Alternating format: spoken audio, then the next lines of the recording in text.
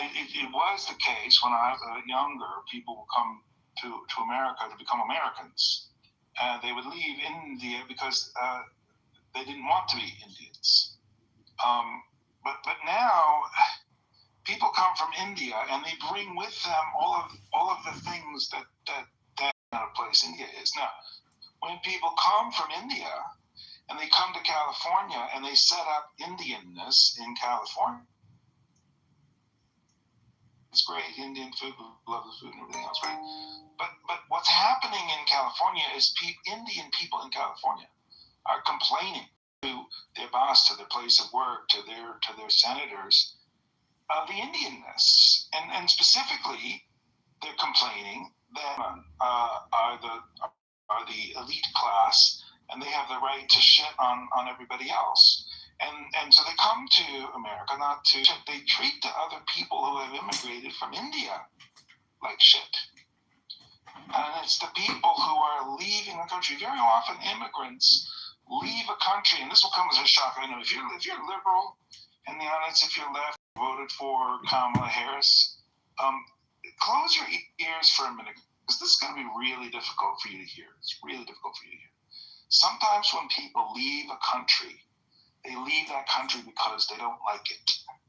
And when they go to another country, they want to get away from it. And they want to be away from the people that they are leaving. And when they come to a country and they get a job and they're exposed to shuttled into a place where there's a lot of people and the imams are there and the dominants and the people who will threaten them, literally kill them if they leave Islam, are there. And they haven't escaped the very thing that they left to escape. The Sharia law is still in place. If they leave Islam, they could be killed. If they don't wear the hijab, they could be, treated harshly, and et cetera, and et cetera, and et cetera. So I think that what we have to do as a country is we have to understand who we are, what the rules are here. I have known people that have immigrated from Russia. The last thing in the world they want to do is be around other Russians, because that's exactly the culture that they left. And they know how people behave in that culture. They know how the men treat their women like objects, and et cetera, et cetera, et cetera. And if you're a liberal and you're Kamala, you don't know this. You think that all cultures in the world are equal, and everywhere people treat each other with respect and dignity and equality. And Kamala told you that, so you believed it. It's really sad that you're in this condition, and I don't know what can be done to help you. But look, reality is a bitch, and you have to appreciate that you are infinitely better off in the United States than you would be in an Islamic country. 1 minute. It's an Islamic country, and it's good. And it turns out that in Malaysia, if you draw pictures of the Prophet Muhammad, you can go to prison. To name an Islamic country, they would send their daughter to go live in. A country that they think has good laws on the books, laws that will protect their children. And I will show you a country that will kill your child if they are gay, if they blaspheme the Prophet Muhammad, if they have opinions about religion or politics. You just don't know, because you're so goddamn ignorant about the real world, and there's so little people can do to get through to you. Make you understand that America is the best country. Not because it's first in literacy, it's not. But Japan is far from the best country. Japan would be a goddamn shithole. There's just a horrendous anti-civilization that was Japan before the United States got there. And fucking Canada? Canada can't defend itself against a ship full of rats. It's the United States that is creating anything that looks like civilization anywhere in the world. The reason Canada has a medical system is because it doesn't have to pay the cost of keeping the world safe for people who are atheists, who have ideas about religion, who criticize Muslim countries where the axiom is to America and kill the infidel because it's baked into their religion. It's only America that civilization. Thank you very much. I appreciate that. Charles, can you mute up, please? Can you mute up, please? Yes, thank you. Charles, you get a fresh five starting now. What would you like to talk about? I talk about what Howard said. Please do. And what Scott said in response to what Howard said. And I just want to say that we, the people, not the government. That's something we always have to remember. And Benjamin, we have to remember it about Islamic states too. That not necessarily are the people a reflection of the government. You get what you get in a government. You either elect it or you don't elect it, depending on what your political system is. But your government still doesn't necessarily reflect your wishes or your desires or the way you would like to see yourself as people. And I've been, I don't know where you've traveled to, Benjamin, but I've been in, I'm going to say 45 countries. And I've seen, including India 4 times and China 4 times. And I've seen, and Malaysia. And so there are a lot of these countries where I've actually been there. And, you know, the only thing that I can say is that in every country, no matter what the government, the people are pretty nice. I've always been able to strike up relationships with, you know, real people, no matter what the religion of the country actually is. So, I'm an optimist. I guess that's it. And that you can call me a liberal. I call myself a centrist. Good job. Definitely not. Never mind. I'm not going to start that discussion. Thank you, everybody. Next, Doctor, good morning. Welcome to the show. You have a fresh five starting now. What would you like to talk about, Doctor? Thank you. Just really quick in response to Benjamin. The data shows otherwise. People escape tyranny, but when they come to this country, they gravitate toward their own. They build family businesses as opposed to becoming entrepreneurial in the sense that they're escaping their own culture. They do all kinds of things to actually find their own tribe, if you will, when they come to this country. Absolutely, such as here in Los Angeles, we have Little Tokyo, and then we have the Armenian communities in Glendale. Absolutely, people gravitate towards their own truth. So that's all I really wanted to say. I'm just waking up here in Los Angeles. Thank you. Well, please go on mute, stay on stage, and when you wake up and have a fresh cup of coffee, maybe you'll want to talk in hour number 3. Let's go to, is it pronounced Daniela? Do I have that right, Daniela? Dianella. Dianella, good morning. Welcome to the show. What would you like to talk about, Dianella? I am glad that you took the plunge. Is this your first time on our stage? Yes, I take offense. It is, you know what? It's a pleasure to have you because the show is better with you on stage than without you.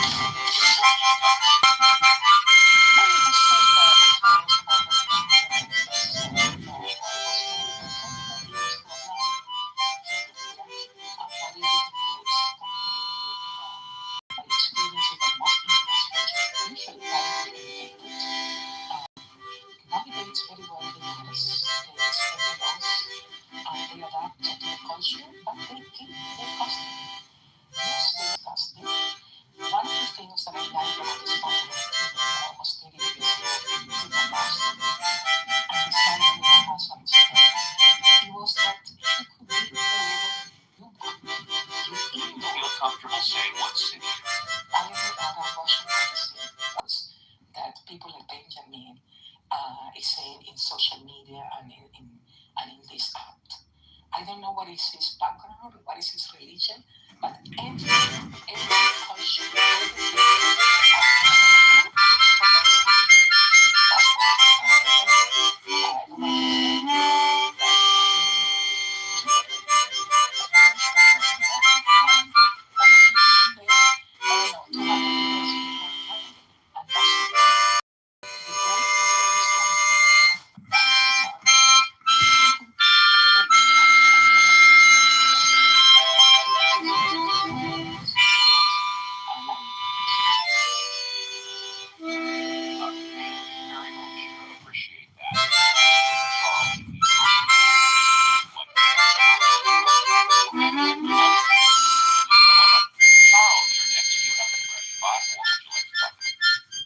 just wanted to respond to the prior speaker who suffers from American exceptionalism illusion. And who might hopefully have a limit in the prior speaker rule. So, Very good. No, it's okay. thank you. America is the biggest recipient of the NATO fund. We're the only ones who use it. So that's the first thing. This thing that we use America, Canada doesn't help or doesn't help. We trained your Air Force for World War I and World War II. We were in both of those wars before you. We fought basically every single war that America's ever gone into, except Iraq or Afghanistan. But what the fuck has America ever done for Canada? What fucking war has Canada started that we needed America? So this idea, right, that, Canada needs defense from America, you're the ones who are drifting off the rest of the world. You're the ones who are receiving funding from the entire world to start your bullshit wars. So, Benjamin, all of your points are bullshit. You're misinformed. Oh, yeah, thank you. Before we go to a formal invite, I'd like to have Jason. Oh, wait, I get to respond to that. Yes, you do at the appropriate time, which will be in a couple of minutes. Go on mute. You absolutely get to respond. Go on. And JCC, if you could. Wow. That is some exciting content. It's so controversial. We're living on the edge, ladies and gentlemen. We're living on the edge of YouTube community guidelines. You are going to get to the Mod Squad, then the audience. You want to come up, but you don't know what you want to talk about. We call this the best 2 minutes on Clubhouse. Tonight, breaking news what President Trump is now saying about the war in Iran, about gas prices in the U.S. Also breaking tonight, the airline here in the U.S. reportedly set to shut down, and the alarming images tonight of a non-big attack. First tonight, President Trump says he does not need congressional approval to continue the conflict with Iran, declaring hostilities with Iran have been, quote, terminated. Wow. Gas prices surging across the U.S. again tonight. The national average now at $4.44 a gallon. How much are American drivers paying to fill up their tank, and what it could cost by Memorial Day? Tonight, reports Spirit Airlines is about to shut down. What are passengers to do? Did the government effort to save the airline collapse? Tonight, the deadly bank robbery. 2 people killed, including a bank teller. Police chasing an 18-year-old suspect. Schools on lockdown. Police turning to images on social media, including this image of an alien holding a fan of $100 bills posted after the robbery. Tonight, the disturbing video showing a nun attacked on the street, shoved from behind and knocked down. The suspect then kicking her while she's on the ground. Tonight, chilling new images of the suspect accused of the alleged assassination attempt of the president. The suspect heading into a doorway, an alert canine appeared in something seconds before the suspect sprinted through security. And the video tonight showing him casing the hotel hours before the attack. Tonight, $8 a gallon there. What are the Cuban people saying? Matt Rivers in Cuba tonight. Here in New York City, news tonight on that deadly home explosion as the NYPD was famous eaglets. Many answering the call to help Tonight, the decision is in. Jesus New names Christ. taking flight. For those of you that didn't hear yesterday, thousands of Americans across the country took part in a coordinated, quote, no work, no school, no shopping, close quote, protest on May Day, marking one of the largest labor demonstrations targeting wealth in cities and even schools in some districts due to teacher participation.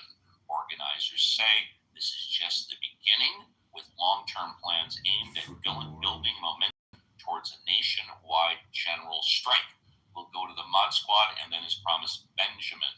JCC, thank you for doing the heavy lifting. Would you like to contribute at this time, or are you good? Yeah, I'm pretty good, but I just want to say, yeah, that's why that dude climbed that bridge in D.C. yesterday, because the May Day strikes. Yeah. Thank you. Alfonso, who's normally with his family. Alfonso, would you like to contribute at this time, or are you good? Alfonso, once, twice, 3 times. He's with the fam bam. Give him a hug and a kiss on the cheek from their Uncle Steve.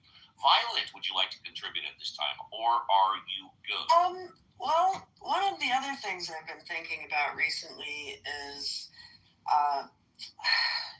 the impact of social media, not so much on a societal level, but on people's personal lives. Like, I was thinking about it because when I share stuff on Facebook and or Instagram, I know it's not appearing very high in my friends' feeds.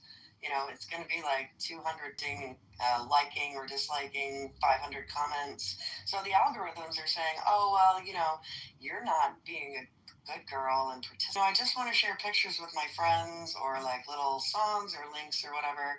And I know that they're not seeing it. A lot of algorithms drive me crazy to use it on a personal level, and I kind of wonder if other people feel that way too. Because it's one thing if you're trying to make your living that way to have a certain amount of engagement. I mean, you have to put in the work in your job to make money. I understand that.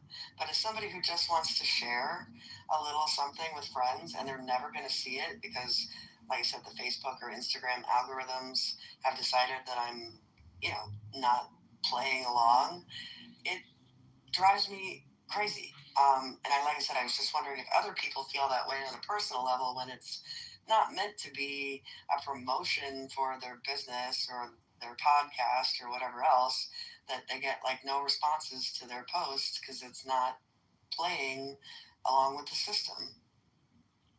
Thank you, Violet. And last but not least for the Mod Squad is Reverend Scott. Reverend Scott, would you like to contribute at this time, or are you good? Reverend Scott, once, twice, 3 times. Okay. We'll go to Benjamin. Oh, okay, very good. Thank you very much. Shayna is new on stage, but before we go to Shayna, as promised, Benjamin. Benjamin, you get a fresh 5. Well, I'm going to donate all 5 minutes to a young woman named Noor Al-Maleki. Now, your audience, because they're Kamala voters, are kept in this ignorant box where they don't know about Noor Al-Maleki. And bless their hearts, people who think that it's just so great to go to other countries and just not know what's going on in those countries. So I just want to read for 60 seconds about Noor Al-Maleki. Link is in the way. People who say that I only bring bullshit, I also bring receipts. Also, thank you very much. As a reminder, we do have a 60-second read rule here, which is still in effect. So anybody can read for maximum 60 seconds. Growing up, Al-Maleki was expected to cook, clean, and help take care of younger siblings. Following this, Al-Maleki began to move in and out. The father disapproved of her non-Muslim style of dress. Her father sent her to Iraq to marry an older cousin, but she flew back to Arizona in 2008 and began dating someone of her own choosing. On October 20, 2009, Al-Maleki was assisting her boyfriend's mother with translation at an office of the Arizona Department of Economic Security in Peoria.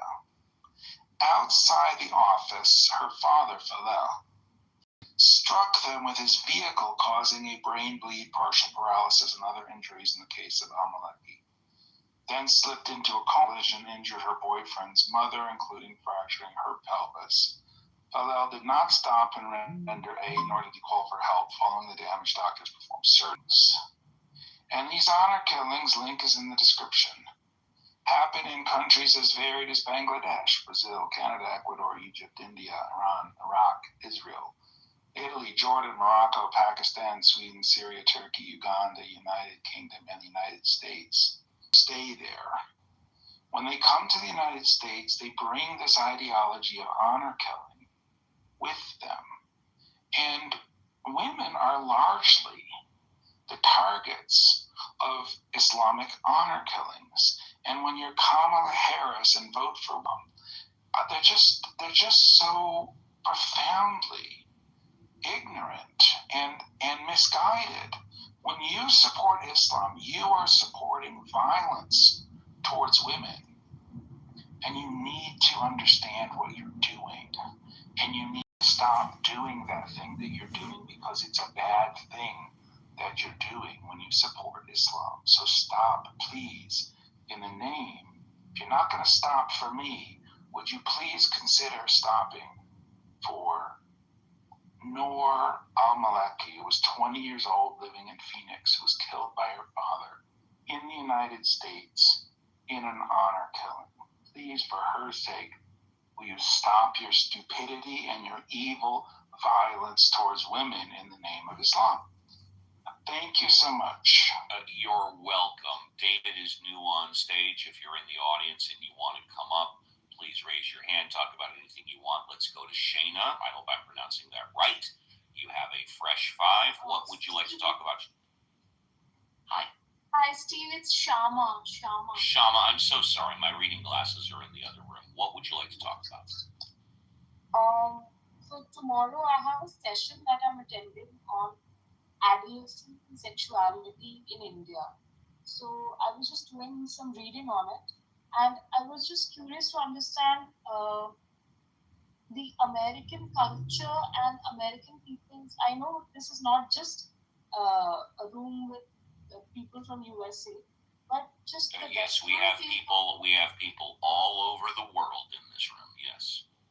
Yeah. So I was kind of curious about understanding the American outlook towards teenagers dating and, more importantly, teenage sexuality, because from the country that I'm from, it's still a taboo topic that has a lot of nuance. It's not as black and white as teenagers should not date, and it's not like let's push them all to have sex when they are in their teens. It's not as black and white as that. Well, wait a minute. Wait. Are you saying that dating means sex? Can't you date without having sex?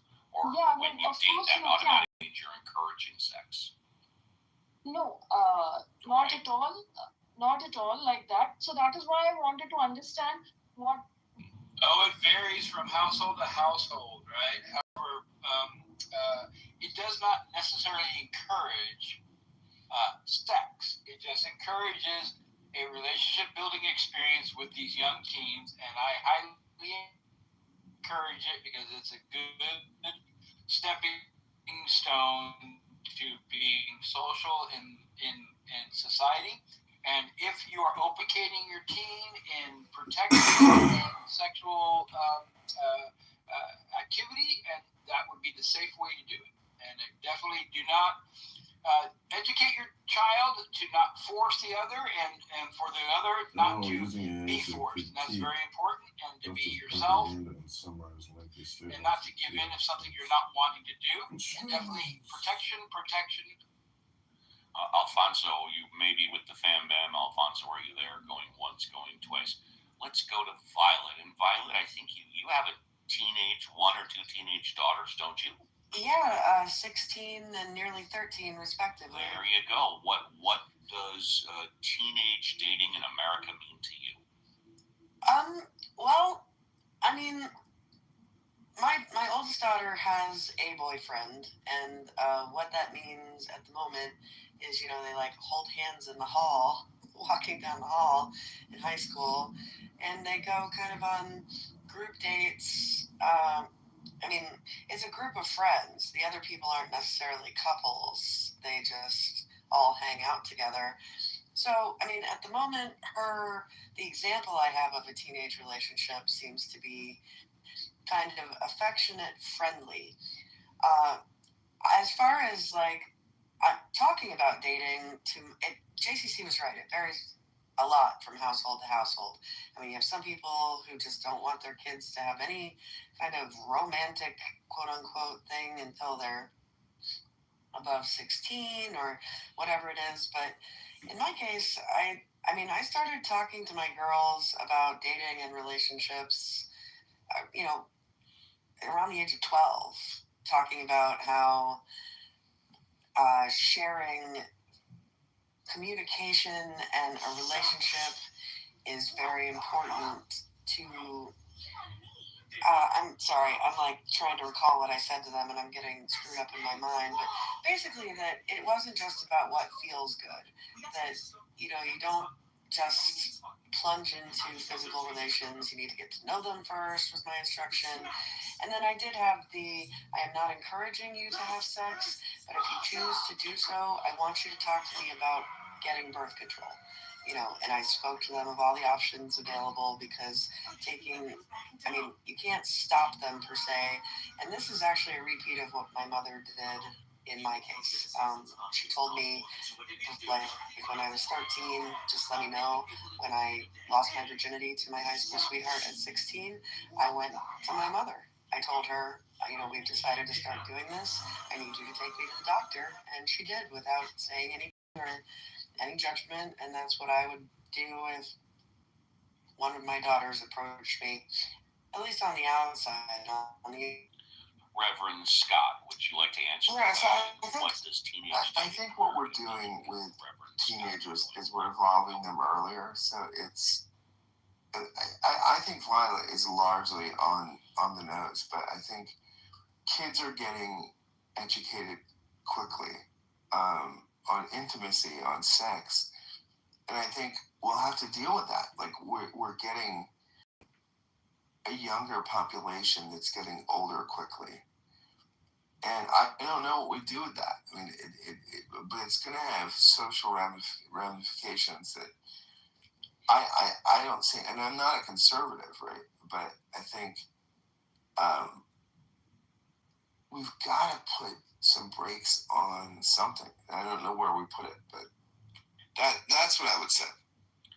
And for me, both of my children are in their 30s, but I distinctly remember I have a son and a daughter.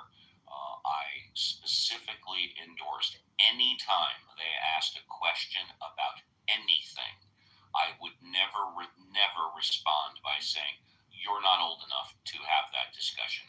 I answered any question that they had to what I believed was their best level of understanding. And also when my son brought home a girl, or my daughter brought home a boy, and they wanted to go in their bedroom, I said, "Hey, no problem. You stay in your bedroom as long as you want, as long as the door is open. You are not allowed to close the door. You can stay in your bedroom as long as you want."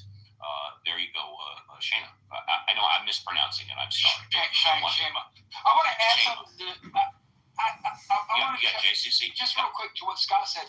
I think that the progress of relationship as teens are having today was very similar to my time and not far off to my parents' time, right?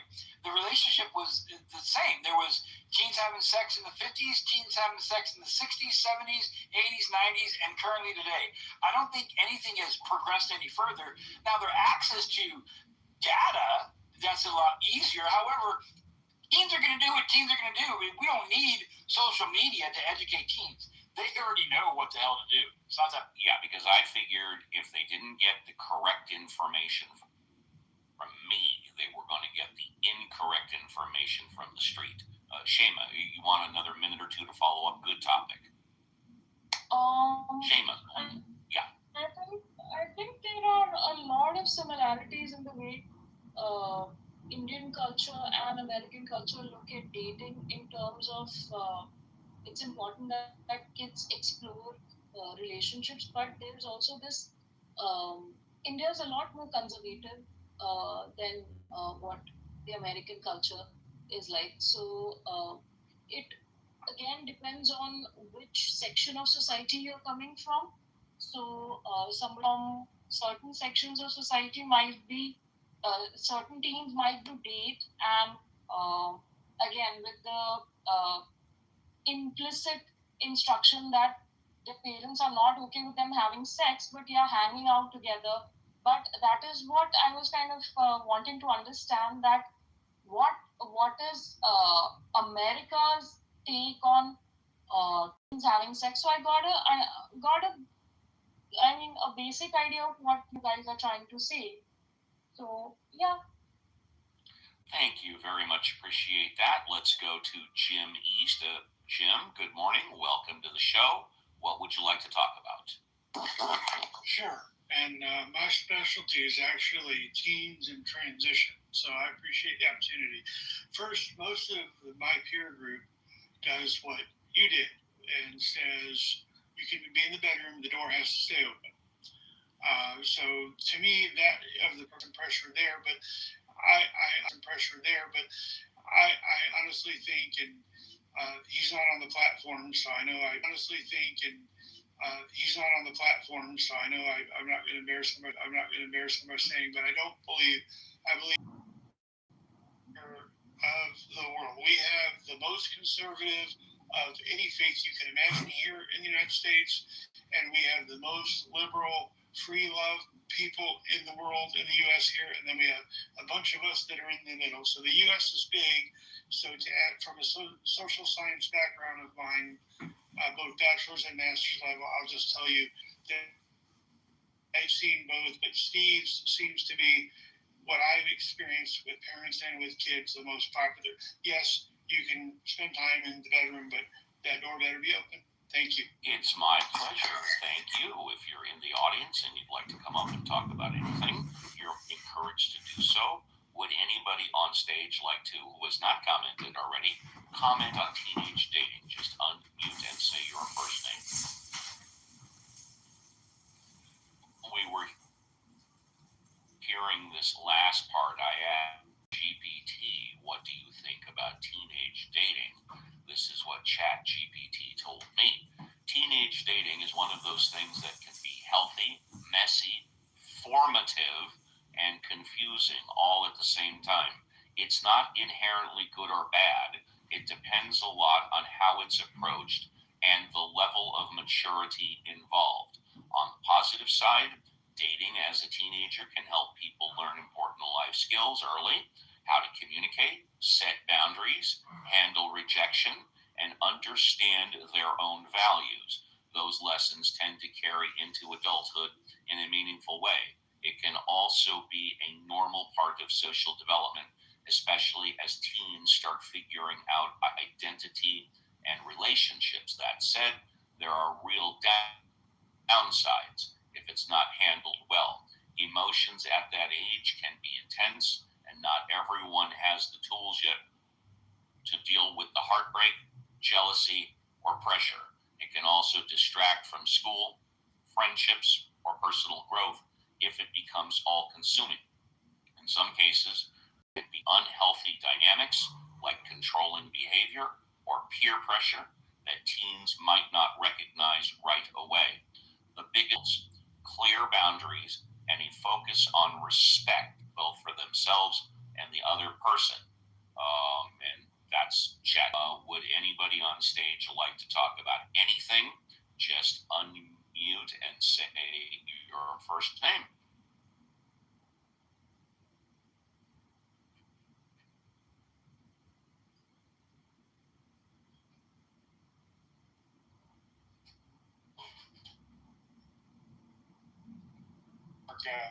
And you look at the Declaration of Independence and all those things that talk about freedom of religion and all those things, there are peaceful people. Now, yes, there are some cultures that come here and recreate what they got away from, and that's humanity. People sometimes make mistakes. I'll agree with that.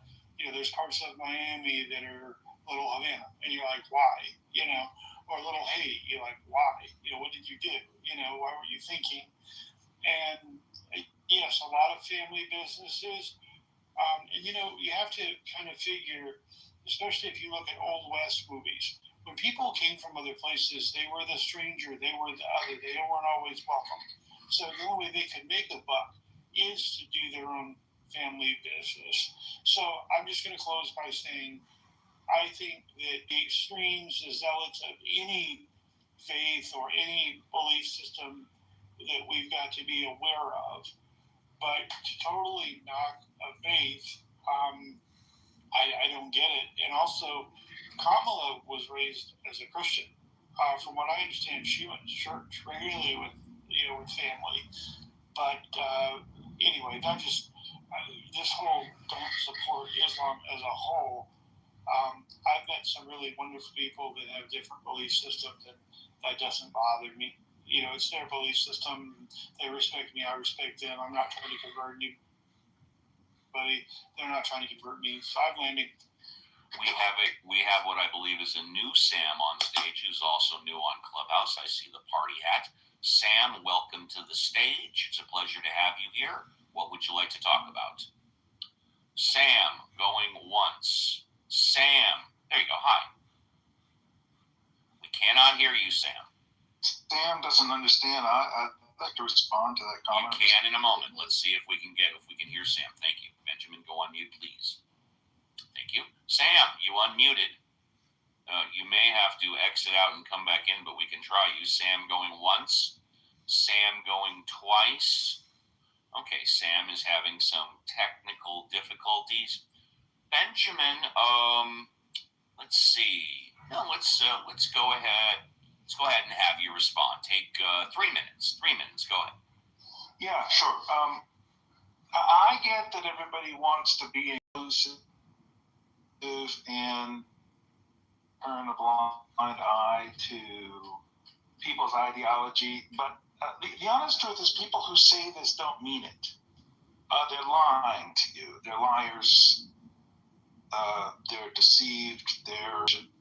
Is you just simply ask them, do you do this with your Nazi friends? You just ignore the fact that they're Nazis. 4.5 minutes, maybe 2, if you're as smart as I am. But for people who have undiagnosed ideology confusion disorder, this is just a helpful diagnosis. Hi, Jane. Helpful diagnosis. But look, Islam is an ideology which mostly could be thought of as a systematic violence towards women.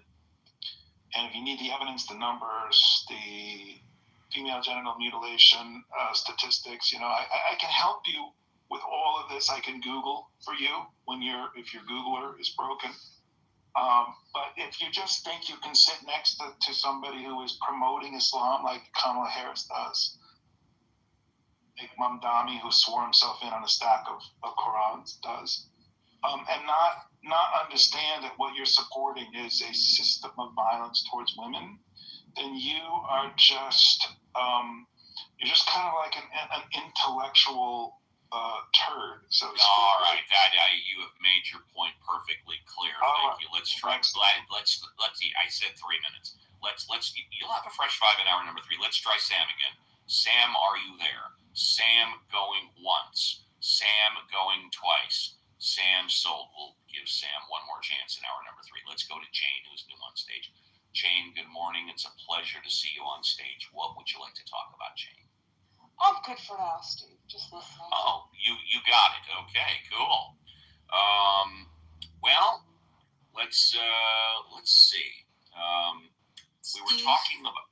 Yes. I wanted to say real quick. I don't know why this is bugging me so much, but I did not vote for Kamala Harris. I voted for Jill Stein of the Green Party. It's driving me crazy that Ben keeps calling me Kamala Harris. Wait a minute, I didn't hear him say. I didn't hear him reference you once. Did I miss it? No, well, not personally, but he kept saying, "I know everybody on stage voted for Kamala, or whatever. These are all Kamala." I didn't hear him say that one either. I didn't hear him say that. Okay, well, I just wish to declare that I voted for Jill Stein since your and I voted for the Libertarian candidate. But to Ben's point, though, I mean, I think his point is these are pluralist votes, right? And what his point is that the pluralist sort of multicultural vote leads to a liberal ends. I think that's fair, right? I don't know that it's right, but I think it's. I mean, that's. I think that's the point he's making. That I got to tell you, I think Benjamin's modus operandi, and I very well could be wrong, is a mixture of truth, satire, and stirring the pot. And like I said, he's a great content creator. I absolutely don't agree with everything that he says, but it gives me great pause to think about things. It also adds content to the show, and that's what I think. But Steve, isn't he saying, what he's saying is that Yes. if you're gonna get is cultural chaos. Isn't he also saying that if you don't agree with him, you're an idiot in so many words? I don't know. It's because they voted for Aaron. Well, of course, we could all be idiots. But I think what he's saying is that if you want a liberal democracy, you have to police it intellectually. And what he's saying is that we've gone down some roads that are unhealthy for the liberal establishment. And yeah, I mean, I think he's not wrong. Well, I'll give you this, and then we'll take the break. I don't think the extreme on any side is healthy. The extreme on either side, in my humble opinion, is a bunch of mishigash, and that's not how you win elections either. You win elections by coming as close to the center as possible. Most elections are won by 5%, 5% of the undecideds. And as if you're at the extreme of either side, it becomes more difficult to win an election. And with that, we are done. 2 hours in the tank, 1 hour left. I will be back at the end of the break to host all of hour number 3. So don't go away. And when we did a lot of talk about dating. And so let's hear some more from Taylor Tomlinson about the truth about dating. Hey, this one's available if he just talks and talks and talks. You fall asleep eventually. This bit right here. Wow, okay. That was fun. We all stepped into divorce. Wasn't that a good time? That's the first time that's happened when I asked that question. Ever done the tour? Never gotten one of those. I didn't take this boring piece of shit home.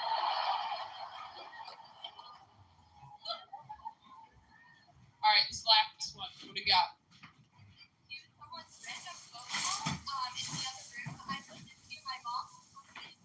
You eavesdrop on somebody's phone conversation from the other room. You listen to your mom talk to your grandma. Did you miss the whole part where I said I am alone?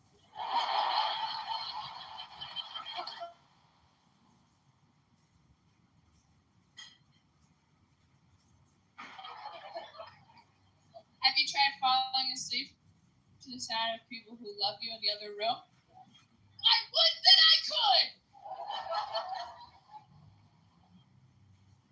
Well, those hurt my feelings.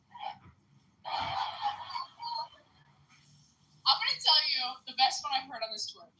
Best one I heard on this tour was a few months ago. There was a woman in the front row. She raised her hand. She goes, I have a weird sleep tip. I said, what do you got? She goes, when I can't sleep, I lay on the floor in the kitchen for 10 minutes. Abusive parents herself. She's like, oh, you with the guy she's dating. I was like, really? She goes, yeah, would you ever have a threesome? I was like, oh my God, no. I didn't want to hang out with 2 other people. I've never been in the middle seat on a flight fighting for an armrest, like, wish we were all naked. That would be cool.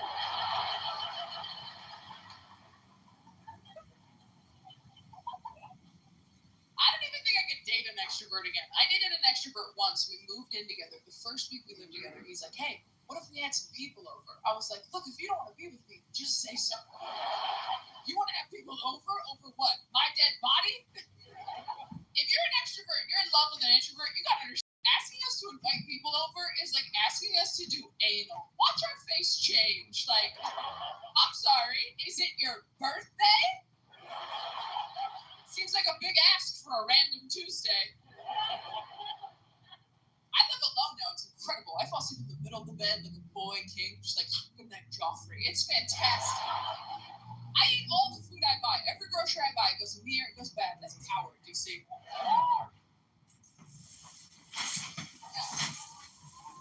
If I clog the toilet at home, I don't have to deal with it right away. That's freedom, do you see? When I lived with a man I was attracted to, I was like, no, please, toilet, don't tell him I'm a human woman. I beg of you. Take my dark secrets to your watery grave. brother. That's what lids are for. You want to see the sky? Want to share your point of view? And a little about what's bothering you. Got a question that's on your mind? Be bold, brave, courageous. Come on up and get you fresh fire. What does that mean? Well, listen up. Have a take and just don't suck. Be respectful, make your point in a reasonable way. Come on up. Ask Uncle Steve today. And welcome to hour number 3 of Ask Uncle Steve with the Mod Squad. If you're here for the first time, this is how the show works. Unlike other clubhouse rooms, we encourage everybody, especially the new speakers, and that means you, to be bold, brave, courageous. Raise your hand, come on up, and you can talk about whatever you want. We never ever put a restriction on content. You can talk about current events, politics, God, religion, atheism, what's going on in your life, what's going on in my life. Maybe you like the show, maybe you don't like the show. Maybe you have a question to help you, maybe you have a statement to help me. Just have a take and don't suck. What does that mean? Be able to put 2 sentences together, folks. It doesn't matter if we agree, disagree, if we like or don't like you, but just don't come up and say you think the earth is flat, because I will stop you on a dime and I will grill your ass. And so with that, let's go to JCC. JCC, good morning. Yo. Thank you for doing the heavy lifting. Do you have any plans for this weekend? Yeah, man, it's a busy weekend. We got a recital. My daughter's performing at 1 o'clock, 2 p.m. today, Central Standard Time. And then prom night, folks, 2026 prom.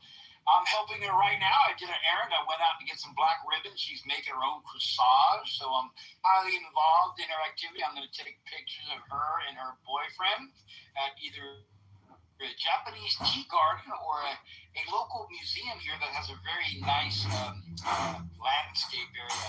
So yeah, Be home by a certain time. Yeah.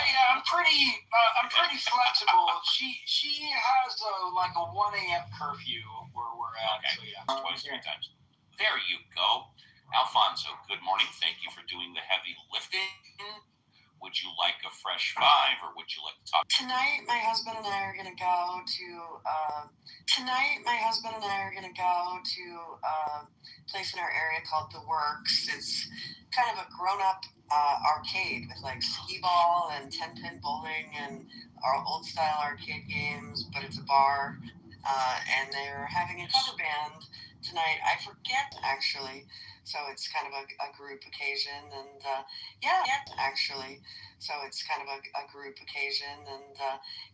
I'm trying to decide whether I want to go and a cute T-shirt or a cute sweater. Right, exactly. Now, how many other couples are you going with? I believe 2. There might be 3 others, but the third couple, their schedules seemed really, they weren't sure. Right. So, And I presume you guys are meeting around dinner time or so? yeah, we're going to eat. They serve food there too, so we're going to meet around 7 and eat, and the show's supposed to start around 9. And yeah, we're going to, they have really good food there too. Yeah, no, I'm assuming because it's kind of like a bar grill entertainment thing, you guys are going to do separate checks for each couples. Is that correct? Yeah. Good decision. Yeah. So, yeah, we're going to have a good time. I can actually still play skee-ball to a degree. I mean, I can't really aim, but I can roll the ball up that little alley. And the last time I did it, I actually managed to hit like the high score thing like 4 times. So I got like 500 tickets for my daughters to exchange at the arcade counter on that one game. It was a fluke. That's never happened again, but it was fun. Reverend Scott, I see you're on the phone. Are you on the phone, Reverend Scott? Looks like it. Scott. He is on the phone. Okay, if you're in the audience, you want to come up, please do. Let's go to Doctor. He's next. Doctor, good to talk to you again. Did you want to talk about anything for our first five, or do you want to talk about what you're doing this weekend, or have you had that cup of coffee? To get that coffee, Steve. No problem. And I'm gonna mispronounce it. Is it Shema? Shema? Did I get that right? Shama. I'm so sorry. Please forgive me. It's on you now. You have a fresh five. You can talk about whatever you want. I saw the movie Michael, and you mean with John Travolta? With John Travolta? No, the one with Jafar Jackson. Michael. That is with Jermaine Jackson's son, who plays Michael. Jafar Jackson. Yes, that's what I said. Okay, how was it? I liked it. I heard it made over 90 million in its first weekend, which was last weekend. Yes. But the only thing I felt was the story felt incomplete. I mean, I don't know, since I'm from a different country, so whatever I know is from popular culture. But I felt I also wondered where Janet Jackson was, where the rest of the siblings were, and it showed Michael in the best of the light, and I know it's just a 1.5 hour movie, so you can't show his whole life story, but it was just all the best parts of his life, and how he came out of his father's influence. Yes. So I was just wondering, shouldn't there be more nuance than that? But that aside, I thought Jafar was spectacular as Michael, and I loved his moves, I loved the music, and that part I really enjoyed. Thank you very much. Let's go to RM. RM, you're new on stage. Good morning. Thank you for joining us. You have a fresh phone. What would you like to talk about? Good morning, Steve. How are you? Do you care? I want to ask you a question. See that, everybody? Yeah, go ahead. Please ask me anything you want. Okay. Have you been travel out the United States? And the answer is yes. I have traveled out of the United States many times. Okay. Can you give us or tell us and share with us which country it was the bad experience and the country it was good experience? Okay, well, let's see. Which country did I have a bad experience in? Well, I wouldn't say it was bad, but when I went to France, I find that when the French find out that you're from the United States, then again, this was decades ago. I haven't been to France in a while. I just didn't like the way that the French treated me and my wife at the time. Now, as opposed to that, right around the same time, I went to Italy. I went to Europe for 2.5 weeks. In Italy, they treated us like family. Okay? I mean,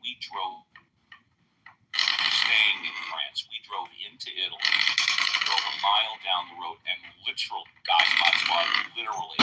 we saw 3 restaurants in one area, and we literally went meeny, miny, mo, and we picked the restaurant, and it was one of the greatest experiences ever.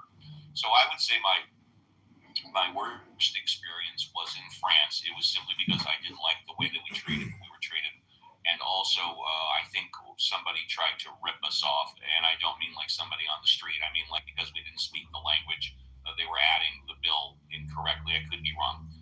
The best experience I had, without a doubt, and again, I haven't been there in decades, is when I went to Hedonism 3 in Jamaica. An all-inclusive resort, I believe. I went to Hedonism 2. I'm sorry. Now that they didn't have Hedonism 3 at the time. I went to Hedonism 2 in Jamaica, and it was an all-inclusive resort, and I had a fantastic time.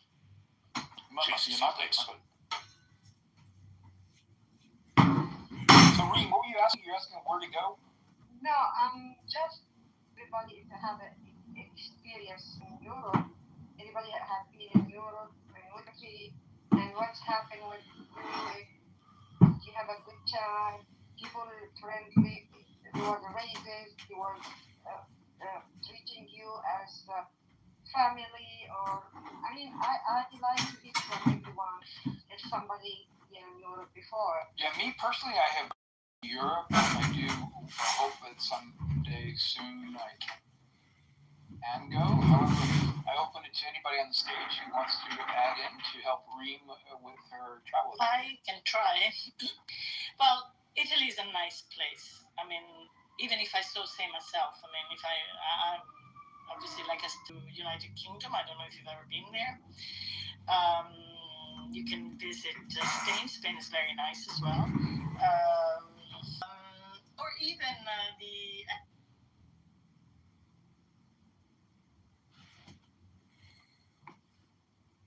Mine is the head of the man, and thy insight is keen as the hawk's. By my head I invoke.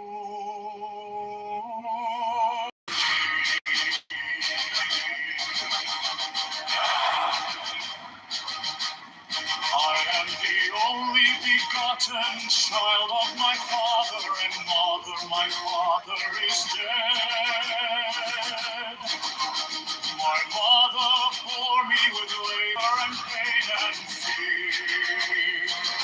By my body I invoke thee. About me shine the diamonds of radiance white and pure. By their brightness I invoke thee. Mine is the red triangle reversed aside, given unsaved deed of thee, O Lord. By the Lamb and I invoke thee. Mine is the garment of white, sword with gold, the blessing of mine that I wear. By my robe I invoke Mine is the sign of the prophets and time. By the sign I invoke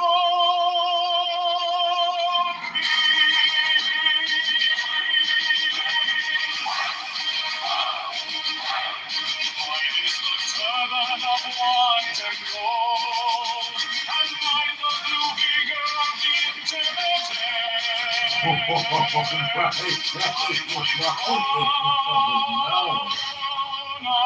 invoke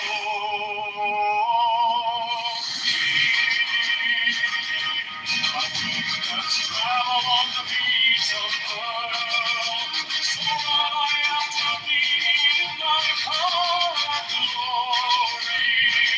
My fingers I invoke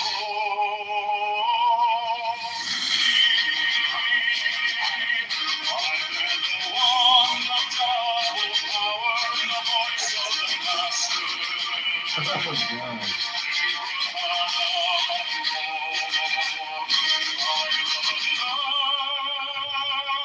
Waves of music in the song that I made to invoke.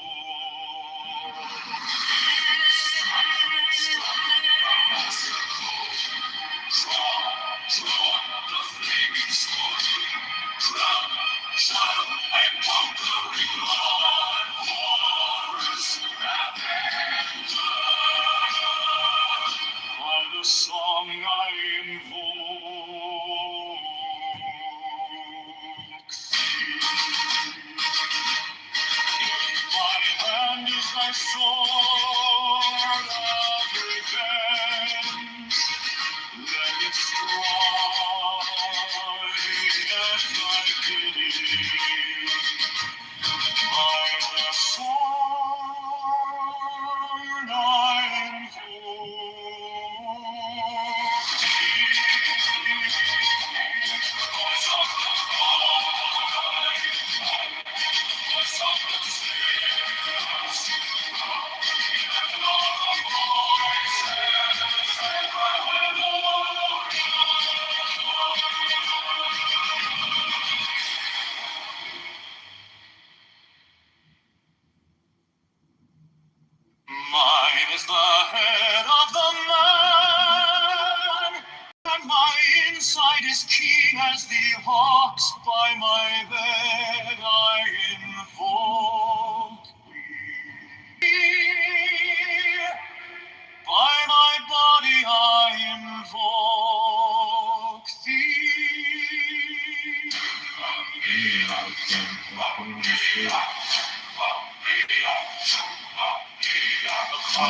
Shine the diamonds of radiance, white and pure. By their brightness I invoke, and I invoke thee. Mine is the garment of white, mine is the turban of white and gold, and mine the blue vigor of the intermediate. By my crown I invoke thee. My fingers tremble on the keys of fire, so run I after thee in thy car of glory. By my fingers I invoke thee. I bear the wand of double power in the voice of the Master.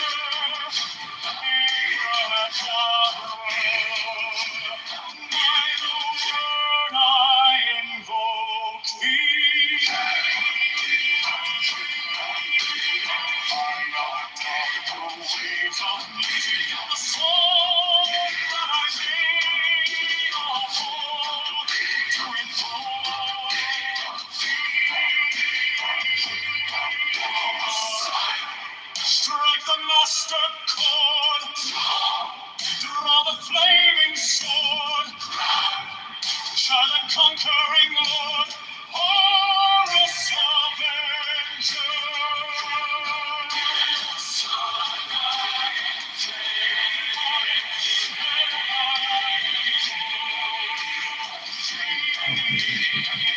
In my hand is thy sword of revenge.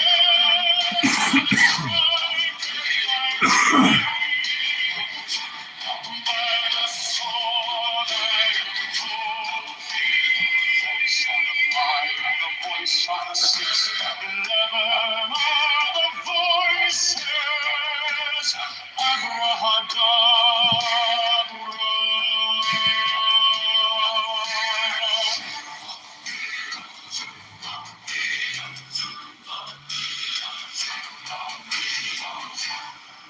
Home, CC. Go home, CC.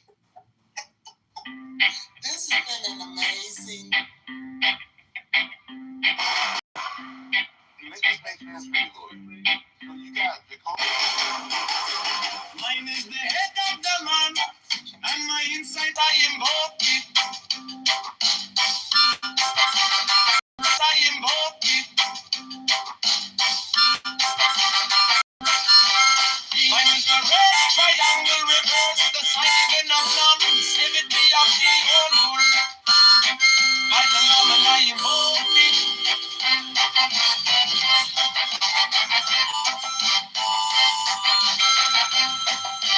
Free mine is the garment of white, sewn with gold, the flashing of eye that I wear by my robe, I invoke it. Mine is the sign of a prophet and typhon, by the sign I invoke it. Mine is the turban of white and gold, and mine the blue vigor of the intimate, by my crown I invoke it. My fingers travel on the beats of earth, so run I after thee in thy car of glory. By my fingers I invoke thee. I hear the ones of double power in the voice of the Master. Abrahadabra, by the word I invoke thee. Be mine are the dark blue waves of music in the song that I made about to invoke thee.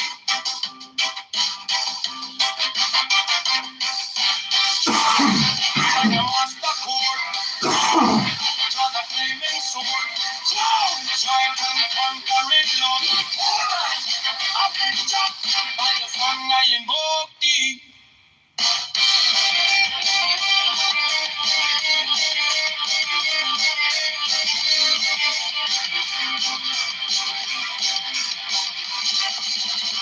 In my active life, all the revenge, let it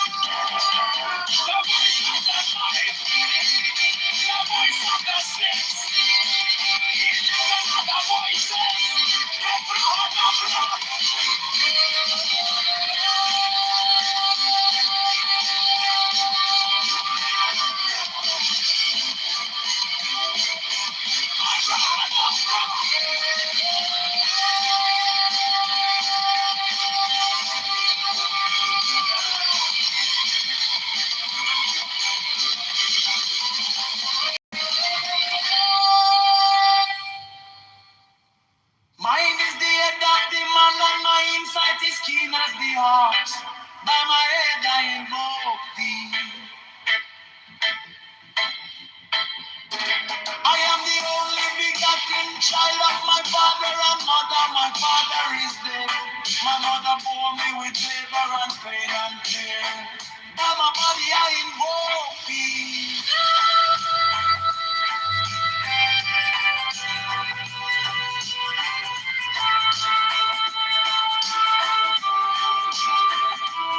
Among me shine the diamonds of radiance, white and pure.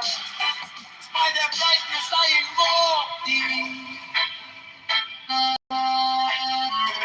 Mine is the red triangle reverse, the sign given of none. Said it be, oh be, oh Lord. By the Lamb and I invoke thee.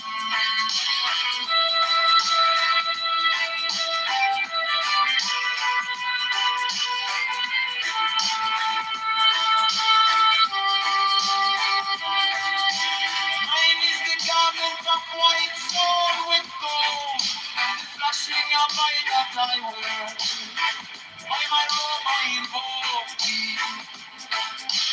Mine is the sign of a purpose and typhoon. By the sign I invoke thee.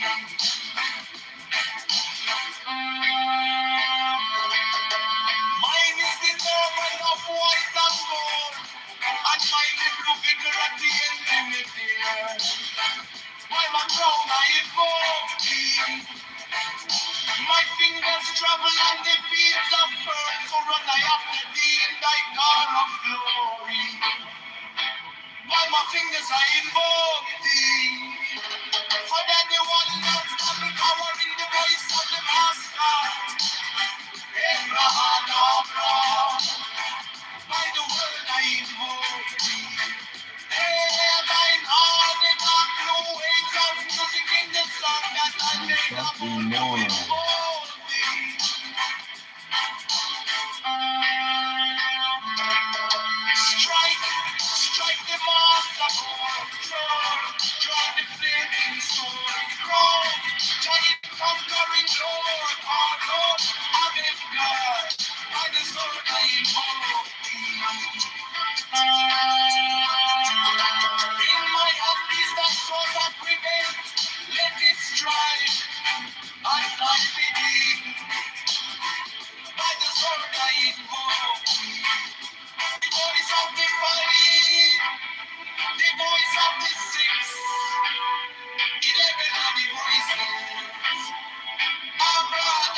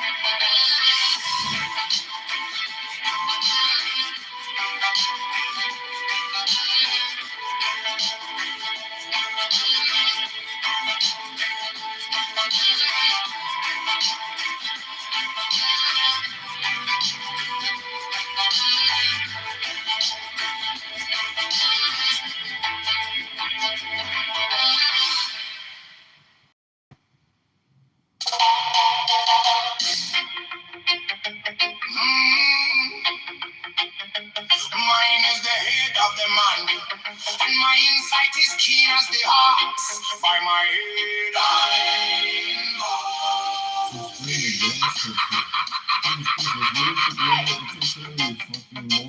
am the only begotten child of my father and mother. My father is dead. My mother bore me with labor and pain and fear. By my body I know about me. Shine the diamonds of radiance, white and pure by the brightness. I know. Mine is the garment of white, soon.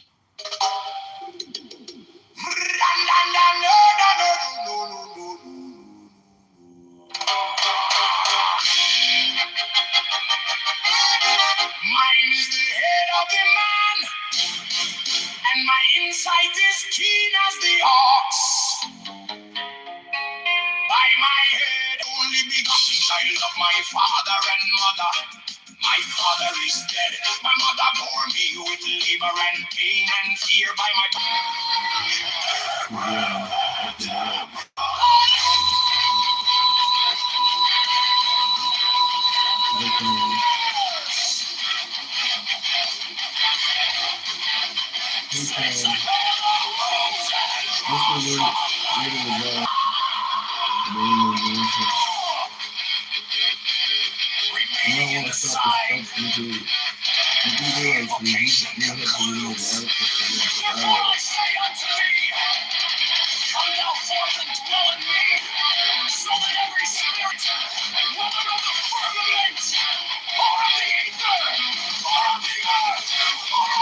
Hey friend, just a little advice is supposed to be your mansion.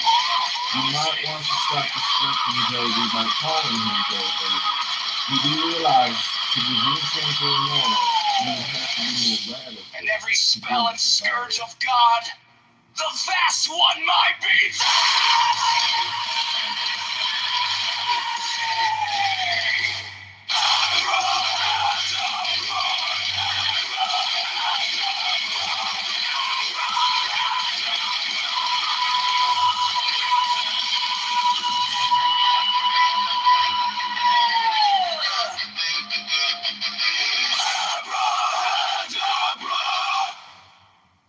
mine is the head of the Hey friend, just a little advice as opposed to no momentum.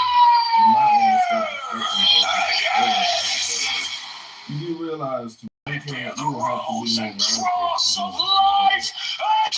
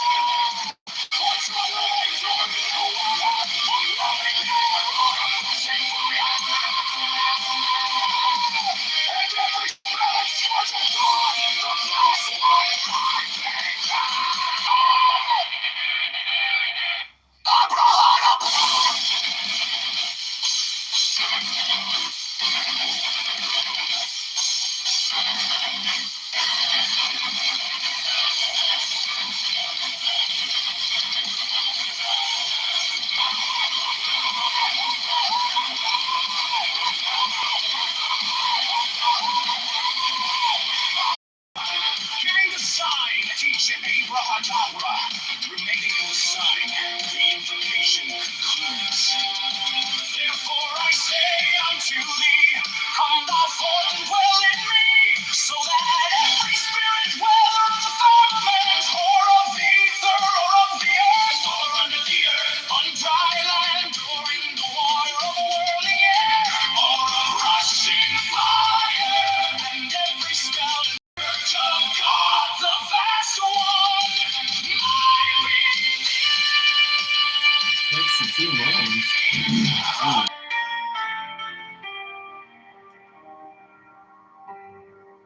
my fear turned gold in your eye, the firelight, Praise and rhymes. love the day. Stop thinking, let it fall. Take the deepest breath of them all. Hold it close. Don't run from the feeling. One more second. You can start believing. With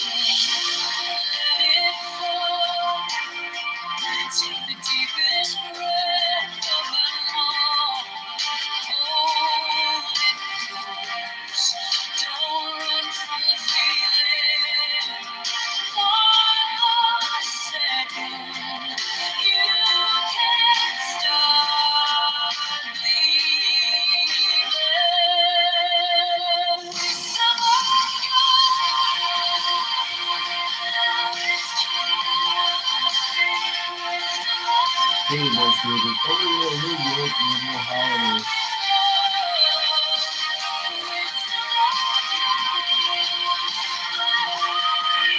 Pretty much, dude. Hypnosis. Everywhere in New York, we're going to know through the day. Content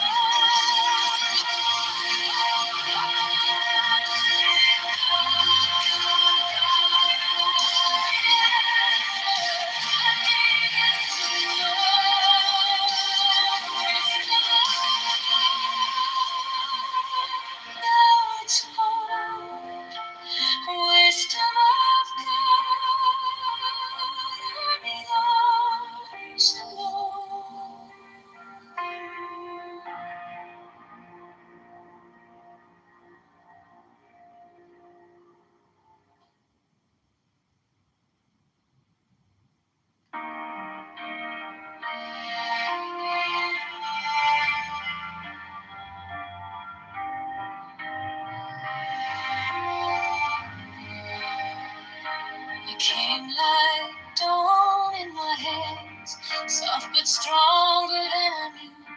The fear turned gold in your eyes, and my old night broke in two.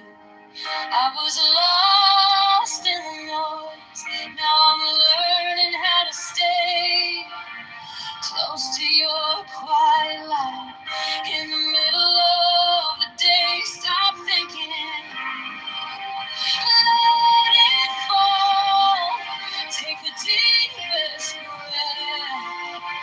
Hold them all. Hold it close. Don't run from the feeling. One more second, you can stop believing. Wisdom of God, now it's joy. Wisdom of God, now it's love. Wisdom of God, my heart is open. Wisdom of God, I rise above. Hold, hold, hold, let it go, go, go. You are the answer. I needed to know. Your touch is a steady rain on the dust of who I was. Every wound gets named, then it fades in the hush. I don't need 1,000 signs when your name is in my chest. One deep breath, one brave step, and the rest can be blessed. Stop thinking.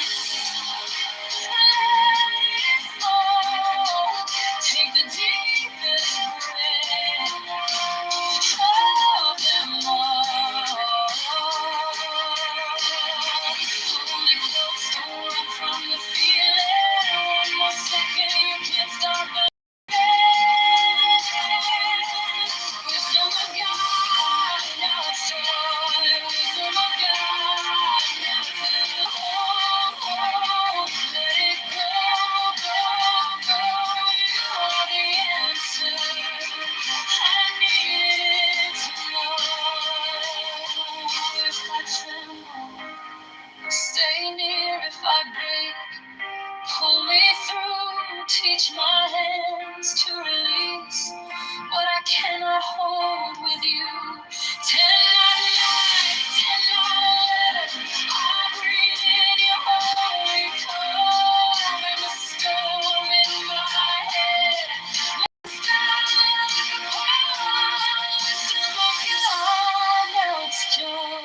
Wisdom of God, now it's love.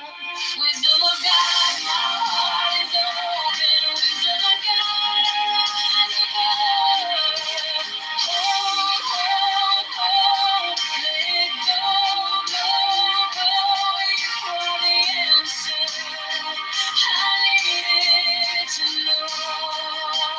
Wisdom of God, now it's home. Wisdom of God, I'm yours.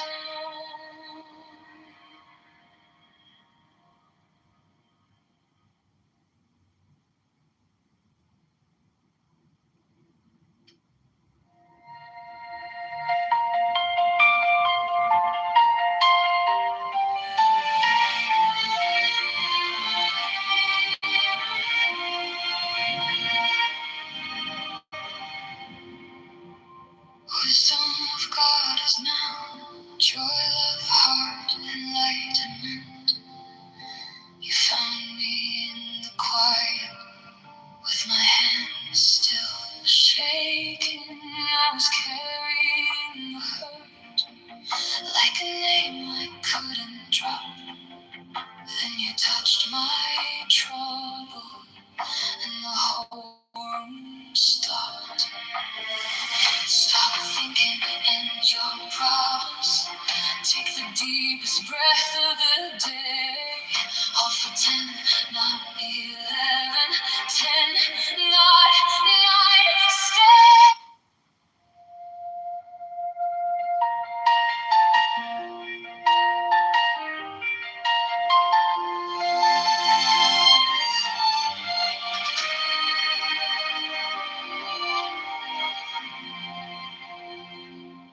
Wisdom of God is now joy, love, heart, enlightenment.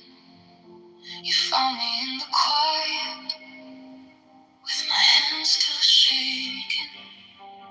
I was carrying the hurt like a name I couldn't drop. Then you touched my trouble and the whole room stopped. Stop thinking and your problems. Take the deepest breath of the day. Hold for 10, not 11. 10, not 9. Stay.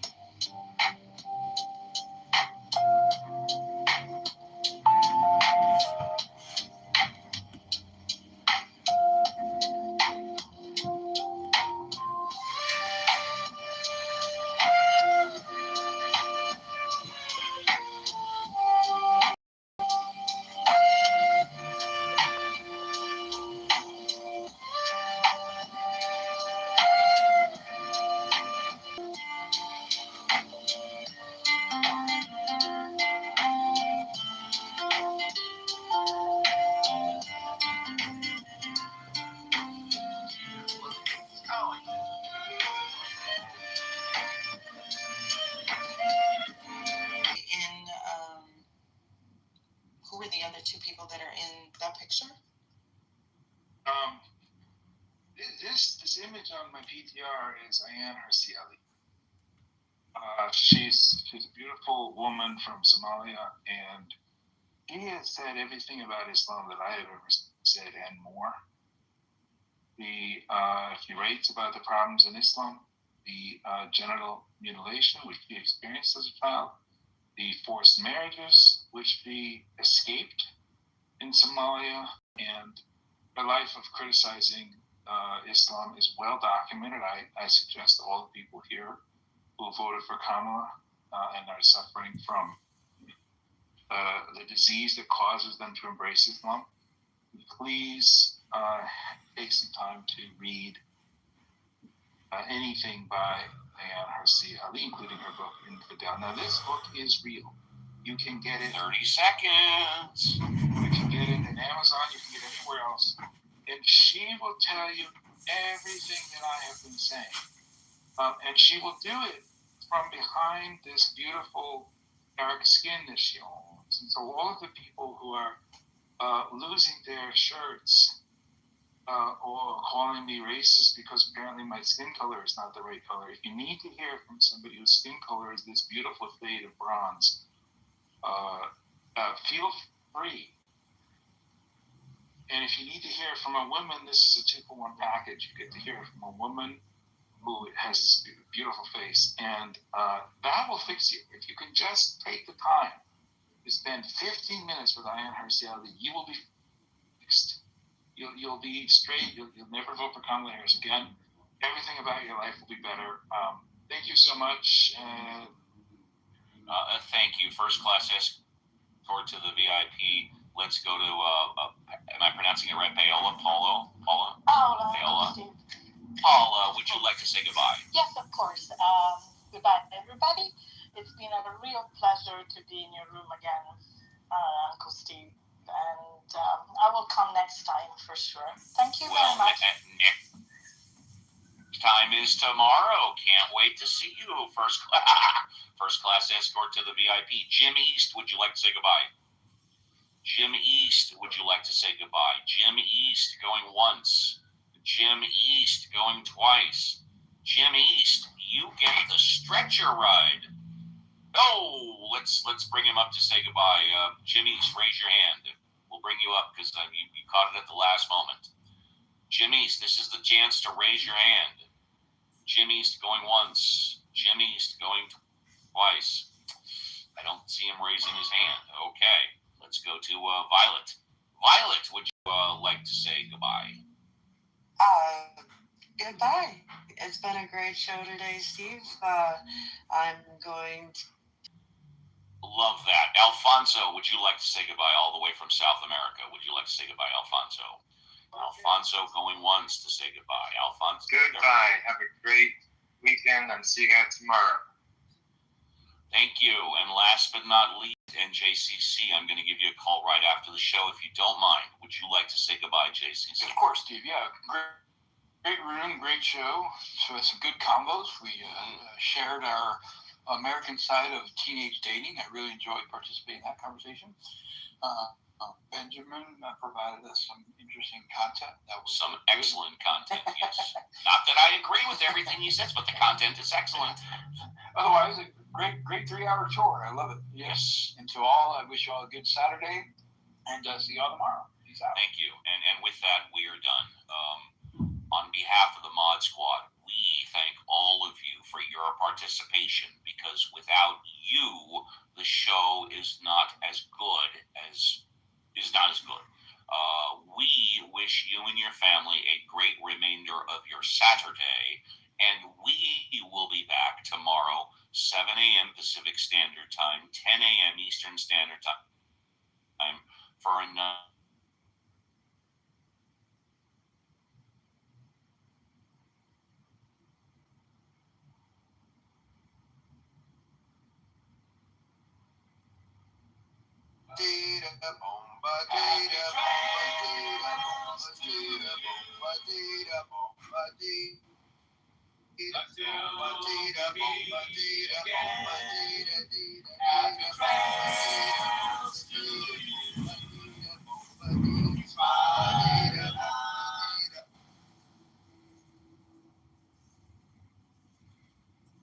Controversial as funding for immigration enforcement. And that's why actually today there was this statement from Delta Airlines calling on provisions to make this a permanent thing and not tie these together. Well, Julia, how long could it take for them to rehire all of those TSA workers? What's the timeline there? And could there be an impact when it comes to staffing?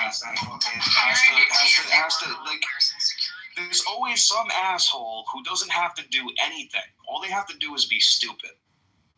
They don't have to do anything. Like, you could sit here and put all this effort into that, Draco, and it takes one fucking idiot to fuck it all up. Oh, yeah, it's like at all costs? Oh my God, that's such a bad. Why would you say something like he didn't do anything to contribute to my room, didn't do anything to like bring up a point or an argument or any of that. Just fucking complain like a little bitch. It's weird, man. I don't get it. It's what Christ said. People are fascinated with stupidity. Even the elect will be deceived. That's what he said. Even quote unquote people who believe in Christ will be deceived. We know this. We were told this. So it's not a shock to see it. No, it's not. Not a shock. Now you get all the fucking African nigger Israelites on this fucking app together, right? Not that I'm racist, dude, but they seem to be pretty proud of how fucking stupid and ignorant they are. You know, you get them together, right? And they start doing the Torah. What do you think that's like? I just wish a Jew would come in here and Mark's not in and just listen to his conversation, how it goes. Because Mark's going to send for him quickly. Very quickly, he's going to send for them. The New Testament or make his up. He didn't read Jesus, didn't know anything about the great yada yada yada. Bro, I'm done. Like this is it may read, we're just gonna follow our tradition. Yeah, because you're carnal minded, like your own scripture says about you. You follow I don't have an issue against tradition, but I mean the tradition isn't it's not the same though. Like the point is like you have a difference in opinion, as you put it, right? Pre-Christ, how it's functioning, right? And then afterwards, it's functionally different. When you have to go into your synagogue at like, what is it, like 150, 208, and you're in your synagogue and Christianity's on the rise, and you're like, okay, Isaiah 53 admitted from synagogue, no more, because it's completely fucking embarrassing to our religion. Imagine that. Yeah, the Muslims. And the Muslims want to take the Jewish interpretation of Isaiah 53, but they don't believe it at all. They could never accept it. They could never accept their interpretation of that verse, ever. That all the nations are going to be saved. Dude, the nation of Islam is a bunch of fucking chumps anyway. I don't know why you think they have any like real horse and like they don't have a horse in the fucking race, dude. Listen, like if you notice my argument earlier, right? They pick and choose when Muhammad's like it's this book that appeared out of fucking nowhere with this civilization, right? But then they pick and choose of how it fucking overlaps with like the prior civilization before it, and Aramaic and all this shit.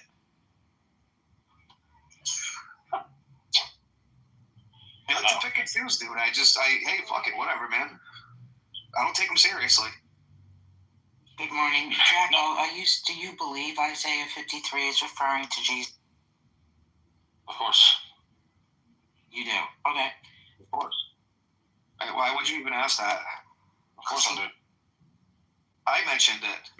We're Christians. Why would we not believe that, Joanna? Because I watched a lecture that sort of debunked it and said it was speaking about the nation of Israel. Oh. Trust me, we know. We know what they say. We know what they say, yeah. Do you know what eating bananas can do to your liver? Can't be this. There's like 12 different tribes of Israel that have different interpretations. Hey, Regal, I have a question for you. What's up, wild? Regal. What's up? So, like, just a question on that Isaiah 53. Is it so it's a dual fulfillment though, isn't it? So you've got the present context of Israel, but then it's pointing to Jesus as the Messiah, isn't it? By his wounds we've been healed, he would pierce for our transgressions and stuff.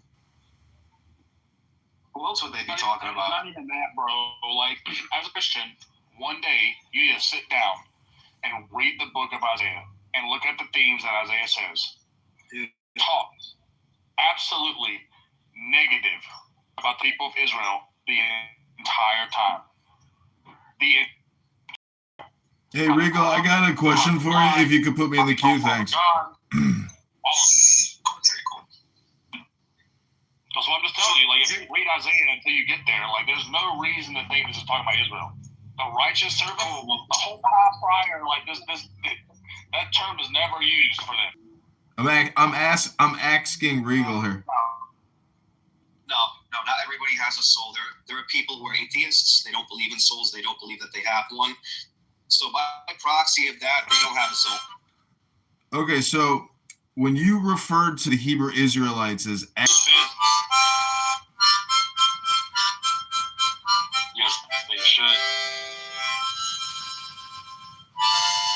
Point out that I don't think a good Christian should refer to other people that, obviously some people don't have souls according to Regal. So I'm just saying, as a Christian, you might want to reflect on some of the terminology you use.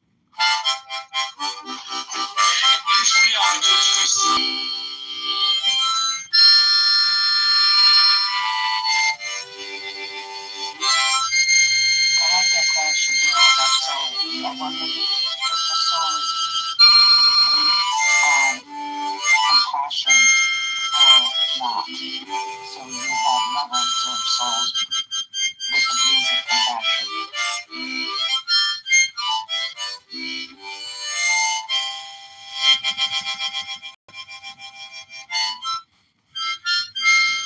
Well, a soul, if you look at the word, you got that word so, and then you got the word soul, which is the sun. So, some people either have the sun or they don't have the sun. And if you don't have the sun, well, you got a melatonin deficiency. And if you do got the sun, well, some of them people, they got melatonin in extremely dense cellular composition. And so they reflect the light at a much higher rate than the white skin that absorbs the light. You could call it metaphor. You could call it symbolism. You could call it a joke. You could call it a troll. But what you can't do is you can't take the low IQ, racist, obnoxious troll out of Clubhouse. And if you do, where is he gonna go? And I heard about Regal. Some people on some other platforms are talking about Regal. They're saying, yeah, I know Regal. He's from fucking Discord. That loser has been on Discord for years. Everybody knows that loser. So I'm just saying, I was surprised that some people in my audience were like, I know that fucking loser, Regal. He was on Discord for years, or some other social audio chat app. I can't remember what they said, but just wanted to share the good news of a happy Shabbos. Oh yeah, and Draco, he got a problem with the Jews. He thinks the Jews are a bunch of book slanderers or something. What's wrong with you, Draco?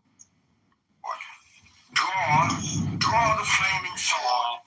Crown the child, and conquer Lord. Avenger. Yeah, I get them. O thou of the hair of the hawk, thee are he that was slain. She I that once bore wrote thee down in the her entire womb, book of Isaiah. flying from the terror of the The water. salon I worked in, when I wasn't busy, I would just keep writing every word. And I came in one morning and it was gone. Someone threw my book away. Whiter than the forehead of the morning. They didn't like that. Thee I invoke. O thou whose garment is of golden glory, with the azure bars of sky, thee I invoke. Sorry, Thou who didst avenge the horror of death, thou the slayer of Typhon, thou who didst lift thine arms, and the dragons of death were as dust, thou who didst raise thine head, and the crocodile of Nile was abased before thee, thee I invoke. O thou whose nemesis hideth the universe with night, the impermeable blue, thee I invoke. Thou who travellest in the boat of Ra, abiding at the helm of the Aztec boat, and of the sextet boat. You know how you can swing things either way, right, Draco? So, there's a lecture by Rabbi Michael Skolback that will kind of convince almost anyone, but it says here, Isaiah 53, Christianity is heavily disputed, with alternate views suggesting the suffering servant, referring to the nation of Israel, a specific historical figure, or the person of Jesus the Messiah. Thee I invoke. Contextually, Thou many who scholars bearest agree the rose and cross of light it's a and lot to light. read. I don't want to bore you. Thee, The suffering, I the servant is Israel. Okay, we'll the just do voice of that the one. five, According to Jewish tradition, voice of the including the six, early interpretations, 11 the are the servant voices. is Abra interpreted as Adabra. Israel, not Jesus. It just goes on from Strike. there. Strike the master I can chord. put it in the chat if Draw. you're interested. Or you Draw can the just flame. Yeah, I mean, that's the whole Crown point. child. We made this argument a minute ago, right? If anybody was literally paying attention, who the fuck were panicking in 200 AD when Christianity was on the rise and they were panicking so bad that they had to go into the Old Testament and reinterpret it? According to ancient rabbinic Jews around 200 AD, this is what it meant. Doesn't give you the distinction with what they thought before and after, though. By thy name of God, Does it give you that, I invoke Joanna? thee. Orc of the sun, I don't the think glorious the one. Israelites were. By thy Does it give name, you that distinction? Harmachis, Is this after Christ youth or of the before brilliant Christ? morning, I invoke thee.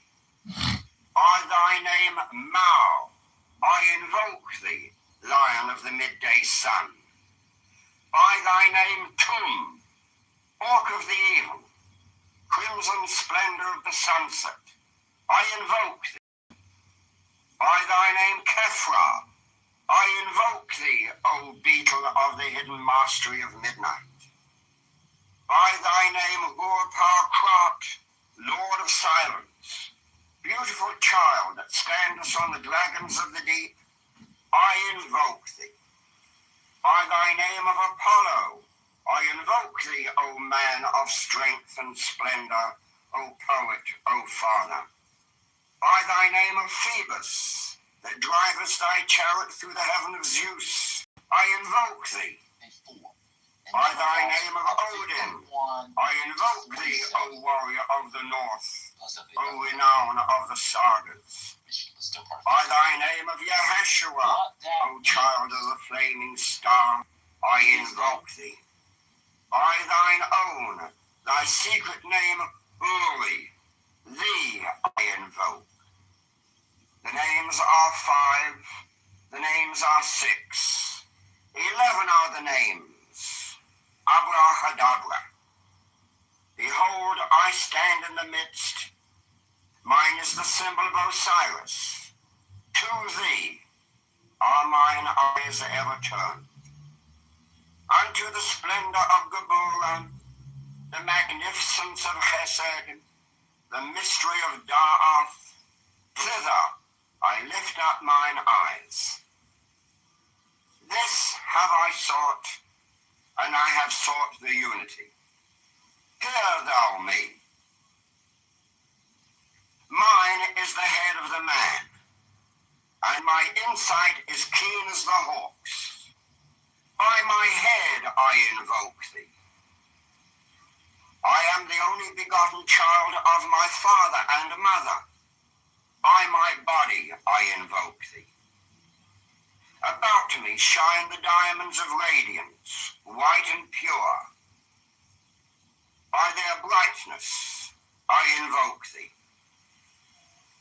Mine is the red triangle reversed, the sign given of none, save it be of thee, O Lord.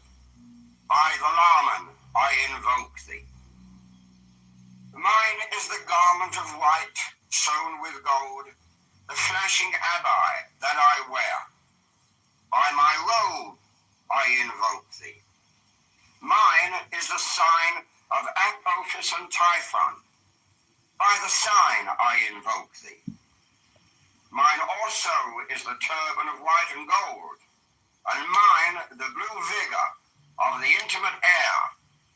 By my crown I invoke thee.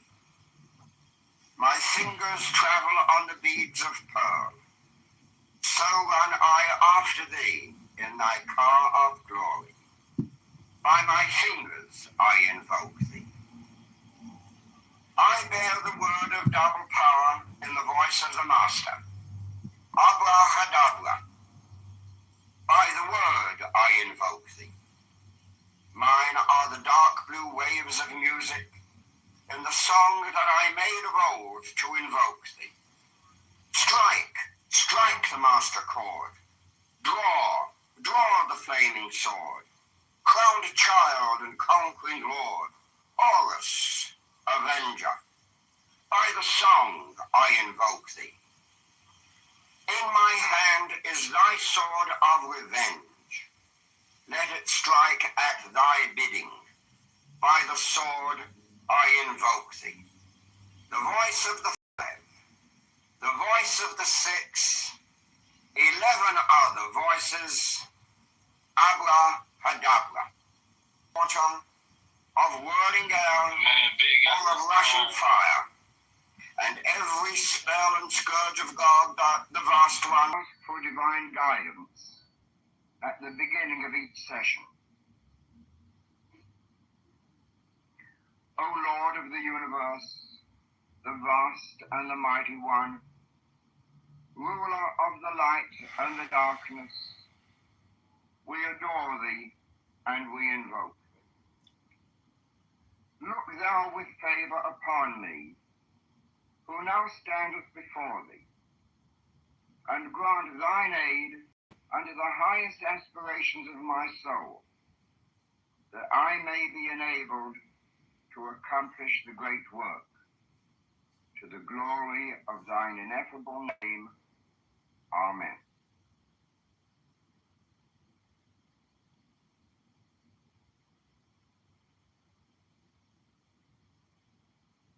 You have achieved perfect relaxation.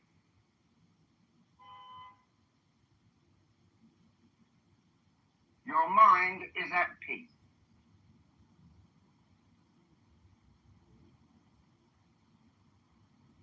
You are now able to concentrate your thoughts, your feelings, your awareness.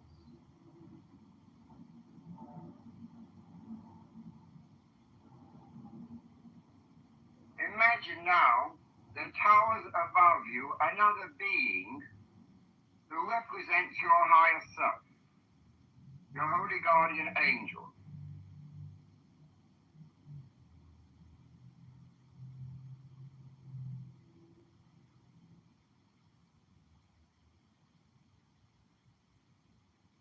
See this majestic towering figure standing above you, watching over you with his light and love, protecting you, guiding you.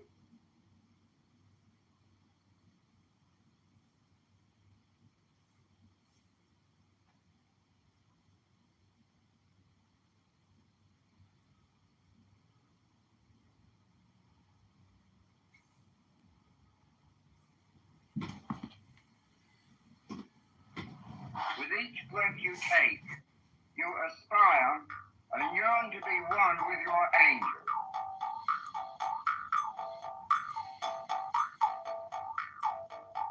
With the exhalation, this great being descends into you.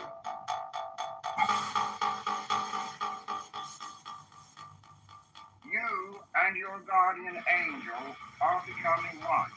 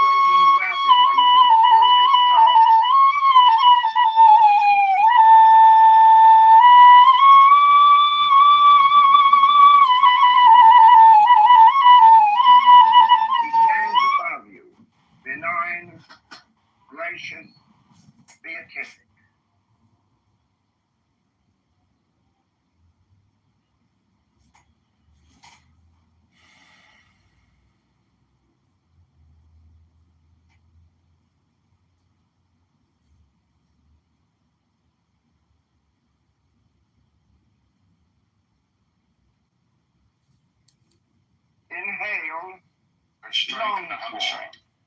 Huh? Hi, Carmelita and company. I just want to confirm that Clubhouse is a place where highly obnoxious, low IQ, abusive people come to do what they do. Is that what Clubhouse is all about? I just want to confirm. Hello? Yearn for and aspire towards the great being who is yourself made out.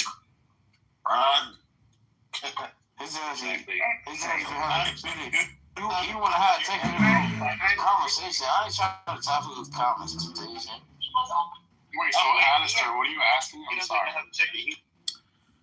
I'm just saying that, like, it's my observation that a room I was just in, the moderator was highly obnoxious, extremely annoying, low IQ, and abusive. So I'm just saying, like, that's what it's like. Road raging. They come here to just do their road rage, and you're their victim. You're the bug on the windshield. I'm just wondering, is this the kind of room where I'm the bug on the windshield? Hello?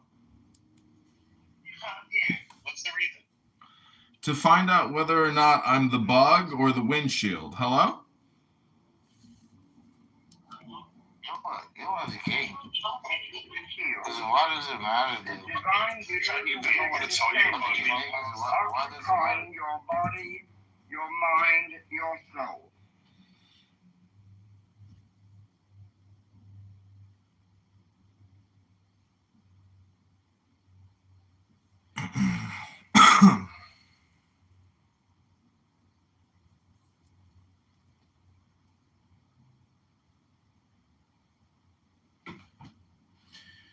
Am I a watermelon or am I a hammer?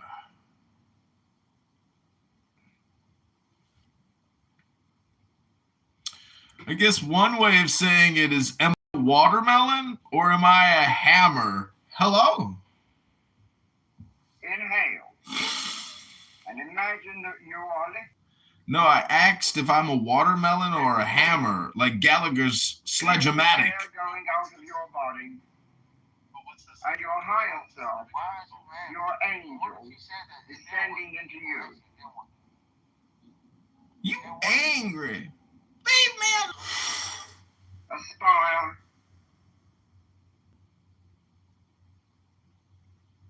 Exhale. You are one. I am one.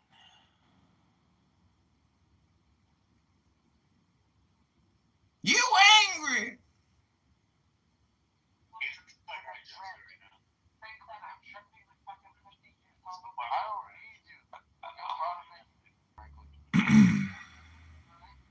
John Z. Kitover.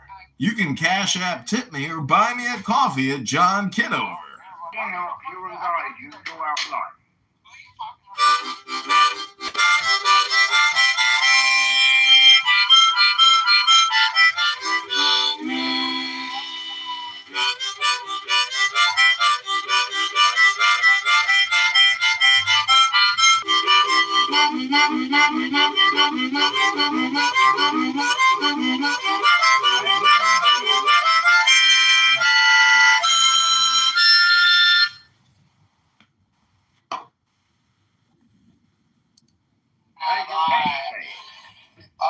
Send me a cash out so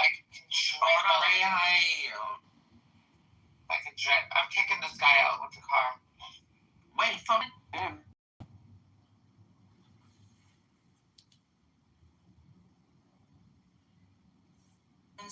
In kindergartens, which is like obviously not. Or abortion or whatever. It's always some other rigid Talking about it all the time, not the Democrats. Democrats want to talk about, economic policy.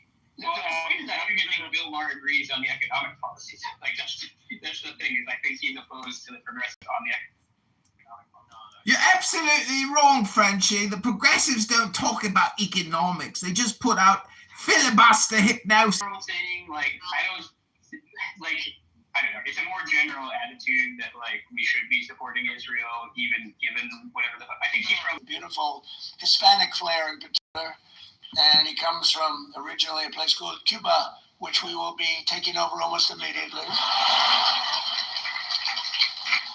Now, Cuba's Cubans got problems.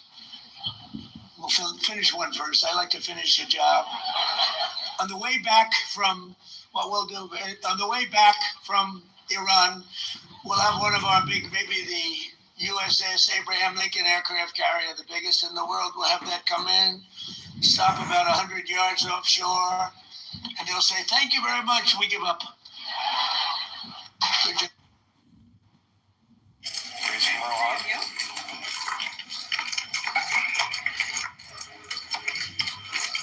Not much of a flop for King Jack. Dr. P could take a stab with it open-ender, and he does. He's got the marker as well. So extra overbet the river and got jammed on. So it was a min 20,000. Mentally, you see your angel. You feel his presence, handsome, beautiful, robed in brilliant, white light. Apparently,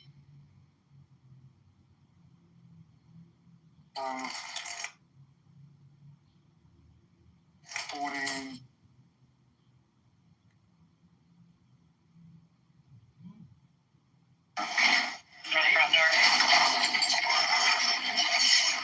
Inhale.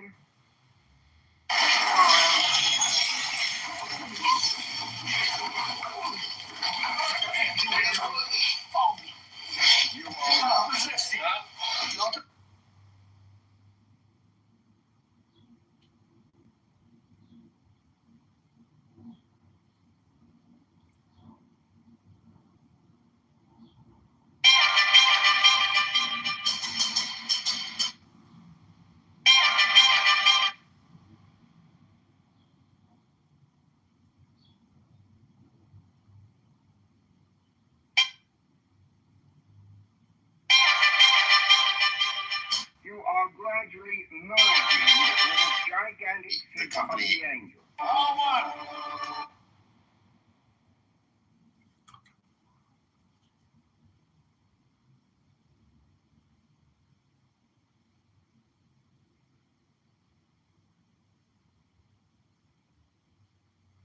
This is your higher self, your guardian angel, desiring to be with you, and you to become united with him.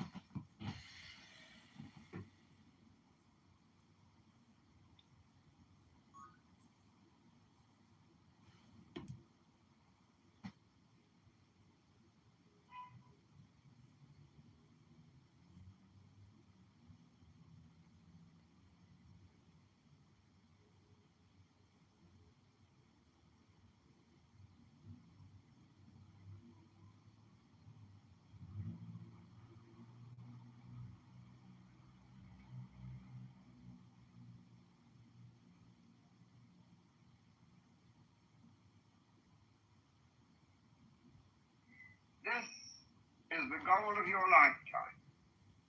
This is the great work. Uniting with your holy guardian angel, your magnificent, beautiful, mighty, heavenly self.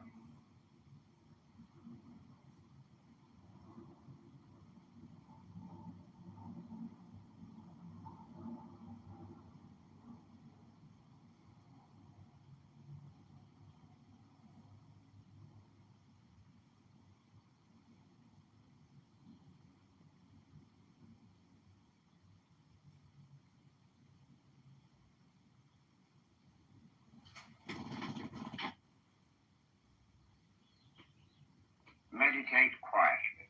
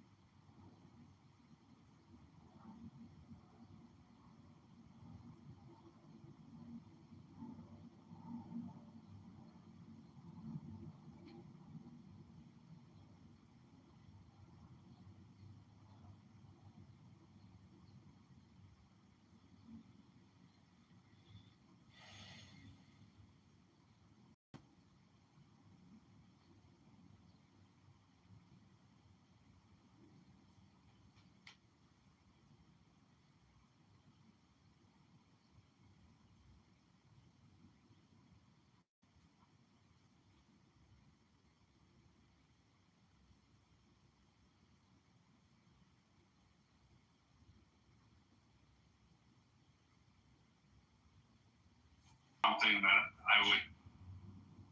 But it's like that person just literally decided to stay inside the world now. The world that is of a lot of contention, of the world that is like causing having all against each other. Well, you know, so the public, we put the wrong people in charge. I know they have a lot of money and power, but like you still ultimately put the wrong people in charge. That's it, and it's because they don't have love inside. But again, it goes back to as long as people don't know what love is, they are going to keep on doing the same thing. They're going to put the wrong people in charge. What is love? I don't fucking know, mate.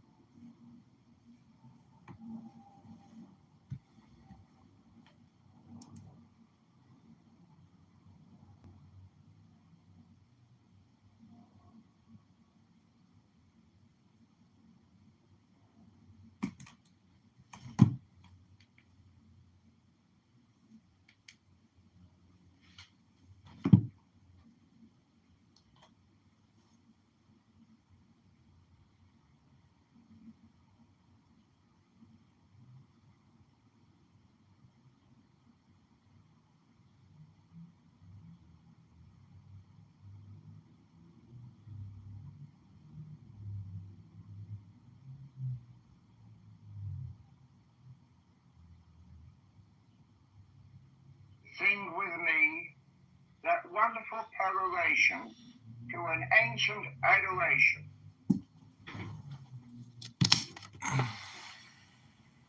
I am he, the born, the spirit, having sight in the feet, strong and the immortal fire. I am he, the truth.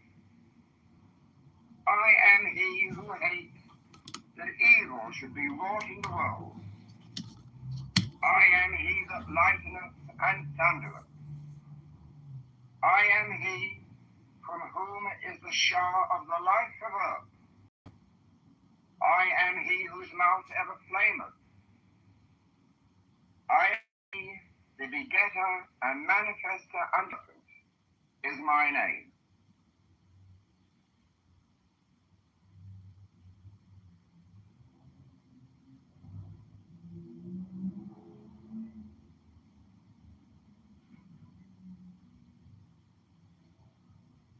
Now take a deep breath. Stretch and twist your body. Terminate the state of bliss, of ecstasy. If your belly is the reason why you're hiding in pictures, do these 4 Tai Chi exercises daily for 2 minutes.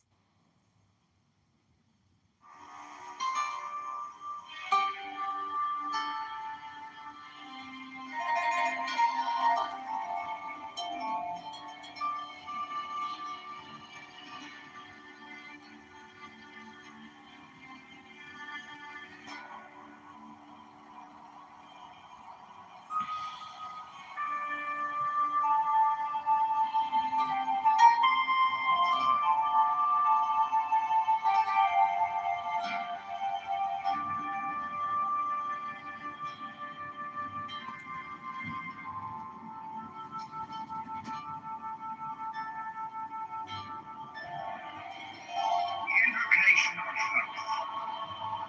Procul, o procul esti profani, on lasti, on peda. In the name of the mighty and terrible one, I proclaim that I have banished the shells unto their habitations. I invoke Tahuti, the Lord of wisdom and of utterance, the God that cometh forth from the veil. O thou, majesty of the Godhead, wisdom crowned Tahuti, Lord of the gates of the universe, thee I invoke. O thou Tiger's head, thee I invoke. Thou who wieldest the wand of double power, thee I invoke. Thou who bearest in thy left hand the rose and cross of life and life, thee I invoke. Thou whose head is as an emerald, and thy limbs as the night sky blue, thee I invoke. Thou whose skin is of flaming orange as though it burned in a furnace, thee I invoke. Behold, I am yesterday, today, and the brother of tomorrow. I am born again and again. Mine is the unseen force whereof the gods are sprung, which is as life unto the dwellers in the watchtowers of the universe. I am the charioteer of the east, Lord of the past and of the future. I see by mine own inward light, Lord of resurrection who cometh forth from the dust, and my birth is of death. O ye two divine folk on your pinnacles, who keep watch over the universe, ye who accompany the bier to the house of rest, who pilot the ship of wrong, ever advancing onwards the heights of heaven, Lord of the shrine which standeth in the center of the earth. Behold, he is in me, and I in him. Mine is the radiance, wherein the star floats over the colon of my father Tanu, Lord of the city of the sun. The God who commands is in my mouth. Therefore do all things obey my word. Now Wherefore do thou come forth unto me from thine abode in sight, Mercury, Odin? Why, whatever name I call thee, thou art still nameless to eternity. Come thou forth, I say, and aid and guard me in this work of art. Thou, star of the east, that didst the Magi, thou art the same all present in heaven and in hell. Thou that migratest between the light and the darkness, rising, descending, changing ever, yet ever the same. The sun is thy father, thy mother the moon. The wind hath borne thee in its bosom, and earth hath never nourished the changeless guardian of thy heat. Come thou forth, I say, come thou forth, and make all spirits subject unto me, so that every spirit of the firmament and of the ether, upon the earth and under the earth, on dry land and in the water, of whirling air and of rushing fire, and every spell and scourge of God the vast one may be obedient unto thee.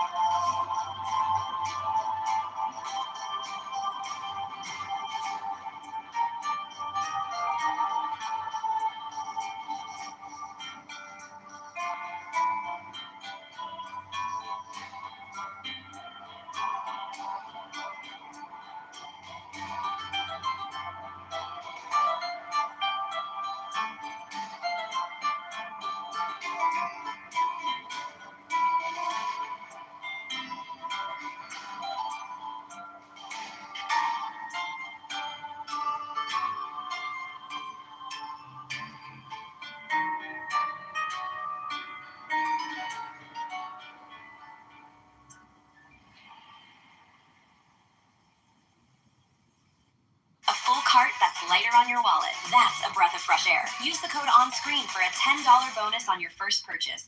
This bra is for seniors who want to get back their youth. Lift breasts right after first wear. Breasts stay higher if going under surgery. Your gals will always look firm and intact no matter what. So easy to get sweaty and sticky in the summer. Available to cup F. Fit every body sizes and shapes. Gives you that confidence you've always been looking for. Every brace on you is the best version of itself. The Bornless Ritual. Thee I invoke, the Bornless One. Thee that didst create the earth and the heavens. Thee that didst create the night and the day. Thee that didst create the darkness and the light. Thou art Asa Arnefa, whom no man hath seen at any time. Thou art Yahweh. Thou art Ear, the Pophra, seeds and the fruit. Thou didst form men to love one another and to hate one another. I am Alchaf the Konsu, thy hear me. Arain, Siao, Rai, Bet, Atheri, Berset, Belathan, eBay, Oath. Hear me, and make all spirits subject unto me. I invoke thee, the terrible and invisible God, who dwellest in the void place of the Spirit. Go, Abraham, so thou, Mudorion,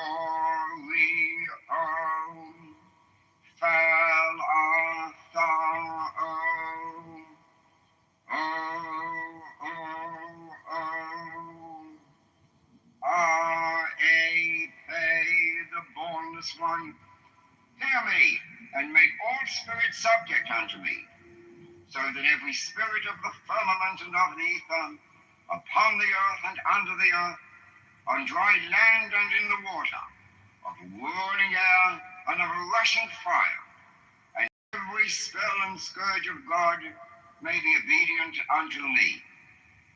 Hear me, Ruach, Photeth, Abra, Sex, R-A-O-O-O, the Shure, mighty and bornless one. Hear me, and make all spirits subject unto me, so that every spirit of the firmament and of the ether, upon the earth and under the earth, on dry land and in the water, I invoke thee. Ma-ba-ra-e-o, E-O-L, Ko-thar, Ah-sori-ba-lo, Ah-bra. Hear me, and make all spirits subject unto me, so that every spirit of the firmament and of the ether, upon the earth and under the earth, on dry land and in the water, of whirling air and of a rushing fire, and every spell and scourge of God may be obedient unto me. Hear me. Artam, Artam, thus Om, Isak, Sabaoth. This is the Lord of the gods. This is the Lord of the universe. This is he whom the winds fear. This is he who, having made voice by his commandment, is Lord of all things, King, ruler, and helper. Hear me, and make all spirits subject unto me, so that every spirit of the firmament and of the ether, upon the earth and under the earth, on dry land and in the water, of whirling air and of rushing fire, and every spell and scourge of God may be obedient unto me. Hear me. E-A-O-U, Pe-U-Re, E-O-U, Pe-U-Re, E-R, E-R-A-O, E-O-O-U, Abla-Sax, Sabri-Am, O-O, Oof, Oof, Adonai, A-Day, A-Do, Angelos Tontheon, Alala Lai, Ga-E-R, R-A-P, Jayathana Thoron. I am he, the bornless spirit, having sight in the feet, strong and the immortal fire. I am he, the truth. I am he who hate, that evil should be wrought in the world. I am he that lighteneth and thundereth. I am he from whom is the shower of the life of earth. I am he whose mouth ever flameth. I am he the begetter and manifester unto the light. I am he, the grace of the worlds, the heart, E-R-O, Saba-O. Such are the words. I beheld a great wonder in heaven, a woman Clodiadem of the 12 stars. Hear me, O Lady Isis, hear and save. O thou Queen of love and mercy, thou crowned with a throne, thou horned as with the moon, thou whose countenance is mild and glowing, even as grass refreshed by rain. Hear me, Our Lady Isis, hear and save. O thou who art in matter manifest, thou bride and queen, as thou art mother and daughter of the slain one. O thou who art the Lady of the earth, hear me, O Lady Isis, hear and save. O thou lady of the amber skin, lady of love and victory, bright gate of glory through the darkling skies, O crowned with light and life and love, hear me, Our Lady, hear and save. By thy sacred flower, the lotus of eternal life and beauty, by thy love and mercy, by thy wrath and vengeance, by my desire toward thee, by all the magical names of old, hear me, O Lady, hear and save.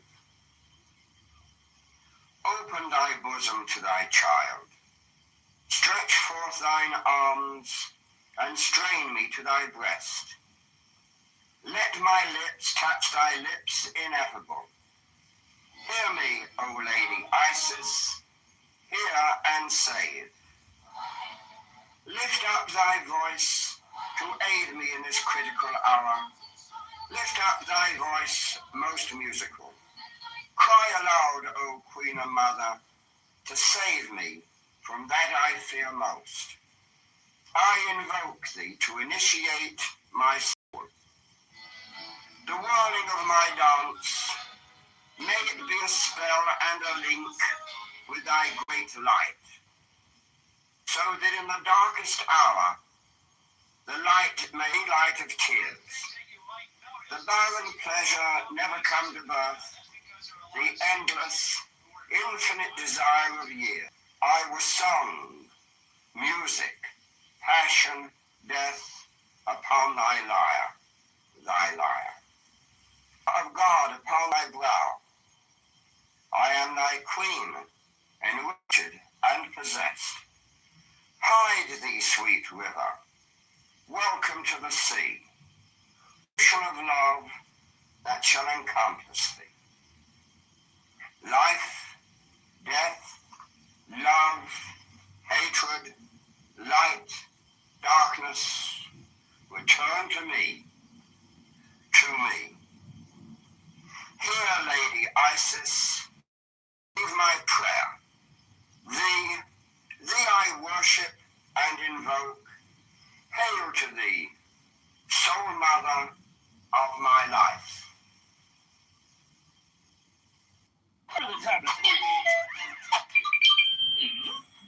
Fortunately on the top. I got the bottle for just $9.99. If you're gonna take it, just go. What? This is a Techno tablet? No way it's so cheap. If you download the tab, you will see what I mean. This tablet features a 10.1-inch full HD touchscreen with a powerful processor and plenty of storage. It's perfect for work, gaming, and all your entertainment. All you gotta do is click this video download demo, and you can grab this tablet for a ridiculously low price. What? I actually got it. Some salary results may follow. Some salary results may follow. You might then wish to offer up a prayer of thanksgiving at the opening of each practice session. Use your own imagination and ingenium to compose the kind of prayer that suits you and your own beliefs, rather than follow slavishly an already existent prayer, no matter how excellent it may be. The practice of the presence of God. Let us dedicate this work to an awareness of the ever-living God by using an ancient prayer. Who should not praise thee, O Lord of the universe, unto whom there is none like, whose dwelling is in heaven and in every virtuous and God-fearing heart. O God, thou vast one, thou art thee. In myself I am nothing. In thee I am self, and exist in thy selfhood from eternity. Live thou in me, and bring me unto that self which is in thee.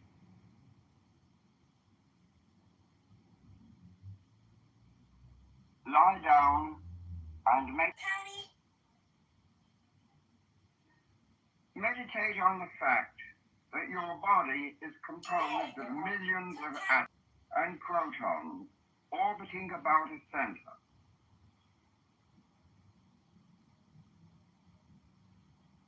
Vast open spaces exist between these particles. These atoms form all our bodily tissue, forming the cells, skin, all muscles, and all the elements of the bloodstream.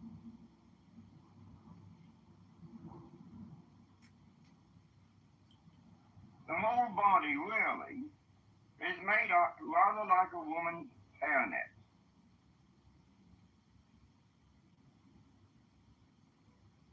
Millions of holes or spaces connected by thin gossamer threads.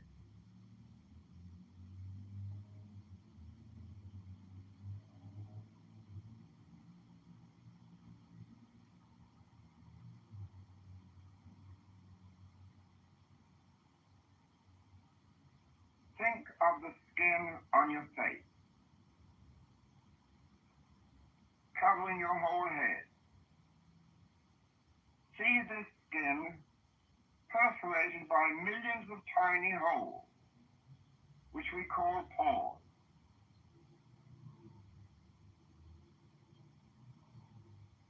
Imagine and feel that these pores are opening up, stretching wide.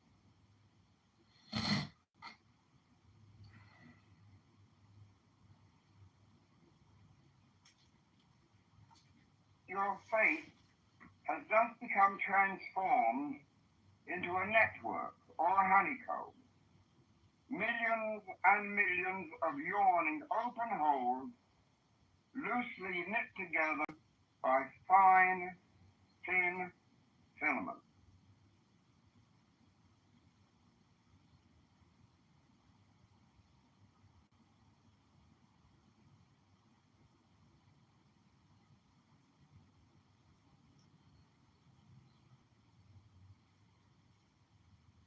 See the skin covering these areas, becoming a fine lacework of holes.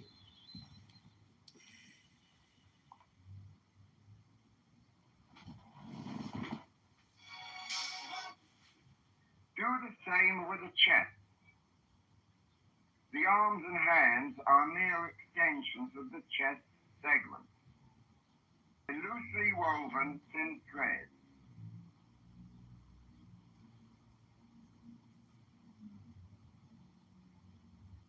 As you slowly move your imagination into the abdominal area, the thigh area, and your legs and feet.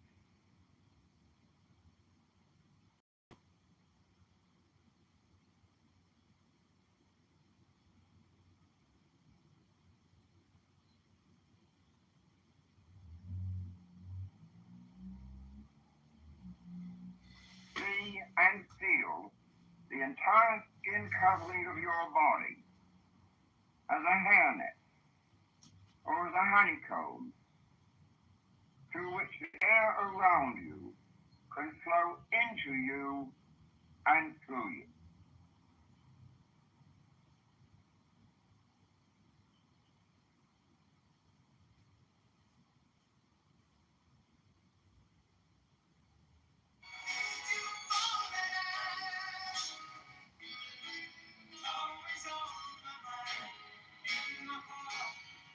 Now return your attention to the head.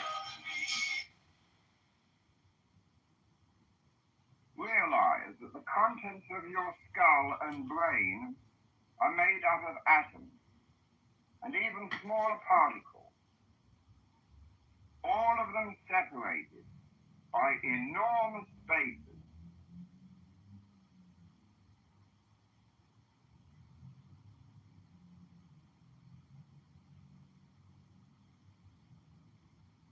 Feel that the bones, the blood vessels within the brain, and the cells of the brain itself are very porous, filled with holes similar to a sponge.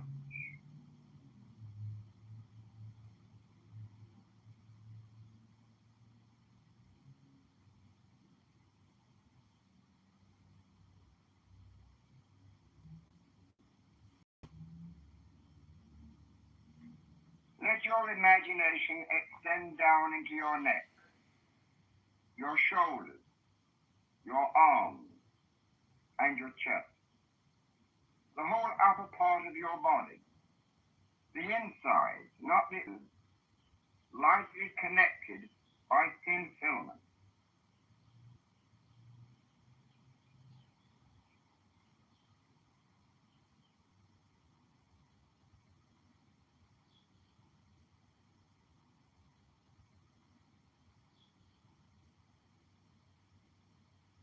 Now go down to the abdomen and the pelvis. Consider them together.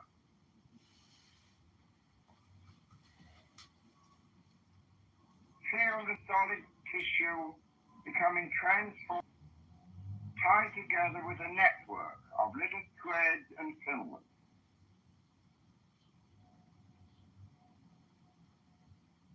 The whole area is seen and feels like a sponge.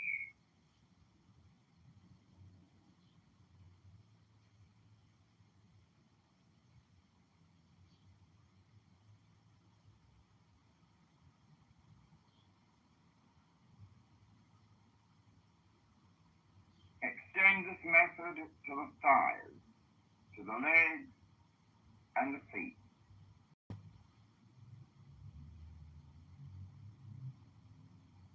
Continue your imaginative effort, seeing the bones, the muscles, blood vessels, all composed of minute particles between which are vast spaces.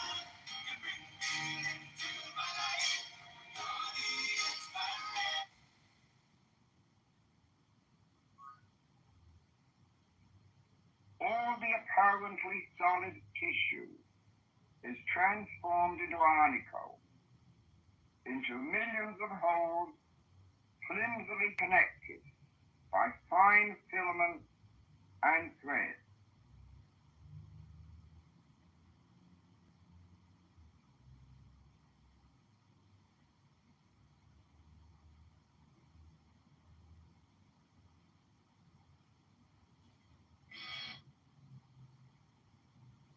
Pause for a moment.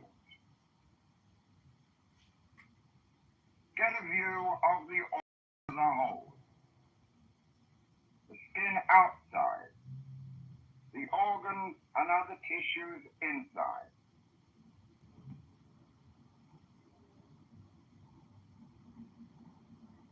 All of you is now a simple Cancer.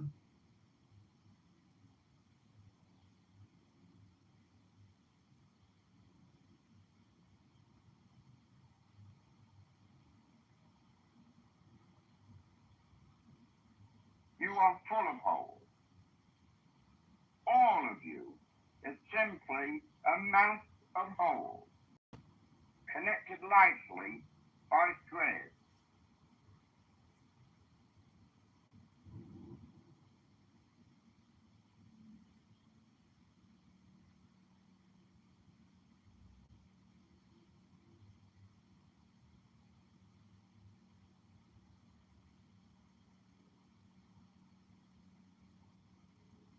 You are no longer solid matter.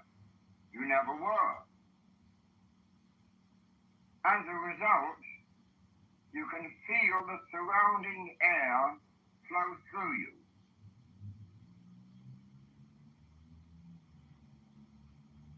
Sense the air permeating you, pouring in from every direction.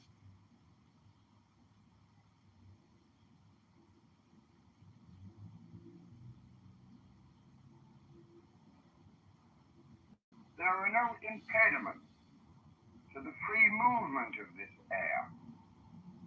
This air, which is life itself,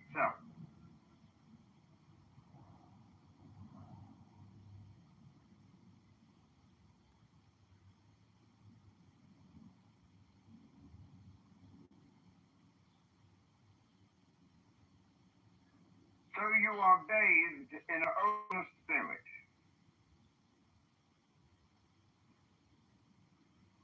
It is spirit which you are breathing in and spirit which you are breathing out.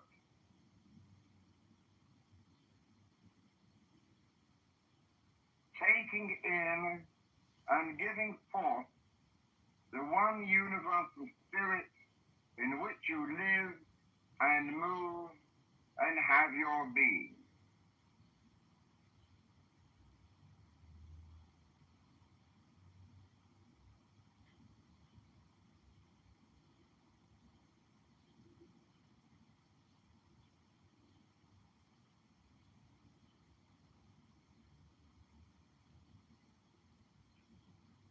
Realize your imagination has transformed all your tissue into sponge-like substance.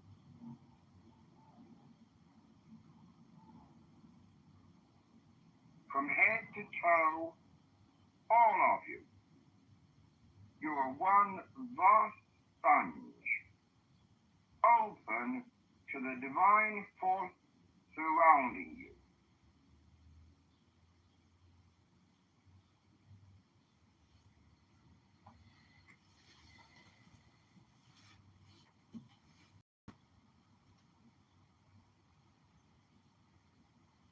Your sponge-like body offers absolutely no resistance, longer breathing only with your nose or chest. But actually, you are breathing through every pore of your being.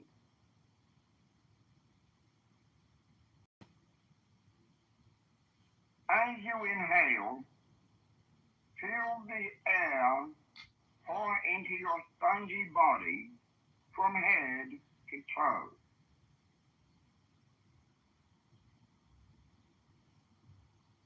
As you breathe out, the air passes all the way through your body,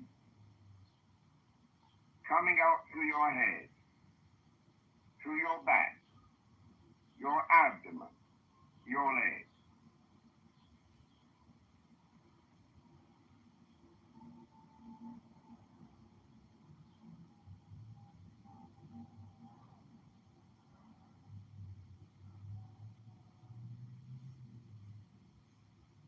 Continue your rhythmic breathing.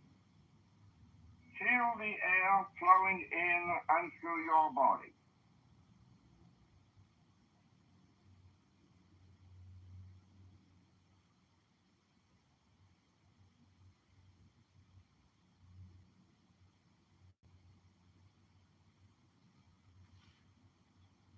Your body is nothing but a mass of holes, spaces tied together by thread, no longer dense and solid.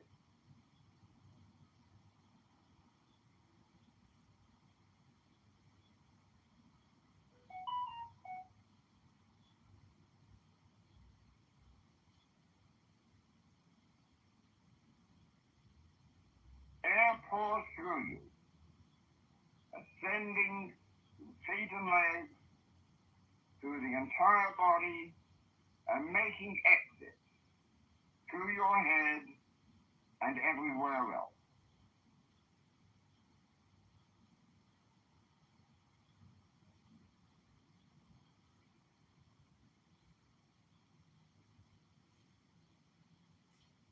Now the air is coming in through the front of your body, and as you exhale, it goes out through your sides and back.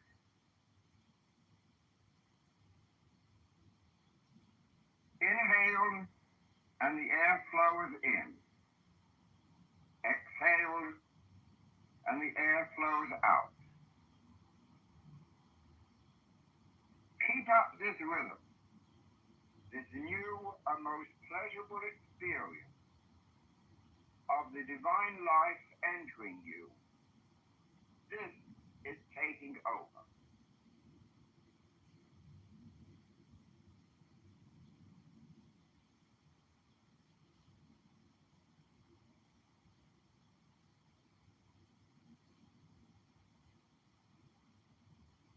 With each inhalation, you breathe in life and spirit.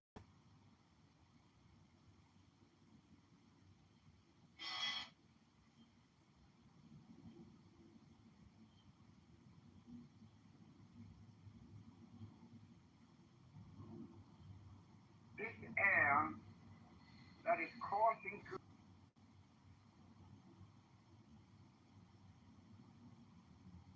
this air is the divine spirit which is created, and so can transform, heal, harmonize, and restore.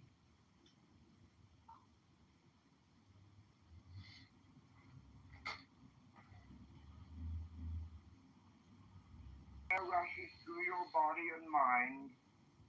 You are in reality opening yourself to the ever-present and power of God.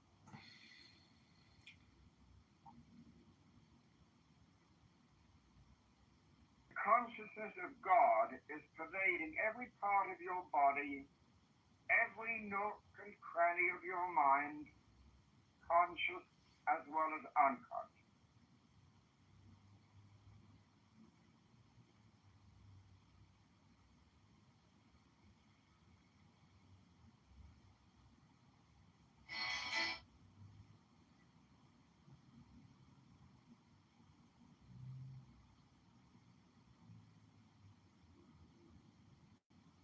There is no part of you that can be free from what God is.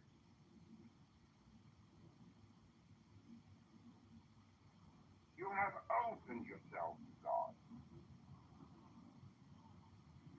You have dedicated yourself to God and to the great work.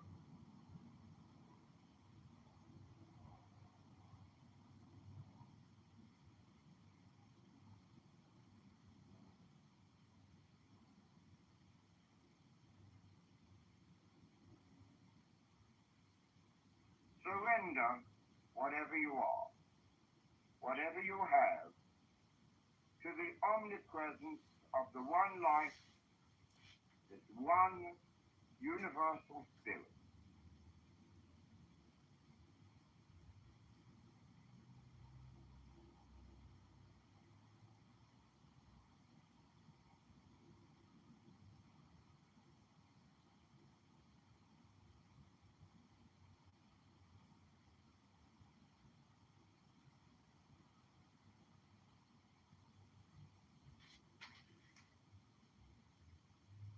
With each breath, the ever-living God surges into your body. Greg, what is disinvestment? How many decades of disinvestment? What are some of the controversial reasons for disinvestment? How does investment work normally when there is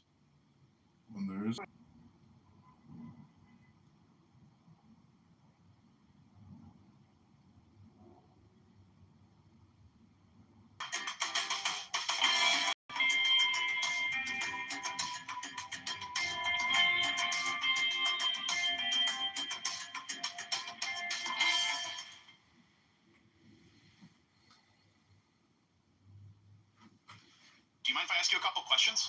Sure. So real quick, what's your name? Ian. Do you have any idea where your family comes from?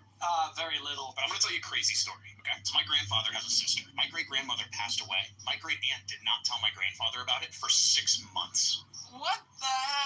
Brutal. After we found out, we got the obituary. We wanted to do a little bit of family history. We wanted to do a little bit of, reflection. Understandably so, yeah. Have you ever heard of Been Verified? No, I haven't. So Been Verified has an obituary tool where you can put in the birth date and death date of people that you're related to, and they'll pull obituary information and look up crazy info that you might have never otherwise known about that person. Oh, well, that's cool. Yeah, and then from there, you can add family to your family history, to your family tree. Oh, well, that's convenient.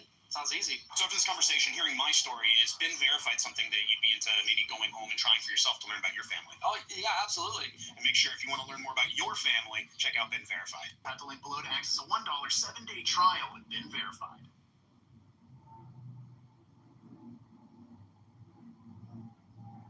The tree of life. The Kabbalah is an archaic archaic system of Jewish mysticism.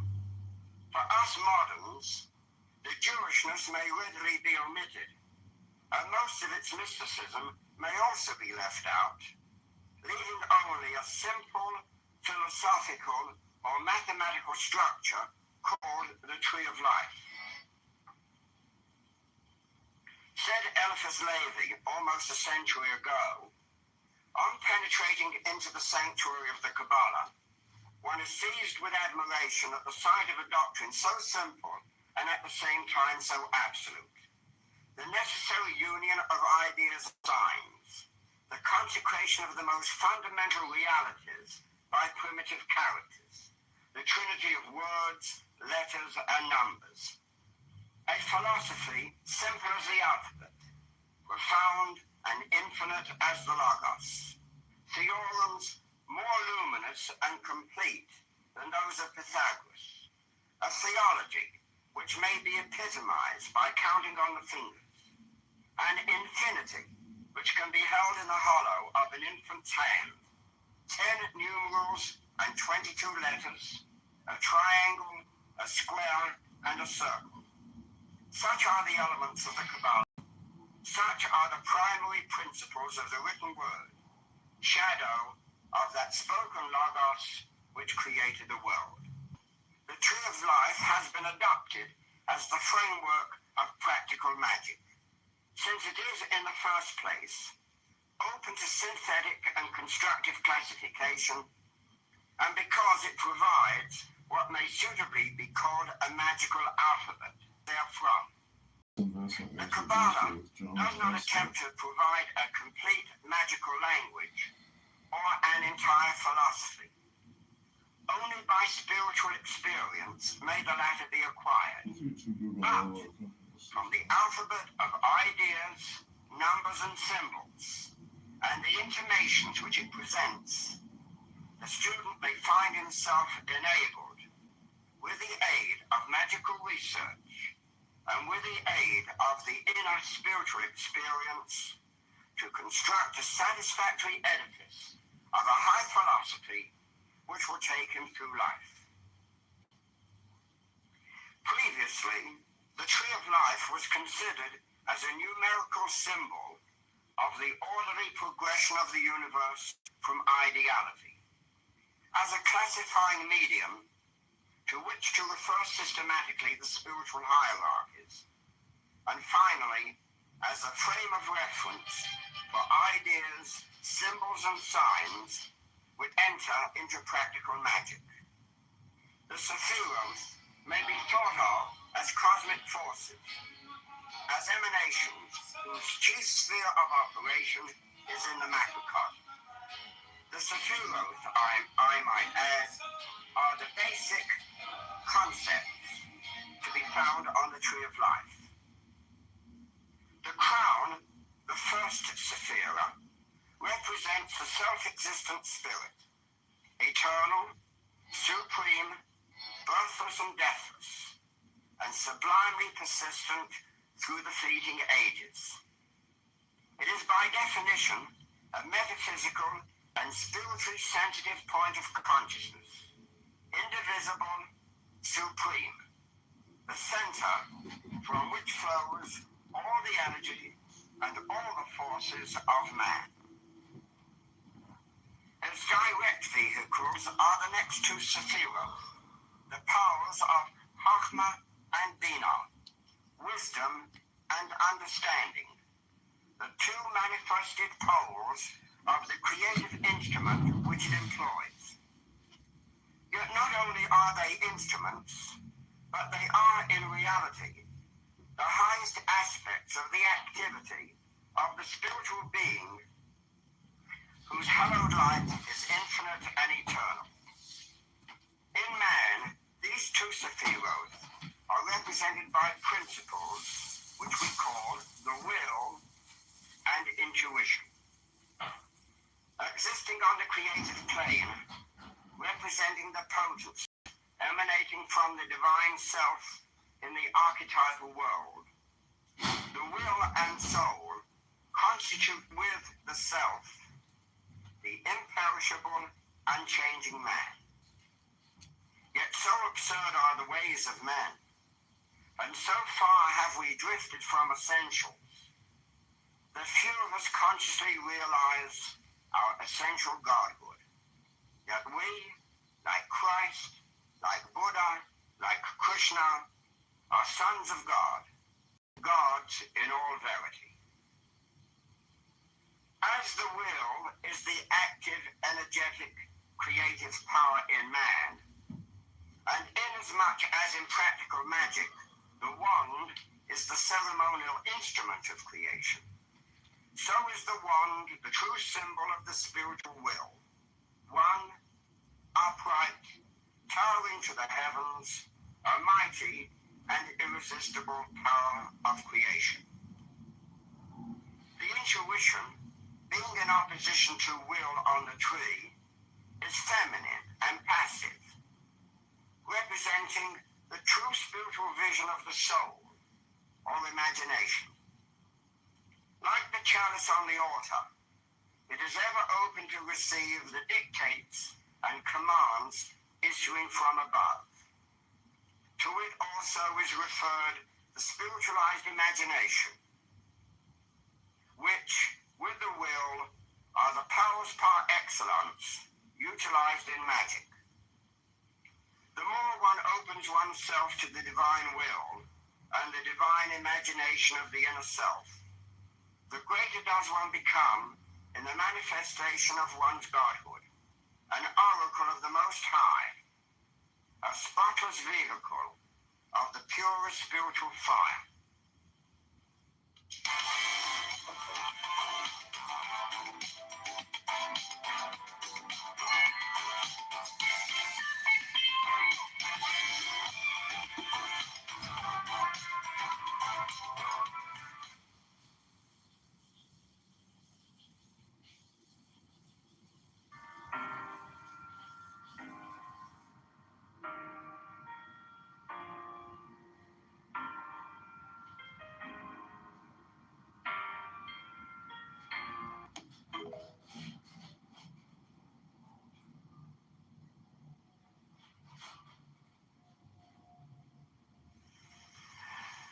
Below the abyss, the next 5 sephiros are named the human soul, a composite principle of reason, will, imagination, memory, and emotion, centered in the sephira of harmony. It is this mind which is the evolutionary vehicle of the real self, a mechanism, so to speak, created through long eons of toil and suffering, as a means of acquiring contact with the outside world, so that by means of the experience thus obtained, the self may come to a self-conscious realization of its own divine powers and high nature. It is in this mind that self-consciousness is centered.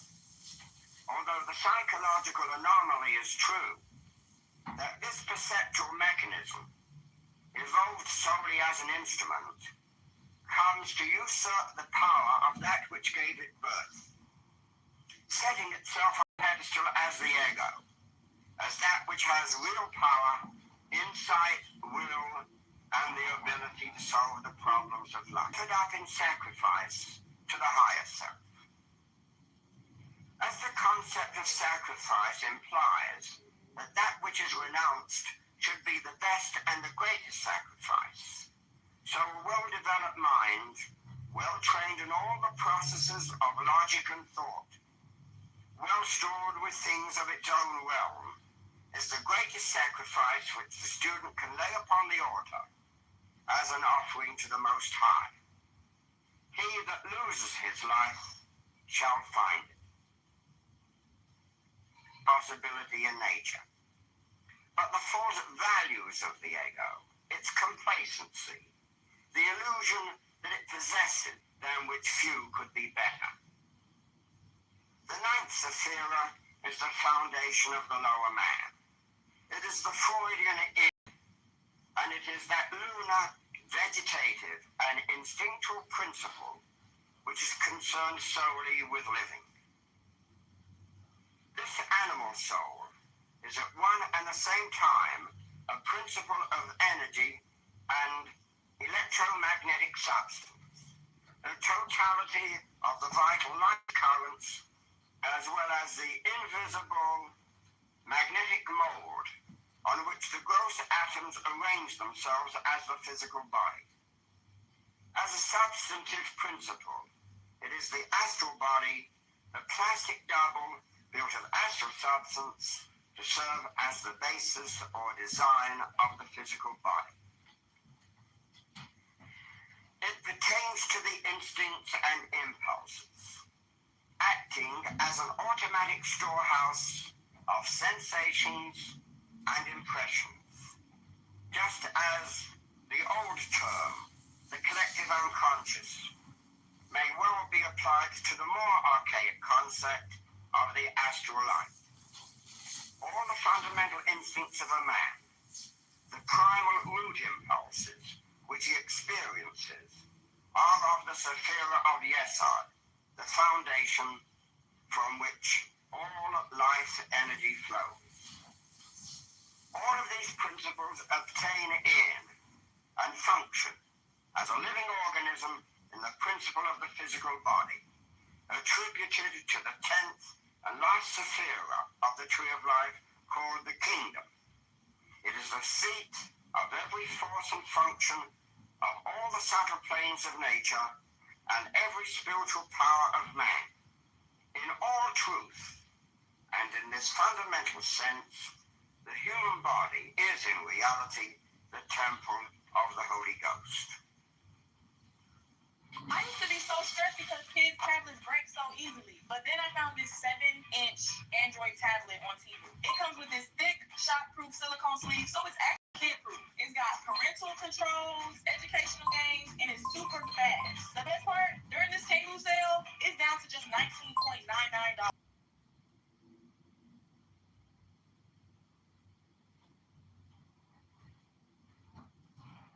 Today I'm going to show you how to do one slap is nothing compared to killing my baby.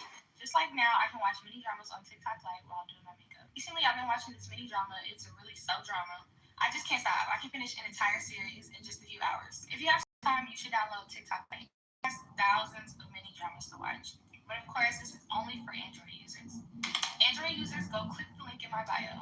That's it for the makeup tutorial.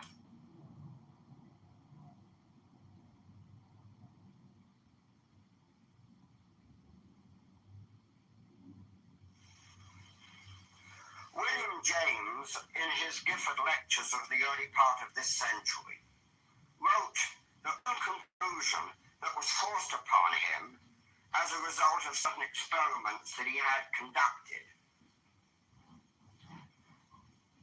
Had forced upon him that it is our non-waking consciousness, rational consciousness as we call it, is but one special type of consciousness, while all about it, parted from it by only the flimsiest of screens, there lie potential forms of consciousness entirely different. We may go through life without even suspecting their existence, but apply the requisite stimulus, and at a touch, they are there in all their completeness. Definite types of mentality, which probably somewhere have their field of application and adaptation. Magic is the name for some archaic psychological method which, to use James' term, apply the requisite stimulus to reveal other and deeper levels of consciousness which are ever present but remain as a rule totally unsuspected. Once this magical stimulus is applied, and these levels are tapped, there occurs what has been labeled illumination, the flooding of the mind with light. Before I was blind, but now I see. This so-called transcendental experience, to be reached by ritual and other technical procedures, is the heart of this archaic, Kabbalistic, and magical system, and can hardly be guessed at, save by some shrewd and penetrating modern psychologists such as Carl Jung and A. Maslow.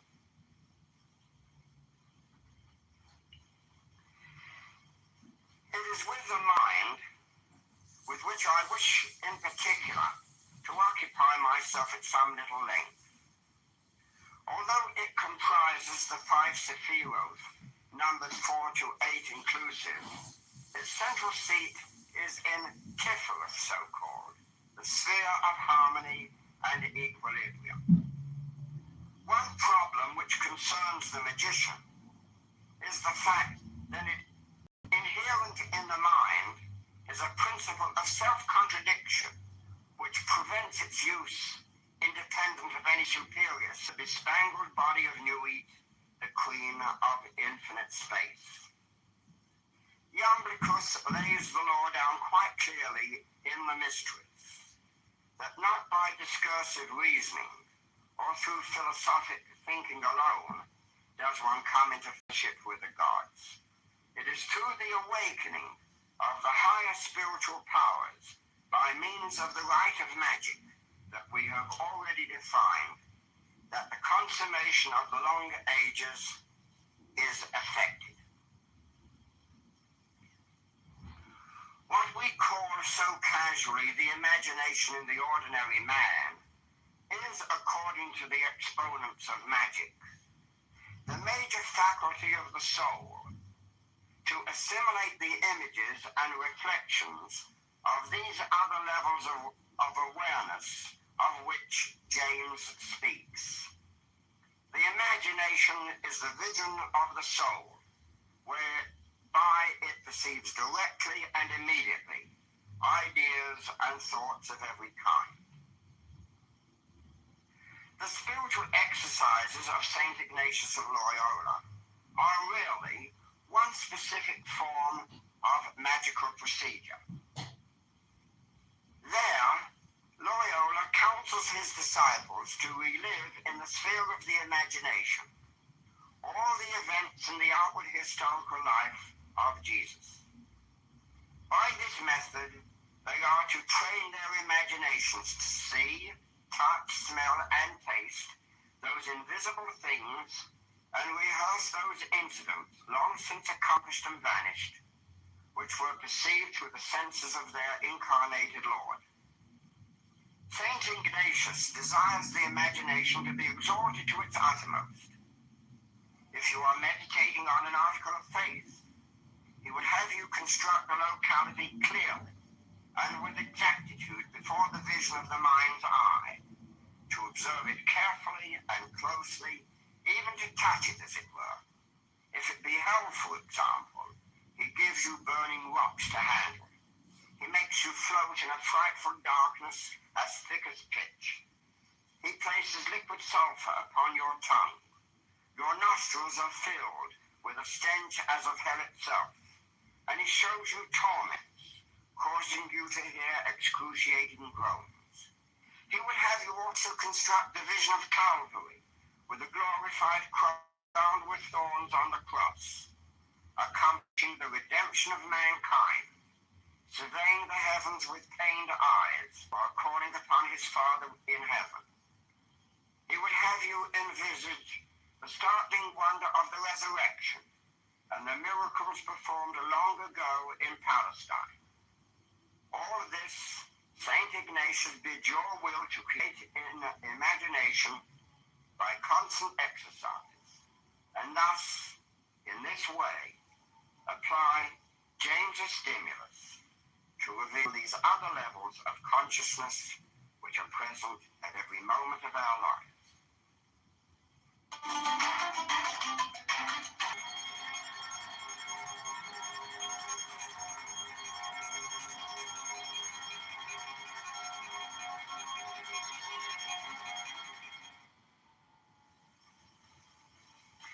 Perseverance and constant application will certainly bestow upon the student a will which is indomitable, a mind capable of prolonged concentration, and above that is analogous to those recommended by St. Ignatius is on a more prosaic level. The student is to picture to himself, for example, that is sitting by a mighty waterfall, a Niagara, and before his inner eye, let him create an image of the river high up in its source, murmuring and rambling peacefully along. Then let him conceive of its gradual approach to the precipice, wild torrents of maddened waters, swirling hither and thither in churning cascades of whitened foam, tumbling against the rocky boulders, and being irresistibly hurled forward over the edge. Let him further imagine these thousands of tons of water surging headlong over the precipice with a constant reverberating echo of thunder. Conceive then the spray being shot out in all directions, the beauty of the snowy surf refracting the sunlight into iridescent rainbows full of brilliant color and hue. And let him hear, in upon hearing marvel, the deep, thunderous voice of the terrific impact of their volume against the lower rocks and waters. The student may also construct in imagination more familiar things, the noise of a speeding train, the taste of chocolate, the smells of sweet perfumes and incenses, and the touch of burning coal. Not only must the imaginative formulation of the sense be distinct, that is to say, the taste of chocolate or not of sweet caramels, for example, should be clearly imagined. But also the student should so train himself as to sustain or prolong the image or impression. By these efforts of the imagination, its power will germinate and grow, developing beyond conception, and with the passage of time, a new power of creativity and vision will come to him. Similarly, in the Hindu system, there is the prescription of meditation for much the same purpose on the taxes, or the colored symbols of the elements, of which they claim 5. Combinations of these 5 produce 30 sub-elements and elements, the pictorial symbols of which make remarkably good objects for the exercise of the imagination. There is a red triangle for fire, a horizontal silver crescent for air, a blue circle for water, a yellow square for earth, and a black egg for spirit. The combination of any two symbols, such as a red triangle surmounting a silver crescent, or a small blue circle placed in the middle of a yellow square, seem in a most singular way to stand out from the dark background of the inner vision and to stimulate all the powers of the imagination. Only in his introduction to a book entitled The Yoga Aphorisms of Patanjali, William Q. George made the statement that the ancient Hindu sages knew the secret of the development of the will and how to increase tenfold both its power and efficacy. This secret of the ages, the enhancement of the power of will and wisdom, has never really been lost. Will, to the student of the divine magic, is the primary factor in the production of whatever spiritual changes he proposes. The will is neither good nor bad. It is power only, and so vitalizes all things alike. In a sense, here is where a certain danger of magic intrudes. It is not enough for the student to become God-intoxicated and erect in the knowledge and conversation of his higher self. Great as this is in itself, it is not yet enough. For into him whose mind is disorderly and ignorant and poorly disciplined, the gods pour their wine in vain. Because the mind is abdicated to reach a higher synthesis and a nobler kind of consciousness, There is no cause to neglect the application of that faculty to the matters pertaining to its own place in nature. That is why, under the ancient system, grammar, philosophy, science, and logic were taught to cultivate and so improve the mind, and mathematics too, because the methods of that science were disciplinary and orderly.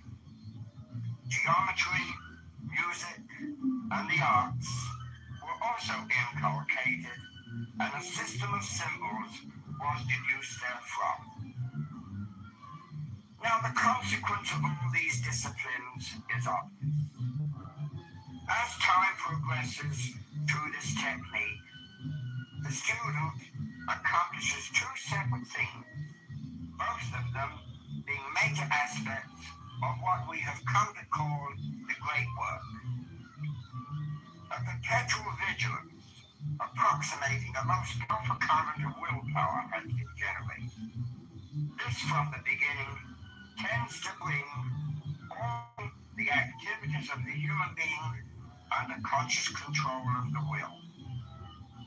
The second aspect of accomplishment is that not only does the student find himself in possession of a greatly enhanced will, but that the mind itself, all the faculties comprised in the ego, previously so troublesome and lacking in concentration, has gradually, because of the dynamic will and these various disciplines, has been placed under control.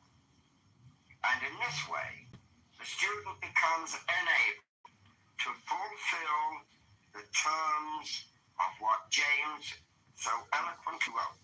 Many of your outdoor activities. To help relieve allergies to grass, you can wear a mask when mowing the lawn, wear hats. The whole process is simple and pleasurable. In, 2, 3, 4, out, 2, 3, 4. In, 2, 4, out, 2, 3, 4. In, 2, 3, 4, out, 2, 3, 4. In, 2, 3, 4, out, 2, 3, 4. In, 2, 3, 4, out, 2, 3, 4. In, 2, 3, 4, out, 2, 3, 4. In, 2, 3, 4, out, 2, 3, 4. In, 2, 3, 4, out, 2, 3, 4. In, 2, 3. Continue breathing and mentally counting until rhythmic breathing becomes an automatic reflex. In, 2, 3, 4, out, 2, 3, 4.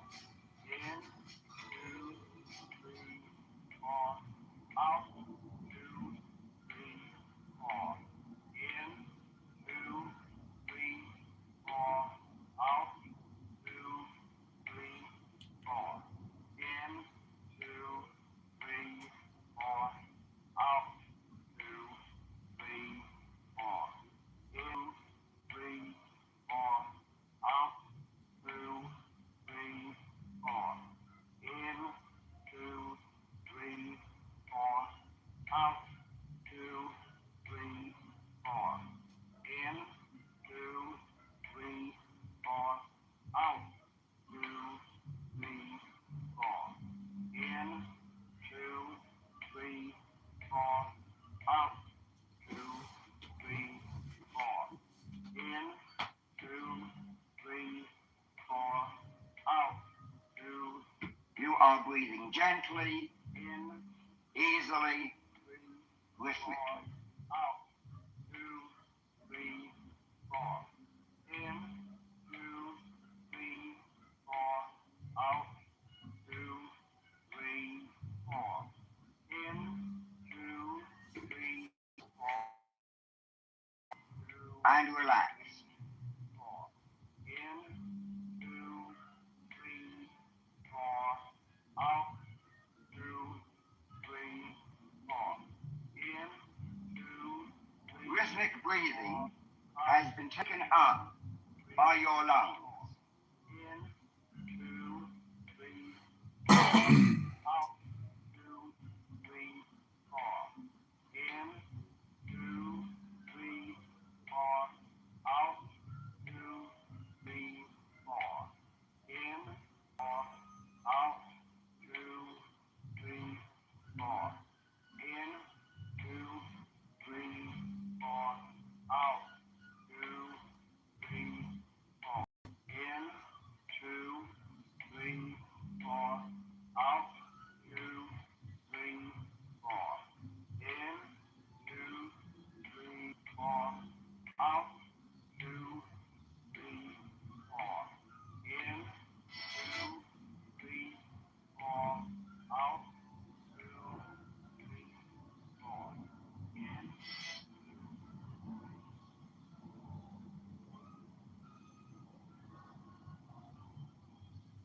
The women with 6 figures in the bank aren't hustling harder than you. They just said yes to the right opportunity. You know when you kind of close your eyes and you think about your dream life? This is built in your 20s and 30s, period. Not in your 40s when you're tired and locked into a career that you hate. It's right freaking now. And stacking $100,000 is not about grinding doubles or begging your boss for a raise. It's about learning one side hustle that nobody told you about: high ticket sales. And unfortunately, most women think that sales is cold calling strangers, being pushy, and having to cold call from inside an office prison cell. High ticket closing is the literal opposite.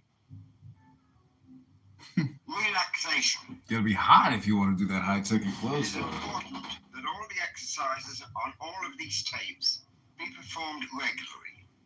Sooner or later, some salutary results may follow. You might then wish to offer up a prayer of thanksgiving at the opening of each practice session. Use your own imagination and ingenium to compose the kind of prayer that suits you and your own beliefs, rather than follow slavishly some already existent prayer, no matter how excellent it may be. At the root of all systems, metaphysical or occult, relaxation of physical and mental tension is considered a prerequisite. Unfortunately, most systems contain only a rudimentary technique inadequately developed for the use of the new student or beginner, without any assurance that it will produce results. I want to present a time-honored viewpoint that is repeatedly confirmed with usage of the newer scientific techniques of biofeedback. First of all, the student is to lie down on his back on any hard surface, or on a bed with a firm mattress, or on a table covered by a thick blanket. A well-carpeted floor has been known to be most satisfactory. For some, a small cushion is permitted for the head. The basic idea is to let the hard surface support the body. Too often, when lying down, we remain fully tensed when we should permit the muscles to loosen up altogether. Thus, we support our bodies with much too much tonicity instead of letting the hard surface do the supporting for us. He must give himself wholly up to it. For the student to consider in his imagination every part of the body, from brain to the tips of the toes.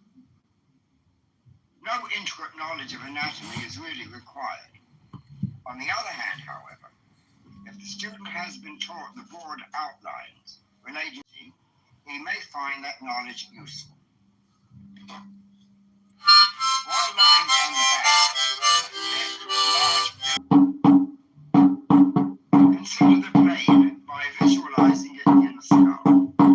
Everyone has at some time or another seen diagrams of the cerebrum. Imagine now that the brain is a mass of white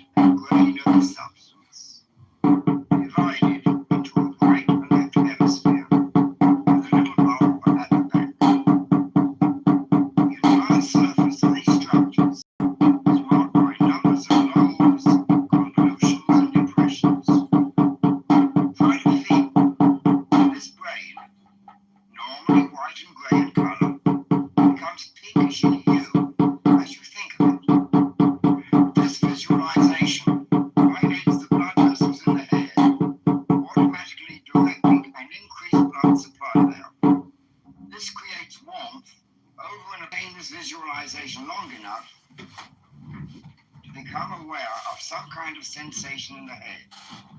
Subjective sensations of warmth and tingling. Yet these are not wholly subjective. Biofeedback experiments indicate the entire body thoroughly in this way will also be found a distinct stimulus to the maintenance and or recovery of perfect health. Imagine next that the blood, which has been warming and so relaxing the brain, pours downwards from the frontal portions of the brain into the forehead, the eyes, and the temples, dilating blood vessels there. Go through a similar procedure as previously described until you obtain that characteristic sensation, bringing about a relaxation of muscular and blood vessel tension by reason of the warmth induced by the sun. How incredible olive oil is for you. Just turned 40 and I made a promise to my wife to be healthier. So I said, a spoonful of olive oil a day, this I can do.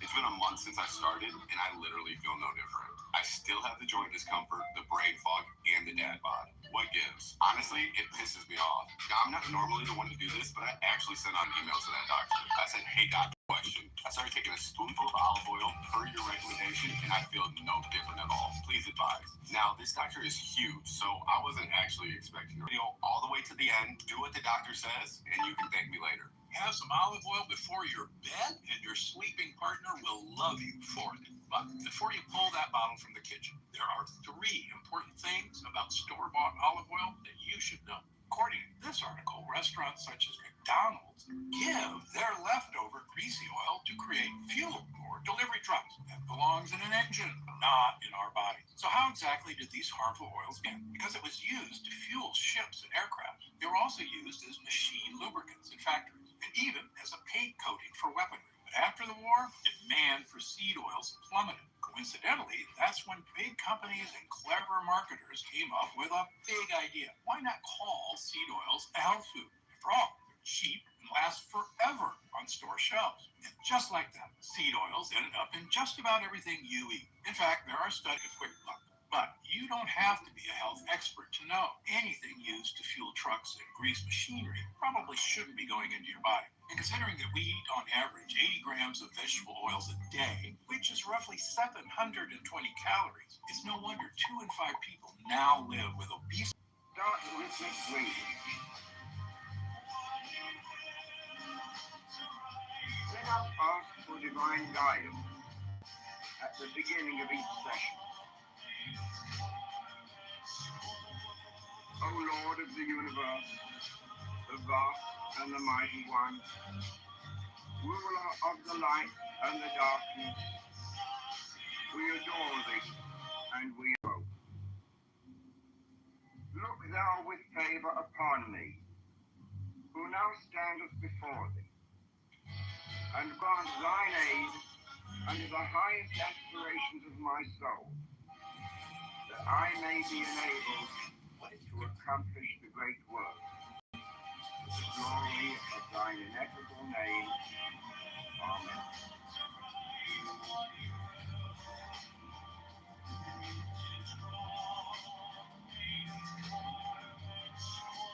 You have achieved perfect realization being who represents your higher self, your holy guardian angel.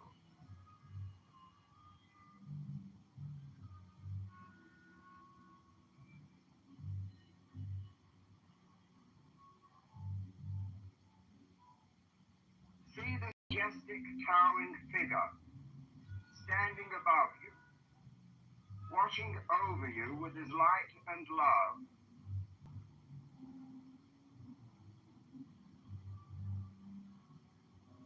With each breath you take, you aspire and yearn to be one with your angel.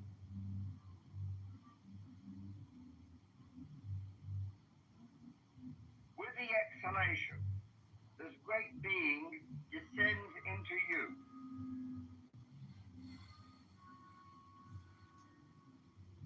You and your guardian angel are becoming one.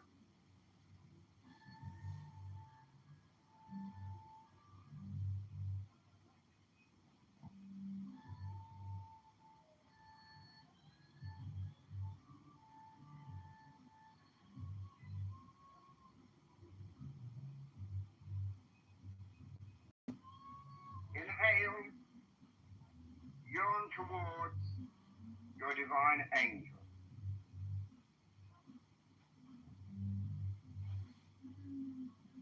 Exhale, he descends and occupies your being.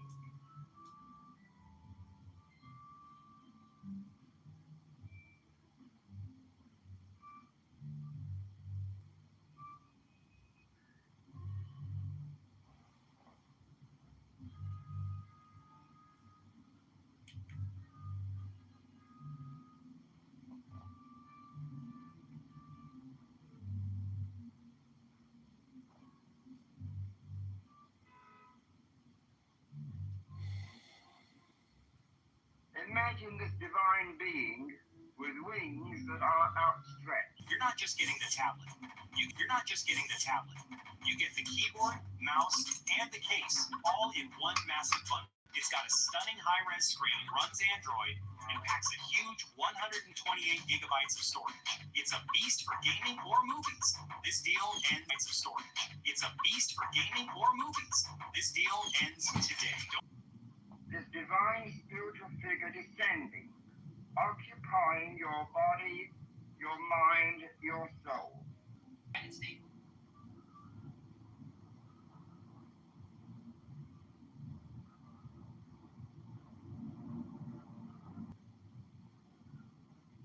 Inhale, and imagine that you are lifting up your arms towards the heavens. Feel the air going out of your body, and your higher self, your angel, descending into you.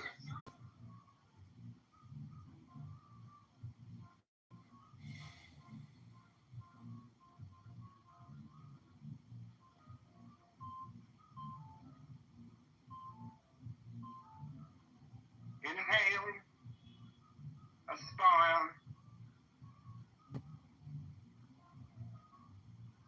exhale, you are one.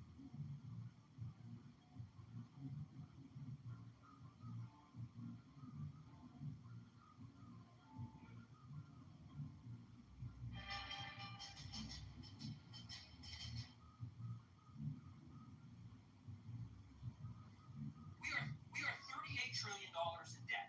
So you have to look at that as the United States credit card. Except we only make $5 trillion in income a year. That's what we all pay in taxes, $5 trillion. And the government's side.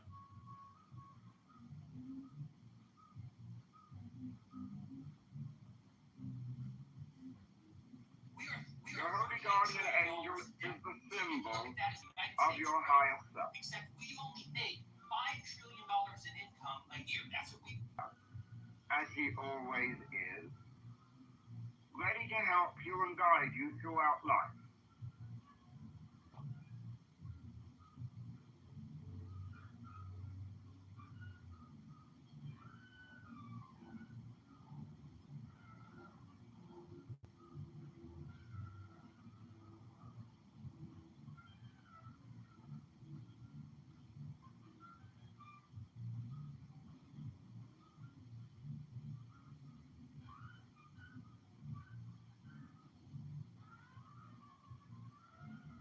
As you inhale, yearn for your guardian angel.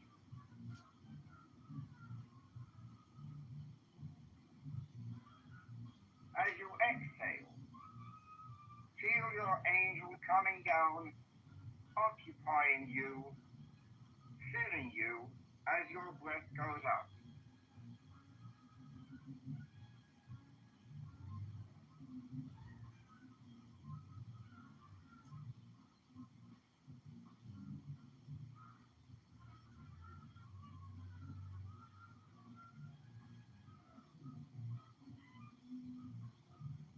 Inhale, aspire,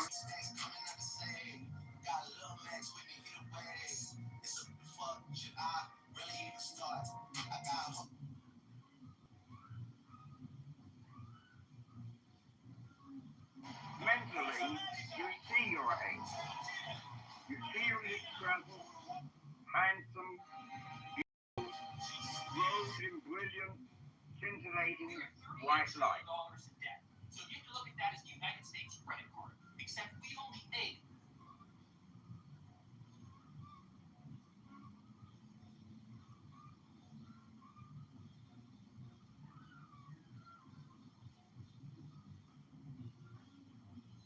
We are 38. Inhale. $38 trillion in debt. So Aspire. that is the United States. Exhale. You are one.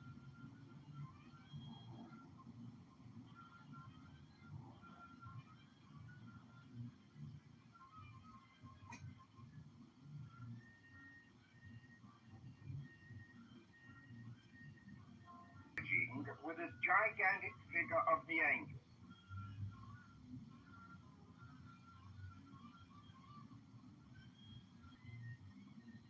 This is your higher self, your guardian angel, desiring to be with you. Drug her own sister.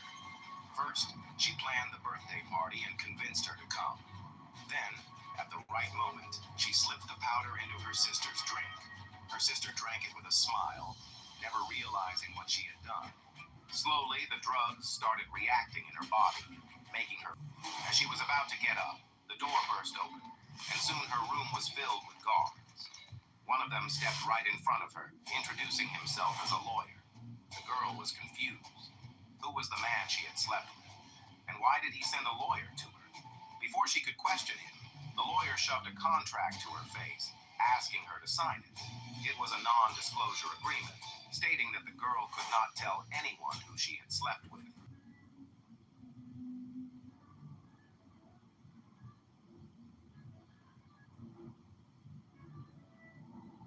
$38 trillion in debt. You You have to look at that as the and your holy guardian angel are one.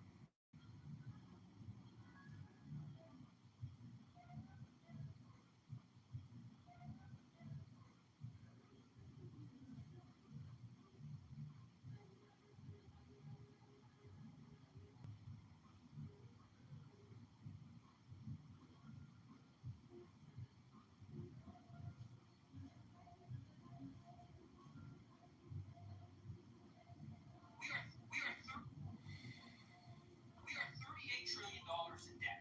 So you have to look at Uniting with your holy guardian angel, your magnificent, beautiful, mighty, heavenly self.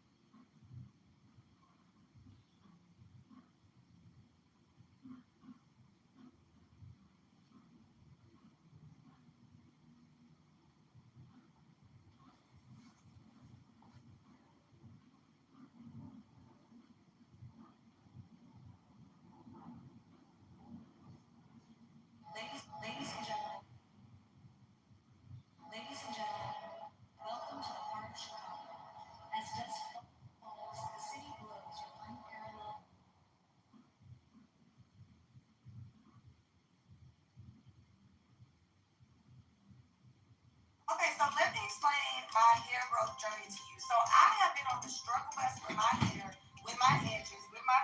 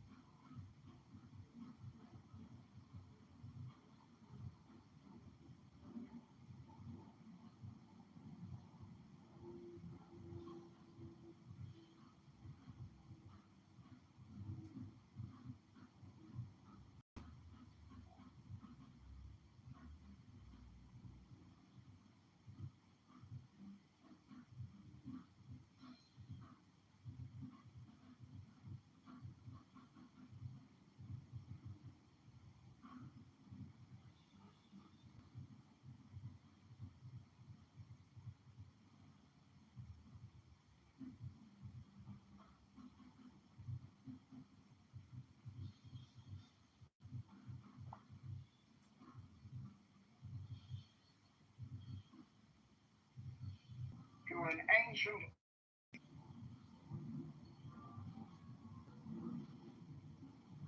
I am he, the born spirit, having sight in the sea, drop, and the immortal fire. I am he, the truth. I am he who hates that evil should be wrought in the world. I am he that lighteneth and thundereth. I am he from whom is the shower of the life of earth.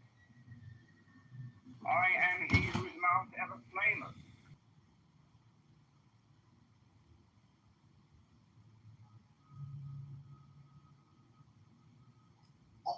It's never been done. This one kid, he comes and he tells people, I'm not gonna say it, but he's like a little brother. One day he just came out and started sending me like pictures of stuff like he likes BDSM and stuff. I'm like, why are you? Like you're like 18. Why do you even have these things? He's like, oh, I just wanted to show them. I'm like, no, delete it. Don't ever send me this again. What the fuck's wrong with you, man? Like why did he need to send it to me of all people? I don't know. It's like maybe I'm like his priest and he wants me like a confessional or something. I don't know. Like why are kids even having access to this stuff? Let's go. Yeah. What's the problem? Leather whips. I don't know, batons. Do you know that there was actually literally a house in the South a long time ago? The house was oh shit, okay. The house was about, what is it? They were running a room every day. There was a therapy room for the BDSM victims. Isn't that crazy? And then the people go in to share their BDSM experience. And some people, they get used to this BDSM whipping and, you know, getting whipped and this and that, like, you know, and it's crazy. So there's a lot of this shit that goes on now. But anyways, anybody else wants to come up? You guys want to come on up? Looks like these innovative solutions with the Iran thing. I mean, Trump denied the proposal. He's calling Iranians pirates, and looks like the blockade is still on. The U.S. Navy is enforcing a blockade of Iranian ports. The military action, U.S. Navy, with ongoing concerns in Lebanon and Red Sea. And a 45-year-old protester was reported scaling a bridge in Washington. Isn't that crazy?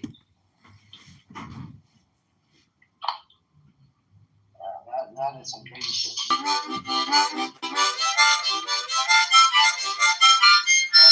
Yeah, well, that guy, Cash, or whatever the idiot name was.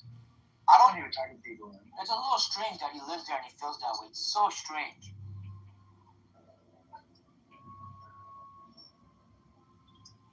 Yes, sir.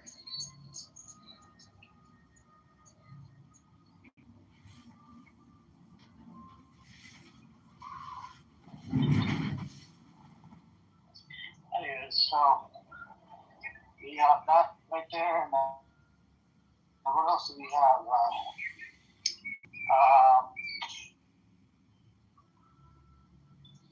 Looks like in Iran we have 14 soldiers produced unexploded ordnance in the northwestern Zanjan province, local media reported. Supreme Leader Mustafa Khamenei urged his people to wage an economic battle and disappoint its enemies as the war with the U.S. and Israel and years of sanctions take control. IRGC Navy said it would enforce new rules over waters near its coast, aiming to turn them into a source of security and prosperity for the region. They have the war diplomacy. A new, the U.S. Department of State imposed new measures on entities linked to Iranian petroleum exports, including China-based Qingdao oil terminal, accusing it of importing millions of barrels of sanctioned crude and enabling billions in revenue for Tehran. Beijing rejected the move as unlawful unilateral sanctions.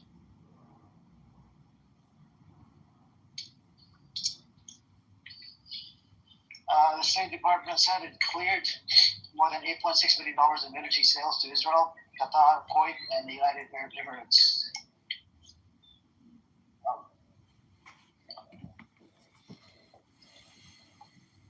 Anyways, what's your take on any of this? Any take? You have the on one side you got State Department making lots of money and selling shit to Israel, Qatar, Kuwait, and the United Arab Emirates. But on the other side, you have the Iranian side, the Lebanese side, and as well as doing, as well as doing. So that's the thing. And I remember about a couple of weeks ago, they killed about 300 people in one day in Lebanon, which was very problematic. Now, the UN resolution that was placed in 2006, it's the 1701. Both parties have violated the UN resolution. Yeah, it has.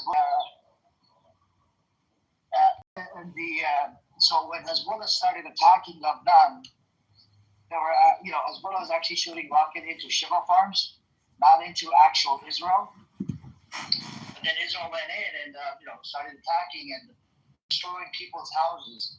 I remember watching this one video.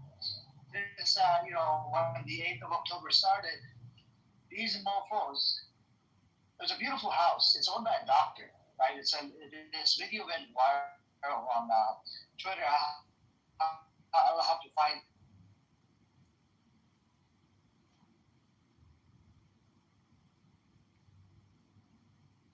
No, you don't even know about that research, bro. That research was in UC Berkeley by one independent black researcher. He's a professor, and he didn't even get that. Your government, right? No, UC Berkeley was funding him in some other project with the actual pharma. Look, bro, that can't be Alex Jones. Hold on. First of all, that research came from Alex Jones, did you? Quote came from Alex Jones, but it is incorrect. I want to go back to the annual expenditure he was talking about. When you break that down, every year, people are paying $5,000. This is what broke out. That breaks down the gasoline. gasoline being about $1,800, food being about $240, and other housing, interest, and goods being about $3,480. That's $410 per month. Yeah, these are true. Right. But here's the thing, right? You guys didn't consider the millions of dollars being spent on rats, dolphins.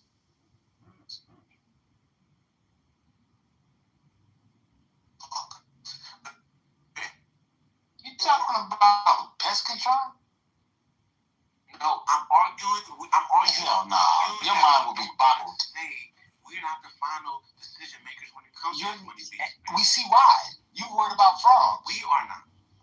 Meaning me or you. So just let it be. And nigga, speak for yourself.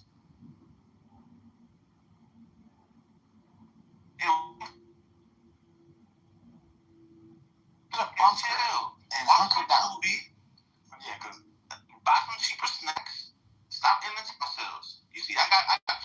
Why are you guessing about this? I don't even drink no. Like, I put the liquor down. Me personally, I really think you should focus in on AI. No, I'm talking.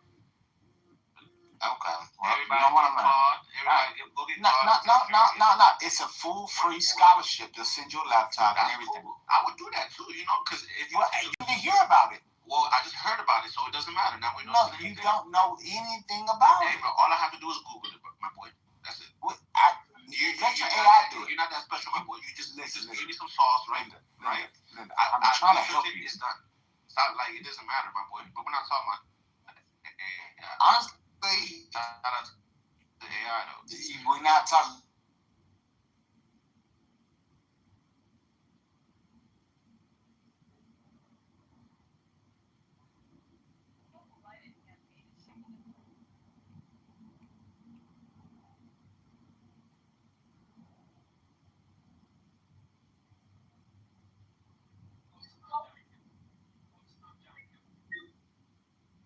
For the people who have common sense and the ability to deduce proper information, if you see the youth, please pour it to them.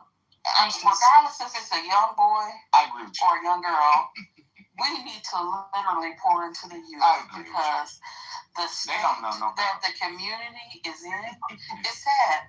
And if we allow certain people on the stage, I'm not going to call anybody out by name, but if you make an assumption, you will probably be right about who I'm talking about.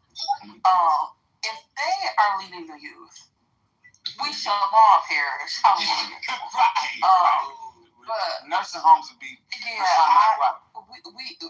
if you see a child, just give them a hug. Right. Love them and tell them you love them and encourage them to go to school and not use Google or AI and any other search engine because then you are not able to deduce. You have to, in order to be taught, you have to have a teacher. Hallelujah. And that's the crazy part. You see that word right there? You see that word right there? Hallelujah. So one cannot teach themselves, and one cannot teach themselves. You have to have a teacher. You have to have a teacher. You have to, and in order for the learning to happen, in order for the learning to take place, hallelujah, you first have to be quiet so that you can listen, because there are some things, there's some steps that need to be taken. Right. Who disagrees? And I don't think you're taking it in. If you told me about art, I have an AI software engineering degree. Hey, Cassie, you not hearing Dr. Light? You don't hear nobody. Just talking. All right, you don't please. Thank you. Yeah, go ahead. See, if you see these two, that's what I'm saying, TT. I'm about to agree with you. If you see a child, you should also probably put them in an organized sport. Do you see how these gentlemen? You see how these gentlemen or the military? You see what I'm saying? You see how they lack discipline? They can't shut up for 10 seconds. They just going. The kids don't have no discipline. So give them a hug and a book, and sign them up for soccer. And soccer is good. Yeah, I played soccer half of my whole life. Maybe you need to football. Like the top.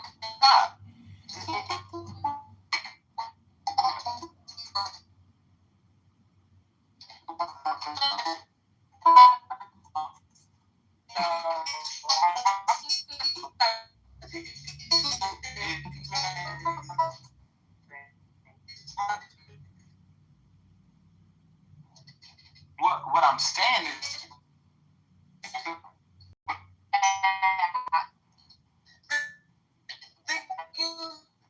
I have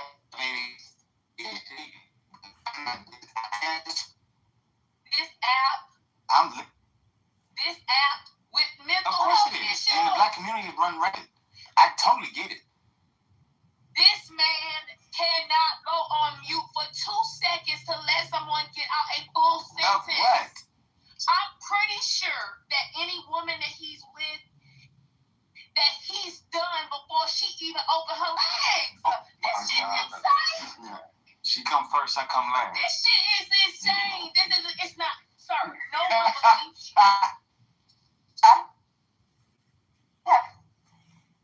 You don't have enough PP according to.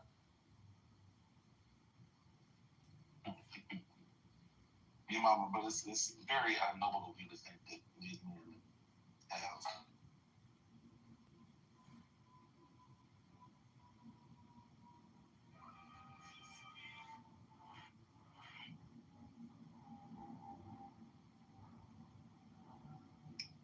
And honestly, you almost forgot people only have a certain amount of attention span. Like, y'all want to be long-winded, but like, it's a tough nap. How long is the average adult? About 3 minutes tops. You ain't. Right, because I have ADHD. You need to go But get some Vyvanse and stop making. I do have Vyvanse. 16 milligrams. It's not working. No. I'm off my meds. It's the weekend. It's the freaking weekend. It's not working. No, hold on. And you can't take it. Wait, no, sir. No. You're some. Fenimol. It's not. It's not. The way you're acting, is. you need something to even it out. Sir. I had to drop him again because he's not about to line up five. There are strategies. There are strategies. If you're not going to medicate on the weekend, then use a fucking strategy. There's several of them. These are the lawyers. These are the lawyers that The lack of discipline is. He helped you with that one, Doctor. Absolutely disgusting. These are the lawyers of tomorrow. Bro. Look, and it's still stinging. I'm not talking about you, bitch ass. I said, I know he hurt you with that one. It stung. And we can clearly see it's. What are you talking about? Oh, you're not paying attention. You have ADHD? He has to be. You have ADHD? Oh, okay. Well, that explains it. You do too, dumbass. Do you know how you are in the world? You have everything. You have ADHD, ADD. You probably got some other shit going on with your slow ass. Do you know what you have? This how you were spoken to? You just use this app. Is this how you were spoken to? Your hyperactive mind keeps going from here and chillism back and forth, so you don't pay for your $10 Vyvanse because you got health insurance, contractor. Just go buy the Vyvanse shit to stop using chillism as your ADHD drug, nigga. You using Nathan and Manfinity. Oh, it's called learned behavior when you are her own by condition or maybe her parents or people around her didn't know how to treat her, so they spoke to her in this manner and they treated her in a particular manner. And now guess what? Somebody else identifies with. She's in the same non-compassionate, patient, very demeaning manner. Learn behavior. The cycle continuing itself. What's going on? When do we grow? When do we learn better? And that's to you, brother. Aren't you an educated man? Weren't you telling him how to?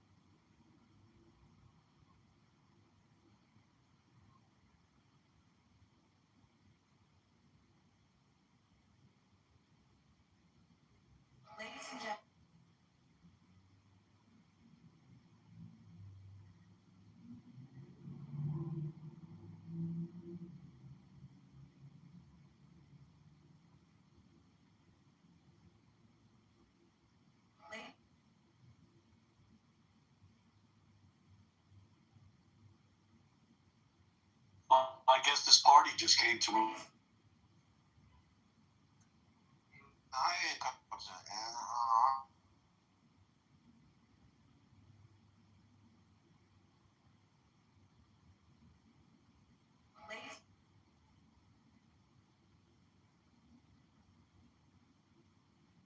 Are trying to, in Washington, are balancing the budget. They don't give a shit about you.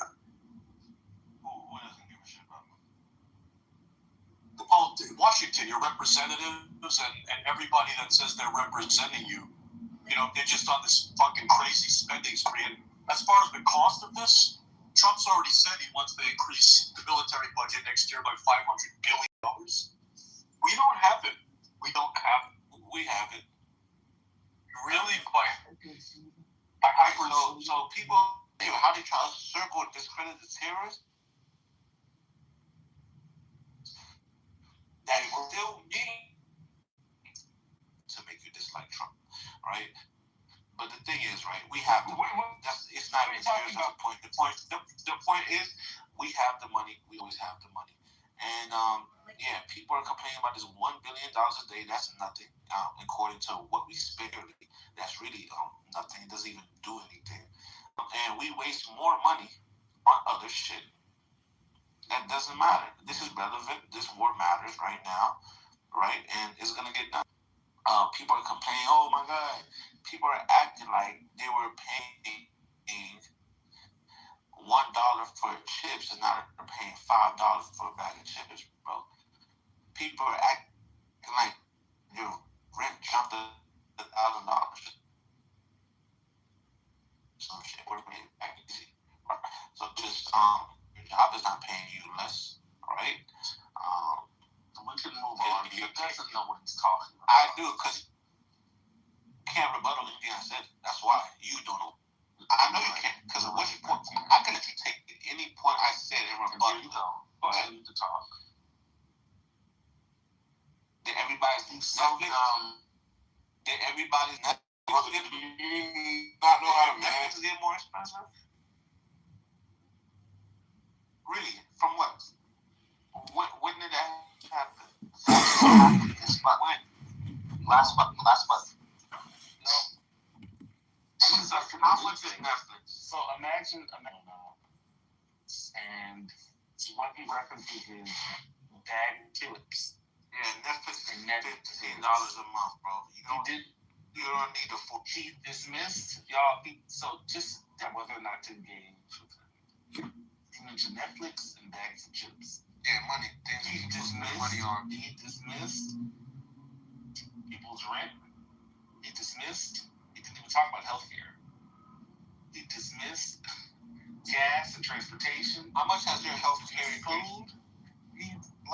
How much has your healthcare increased? Utilities. How much has your healthcare? He talked about these things. And he dismissed all of them out of hand. You don't even know so things that we know about him. He either is not paying his own stuff, which is very possible, and that's fine. But he can't enter the conversation. We can't have a conversation with him that is going to be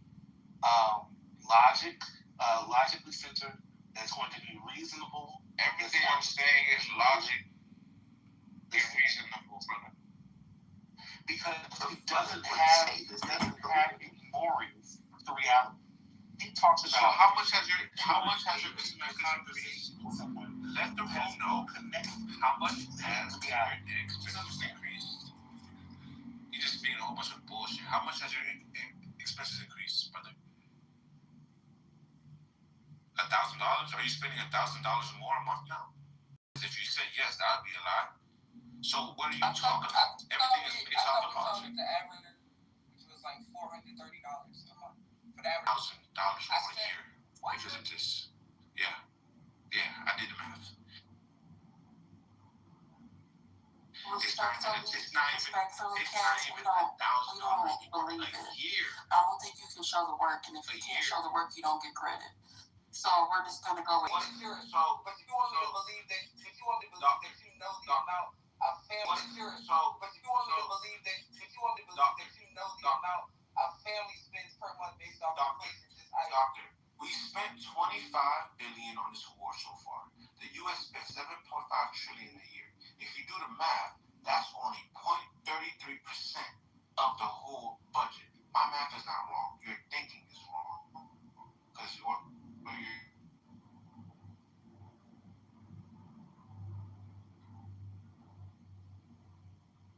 so now we're at what? 66 cents?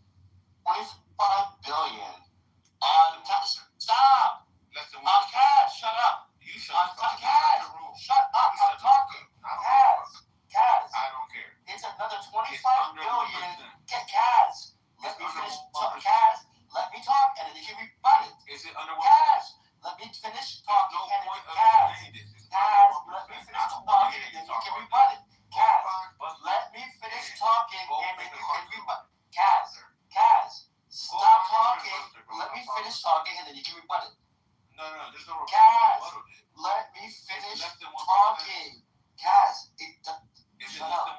How much budget was allocated for this year? This war is another 25 billion on top of it.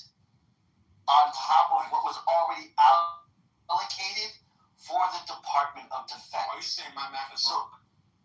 Will you stop and just listen? Are you saying my math is wrong? If you're not saying my math is wrong, then I don't gotta listen to you. Tell me my math is wrong, then I'll listen to you. And then give us the proper math. Okay, then I thought so, because my math was right. Your math is wrong. Yes, your math is wrong. So what's wrong about the math? Yes, your math is wrong. How much is the U.S. Yes, your math is wrong. So how much is it? Yes, your math is wrong. Yes, your math is wrong. So I won the conversation. Okay. Yes. Yeah. I know. Yes, I did. Yeah. Yes, your math is wrong. This guy thinks this is flat earth room. Like, yo, shut the fuck up. At some point, the people who don't have mental illness and who aren't fucking stupid have to have self-discipline. The stupid people speak like you, bro. I ain't gonna lie. I'm just giving you straight logic, bro. We could all look up how much the U.S. spends a year, and if 25 billion, do the math with that money, that amount, you get a certain percentage. What is it? Less than 1%. What is it exactly? 33%. 0.33, not even 33. Less than 1%. So you're complaining about what? He just trying to rebuttal what? You could call me a bitch, bro. I'm too passionate like that, bro. Go ahead, you know what I'm saying? So good job, Brick. Good advice, you know what I'm saying? You should tell him to go learn how to do some math. But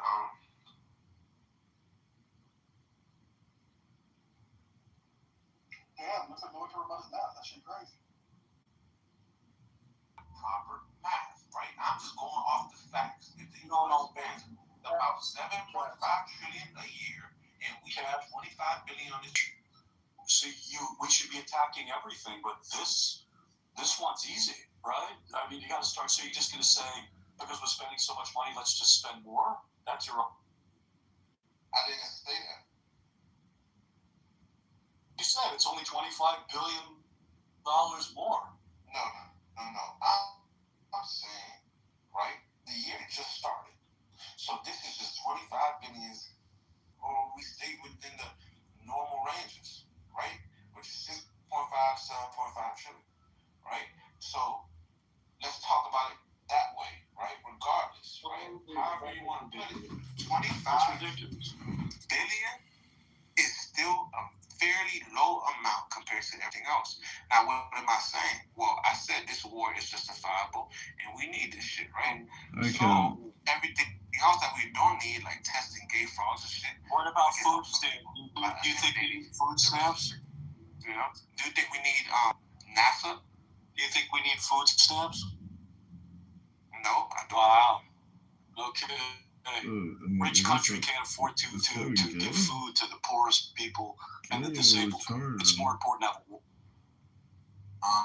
yeah, because it's Kevin Gay or Trump's been president for the last 8 years. He's been president not even 8 years. And he skipped a consecutive term. So what are you talking about, man? What were we doing before this? Before this? What were we doing? I don't want my comparison. That's a false argument, dude. Wait, hey, Kevin. Was everything good before Trump, bro? What's up, Concrete? Good Shabbos. What's up, Ken? Oh, People over here crazy. I have a can great get week. what you're, Cass, I can get what you're saying. We'll There's still is a certainly. logical fallacy in that statement, but you are correct. Act concrete. Clark trying to Let me act. Feel it. Take care. Let me ask concrete, because concrete will tell me if I'm bugging. Have a great week. I will certainly see you again one day. Goodbye, Florida. Take care. Right? People are complaining about this award, right? Just the whole budget, just on anything. Yeah. So people are complaining about this war that we spent, let's say, $25 billion so far on, right? Now that's point the U.S. usually spends, so it's very minuscule in it's in addition. They want to start. They're saying my math is wrong. Where to the 7. In my math, concrete. I'm it's in the addition to the 7 point. It's in the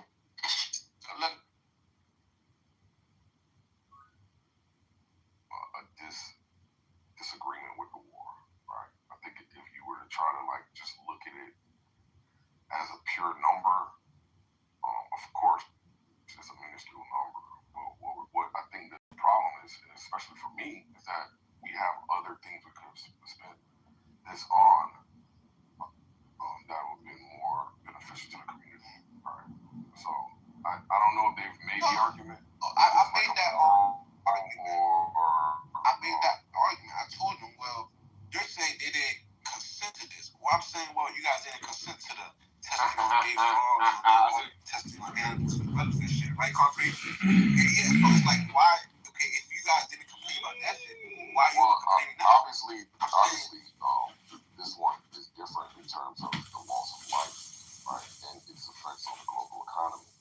Whereas testing of frogs is going to be the loss of frog life and not human life, and it doesn't have a global impact. Concrete, you remember that spaceship? Concrete was the allocation. Allocation for the research was it? Wait, Concrete, let me ask you a question. Was the funding for the research? Was the funding for the research set aside first? Just go after it. Wait, right. So, come on, Arthur, just wait. So, Cass, let me ask concrete question. Cass, stop. Concrete. Let me talk to Cass. No.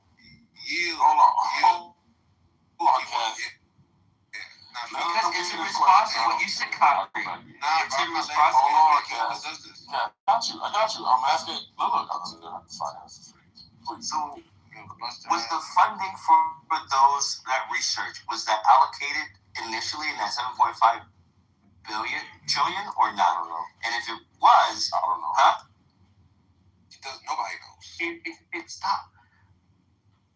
If the funding wasn't, then where did they get that number from? The 7.5 trillion, if it wasn't originally allocated. You're saying that the budget.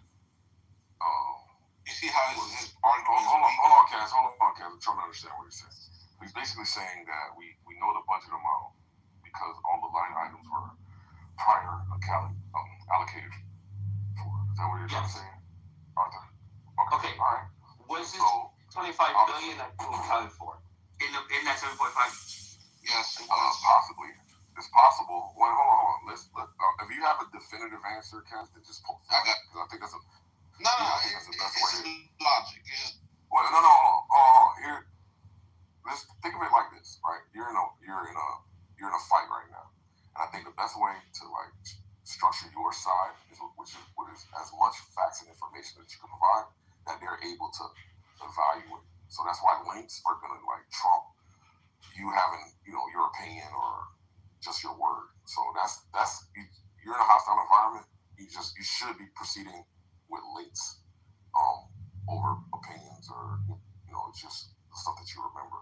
Anyway, so Arthur, let's just say that it was allocated for the research. On both ends, on the research end and on the war end, that it was allocated for or not allocated for. What difference does it make? Wait, hold on. They had to apply for a grant. research funding, right? They have to apply for the grant. Like there's funding set aside for the grant to do research. Like that's disagree with. It's allocated. It's not. Now where are you going with that point? What's this? No. So next. Okay, let me talk because this nigga don't know shit. Go ahead. Talk about, right? Concrete. Like think about it this way, right? One. You ever heard of people putting money aside for a rainy day? Right? Discretionary funds. The Emergency Department of funds. Justice. Right. Yes. The Department of Justice. They have funds specifically for war. Like, what does it? He really thinks the U.S. goes into each year. This is how stupid these people are. They go into each year, have no money allocated. Let me see how much is, because the money comes from the Department of Defense. So let me see how much is allocated to the department. So the Department of Defense on how much is allocated for it is not including war. It's a supplemental case. So there's basically $900 billion. Supplemental right? cash. So keep in mind. What up, man? It's supplemental. You guys don't have to go back and forth. It's supplemental. And it exceeds, and it's going to be more because they have to restock munitions. That's how much they're spending. Having them restocked, it's going to be way more than what it is. It's going to be about double that, what they stocked right now. It's a lot of money. It's on top of the defense budget, obviously. They don't take it. There's not an ATM where they take the money out of the ATM. It wasn't in the budget for an Iran war when they had the appropriations last year. We weren't in the war, remember? Come on. Let's move on. It's getting a little bit back and forth. It's getting a little boring. Hold on, bro. I kind of let you do your thing. It's getting a little boring. The half troll, half mag is getting a little boring. Let's kind of move it around. You can talk, but like do a different troll. The thing on it's not a lot of money. It's kind of boring. I've been over there. He just asked me a question, but yes, that's really what it is. But it's cool. We gotta keep going, but let's get a different troll. Man, Finity said he can do that. I don't want to make fun of nobody. I come in peace. Isn't that what you do? Don't you talk about people taking prep? No, I only do that when they attack me. I only do that when I only hit back. What's wrong with prep? I have a question. What's wrong with prep? Because it indicates you're living a sexually promiscuous lifestyle. And I think that's wrong. But straight people do that more. I think they're both wrong. Absolutely. Do you think straight should take prep? I thought prep was a gay thing. I didn't know it had anything to do with it. Oh, you think there's a medication just for gay people? Yeah, because they have anal sex. One second. Oh, you don't think straight people have anal sex? Not me. I didn't ask if you do that. I said straight people. You don't think I guess straight people who have anal sex should probably take prep too. Got you. And so you think that PrEP, which is something to stop HIV, has to do with anal sex. So if I share a needle, you don't think PrEP would stop it? You know, I never looked into it. Every time I see a commercial for PrEP, I see gay men. So it gave off the impression it's for gay people. I never seen a PrEP commercial with heterosexual people. I got you. I'm asking about the mechanism of HIV. So you think they came up with let me ask the question. Damn. I don't know how y'all do that. So you think... We didn't think that far. The last time I took a sexual... hold on a second. Last time I ever took a sex health class, sex ed, or whatever they called it, was in 6th grade. Okay, I got you. What does that have? Knowing how viruses work. Let me continue. So, straight women contract HIV through vaginal intercourse with infected men. Straight men can also. Do you think PrEP wouldn't work for them because they're not doing it through the asshole? Not even thinking that strong. All I know is I'm asking you now. What do you think? Ask the question again. I'm sorry. Do you think that a straight woman or a straight man, if one of them was infected, not even through it could be so Arthur Ashe had HIV/AIDS. It wasn't through promiscuity. He was a tennis grade, correct? He was. He got it through, I think, blood transfusion. So you can get it in ways that are not promiscuous, just so you know. But do you think if they had PrEP him and his wife, if he didn't know he was infected and he infected her, you don't think PrEP would stop it because they had vaginal sex? I'm sure PrEP would be a mitigating agent. Absolutely. Oh, okay, cool. Well, I was just making sure you didn't think. Well, that commercial is very misleading. But I guess there are commercials with it's straight across people. the board. For PrEP? Yeah. Okay, I've never seen it. But I don't watch a lot of TV. But the only commercials I've ever seen for PrEP, you got a gay man walking around in the commercials. So they gave off the wrong impression. Well, that's the ones you saw. I've seen some with straight people. With women. I would love to see one with straight women. All right, how about this? I'll give you a PrEP for a year. If I can, within 5 minutes, I'll do that for a year. Nah, man, I'm not going to agree to that. I mean, I'm sure it's out there. I'm just saying this. So I'm not. The only reason I hit Hurricane with that is because he's very vicious with his words, and you know that to be true. I understand that. He comes in here, but people die. That's the only reason I take it. I understand. I try not to do that. But having HIV jokes, even if you disagree with a lifestyle, because like I said, Arthur Ashe didn't get it from a lifestyle. I'm just trying to understand how disease, for someone of your professed moral and religious aims, is not off limits. Because I'm a Christian, but I'm not Christ-like.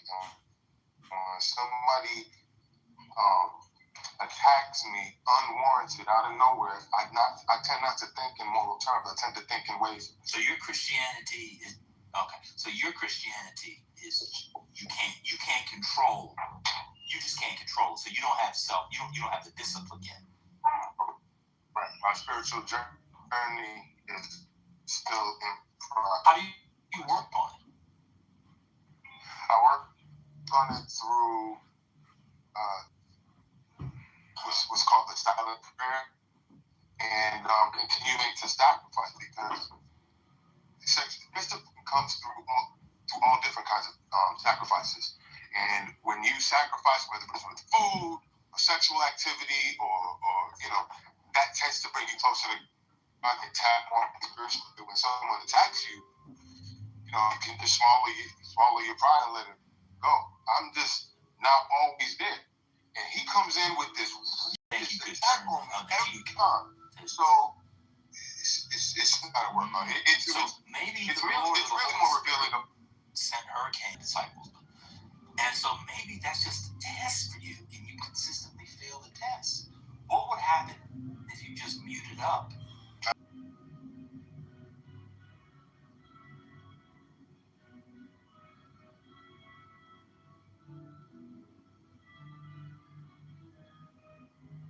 I think it's bigger. If I vaccinated my ego appropriately, this man would be able to say anything about me, and I could just say, Father, forgive him, for he knows not what he does, and move on. But I don't think it's ego. I think you just hate gay men. I don't hate nobody. Not hate, I think you think that they're morally repugnant and they should be put down. I believe that either. No, I don't believe that. Okay. I just think, I don't think I'm any better. It might not be true, I'm saying what I think. Yeah, I don't think I'm any better than the gay man, because we're all struggling. We all struggle with Yes, you do. I don't. How are you going to tell me what I think? Everybody thinks they're better, because that's just how people are. Everybody thinks they're better than somebody else or something. I think those men who take care of their children are better than those who don't take care of their children. Now, you can't take care of your children for a bunch of reasons. I'm talking about that. But people who actively don't take care of their children, I think people who take care of their children, men and women, are better than men and women who don't take care of their children. But here's the problem, right? So you might have somebody who doesn't take care of their children, which is disobedient to what God wants. But then you have another person who takes care of his children, but he's sexually promiscuous. They're both being disobedient to God's word. And I believe that's it's different the same.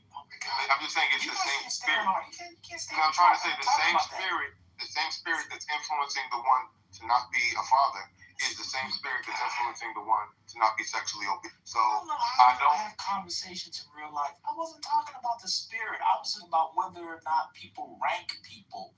These are the others. I gave you an example. I had nothing to do with the spirit. Come on, man. But the reason why I don't think the father is not better than the other one, because it's the same spirit that's driving them. So I look at them the same. You don't the same. You think one is better than the other, but because it's the same spirit influencing them, they are the same. Okay. So what was the second example? The father, and what was One example is of one who's being sexually promiscuous and Oh, that's sexually right. So disobedient. you think someone who's promiscuous is in the same spirit and category as a mass murderer? From a spiritual sense, yes, but from a physical sense, no. That's So bizarre. here on earth, how we have to judge people. Where do you get that from?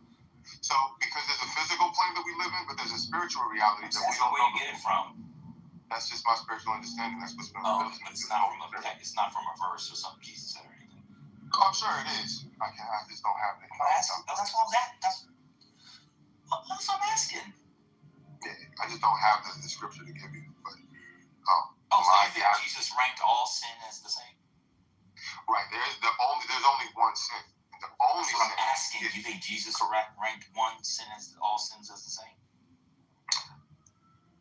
Yes, I know there's this thing about I think there's one thing about abomination and man laying with men, but I don't really know how to interpret that fully. I just put all sin in the same category because it all falls under disobedience. And laying with men, I wasn't talking about that. I was just talking about the nature of sin. Okay, I'm just asking. It's not a quiz. I'm done. I'm literally just trying to find out how you feel. Yeah. Well, if you think, I don't know. The prep jokes, I never understood the prep joke. But okay. I know it hits him where it hurts. That's why. You think? So not secure in his sexuality because as a Nigerian man, we know how the Nigerians feel about that. So I'm sure his family about him. Yeah, but mine is based off evidence. And the evidence is that the Nigerians are famously against that kind of behavior. So the art. Oh my God. That's my theory. It's old. Do you think this man is like 60 years old? Who's old? Hurricane. He don't seem 60 to me. He don't seem 60 to me. Imagine thinking a 60-year-old night. 30s? Are you insane? Why can't he be in his 30s? I don't think What do you think? I'll be honest. People say this app has a bunch of. People always say that this app has people who wouldn't be who they are in real life or mental illness. I disagree. This app has 10% of us who actually have experienced the world, and the other 90% of us have never left the house. There is nothing about Hurricane that sounds like, that feels like, pause, any impression he's in his 30s. You think Hurricane was born in the 1990s? Okay, maybe 40s. I didn't think 60, bro. Nah, man, I'd kill myself. I'm gonna be honest with you. We listened to Cass talk just now for an hour. You made Cass sound like Plato. Listen, man, I'm just telling you, he didn't sound 60. He could be. I agree with you, man. He acts like he's in his 30s. So I'm screaming, Monica, because I'm so nonplussed that if I don't let it out screaming-wise, I'll have a heart attack. Hurricane hasn't seen 30 since Benjamin Franklin got diagnosed with the gout. Yeah, but see, the thing is, we just don't know. This is just our impression. We all experience people in our different ways, right? You experience me in one way. No. There's objective markers for somebody that you can tell. It's not like it's not a belief. Hurricanes talked about shit that he experienced in the 80s and 70s. But maybe I wasn't part of those discussions, brother. Oh my God. To be honest, let's be clear. Hurricane talked about the homicide trial. Like, I have to be honest. He is old enough but I might not to have been have in the founded the homicide trial. country. He was on the boat. He was on the boat. I wasn't there for the homicide trial. You know why I think he was 30? I now remember why. There was a time when he used to put his real picture in his PTR. And when he put his real picture in his PTR, he didn't look nobody 60 years old. You know that he was about. He's just black. He didn't look 60, though. Oh my God. Whatever, man. At the end of the day, I'm gonna be honest with you. I'll be honest with you. It sounds okay, bro. You just said that. I'll be honest with you. You might need to get things prepped. You think that man? That's crazy. So he knows he doesn't know how to take it. That's why. So, but he just assumed that it's a suppository. What else are you shoving up your ass? Hey, man. I don't know what prep is. I just see it on these ESPN commercials, and I'm not sure why they putting it on ESPN. Why do they have those commercials on ESPN? Because they bought the airtime. That's how capitalism works. Anyway, what was the good point that Kaz was making? I thought Kaz was making an interesting point, but I tend to agree with the counterpoint. Because the counterpoint was probably even more compelling, which is that Concrete is talking about how, there's a cost to life and there's a cost to the world economy versus the other, progressive pet projects like Gay Frogs or whatever. It was an interesting point that he was saying, where is Gay Frogs? What are you guys talking about? Somebody talking about Gay Frogs. I know I heard that. I didn't make that up. I know Alex Jones with Gay Frogs research. Yeah. I heard about fluoride. To see that they put some type of water and it's supposedly made that. It's the fluoride in the water that makes the frogs. Yeah. I don't know. Oh no, that's Alex Jones. But I see it here. It is Alex Jones. This is a conspiracy theory. No. It's a real thing. No, I understand the point you're making, but I mean, it's kind of strange. So, when one administration does something, as citizens, we're allowed to disagree. It doesn't matter. I don't get it. So, we shouldn't worry about the war because it's infinitesimally, it's too small to care about. But the money that we paid for the frogs should be the thing that we worry about, and it's even. So, for instance, a better example would have been the Ukraine situation. All that money that we was pumping into Ukraine, the Ukraine war. 1 second. How so? Why is that a better example? Wait, Robert brother interrupted. That was really I was done. You were not. You were right in the middle of saying what you were saying. I didn't even get to the end of it. Yeah, it was because as I was talking about it, I had to remind myself that this is the same person who said that, he talked about food and he talked about Let's not take it there. I can't. I just had to stop myself. Okay, fine. You don't want to. I had to remind myself that he's an idiot. Okay. Let's stay focused. How's the Ukraine war a better example? I think it's a better example than the Gay Frogs because the Gay Frogs don't have a life cost to it. It's a waste of money in my view. It's not a life cost and it doesn't interrupt world economy. But when you look at the war in Iraq, people are driving crazy. When you look at the war in the Ukraine and Russia war, we were supporting Ukraine to the point where that was having a life cost associated with it. And that was, a war it was a conflict that so many people on the left were gung-ho about. It was the people on the right that seemed to have an issue with putting money into that type of war. But now, the way that Trump reworked it, we're giving money to NATO, and NATO is selling our weaponry. We don't give money to NATO. I'm sorry, we're giving our weapons to NATO, right? And then we're selling them to Ukraine. So it's like this is a better use and a better setup for people, for American companies to make money, rather than just throwing money at a problem, which is what. You have no idea. Be honest with us. Do you have any idea how any of that works? Just be honest, yes or no. I remember it being explained in this very moment. I may be flubbing it, but you understand my general point. Now we're being recompensed for our weaponry. We're being recompensed for our weaponry today, whereas in the past we're just giving our weaponry. That's all the time. The money, the munitions that were sent to Ukraine were U.S. stockpiles that then were replenished by U.S. companies. That's always the case. Trump did not do anything different. That's the normal way in which things are done.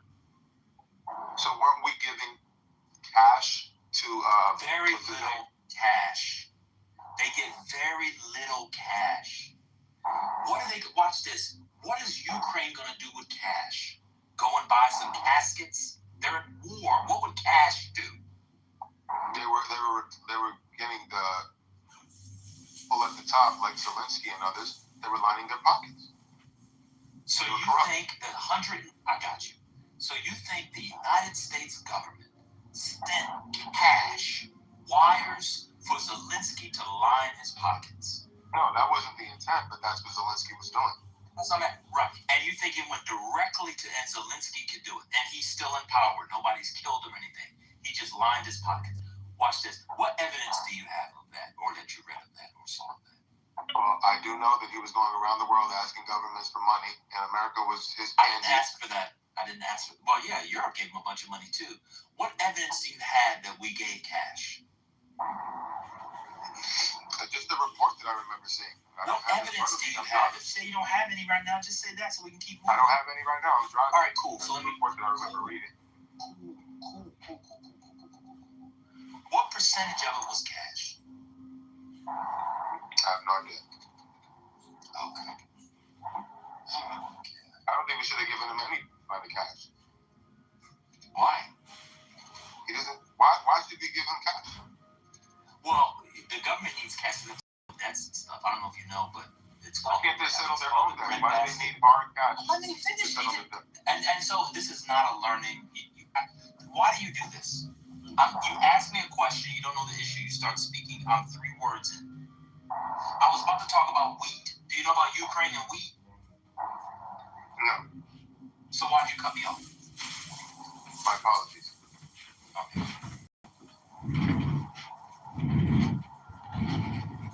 Alright, you gonna answer the question? Why do they need to settle You their just debt? want to talk. Another new thing is when people cut me off, they just want to talk. You got it. I'm not going to. Alright, so ladies and gentlemen of the jury, why does Ukraine need our cash to settle their own debt? If they can't manage their own economy without our cash, they need to fail as a government, and whatever happens, happens. They should not be using our money, our taxpayer dollars, to settle their debts. Ladies and gentlemen of the jury, I think I rest my case.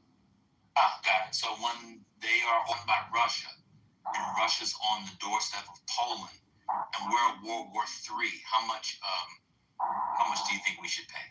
I think NATO needs to step in, not America, but NATO.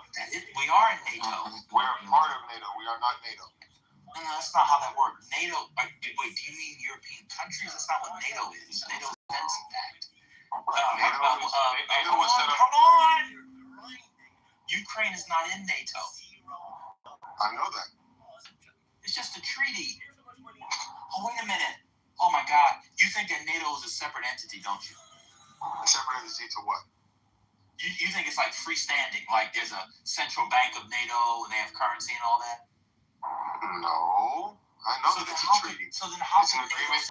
No, what I'm saying is America should not be funding their debts. Why? Because it's not our responsibility. Why not? It's economic assistance. Because we've got our own economic concerns here in America and otherwise. We don't. And did helping NATO help American concerns? Helping NATO? What do you mean? I'm not NATO. Ukraine. Does it help American concerns in any way? I'm sure. Yeah. From Russian aggression, it's another thing to handle their debts with cash. To me, that's beyond what we need to be doing. Why? How much cash was it? I told you I don't know that. So what if it was 50 billion? What if it was 50 billion? I have no way of quantifying because I don't have a frame of reference. All I know is that we shouldn't be paying their debt. Okay. That's Why? Well, I got a question for you. How do you know it's not our responsibility? Because it only. What agreements have we signed with Ukraine? Be quiet. Okay, if they're. And people also believe, on the right and the left, at least maybe not much anymore, that Russia was or is an American adversary. If you told people 5 years ago that you could spend 40 million, everybody would have taken it. 50 billion in a budget. God, I'm not put it to the side. I'm not trying to be callous. Everybody would have taken that. That would have been pennies on the hundreds piles are crazy depleted. Not one American soldier died. Not one deployment. But for you, that's too much. Even though you hit an objective that you wanted to hit in the Cold War and post-Cold War era without any American soldiers. On top of that, if you ever had to fight them, you know how they move weapon systems. You understand their logistics. On top of that, Ukraine has developed the most sophisticated drone technology system at pennies on the dollar. But to you, it's not worth it because you want the money to stay in America. Cool. What would you prefer the money to go to? Give me some programs. To the debt. The research and development and coming up with a healthcare system that is efficient and that keeps the costs down rather than putting that's one concern I have.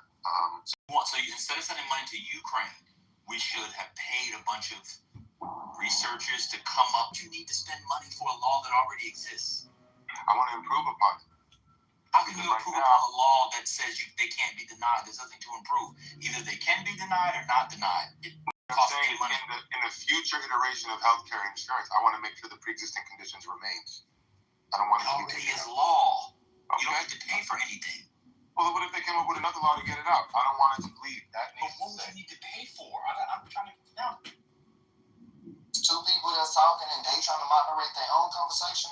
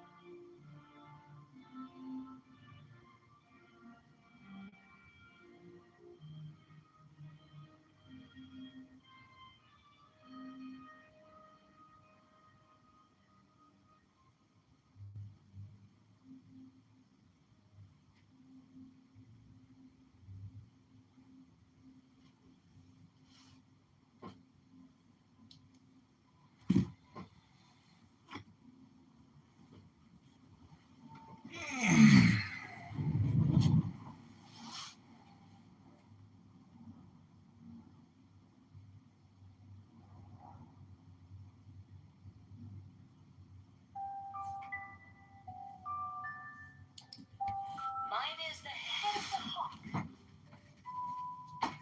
Abracadabra. And ends. 6. I bear the rose and cross of life and light. Abracadabra. Giving the sign and each abracadabra. Remaining in the sign. The invocation concludes. Therefore I say unto thee, come thou forth and dwell in me, so that every spirit, whether of the firmament, or of the ether, or of the earth, or under the earth, on dry land, or in the water, or in air, or rushing fire, and every spell and scourge of God the Vast One, I be thee. Abracadabra. The adoration. Impromptu.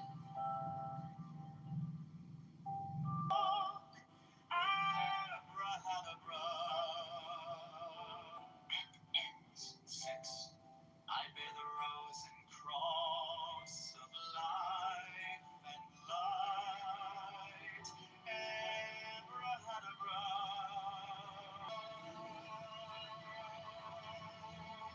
Remain in the sign, the invocation. So that every spirit, whether of the firmament, rushing fire, And every spell and scourge of God, the vast one.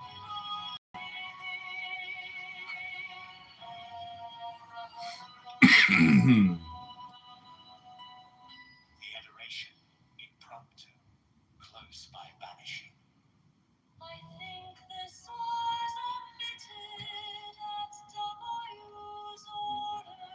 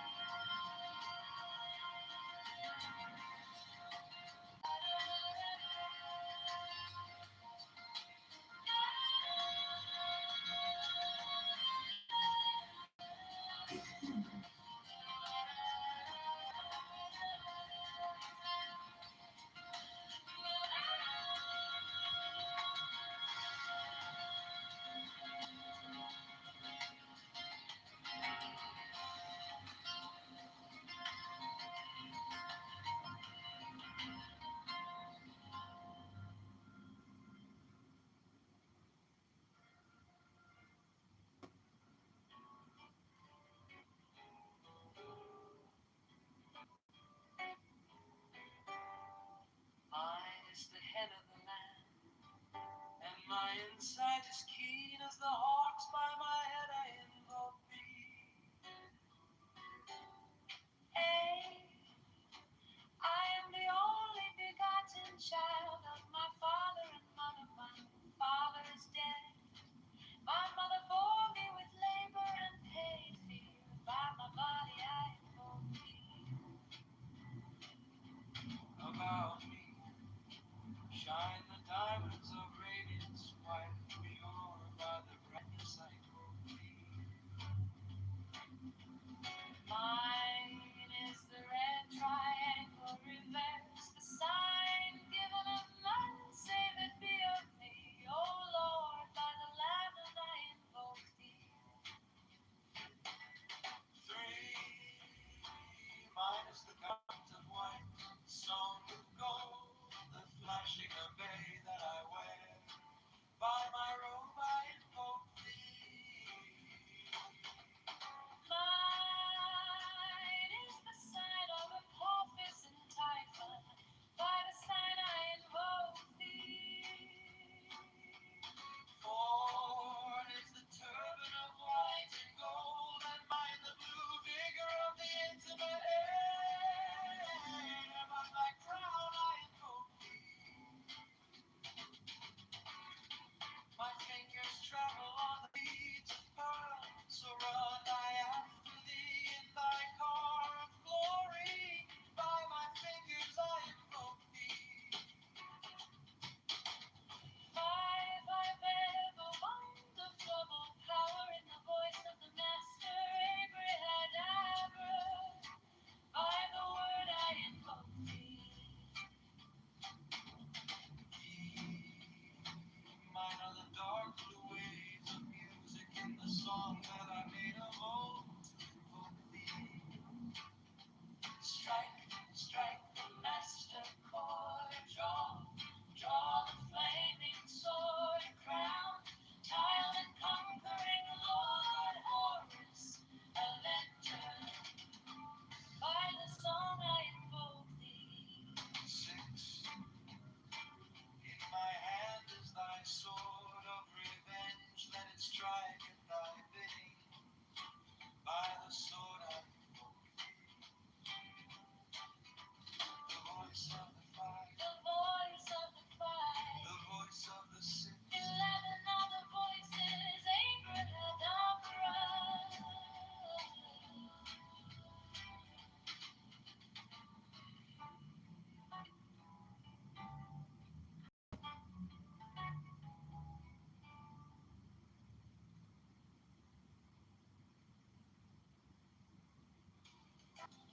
Strike, strike the master chord.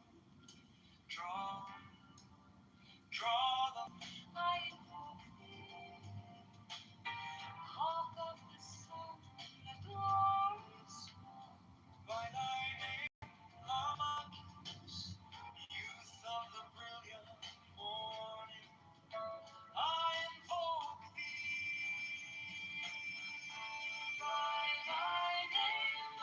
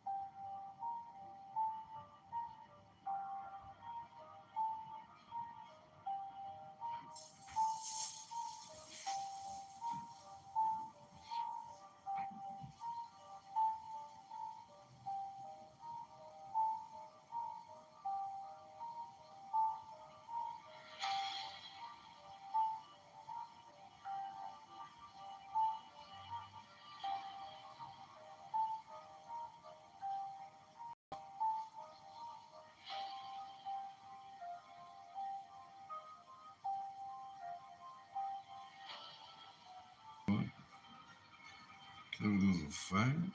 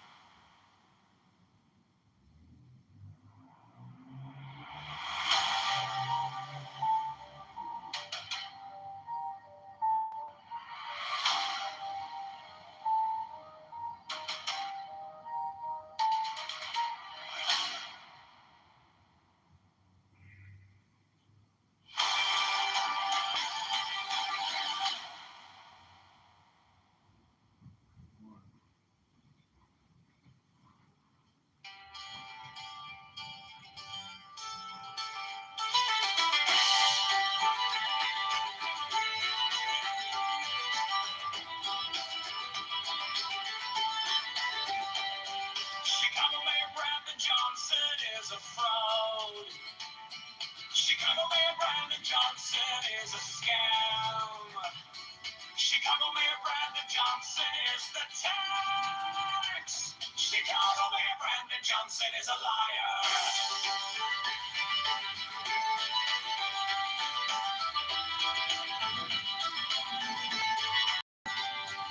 Chicago Mayor Brandon Johnson is a criminal. Borrows $1.3 million to give to crony non-scam. Brandon Johnson is the tax. Open the books, transparency now. Public spending tracker now. Brandon. Reparations for black slaves is a scam. It's a black tax socialist, a taxologist. All taxation is theft, affordability is a scam. Abortion Greyhound buses are murder for profits. Open the books, transparency now. Public spending trap, Brandon Johnson is the tax. Brandon Johnson is the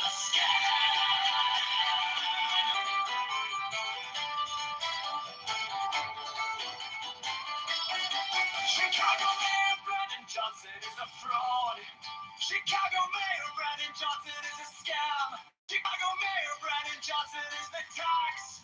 Chicago Mayor Brandon Johnson is a C2 is a propaganda organization for ability is a scam. Brandon Johnson is the tax.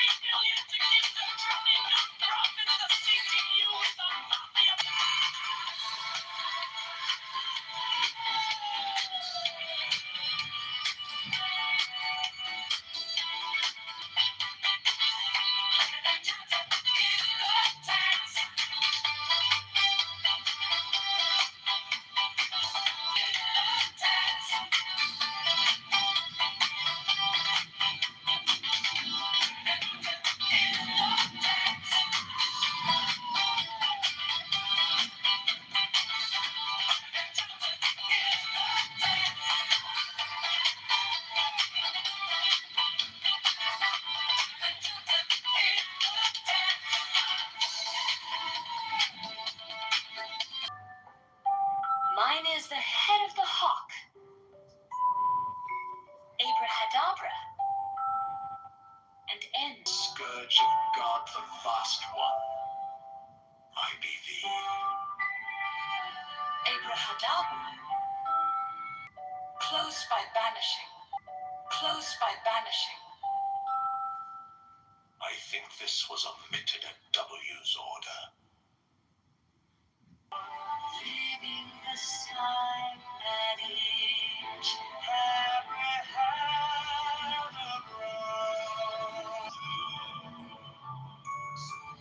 There I say unto thee, come thou forth and dwell with me, so that every spirit,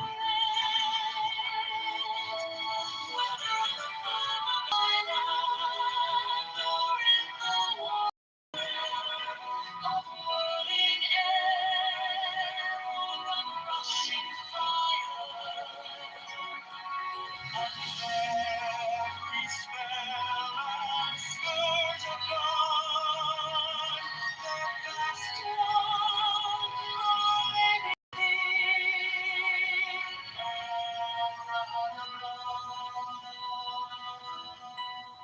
The adoration, impromptu, close by banishing.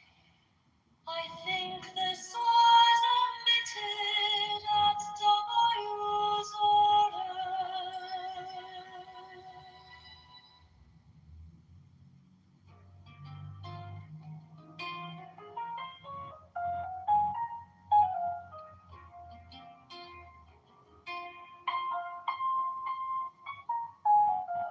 Mine is the head of the man, and my inside is keen as the heart. By my head I invoke thee.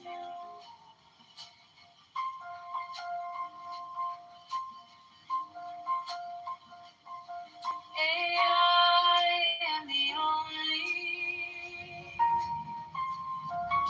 begotten child of my father and mother. My father is dead.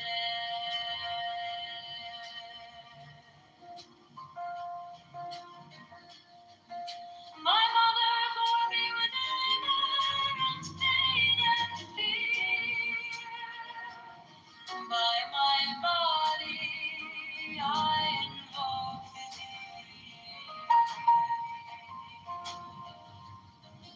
To bout me shine the diamond of radiance white and pure. By the brightness I invoke thee.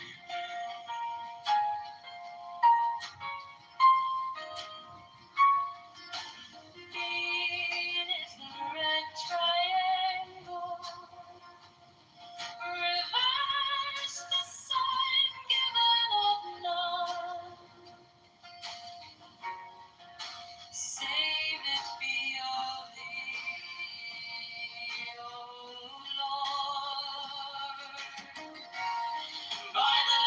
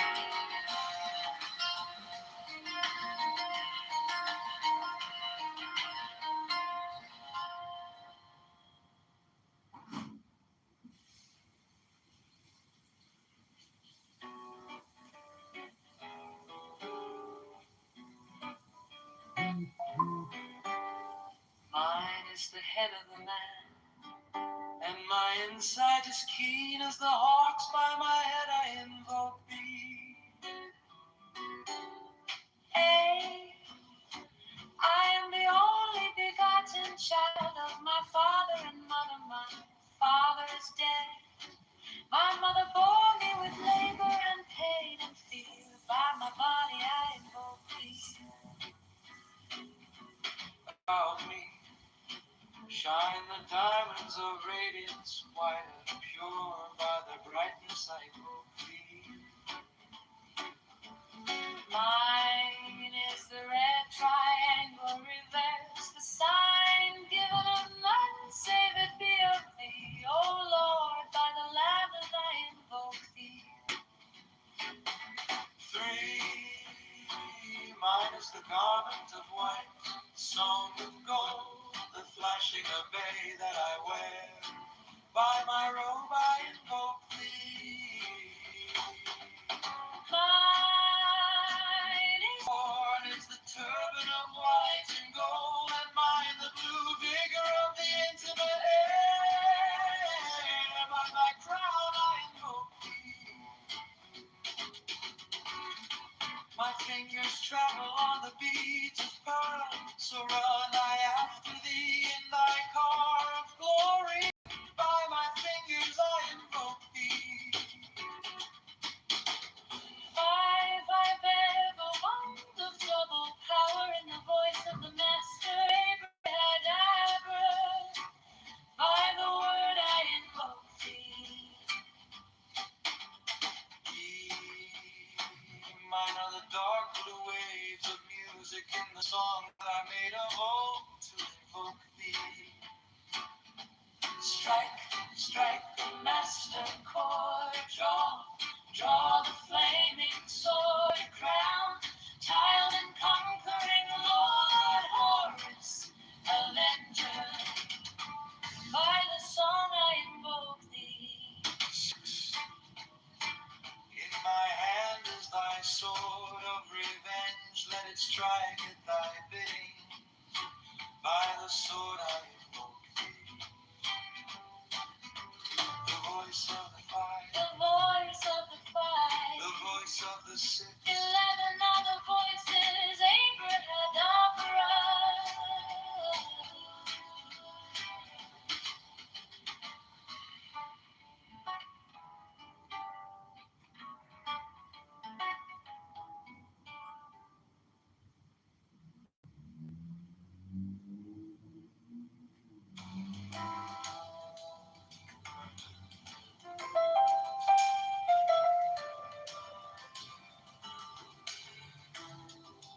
Strike, strike the master chord, draw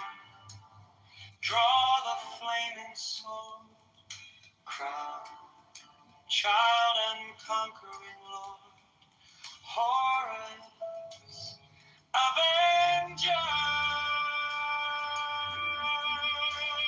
By thy name of wrath I invoke thee. Hawk of the sun, the glorious one. By thy name, Amachius, youth of the brilliant morning, I invoke thee. By thy name,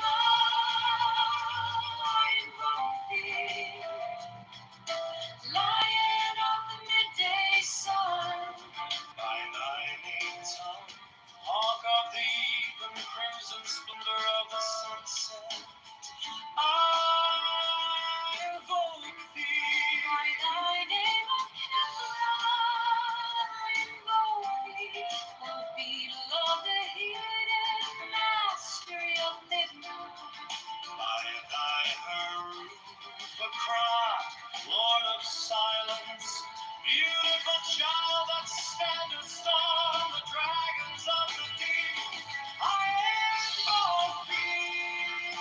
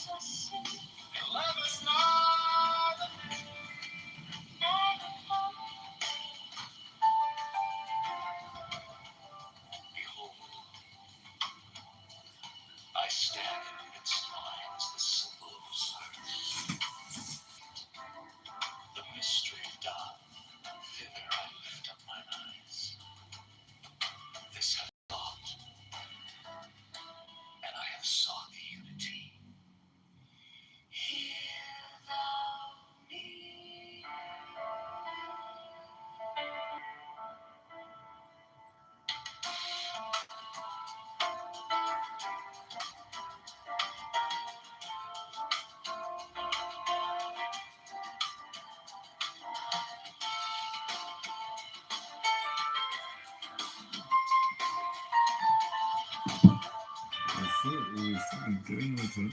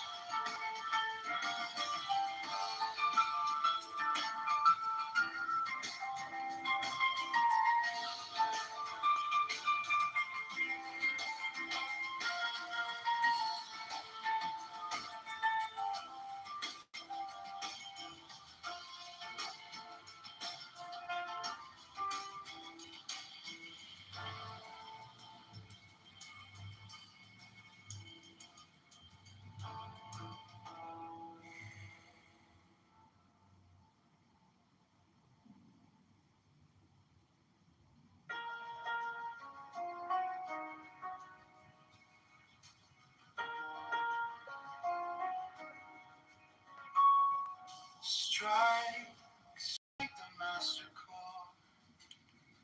Draw the flaming sword.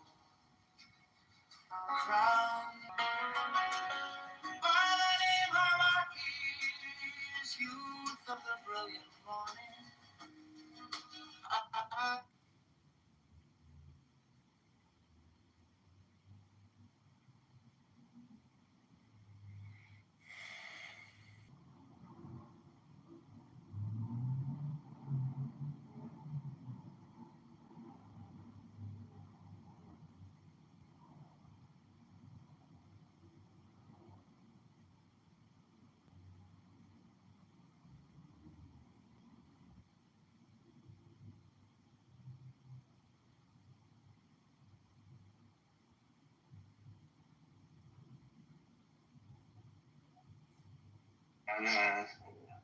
این آهنگی احساسی و لذت بخش بود. خدا چی میگم صبح 8 منو راه انداخت ولی که واقعا آهنگی زیبایی بود. من ازش آوردم.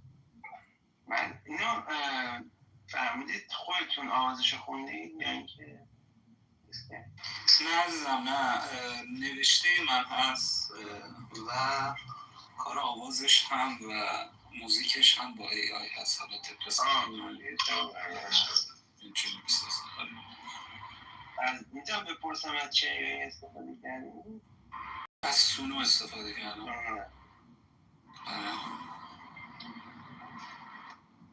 خیلی فوق‌العاده بود. من که خیلی لذت بردم. من یکی از دوستان یه آلبوم 16 ترکه با همین سونو یه بخش از صدای خودش هم در واقع گذاشته و توی در واقع اسپاتیفای و اپل میوزیک اساسا این آلبوم رو ریلیز کرده.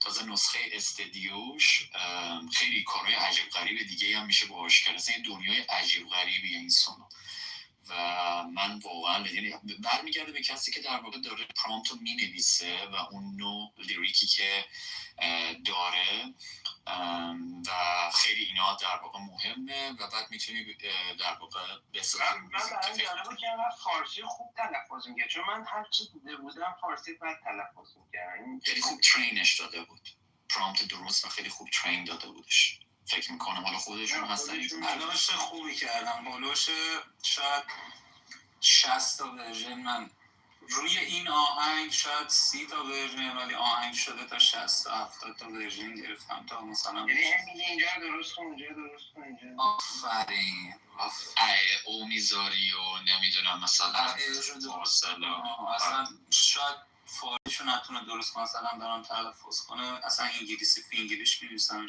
یه جوری باید درستش کنه تا اونجایی که میشه. خیلی کارهای فوق‌العاده‌ای داره انجام میده. توی این انقلاب واقعا کمبود این نوع از موزیک ها هستش. آفرین. ما نایکیس رو داریم. نایکیس هم موزیک های فوق‌العاده‌ای داره. نایکیس هم ایران همین حالا برای ما ارسال کرده رو بررسی خواهم کرد، اما تصور نمی کنم که باشه. زیر آنها هنوز بهای کافی برای کارهایی که طی 47 سال گذشته علیه بشریت و جهان انجام دادند نپرداختند. از توجه شما به این موضوع متشکرم. بذار ویدیوشم بذارم. I'm looking at it up here. I'll let you know about it later, but well, I wouldn't have to. I didn't say that. I said that if we left right now, it would take them 20 years to rebuild. But we're not leaving right now. We're going to do it so nobody has to go back in 2 years or 5 years. They told me about the concept of the deal. They're going to give me the exact wording now.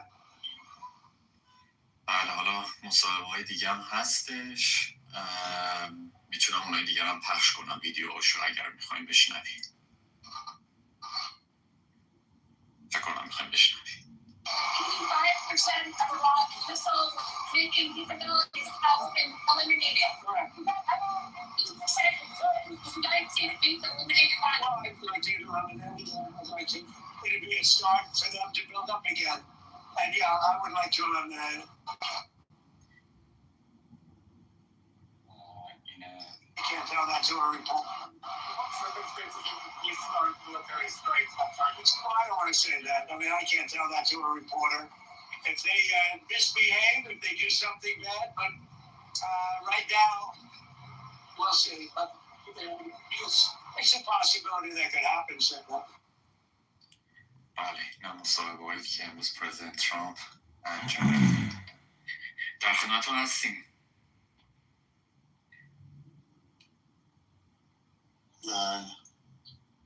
بله دستون در خدمت. بانوانش بفهم. ممنونم دنیز جان. من یه سوال داشتم، کجا میتونیم سید برای جان کاراتو بشنویم، گوش بدیم؟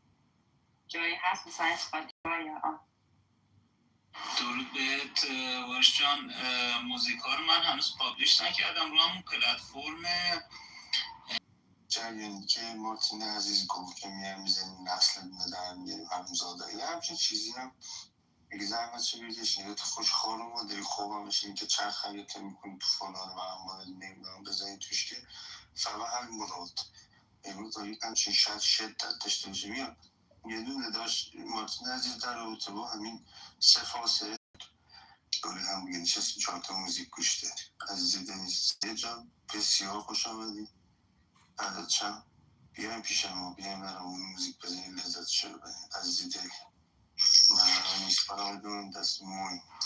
سپاس از شما بابت دعوت دیوید جان. در خدمتتون هستم هر موقع هر تایمی. من میومدم هر از گاهی میومدم اون پایین یا تو آدر مینشستم لذت میبردم از گاهی واقعا و هستم در خدمتتون. فعلا هستم توی جمعت هستم.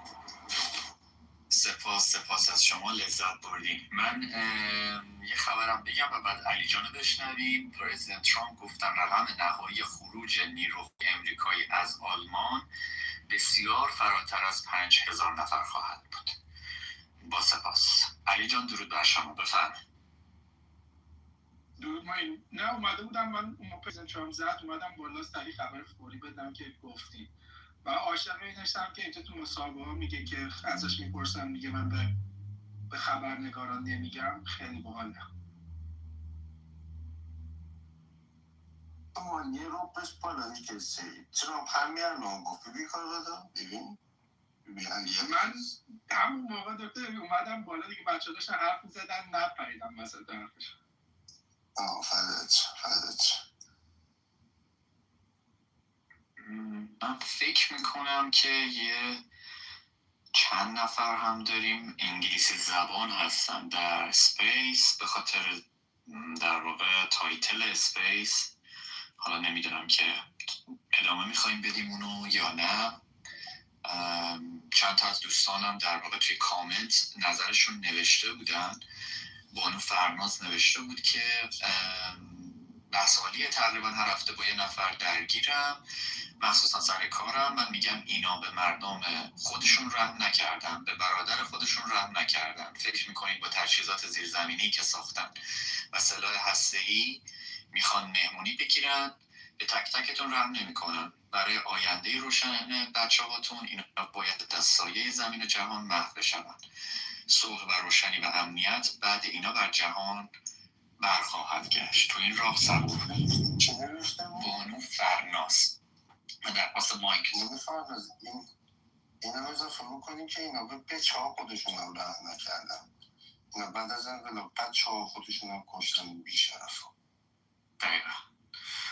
بانو راهلم گفتن که در مورد این بحث که وقتی چپا میگوین جنگ خوب نیست، به نظر من جوابش این هست: وقتی که 45,000 انسان بیگناه را جمهوری فاشیستی تروریستی اسلامی کشت در سکوت و فقط در 2 روز.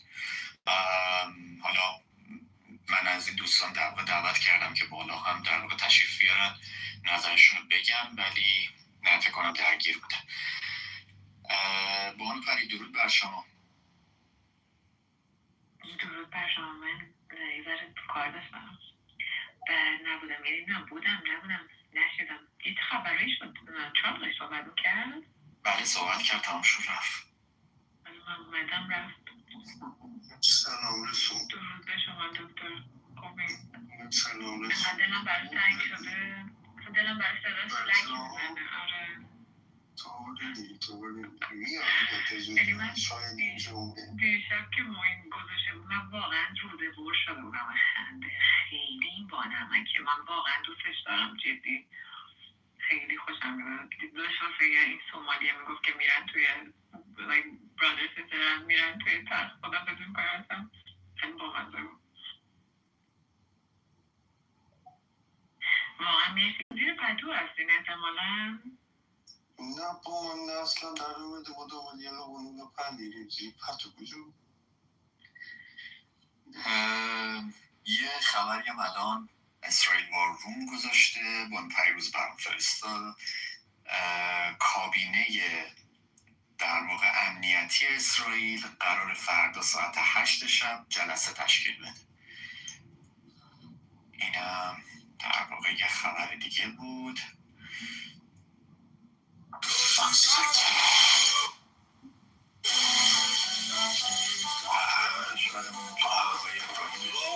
Who's memorable now? This fucking guy will get out here in my life. They want to be a we do want to be a fucking abortions. They will be an abortion, not be a problem first. من مطمئن نیستم راستش، ولی جوایی که بود نکرد چند ساعت از این نامه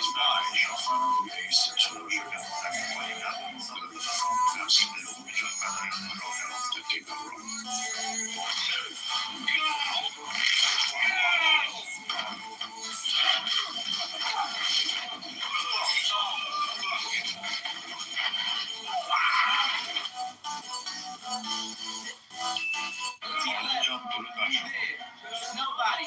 Look to the right. Nobody. Guess who's the man? You are. And you get the fucking world. Get everybody. You know what I'm saying? Like, fuck is you doing? Somebody run yourself. Believe in yourself.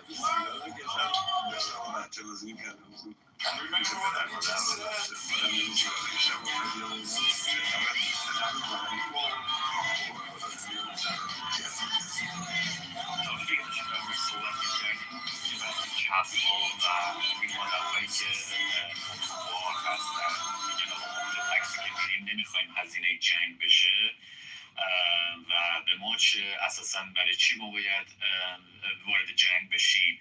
خود آمریکا الان داره اینو شروع کرده. اساسا آمریکا مثل هیتلر میمونه. از این حرفا اینجوری میزنن. در مواجهه با این افراد ما باید چه واکنش و ریاکشنی نسبت بهشون داشته باشیم و توضیح بدیم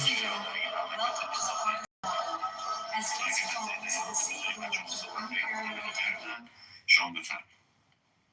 اوکی بله اون یه نیم ساعت پیش داشتم گوش میکردم، فکر کردم بحث عوض شده. والا نمیدونم من اون موقعی هم که اینجا بایدن و فلان و ابدان نه به آمریکا کمک کرد نه اصلا منطقی بود. حالا ولی من همین میگم اون موقع خرجای علکی میکرد این خرجی که البته جنگ نیست.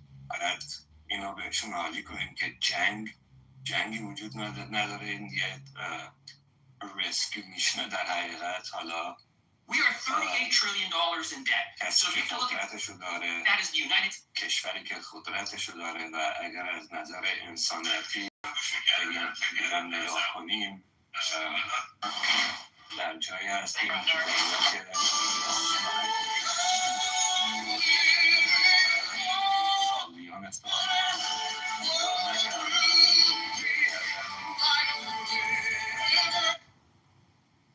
دلیل اینکه جمهوری اسلامی جفتا به اینجا رسیده همینه که هیچ عمل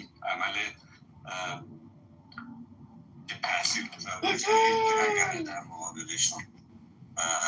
من یه چیزی که خیلی تأکید میکنم اگه با یه نفر که زیاد اطلاع نداره صحبت میکنم، میگم شما با یه حکومت، یه گاورمنت طرف نیستین. اسمشون گاورمنته و به مردم حکومت میکنن. اینا یه مافیای بزرگن، مافیای تروریستی که نظیرش تو دنیا نبوده و امیدوارم دیگه نباشه.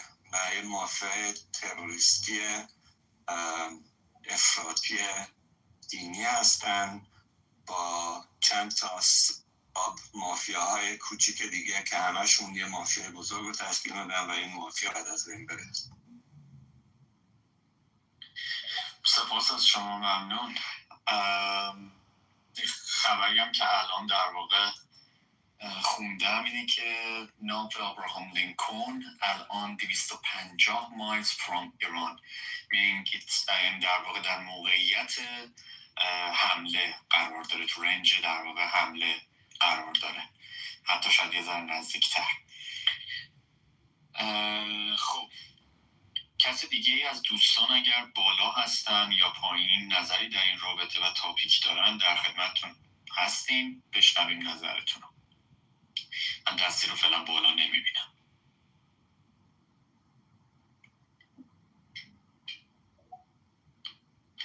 بفرمایید سید جان. موین جان، من سوال رو درست گرفتم که شما سوال پرسید در مواجهه با کسایی که دارن طرفداری میکنن از موج ضد ما چی بهشون بگیم؟ یه همچین چیزی گفتیم. درسته، بله. افرادی که چپی ها در واقع افرادی که میگن که اساسا این جنگ چیزیه که خودتون ایرانی ها نه خارجی ها اینش ما چپی ایرانی ضد جنگ تحلیلش مشخص، خارجی ضد جنگ بیشتر. واقعا سوال اول باید بپرسیم که دلیل مخالفت با ترامپ هم زیاد برخورد کردم اتفاقا و اینها هم من به این نتیجه تونستم برسونم که تو این مورد ترامپ کار درست میکنه. من به بقیه مواردش کاری ندارم، همیشه میگم من تمام موارد کاری ترامپ رو بهش کاری ندارم، این موردش رو راجعش بحث میکنم، اونجوری باش میتونیم بحث کنیم. آره این راه درستیه و واقعا هم باید بگیم که شما باید وضعیت خاورمیانه رو ببینی و کالت هایی که اونجا هستن یک کمی از مدیای چپ اینا دور بشن، هرچی تو مدیا بهشون یاد میدن و اینا میان دوباره بلغور میکنن بیرون. هم زیاد بحث نکردم، بالا فقط سوال شد بپرسم.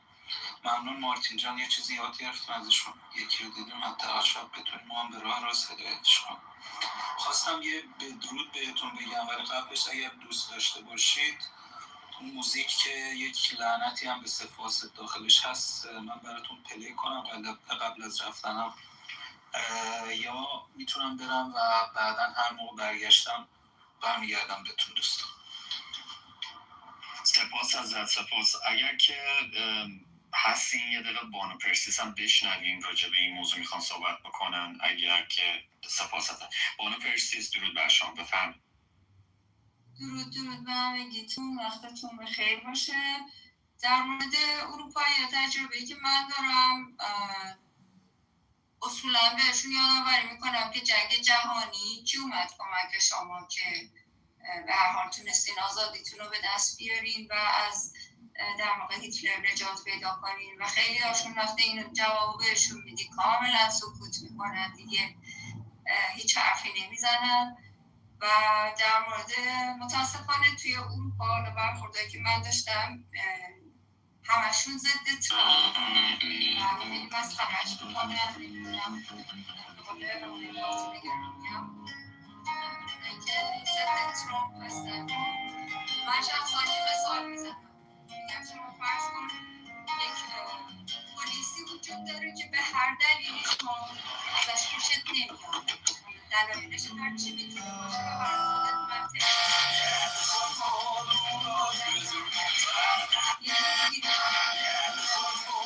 منطقی گرفتی که اون پلیس میاد و شما را از اون خطر نجات میده. آیا به خاطر اون دلیلی که خوشت نمیومد از اون پلیس ترجیح میدی که اون پلیس کمکت بکنه یا نکنه؟ و خب یعنی جوابایی که من گرفتم اینه که خب حفظ جان من مهمتر از اینه که من حالا از اون آدم خوشم نمیاد. منم بهشون میگم که من کاری ندارم که ترامپ رو چه احساسی نسبت بهش دارم یا ندارم.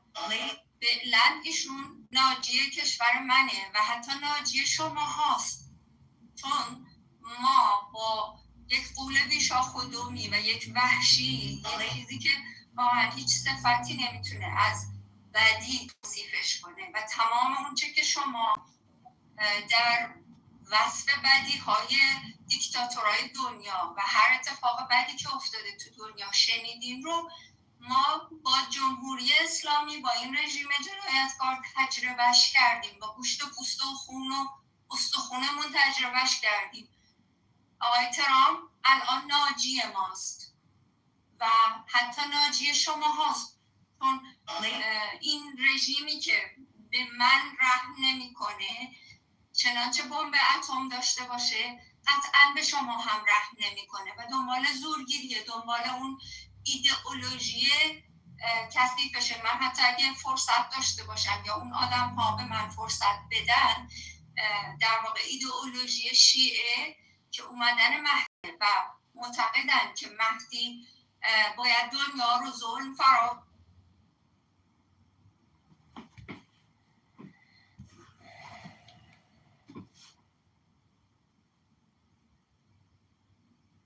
That is, when I say I take it with a grain of salt, that is giving you the benefit of it. Big. I've got like having people around the property like to inspect for like do like a fire inspection and then inspection for rats and stuff. So I've cleared out the property, cleared out the attic. But To them, like you want to follow what you even after are the fact, rationalizing. Are you justifying that? Like if people can follow their rationale. Yeah, Chris, I don't care what you gotta say. I'd rather just go with my own senses. The Arabs who That's generic statement. Mention leaders, the type Well, I agree. See, like you're talking about colonization, people fight for land, things like that. But these are different. These are a bunch of thieves that came there, trying to make people feel sorry for them, and people opened their own.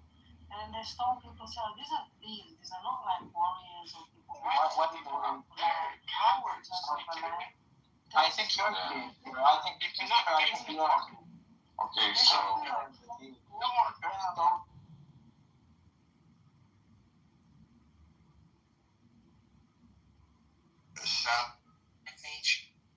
all those types of things are not going to really take you that far away from the story. Hold on.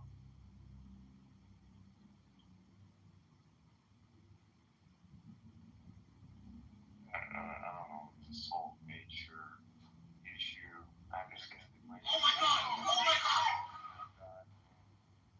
Develop Christ and give him his authority and work through him and not have anything him. I mean, the people were surprised. Like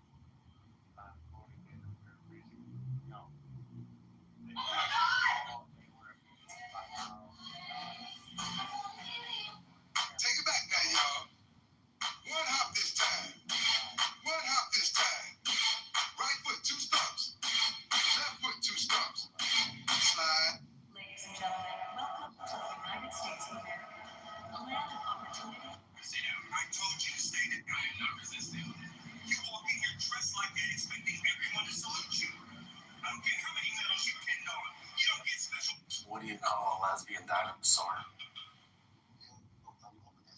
Are you Zero's disciples? I like Zero. I want to say I was his disciple, but I definitely like the way he thinks.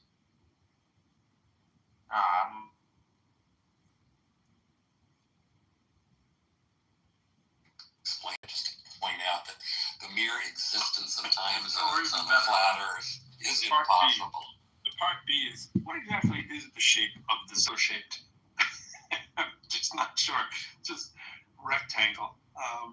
Maybe a golden rectangle, I'm not sure. That'd be a fun one. I think it depends on the shape of your flat Earth. It certainly does. And there we get into the $1 million question.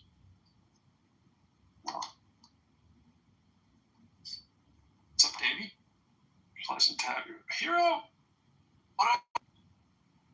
This is like a rare sighting of you. Wait, what? It's like a rare sighting of you, seeing you in full glory here on the PTR. What's up, Pedro? Oh, an actual photo of myself. Yeah, I don't do it. Yeah. This is an old photo, though. Be careful with those time zone shapes because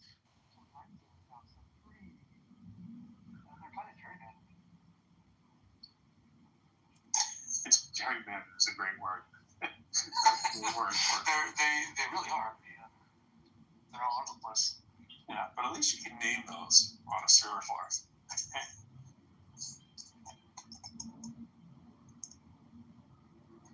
You can name them. And you of all people, you can draw them. I should. I mean, I could draw my actual. I could draw lines of longitude. That's right. You can cut them out. You do a 3D printing. You'd be like, here's a cutout. You know, I was thinking of making a globe.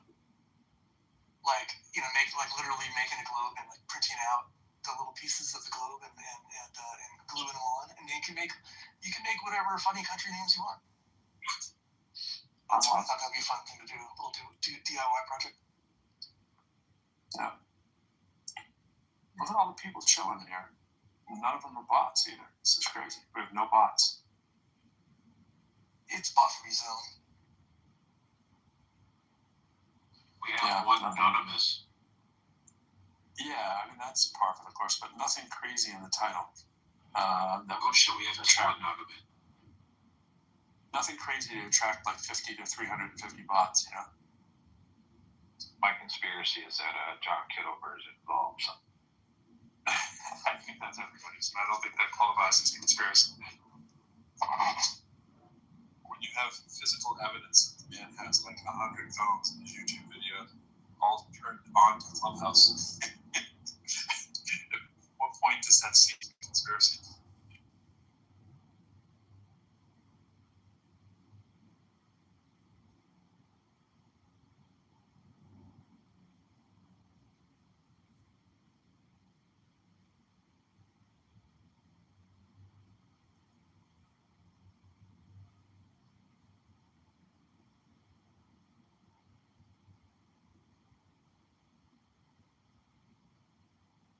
Kind of marveling at it was a conspiracy theory that there's a massive pedophilia ring of the global quote unquote elites, and then we get there's actually real fucking evidence now. It's no longer a conspiracy theory. She didn't want to let go.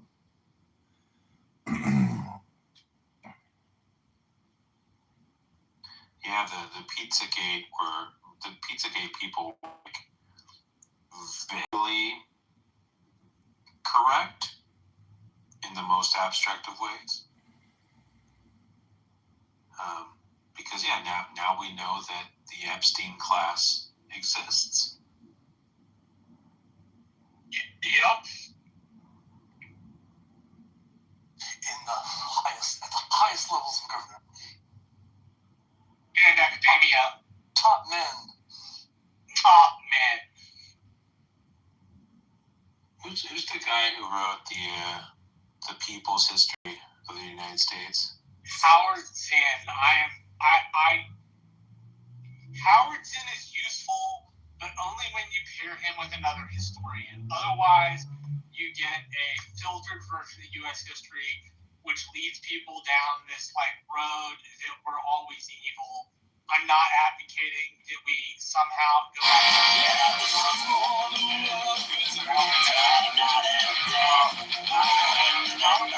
should be paired with an older school historian who does like specific, like you could use Howard Zinn as the overarching like book for the course, and then inject some specificity with like other documents, and then at least in my mind, as somebody who loves history, Howard Zinn becomes useful.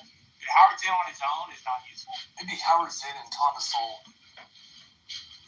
No, hey, look, I've read Thomas Sowell, and I find Thomas Sowell to be smart, but I think of like including other like firsthand documents in it, right? So when he talks about, say, the Native Americans, you would include Native American speeches to both Congress in, say, Georgia at the same, like when they were being forced to leave, at the same time as you would include like the administration at the time's rationale for like why they were doing this. So you like read that part of Howard Zinn and then you get both. My friends who, because I don't possess I don't book by Howard Zinn, but I've looked through it at Barnes Noble, and it does do some nice quotations. But I would prefer it to be heavier on the first-hand document side. But I prefer all general studies coursework to be more heavily detail-oriented personally. Well, he was one of my biggest disappointments of someone who was friends with Jeffrey Epstein. Like they were buddy, and seeing pictures of him hanging out with him, it's like that just made my heart sink a bit. It's like, oh man. And then finding out that there were, some top academics that were even part of the sort of new atheist movement that were also buddy with Epstein. It's like, oh man, the level of disappointment. Klaus Hagersheimer, G-section, just checking on radiation shields.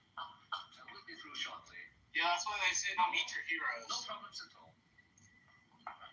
Oh man, I'm so fucking disappointed with Chomsky. Everything I need to see. Sorry about it. Yeah, no Chomsky showing up to all that shit. Tell me again. I hate being on the defense of people as heinous as this guy, and I don't want to appear to be on the offense, but I do have a problem with the very loosey-goosey stuff that people do. Like, oh my gosh, there's these files. Like, I'm not naive enough to think that a lot of them aren't simply like more than implicated. But we have very few people who we know did anything, right? Chomsky that you see in there would allow you to even think that he did anything, like when we say, approaching the P word. Right? Oh, I'm not saying that he did anything. It's just the how the friendship itself is enough to be like, oh, it just leaves a bad taste in my mouth. Yes, exactly. I mean, me too. But it's like we get in these rooms, and it's almost like believing the Benjamin hype. It's like because a bunch of academics are listed, and do you really think academics are flying down on the weekends and like order me up a 16-year-old? I mean, that doesn't seem to be anywhere in any more than just kids. Oh, for sure. Why are young black? Also, to that, when people say, like, someone was in the room the other day, it was somebody being everything, who was Why are young black men still wearing face masks? The Epstein files, and he said like, Linton's all over the Epstein files, and he started, he went down the list, whatever, just a bunch of people whose names we know, and but didn't mention Trump. And I was like, I'm like, okay, wait a minute. And so I did a little Google, and I'm like, how many times was Clinton mentioned in the Epstein file? And, hundreds, right? Like, for sure. And I just, so I was sort of asking, like, well, the people who are mentioned, like, what's the sort of frequency? And all the people who were mentioned this guy mentioned were all like relatively low numbers. I mean, not nothing, and still demands an explanation as far as I'm concerned. But Trump was mentioned 38,000 times. It was like a couple orders of magnitude more than anybody else. 38,000 times. Yeah. Wow, I should know how many times. He shows up like way more than anybody. His name shows up in the Epstein files more than Harry Potter's name shows up in Harry Potter, more than Jesus Christ shows up in the Bible. And this is the same thing we do. When we try to explain how far away it is in space to the next, star. It's like, bro, we're talking trillions of miles, like 30 trillion miles. No jumping. Yeah, I went in. No jumping. Yeah, I went in there and read. I went in there to the DOJ website and I looked at typed in Chomsky. I went in there to the DOJ website and I looked at typed in Chomsky, and I read. And yet he still maintained his relationship with him afterward. So that's like the most damning thing that I can find about emails between Epstein and other people. And like Epstein seems to have this like pattern of behavior of like ingratiating himself like a little weaselly, scumbag with all different kind of people, powerful people, influential people. That's kind of his thing. Yeah, right, exactly. What's called like that 38,000 figure in the files is not just directly like Trump himself. It's like a mixture. It's like a couple, or what's the word I'm looking for? I don't know. It's like Mar-a-Lago. It's like Trump properties. Yeah, it's like a bunch of Trump sphere stuff. That's the 38,000 mentions, but we don't. Of course, like how do we know like what else has it? Is again that like Chomsky should have known better past a certain point, and like with Matt Gaetz, right? Shows pictures of him having sex with like these women, and he would talk about how he'd take Viagra and Red Bull, and that. Here's the thing, even in everyday life, when regular people are like, so-and-so abused me as a child, people will still be friends with that person. I mean, I've experienced that with somebody I know who I accused of stuff. And people still, and it's like, so it's like, that happens in our, we want to hold Congress and these people in high places accountable, and it's like we also got to hold people in our immediate neighborhood accountable. We knew not to let our staffers be alone with them. It's like, what we knew not to let our staffers be alone with them. It's like, what the fuck? I know. Be alone with them. It's like, what the fuck? I know, right? Fuck. I know, right? Yep. And I came up because I took all these videos, but I had video after video where I was telling people like, hey, Pizzagate might be like false, and the whole Wayfair, like, it was like crickets, like nobody reached out to me. It was like crickets, like nobody reached out to me and said, oh my god, you were right, anyway. What, and so God, you were right, anyway. What, and so Epstein was apparently friends with the guy who ran 4chan. And one of the theories. Yeah, I saw that. I saw emails about that. Yeah. Yeah, that they would release rumors that were true, mixed in with fantastic conspiracies like lizard people and shit, to kind of flood the field. Yeah, exactly. There were emails. Like I came across some of them. That they were redacted in a lot of places, but. There were emails talking about the plan, to destabilize, to say crazy shit, to initiate crazy rumors, so that people discounted the whole thing. Yeah. So, hi everyone. Happy Saturday. Hey. Hi. I have a few thoughts, but number one, it's interesting to think about the ethics of some of these situations. But And on the topic of Epstein, let's not even get into the women physicians whom he had on speed dial to deal with all of the young girls that he abused. You're not the one I want. I know. You know what Homelander's doing. He's going after what happened. Wait, what? But I love that. I think Elliot brought up Chomsky, and I read this really great about that.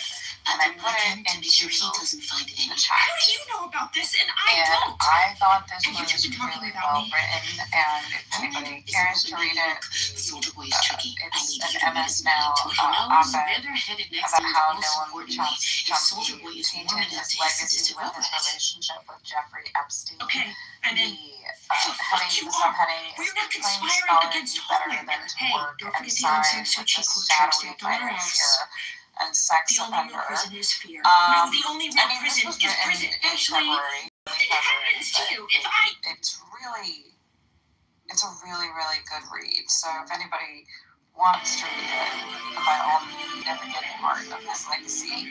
There is one aspect of this writing where I really resonated with that part. So here's one paragraph that was criticism, and I found that to be one of the best paragraphs that I read with regards to public figures and their actions. It was a good article, at the end, he writes, to guard against the kind of reverence that has made these revelations difficult for some Chomsky supporters to process, I suggest a rip on an anarchist slogan that I've heard on occasion. No gods, no matter. On MS Now, I'm not really sure what that,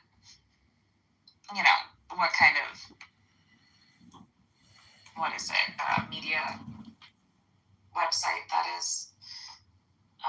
MS Now is the online version of what used to be MSNBC, which is a version of NBC. NBC. They used to be MSNBC and now they're MS Now. That's probably more information than you wanted. Still owned by Microsoft, yeah. I didn't know they were owned by Microsoft. I mean, Microsoft was a sponsor. That's what the MS and the MSNBC was. Really? Anyways, this was just a different. Sounds nice at this point.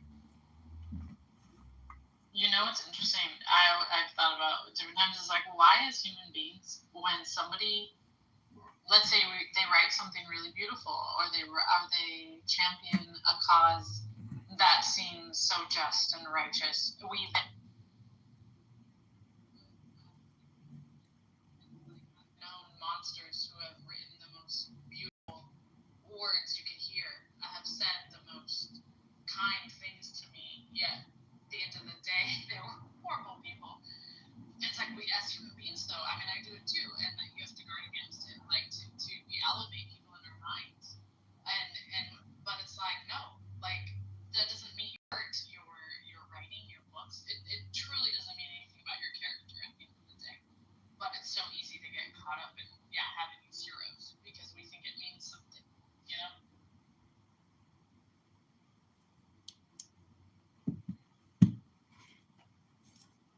The files, and they're like, how can that be? It must be going on since that time, and it's like, guys. So some of the emails, they're just making jokes and like referencing Marilyn Monroe and referencing Elvis, but they're not like Elvis and Marilyn Monroe are not like indicted in these emails. So that's something to watch out for. Yeah.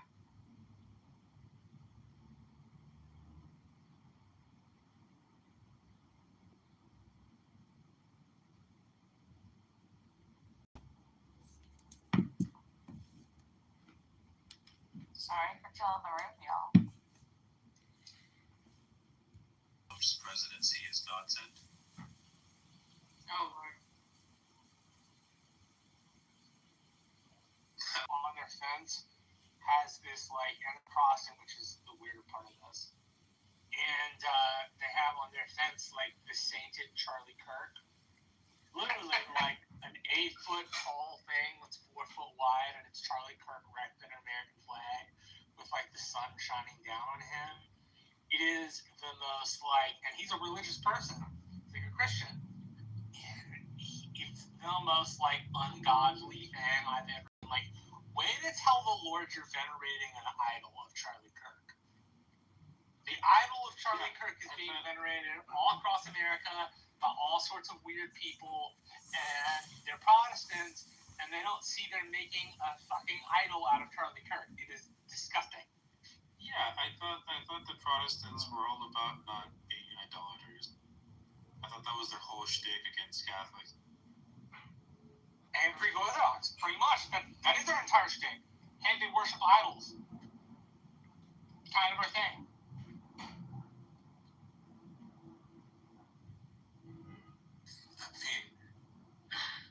Religious conflicts would be so funny if it were so like detrimental to the world.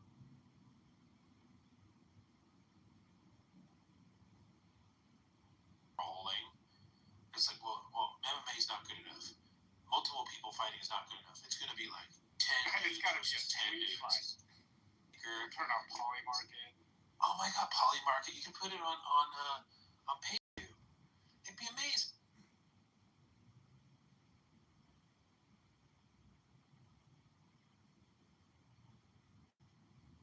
Be like Modern Gladiator. It'd be great. We get back to the Bronze Age and each select our own champion from the faith, and the champion fights for the faith in front of the assembled audience members, just like Gladiator.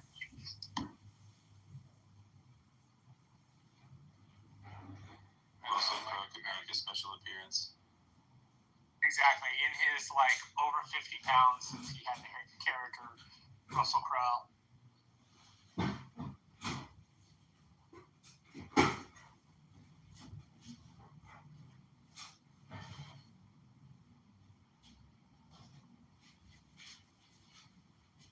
It's a walk-off. It's a walk-off. What I wouldn't do for the good old days of a walk-off.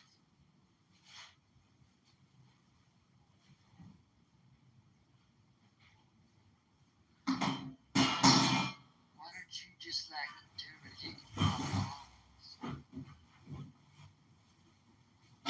I love that movie.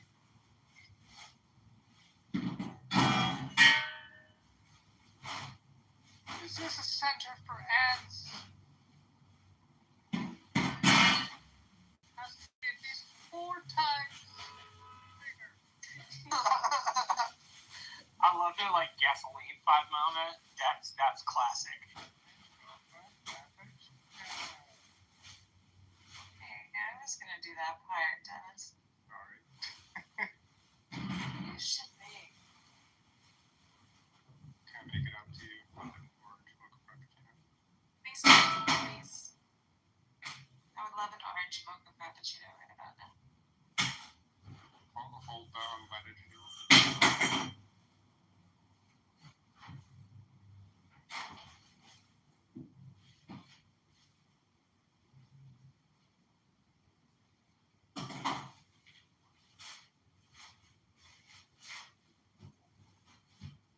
I could not get through the second one.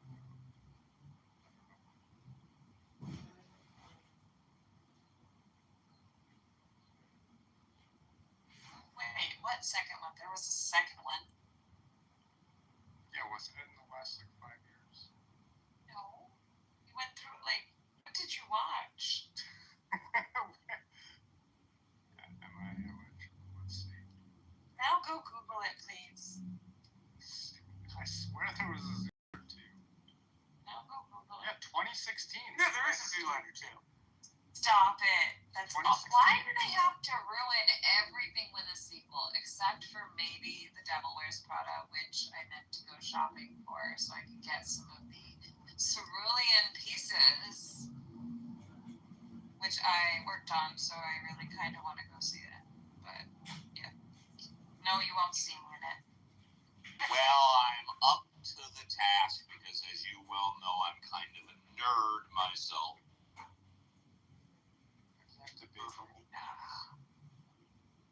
Wait, I heard nerd fighting. What are we fighting about? That Star Trek II, The Wrath of Khan, was better than Star Trek, the original motion picture. It's not even a disagreement. It's accepted throughout the galaxy. I mean, yeah, when I was a kid, I was like, what is this? Yeah, but you watched the first one without watching the TV series? Does it stand alone or connected to the TV series? The first Star Trek motion picture stands alone. Thank you. Without the series, yes. Is it from the 60s or 70s? I want to say 65 to 68, 65 to 69. Awesome. Yes. Wow. It's like as Apollo was being developed. Yeah. But the Wrath of Khan, come on. I mean, you know. Kirk, my old friend, do you know that revenge is a dish that is best served cold? It's very cold in Spain.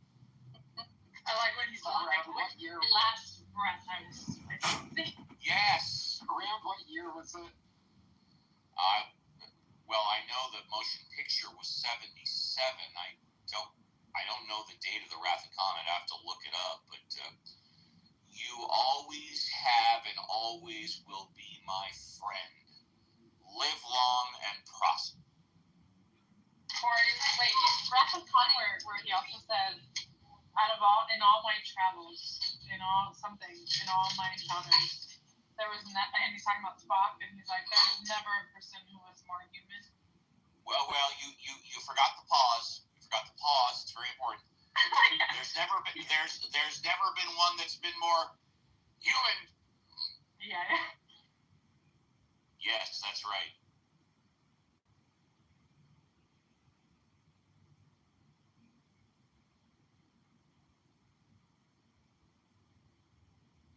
Yeah, I don't know anybody that thinks the original motion picture was better than The Wrath of Khan. Nope. Rachel said it's more philosophical. Depends how you're grading it.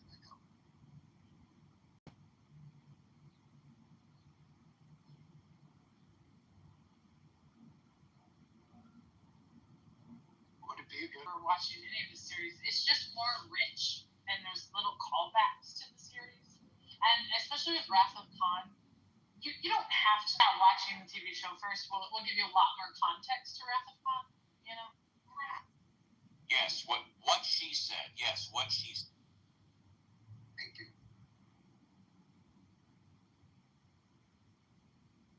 Scott has very strong opinions about it.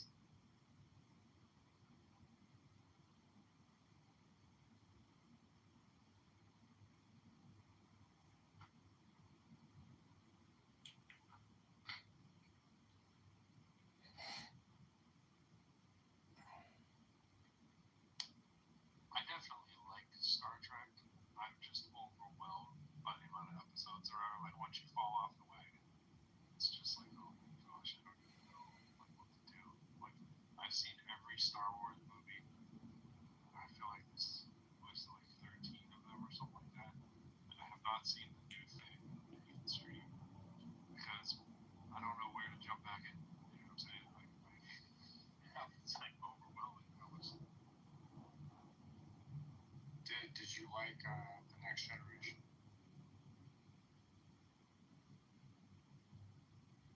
There hasn't been any Star Wars I haven't liked.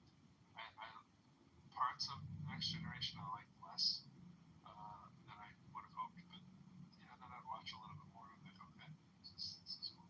Wait, did you mean the next generation of Star Trek or the latest generation of Star Wars? I meant the Next Generation Star Trek series. Considering there's no such thing as the next generation of Star Wars.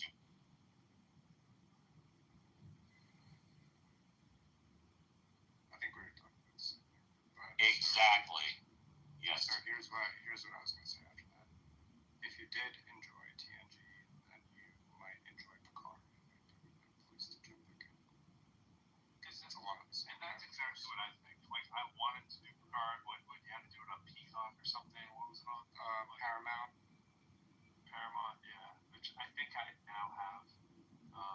So I'm like, okay, maybe that is worth watching. But I haven't seriously invested in a series on TV in so long.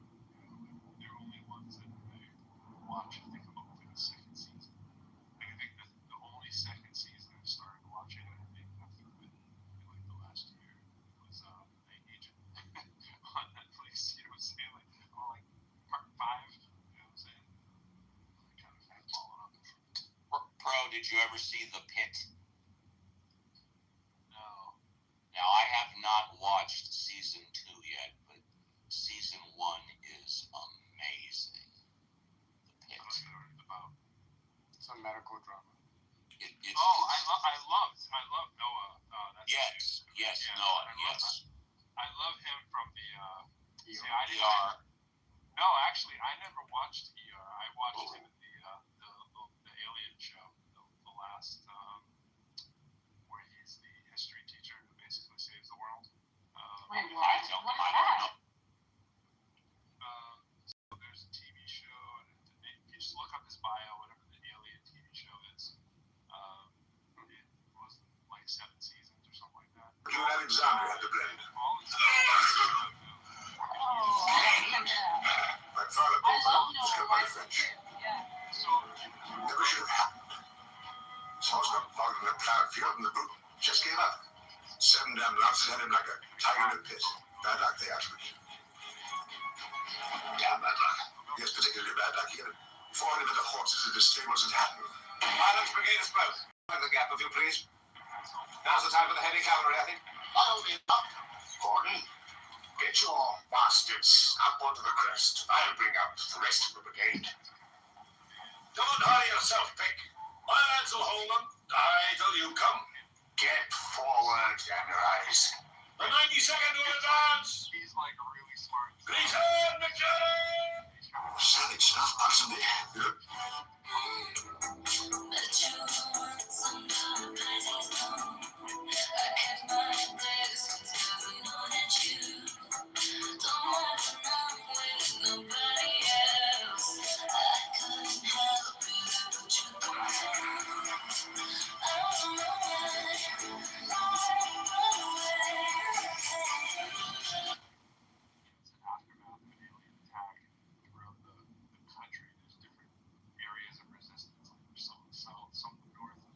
Obviously, comms are all down. They're trying to communicate with each other. So that's kind of enough of it to get into really well done. He's just a super star of that show. I vaguely remember the show. Cool. I've been spending less time on Clubhouse and feeling like, what should I fill my time with? And so I was like, I want to get into a good TV show. Get into that. I want to say it ended in like right before COVID, maybe, or a little bit. 2011 and 2015. Yeah, okay. I thought it went a little longer, but 2015. Okay, cool. But yeah, it was dope.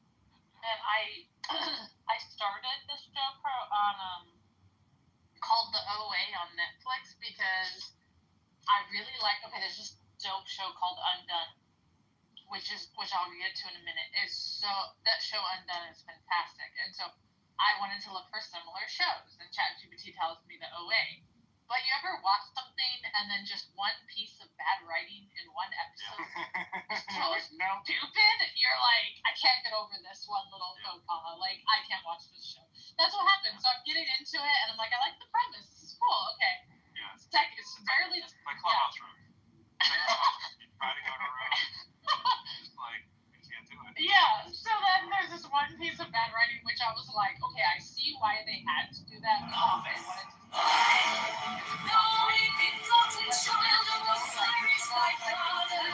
With a very, like, made the character do something totally stupid that no grown-ass adult would ever do, simply to fulfill this, like, new plot line they wanted to establish. And I'm like, that was so stupid. I can't even watch the rest of this show. Right.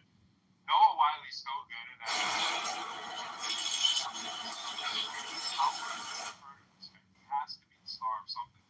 sure enough, I was like, oh, okay. I didn't know he was in the. I wasn't really watching the medical. I remember seeing his face. Like, Yeah. And I was like, let me watch this guy. And I was like, oh yeah, he's. It kind of sneaks on.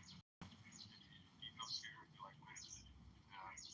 This guy was too good for this just to be his first major role. You know, like he really makes the show. People think she has schizophrenia because they thought her grandmother had it, and really it's this other ability that, I mean, if you look it up, it tells you that it's like time travel, but it's not time travel in the normal traditional way you would think of it, where it's kind of time traveling through memory almost, rather than physically time traveling, if that makes sense. And so it really gets into things of like family trauma and healing and identity crises and existential questions and like and it's really done in this really cool way, and the writing's fantastic, character development's great. It was only 2 seasons, but if you want a cool, unique, outside the box show like that, it's really cool. Yeah.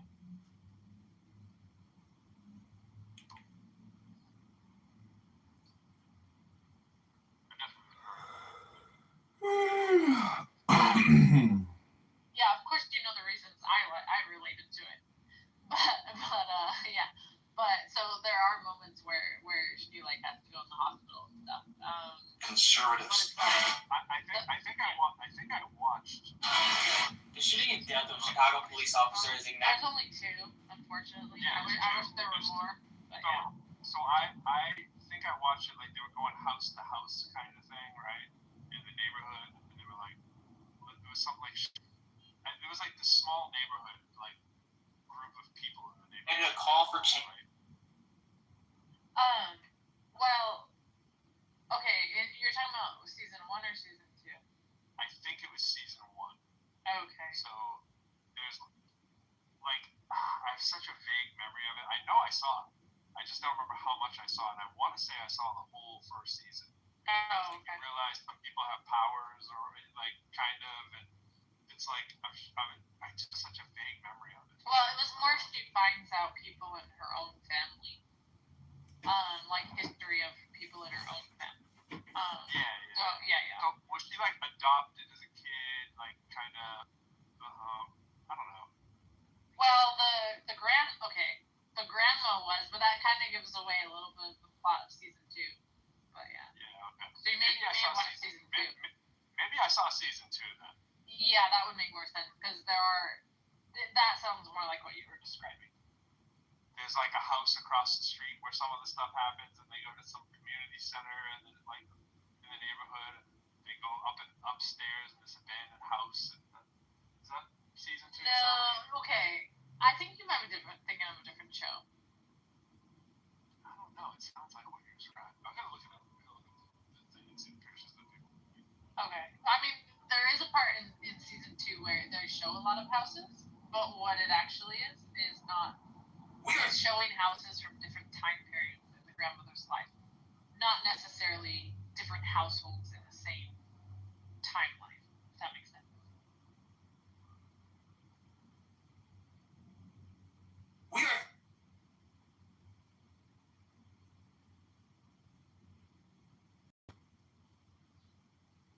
Yeah, now there's a current film project that I'm like, I want to use rotoscoping in, but I don't know the time consuming to rotoscope, apparently.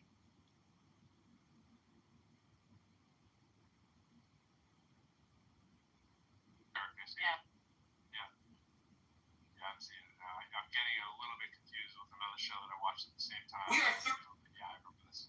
It was male usage of Richard Short's dick. Oh, got it. Male usage of Richard Short's dick.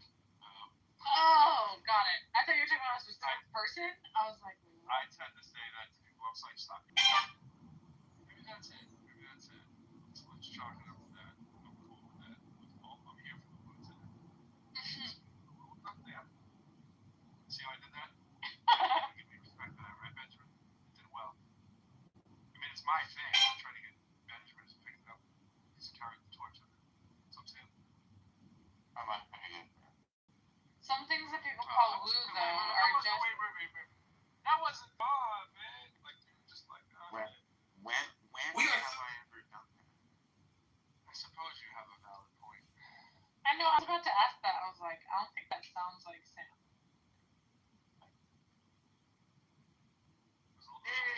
I was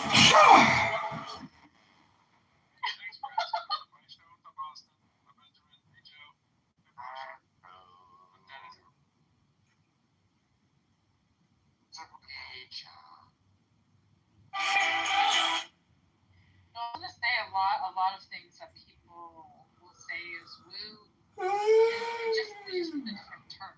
Because there's a lot of things I think now that I used to call woo, and now I'm like, it's just the way things are, and we just need a different name.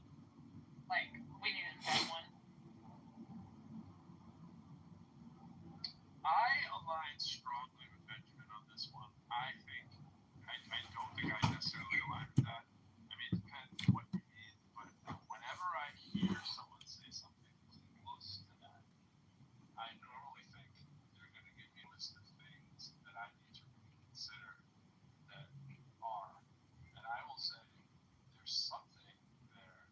Like, I go to this example, this may not be what you're talking about, Rachel, but I go to, like, when I think of all the unexplained kind of stuff that's there, I just think of a bunch of unexplained stuff. I think ball lightning. I think ball lightning's weird as hell. I think that's one of the few things that's over in this category of like truly mind-boggling. I don't know what to make of this kind of. Well, are you still like convinced? I wasn't talking about things that are like unexplained, but I also would never. No, you can figure it out for yourself, and it may not align. So I don't even want to waste my breath because it's like not out of malice or something, but more like, hey, it's true for me and it's worked in my life and it's actually improved my life, but it's very personal and very experiential and it's very unique to my life, and so I would never deign to like speak on your life. And so it's like, if you don't agree, it's like, I don't even care. I'm not even going to try and convince you. You know? Well, Yeah. that's no fun. That's no fun, Rachel. I beg you to reconsider. I'll think on it. I don't know.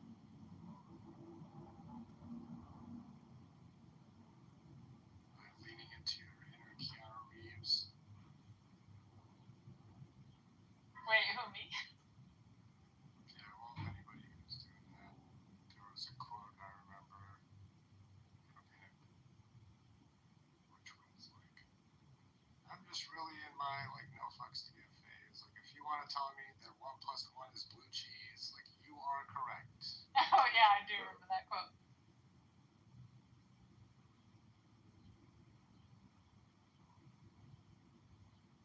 What was that quote before or after 1 × 1 is 2?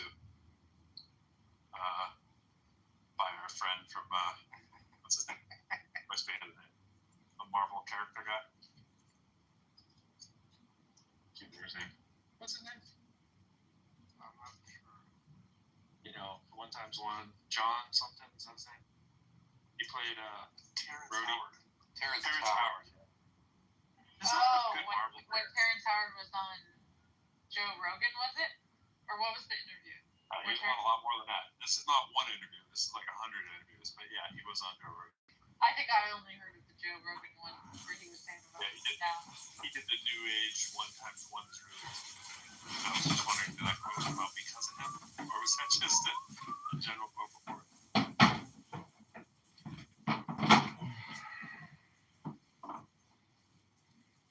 I used the 1 × 1 thing when I did my taxes this year. I paid a lot of extra money.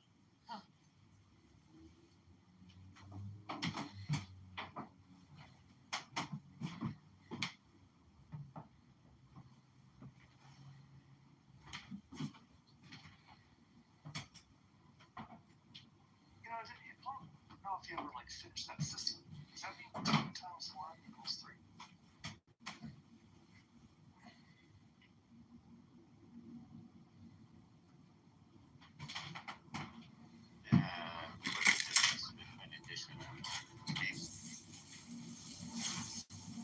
Didn't he have a name? Some kind of conceptual name for this whole theory. It's like teriology or something. Yeah, I forget what it was. No, it was that would have been a good one, but it was something else. When you can afford to just hire people to all your ideas. Hero, it's throwing me off seeing this picture of you because of Snow Crash. I always envisioned you as like this like Japanese skinny like young person, and it's throwing me.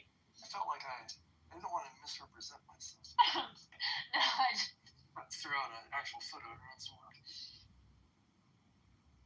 No, I've been trying to get certain people to read Snow Crash. Like, for me, with Snow Crash, the writing was a little bit hard for me to get into at first because I feel like he spent so much time and details on things that I just, as a reader, was not interested in. But then when you get to that middle part where he just, all of the threads just tie together and it's all about language and myth and like, all that programming and all the shit that combined towards the half of the book, I'm just like, it's so worth it to wade through the story. And I'm just like, so because at first I kept stopping reading it, and then one of my friends was like, no, Rachel, you got to get to this part of the book, you're gonna love it, and he was right. So yeah. She's gonna bring us. You got your hand all the way up in it. All the way up in it. Right, here's my impersonation of Al Pacino trying to look for his cat. Okay, ready? Where's my motherfucking cat? It's pretty good. It's pretty good. Thank you. Hoo-ah! Where's my Hoo-ah! motherfucking time? Where's my motherfucking? I'm sorry that the chicken got cold. Who? You fucking owl? It's like, not my TV. You can fuck my wife? But you can't watch my TV. That is such a fucking, that's exactly what I would say in a situation. I'm taking my RoboCop Blu-ray special edition. You can fuck my... Sorry for ruining your room again. I don't know if my rooms are capable to be ruined, but appreciate it. Well, you put time into it. You've been building the room. You get a lot of listeners now. I can see the work you put into it. I kind of feel bad sometimes when I come in. I just like poo all over everything. Like a fucking baboon. I didn't know if that was a statement of hubris or just that like nothing can derail your room because you allow all things. It's poobrous. That's what it's called. I mean, to an extent, I suppose it depends on how invested you're in the conversation. I'm not invested in this conversation, so there you go. Fucking hero. He looks like an actor. Who do you fucking look like? You look like Joaquin Phoenix mixed with, I don't know. I just don't know the names of all these actors.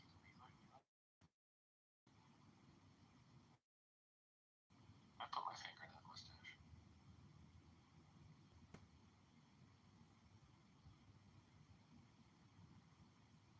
Okay, no more being weird. Everybody's okay, normal. Okay, Benjamin.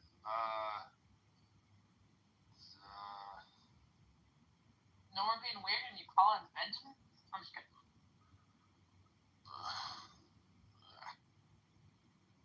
Kind of boring at first, but he's. Alright, I'm gonna do my weird ranking. Wait, you partied with Can I do weird ranking?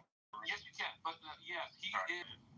Because when you want a well-modded room, you choose Elliot, and then you throw in all the shit show like Benjamin. It's like define what you mean by normal. Right here is the payoff. Like anybody could get that top three in any order and you'd be correct. I think with number 4, I think this could be a mistake. I could live to regret it. I think I'm going with Sam. Really? Sam may lose respect for me for putting that. Hidden by not much. All right. I think coming in right this Meg isolates, of course. Like if she's on stage, I put her right to the class because even her last name is so normal for me. She wants to isolate from the rest of humanity, which I love. So I'm not going to count Meg. Let's see. I think next. It feels really irresponsible of me saying this, but I think it's Romero. I think. No, yeah, you're wrong. Top three speeches, top Romero, like, yeah. I think I feel weird about this too. I think Aisha might be next. It's like I might have to. Wait, you're putting who's not weird. I would put Aisha above Romero. I think so too. I think I corrected, but it's not weird. Yeah, he's trying to rank people who are. The closer you are to the beginning, the less weird you are. We're going towards. And so that's why I'm disagreeing with him, Romero. Yeah. I'm a normie. Holy so when you're a normie. Yeah. We all know who's number one or number. Let's just put this in. Let's just say. All right. I won't reveal too much information. I'm just going to keep it right there. All right. And now I don't think we do know, because I have a strong urge to put Joe at the head of the class. But we all know Joe very little. So, it's from weirdest to least weird, or least weird to weirdest? I was going for penultimate. I really wanted penultimate. Yeah, Joe could be. I think the more Joe, the more you're going to vote. I think Uncle Steve is next. Dirty. So he's number one. He's top weird. I think it's Rachel. I could reverse that order too. Rachel, Uncle Steve, and now we've really come down to the payoff, because these are who I have left. I have Roybus, I have Benjamin, I have Marshall, and I have Austin. All right, that's rough. I think it's Marshall who's next. He's weirder than me. What are you talking about? No, you're right after him. Then it's Roybus. But I feel like it could go either way. Roybus, Marshall. And now I think it's Austin.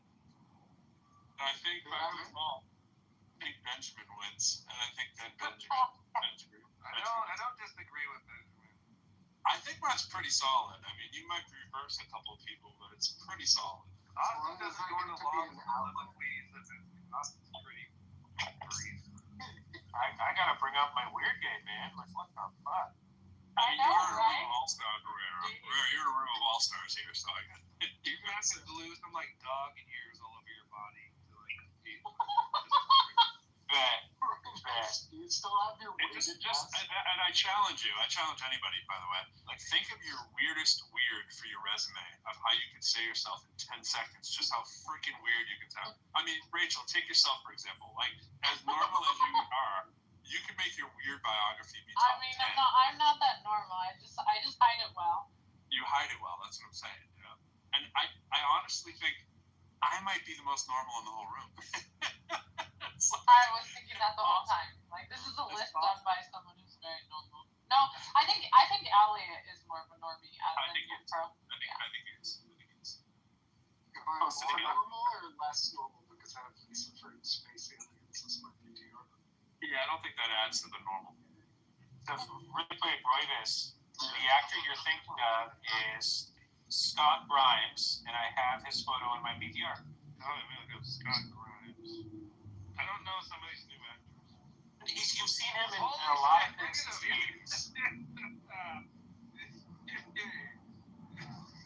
Hero looks a little bit like Luke Grimes, the guy who plays in Marshalls. You're just like, you need more muscle tone and shit like that, but like, he can pass his hands a little bit. He just needs like a private like trainer, you know, he'll get there. Like, if you had to like play like Jason Bourne or shit, like you would, you know, they'd fix you up real quick.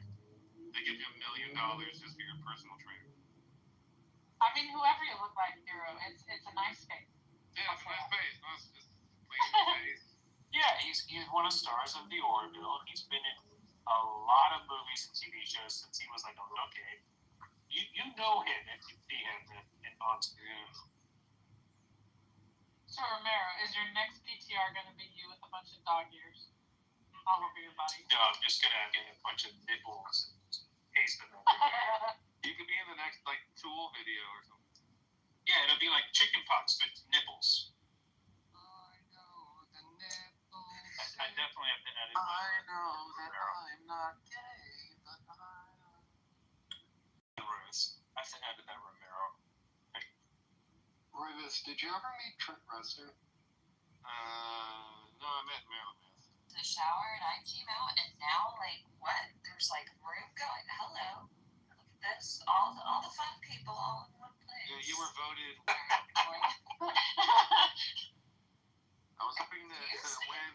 I was hoping to edge out Benjamin, but How did you not edge out? a florid, weird person. Like I don't know. Like Why am I getting voted as weirder? Like, wait, what? When did I come? This is not something you want to win. It's that whole like that you hate Keanu Reeves thing that really pushed you over the edge. What? In California, we're I competing. had to use that in my judging. I'm trying to recap the list here. I'm trying to read. So was it Elliot, Dennis, John, Hero? Who came after Hero? Sam. I think Sam. I'm not as normal as Dennis. Oh, Dennis. Aisha, Sam. You're a And this is a cybersecurity expert. Of course he's told. I don't understand. This is not what I want to be all comfortable about. I think it was Joe. Are you lodging a formal complaint? I might have to. I've had enough of the jury of appeals and track meets and conference championships, but I may actually sit here and pay to protest. Let's do You it. need to speak to the manager. Well, excuse me, Aaron, I'd like to speak to the manager, please. I'd like to know who your supervisor is. The IO's here. I would have to totally revise it. But IO, like, second to Benjamin. The one thing I can say. Benjamin has never been to a UFO conference. They knew the police response time. There's. I know, but if he did go to a UFO conference, if he did go to UFO conference, they might just stop the conference and say, "See, that's the How do we have a fair point." conference at Esalen? And I owe one for least boring a few months ago. The state charges. Well, if he had been to a UFO conference, we know at a UFO conference they treat the aliens with much more respect. So I need to hear the argument, Pro. Why is it that you think Benjamin is like the weirdest? Oh, he's clearly the weirdest. But why? Nobody ever. I mean, He's he ended up in a weird cast. He was by now. Boring. Is that what we're doing? Let me give you his. What we're, because I'm certainly not boring. But that being said, CM has. There was no. Someone else mentioned boring, but that's not what we were talking about. Yeah. CM said need to do a race. Everybody votes for 3 or 5 weirdest people, and then we show this. That sounds pretty democratic, and I think so. Look, but here's proof, right? Sort of. I think Rachel agreed with me that I could be the least weird. I could be the most normal here, but I don't think I'd be the most boring on the list. So, and the boring and normal, I don't think they necessarily go together. If that's what you mean by boring. He's certainly going high on that. But his takes are not boring. His takes are anything but boring. There's a fake DVD called How to Survive in an Islamist Country. I mean, that is not boring. But his ideas, it was really, I can't. Yeah, it takes a hit. So yeah, Benjamin is definitely one of. I mean, nobody knows anyone like Benjamin unless you know the star of Stranger Things, who's the pilot on that show. Then you know Benjamin. But if you don't know that guy, Benjamin's pretty well not being stupid. You know, like he has unbelievable bad takes. It's a very fine line. It's true. Yeah, he's very finger on. You know, it's funny. I often get told, "Wow, Rachel, you're so normal and well-adjusted for someone who was raised in a cult." And in the bio, like if I wanted to create that bio I was talking about. I know. If you go purely by bios, I think I might win the odd weird depth game. But yeah. And of course, Benjamin's is right there. Benjamin is a. But I mean, If we want to be objective, everyone everyone taking meds has to go off. Oh God, Romero. I'm not going off my meds. It's not happening. I mean, you want to see me like, I get really sad when I get off my meds. I don't want to do it. I'm good. No, I was gonna say, pro. Has Benjamin? Hold on. You sound like an REM song from the '90s, Marshall. This one goes down to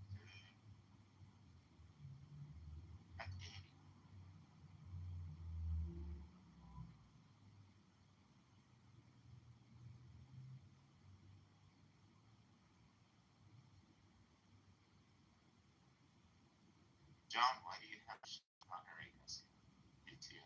Oh, shoot, you're right. I was hoping you wouldn't recognize it. Yes, you gotta hit her with the open hand. I did not recognize John Connor. Yes, you do look like him, but Well, this is the photo back when I used to actually go to the barber, and they ask what I wanted.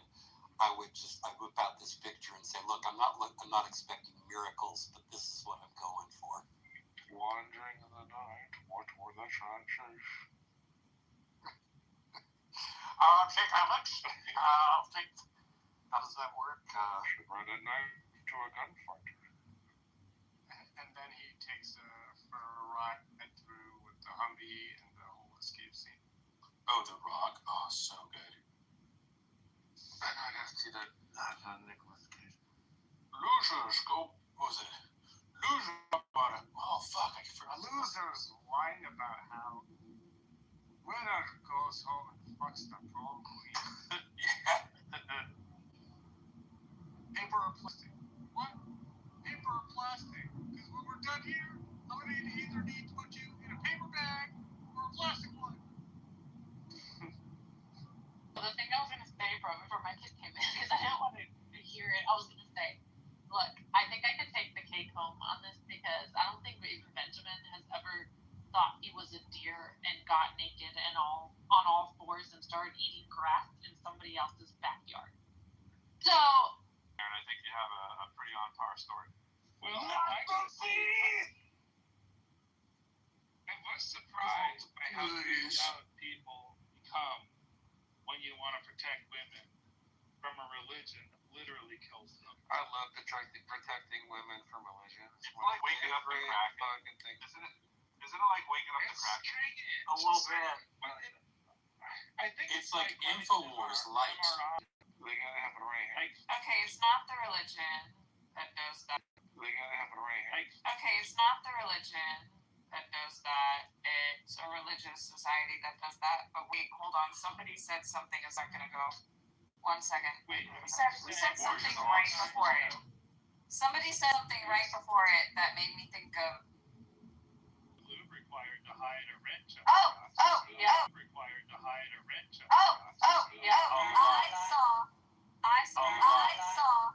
I saw a CT of a man who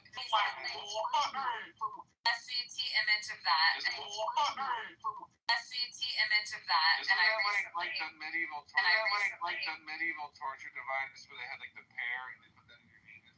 And it slowly expands. Oh. Yeah.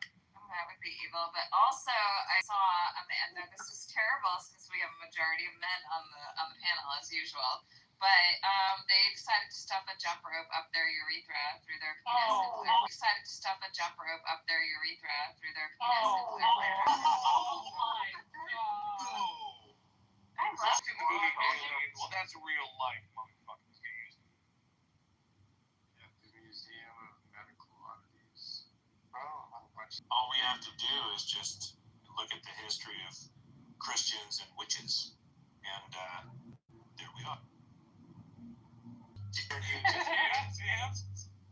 turned you into a nude. I got better.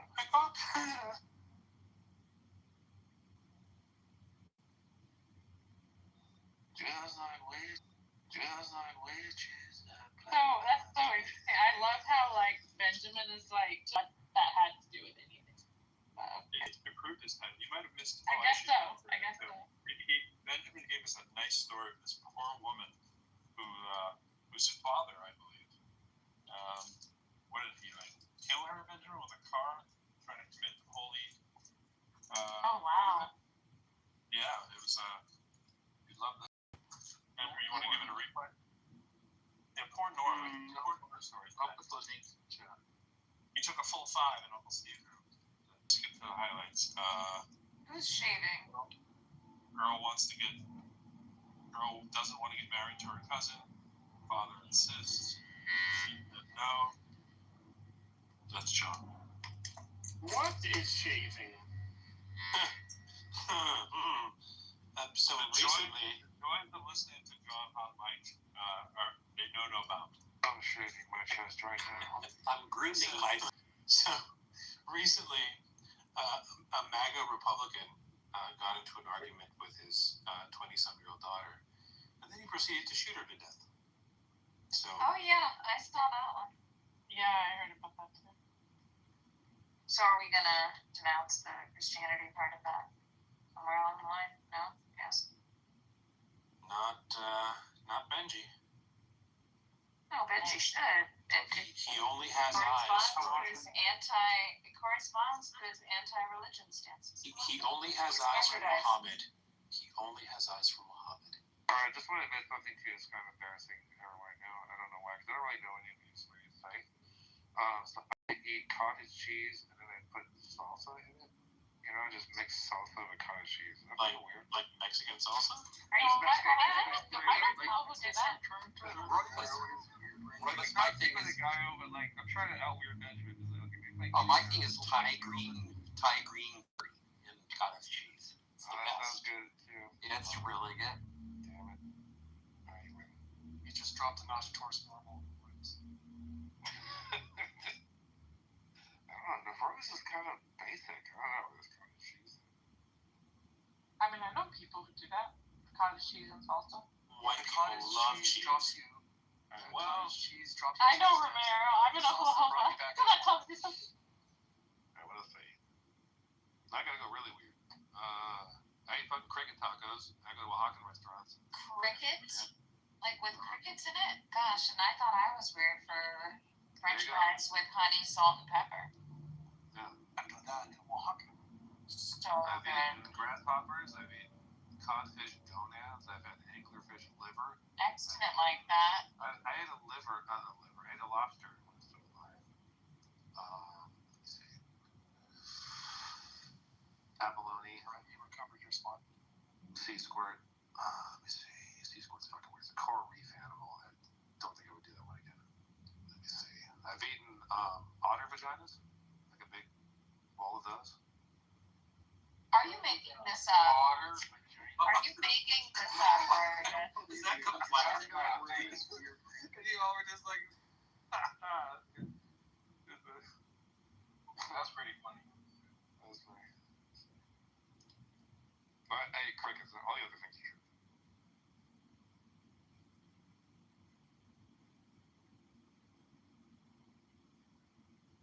I'm not bragging about killing animals. That was like a particular Korean place where it was a live seafood, and I didn't like order that. They just bring stuff out. So you go like, okay, we have 5 people, bring us that much food, and they just bring out random shit. And one time, yeah, it was a lobster. The bands were still on the claws, live, kind of moving around. And, I was like, all right.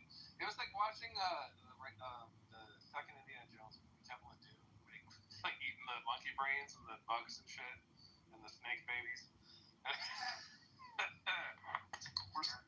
You can never leave. You thought you could leave, Mr. Bond. Oh, this is very weird. Sure, you thought you could cover it. And yet nobody has the ability to end the room, right? Am I wrong? I don't see it in mine. Pros in the audience, right? When he leaves, does it make somebody... No, it doesn't. One of the mods had to come back. I was gonna say somebody should invite Pro up. It's finally fucked up. We see it. See, this is what happens when you just vibe code everything. You get garbage fucking software. Well, Is it more garbage for it to fail open or closed?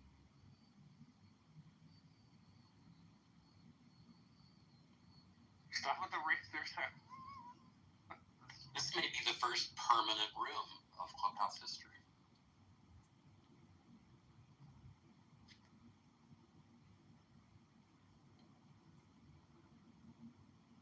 Can anybody change the title? Because that would be wonderful if the first permanent room in Clubhouse history. I'm still being dick. No, I can't do anything. That was interesting. Okay. I only have my own audio quality controls and certain settings that. Yes, fuck it.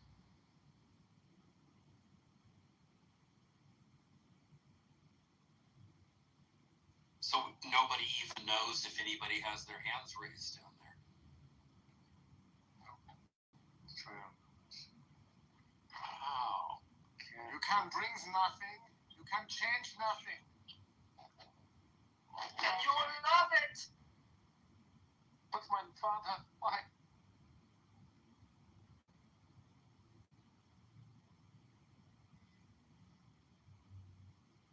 And Dennis is somehow not weirder than me. Pro just doesn't know you like I do, Dennis. Or he knows you better. I don't know.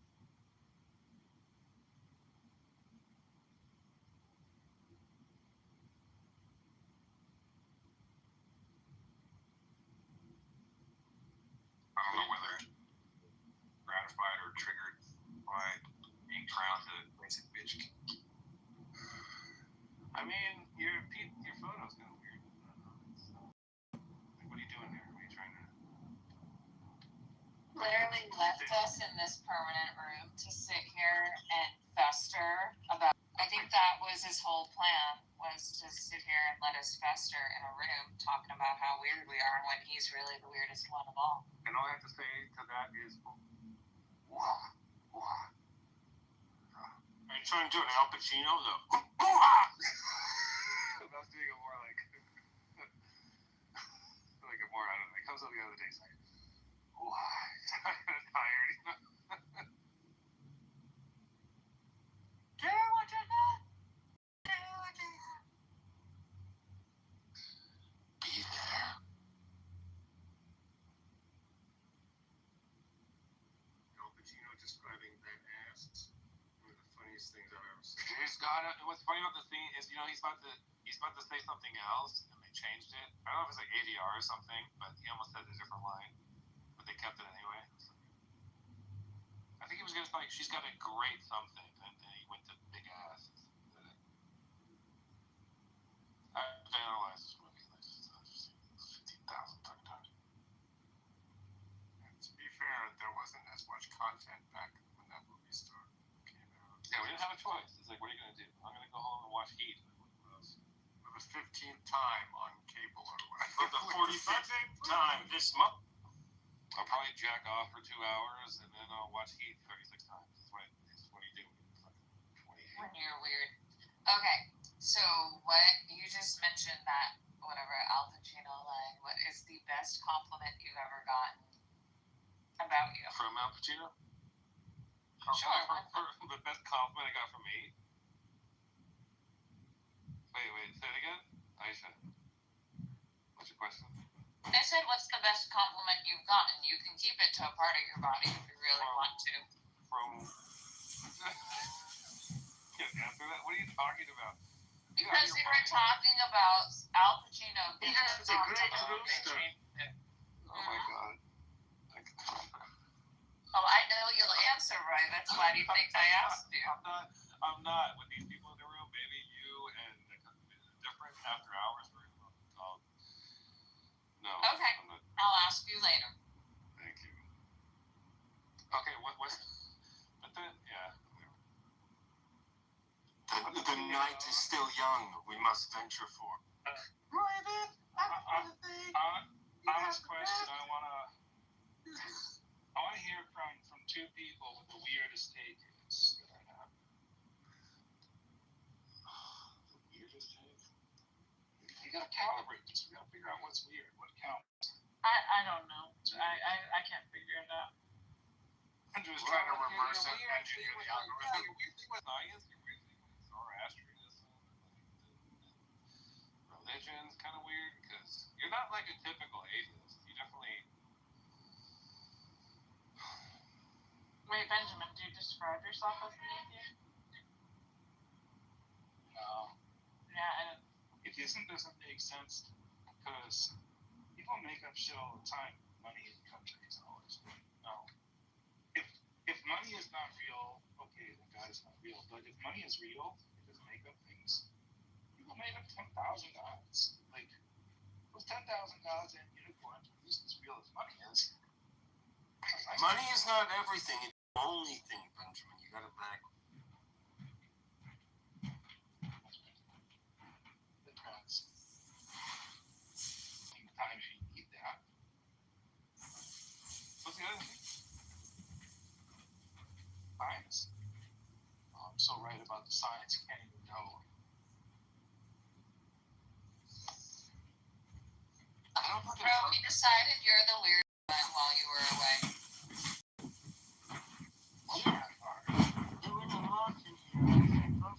Because he just made me one and ran away. Yeah, I just want to ask you how. What happened? No, he decided to make us all bicker amongst ourselves. He is the master manipulator here. We're all bickering about how weird we are. Royvis is trying desperately to win the competition. And then he ran away and created the first permanent room on Clubhouse. So how did the mods come back? Yeah, Pro, did you notice what happened? You left Pro and made nobody a mod, yet the room was still going. I think I was next in line, and Clubhouse was like, we cannot let Royvis be mod. A new form of room hitherto unfair. The auto assign failed, and fortunately, the room didn't implode. That was pretty cool. If the room didn't implode, does that bring parts of Lambda? I mean, I still have yet to hear someone say they did a weirder thing than what I did, but okay. Okay, the best compliment everyone ever gives me is that I look kind of okay at like 4:30 p.m. I'm at the golden hour when the light's just right. It hits my eye. That was the best compliment. They said you looked sort of okay. Yeah, that was the best.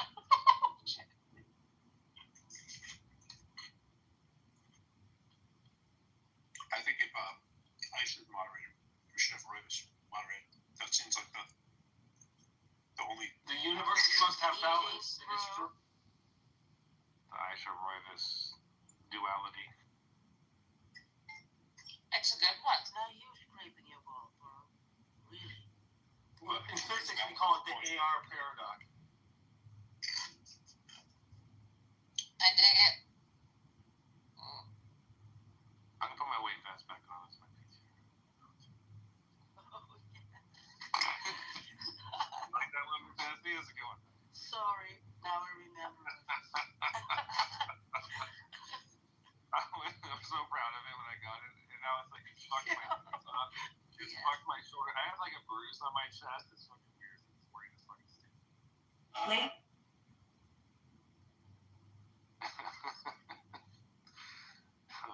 I have a friend who decided to walk the entire perimeter of New York City, which is over 32, maybe 36 miles, without training for it at all, not realizing that I was going to attempt an ultra marathon today. I haven't checked in on her. I gave her a lot of advice. What? We are 38 trillion. Thinking of your late night hiking reminded me that that's what they tried to do today, and for people who haven't trained, that's going to be a 14-hour day. I get it, but I do my crazy hikes all the time. I've been doing this for like 20 years. Oh wow. I would have more money bet on you than a random person who never did a big long walk. Did I tell you that a mountain biker hit me a few weeks ago? He hit me he ran right into under my ribs. He's like, "What are you doing, man? God promised." Morning, and I'm just supposed to the thing is like you're gonna eat shit. I'll be fine which I was. I was scratched up. I'm like, yeah, that's what you get for being a fucking dipshit. You know, and I don't let a bunch of dumb yuppies on e-bikes dictate where I go or what I do or where I hike. So I swear to God, if I see one of them, I'll make them wait every fucking time. Until I'm done getting my slow ass up that fucking hill, they have to wait. I don't care how fucking mad they get. Oh, they get so upset. It's just funny to me. It really has to, I think. Don't worry, I'm an asshole in real life too. That's okay. You're just apparently not the weirdest.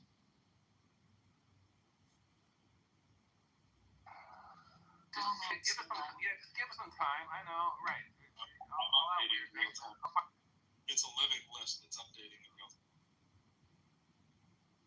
Well, Miss Nancy, welcome to the list. I have 3 nipples.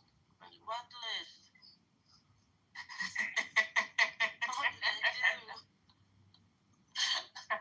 Jamie should slower the spot for that comment. What? And I have a 3rd Bro arm. made a list of people who are weird and normal. And I have a weird, like, The most baby normal arm person. on my back.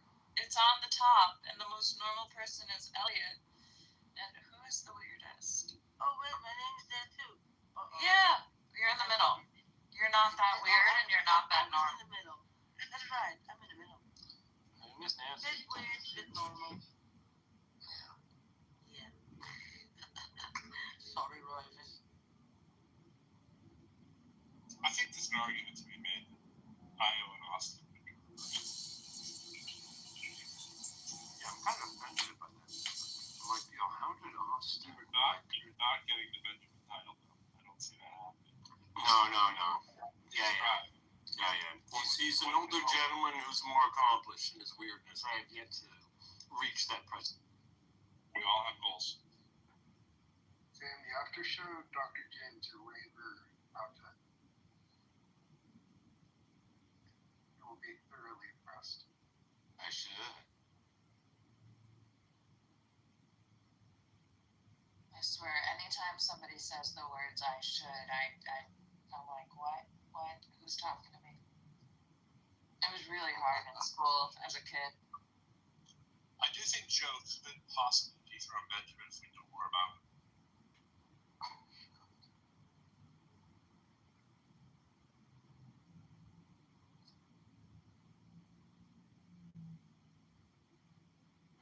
Well, I'm proud to be in the middle. Well, you're my co-host, Miss Nancy, so I think we'll do okay. Yeah, we're next to each other, so that must be okay. If you go to the audience, we might have to remove you from all that stuff. We might have to take Hero off there. I mean, Hero, we're very confident in our Hero knowledge, but someone like Meg, like she was on stage briefly, but you know, y'all don't know Meg that well, so she has to be off the list. But I think if she was up here, she'd probably be fifth. She might be like right between Hero and Sam. It's possible.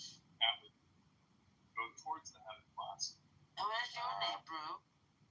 Oh, I don't follow up.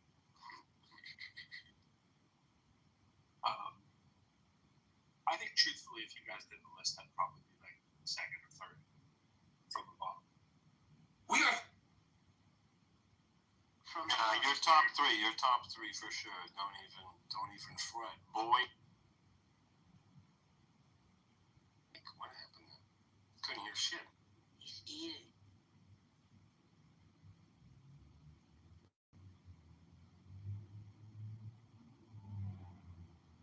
I thought Hero was normals, and then Elliot.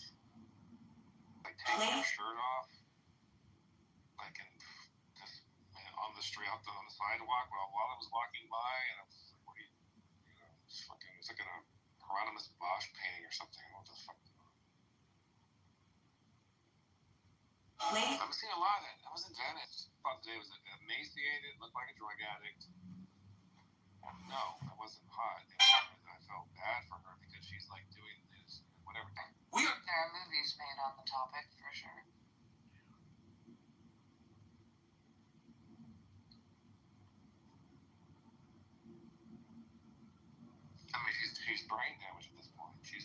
done. I mean, she's the trauma she's been through, and like she's from there. We are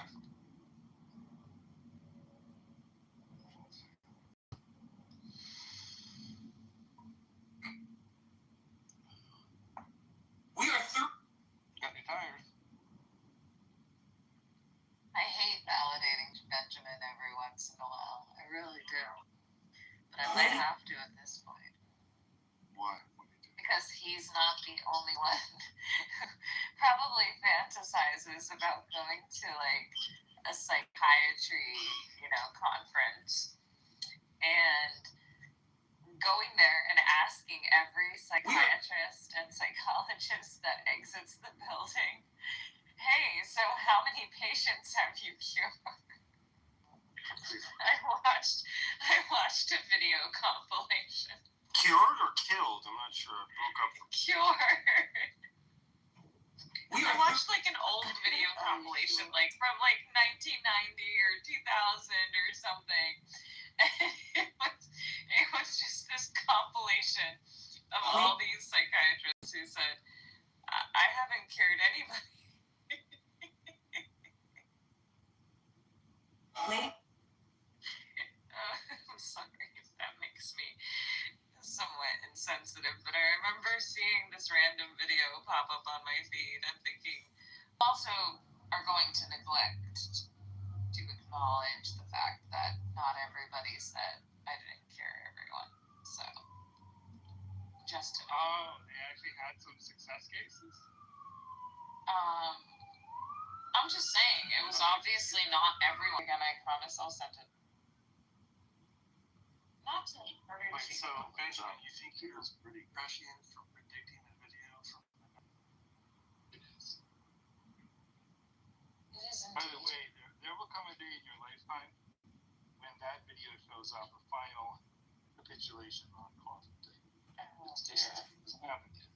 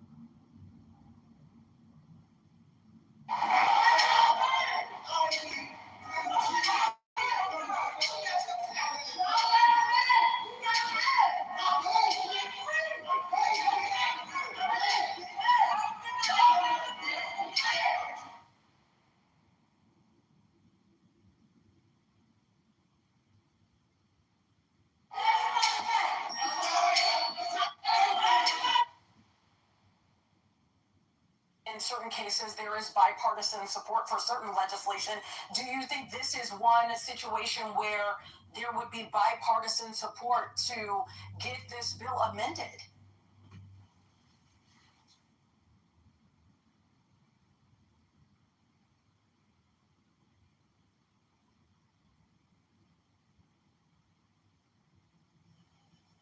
Well, we've heard rhetoric from Governor Pritzker that he is open to some sort of changes. What those changes are, I don't know, but I know myself and colleagues on the House Republican Can't do it. And that's why Santa Monica suffered for so long. Yeah, what's up? You play metal, you said. Yeah. All this years, do you use in-ear plugs or something, to protect your ears? No, I mostly just do writing, and I don't need to turn it down loud. If I'm recording it, for some reason I like to feel the sound of it. The groove going, but I always listen too loud. Once again, Don't call me dumb. Please call me dumb. That's right, Don Quixote. Oh my God. Don Quixote. Everybody, so once again, look at Joe's PTR. Look at my PTR. I am not able to message her because she hasn't blood.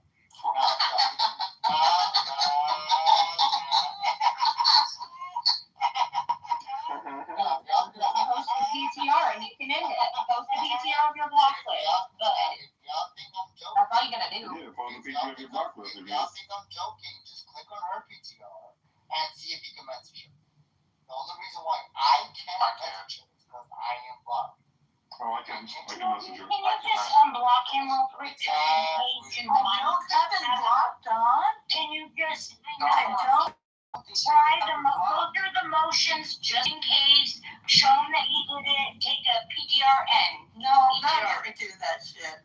I already did that. I did it did it 2 times. Not gonna do that shit. Not gonna do it. Not gonna do it. Not gonna do it. Not gonna do it. Knowledge will play jokes on us, but I don't know knowledge a lot. What are you talking about? He's the biggest. I already posted. It's in my PTR. He'll never let this go. It's in my PTR. What am I lying about? It's in my PTR. Wait, Knowledge, are you sure there's not nobody else on stage? I promise it's in my PTR. I cannot message her. Everybody else can message her. What does that mean? She has. Wait, try making her a moderator. It means that your account is broken, bro. That's what it means. When she's on stage, I can't see the room. What does that mean? I'm blocked. She was probably blocked. Yeah, I'll drop so you can entertain you. Drop. He should be able to see the room again unless people have blocked him as a Hold on, Mark. So I checked. My self-knowledge. I messaged everybody in this room. People. I'm not true. I just blocked you. Yes, that's the point. I can message you. We can shut up. I'm blocking Solomon too. You can only not message people.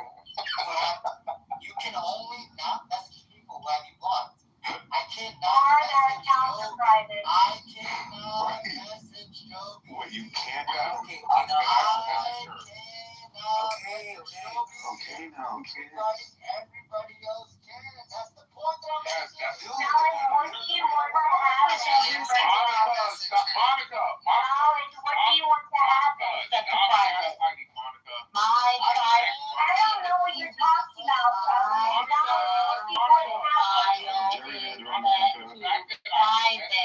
Then you message me.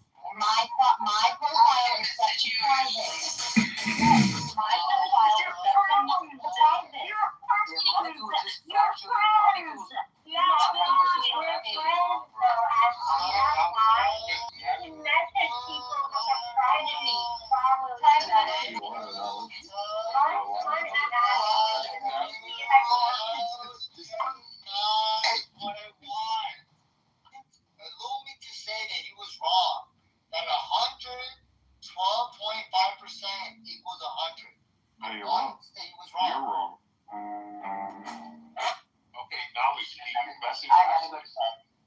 check and see. Oh, fuck. Sorry, Ashley. Sorry, Ashley. I can message everybody in the room besides Joe. I can't message bro. She is bro. Knowledge. Ashley was trying to say something. He's trying to go to sleep now, bro. This is a weird troll. Ashley just wanted to speak, bro. I feel that. Monica has me blocked. I do. I had you blocked for a week and a half. Once I found out that you were the scumbag. Don't worry, Hagab. I just blocked Monica right now. Don't worry, bro. I got you. Just blocked Monica. And I'm like, David and Alex are doing that shit. Yes, you're blocked. I just blocked Monica, Hagab. Don't worry. If she imposes sanctions on you, I pose retaliatory sanctions. What are you? So What are you? You're blocked. You're blocked, ma'am. You're blocked. I don't care, Nathan. You're blocked, ma'am. Take your fabulous hair, Ma'am, you're blocked. stick it in the blender. I don't care. She said take your fucking Indian hair. Can you tell her that I can't hear her because she's blocked? She said take your Indian No, I hair can't hear and her stick it in because the she's blender. And you have like one job, and it's not to interpret Revelation because you definitely suck at that. Can you just tell her that you're blocked, please? Who are you talking to? I don't know. Who you fucking talking to, huh? Who do you think I'm talking to? I don't give a fuck anymore. I will fuck up Twilight. I don't give a fuck anymore. I really don't give a. I don't give a solid fuck anymore. I have information. I don't give a fuck.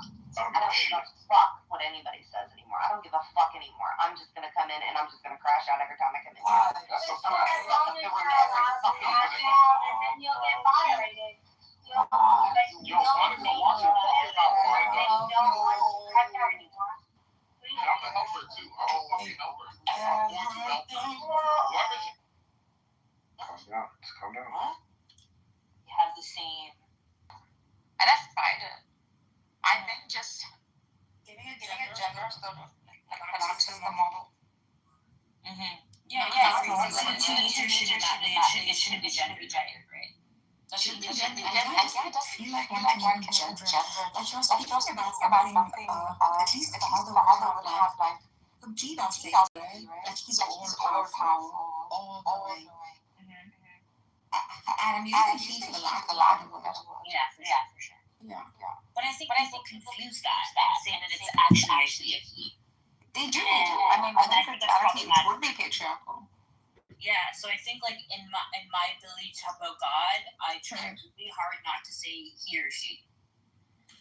Excuse me, Jedi Zabu, I'd like to point your attention to a link in the chat. It's regarding Islamophobia. It's actually not Islamophobia. It's the fear of the Muslim or Islamic constitution, not the actual religion, because we all know that it's ridiculous, but the constitution and the law is what is really upsetting to me personally. Oh, I agree. Notice. Because basically every religious person is just a Jedi warrior, but when it comes down to the law, that's where the complaints start to come in. Sure. I'm the white light, not the green or red. Narcus, can we get a ban on Zabu, please? Thank you. No, why? Greg Zabu's been harassing me, like she's really been No, you know what? He follows me into every room. Narcus. Greg, what happened? This has been ongoing since he came onto the app and him and conversation. And he couldn't handle how he this and he freaked out. And he got so jealous that I'm not interested in Zabu, like I'm really not. I fucking can't stand this guy. I haven't blocked Nargis. But Greg, she has a septum piercing. She's a powerful Jedi.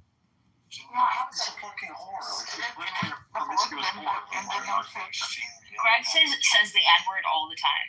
He does. Greg, why do you accept that? It's horrible. So you should kick him out. Greg, should I kick you out right now? No. Was that Megatron, what are you singing? Your favorite jazz number? What's going on over there? Are you getting ready for dinner? Are you on meth right now, Megatron, or are you smoking cannabis? I heard that deep inhale. This was a fucking whistle. Nothing but the past is fun. Anyway, Nargis, I want to share my passion.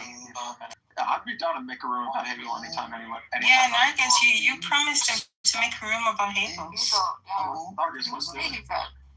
Yeah, can we shut this guy Megatron up? This guy Megatron's gonna take care of these birds. Oh, there are two birds in the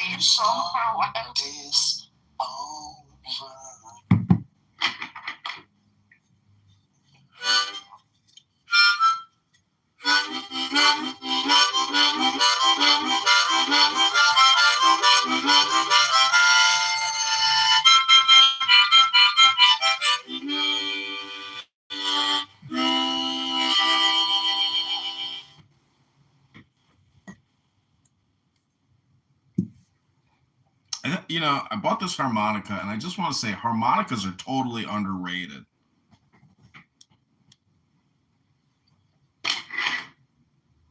That was incredible. Megatron, that was amazing, first of all. And Nargis with the backup vocals. And then Alistair with some harmonica. That was something. Dude, who want that acidic Sufi? What are you talking about? Hasidic Sufis. No. Yes, there's a real Hasidic Sufi order. What are they called? I have the The Order of the Sufi Schmucks. Crazy. It's incredible. Awesome, actually. And I learned about it from a scholar of Sufism. That's fantastic. I'd like to hear it. Nathaniel Miles Yepes. He's Jewish? Yeah. Let me hear him. I have to give you his name. Hold on. Yeah. He's the Inayati Meimunis. Yeah, Inayati. Yeah, I know, but I didn't know they were Hasidic Jews. Yeah. This is awesome. That's crazy, right? This is lovely, actually. Yeah. Let's bring people together. Yeah, man. Inayati Meimunas. Meimuni. Meimuni. Oh my god. They're crazy, like us. Yeah. These are art people, even though Jewish. Yeah. My god, this is so cool. His name is, he's a Universalist Sufi-ish dude. There's a Christian Sufi. Oh god. Isn't that amazing? Yes. You want to join us?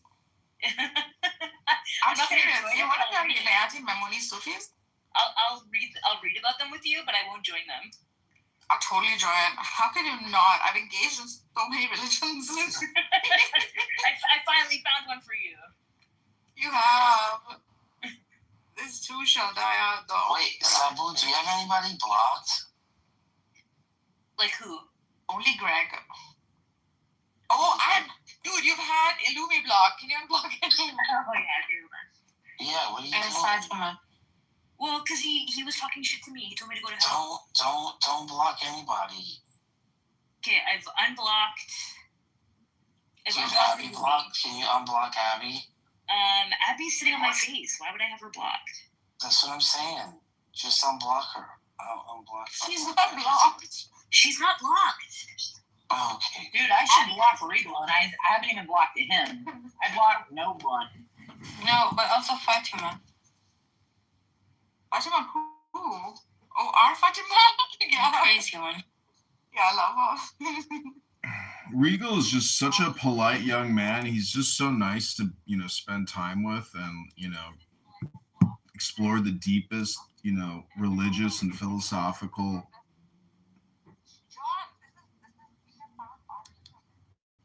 Who I have now? Greg, Diego, Gulak, and Fatima. Gulak? And Matthew.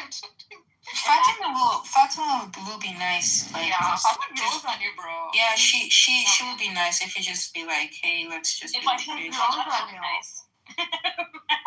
She will be nice. Like she will not. No, she's so Islamophobic, man. I can't handle it.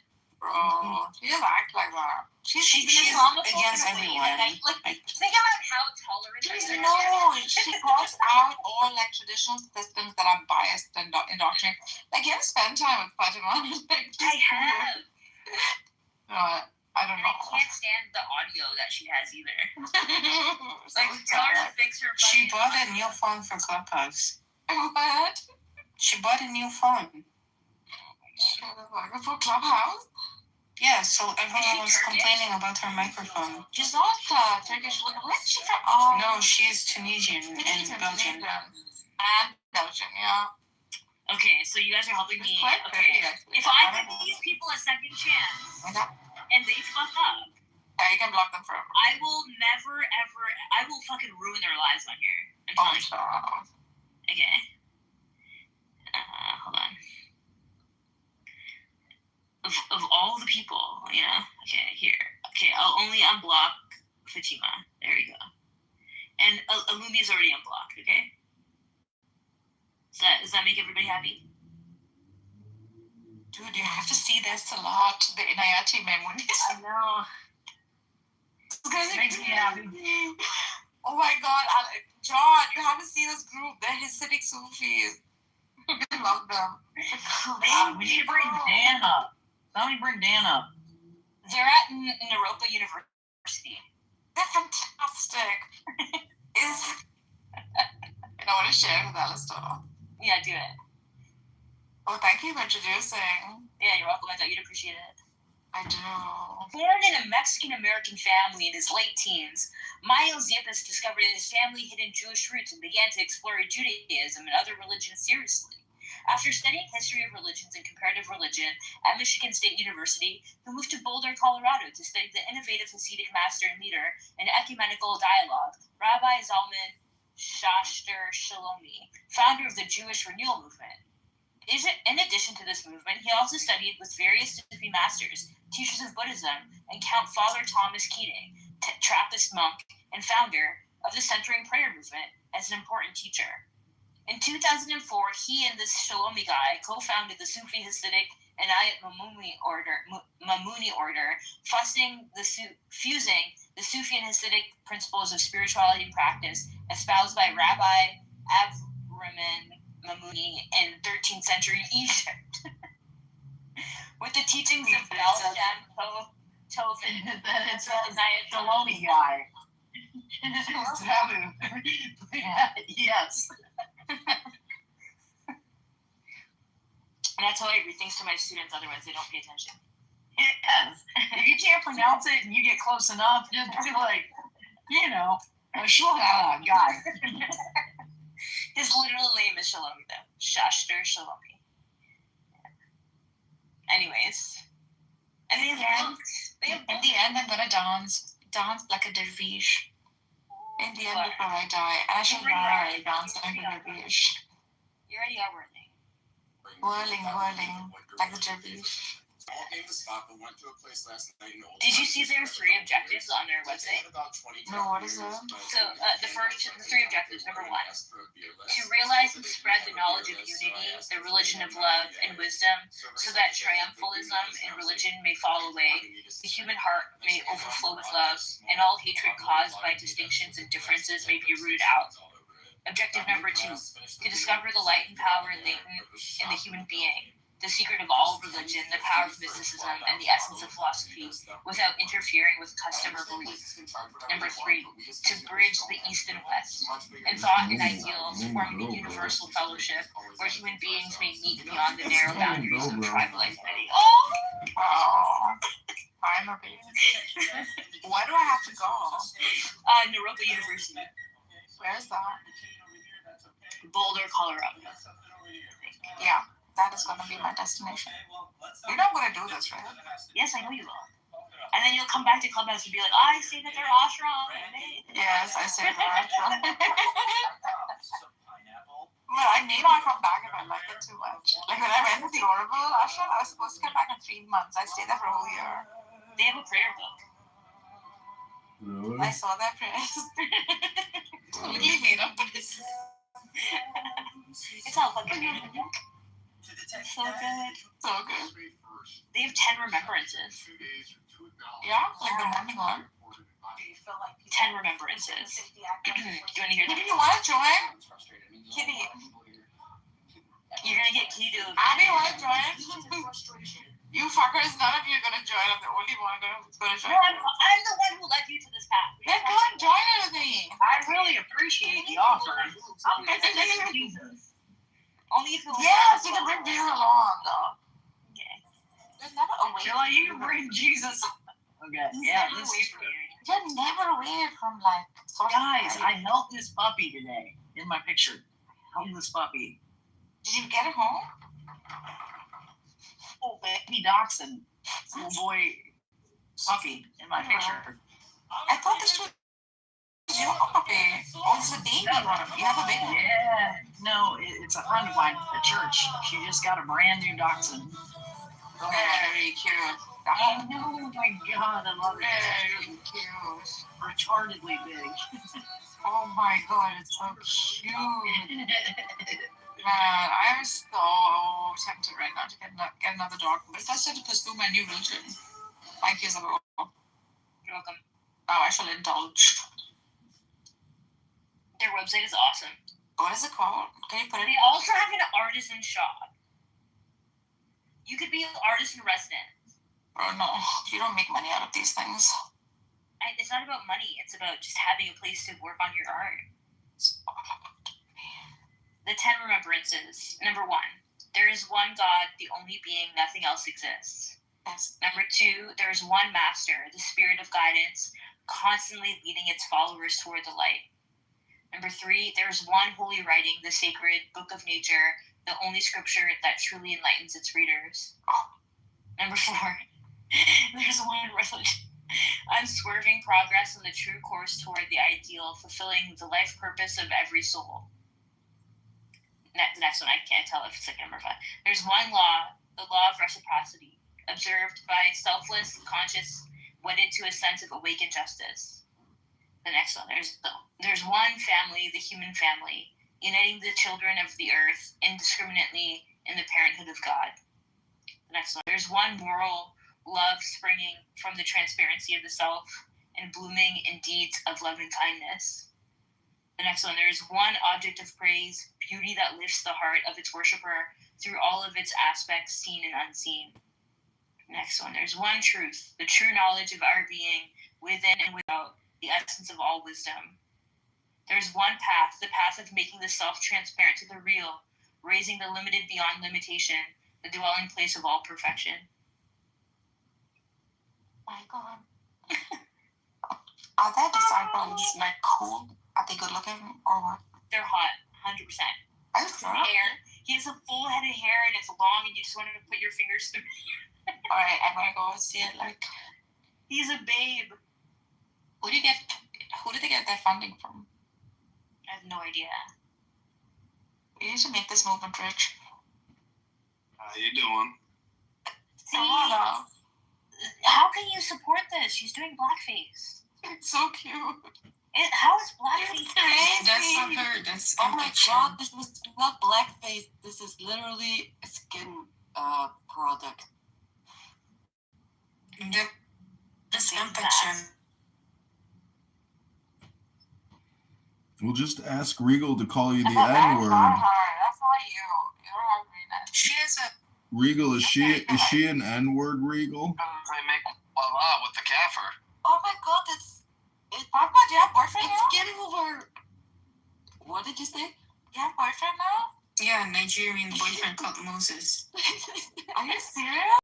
No, I mean yes. Wait, can you bring him in?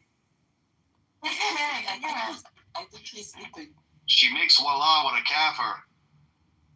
Wait, what's his They're a very cute couple. Rumi is about to make voila with me. We're another couple. What are you talking about? Hey, you were planning your wedding with him. I was not. I'm just dating him. What? He's on Clubhouse or what? What? He's on Clubhouse? Yes. Nargis, they have a YouTube channel. He's not online, by the way, so he's not gonna come. Let me go check it out. And okay, I'm about to declare my new religion. My thing was glitching. What do they call themselves? Pardon? What do they call themselves? Hasidic. The Inayati Mumuni order. Memuni. They're a Jewish, Hasidic, and Islamic Sufism order. What about Christian? They don't particularly reference that, but they mention Unity. I forgot. Sorry, not Trinity. I'm looking them up. They have a YouTube channel. What is it called? The Inayati Maimuni order. Oh my god. What have you introduced me to? This is going to be like the obsession of my life now. I'm so excited for you. Inayati Sufi order. Oh, is that Nat Khan? They have a 60-minute zikr meditation video. Oh, that's long. On the river. It looks like Southeast Asia. Like it looks like some kind of Pakistani Inayat Khan who introduced the order. Yeah, and it's influenced by Inayat Khan for sure. Oh, great. Yeah.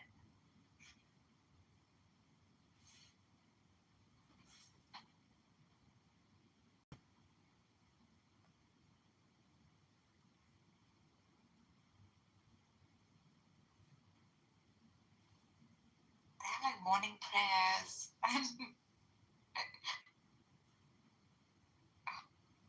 Isn't Boulder, Colorado like really beautiful? It is. Oh my god, I'm looking at it right now. It's so green. Yeah. My boyfriend was there for a month. Well, time to get back together. No, he's back. He's back. He was there, yeah. Did they have songs? Yeah. In their YouTube channel.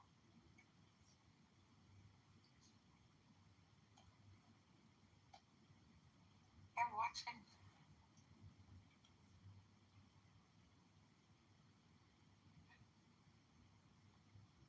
Would I have to go live amongst them or what? You have to.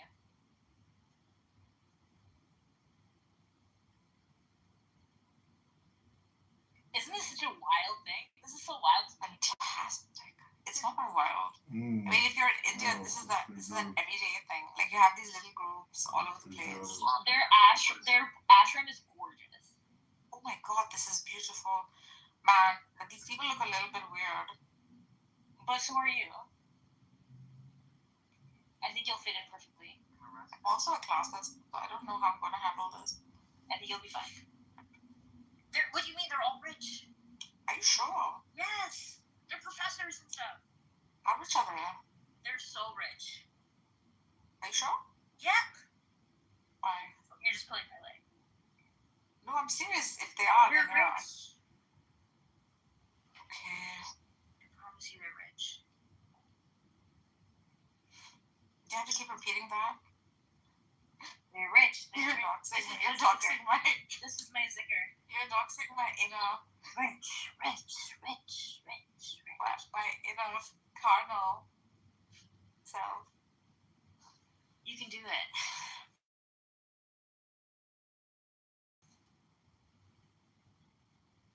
Like, that is the expression.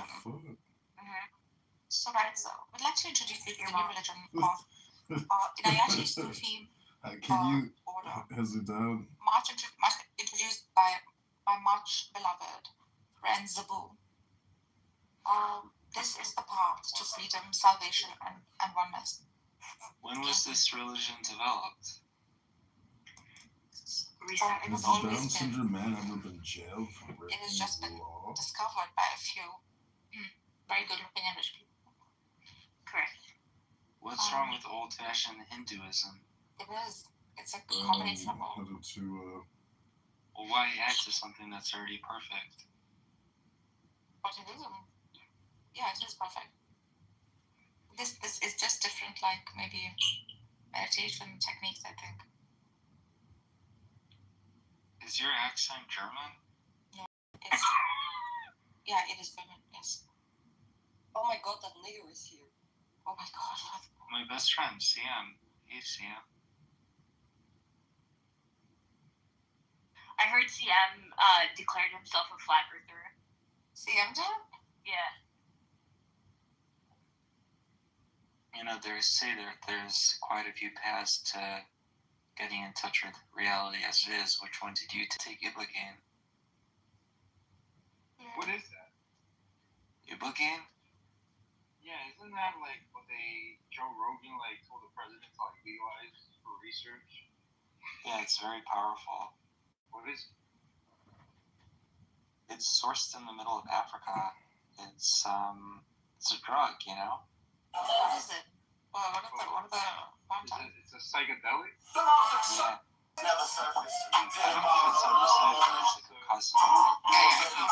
don't think it's ever said it's like a cousin.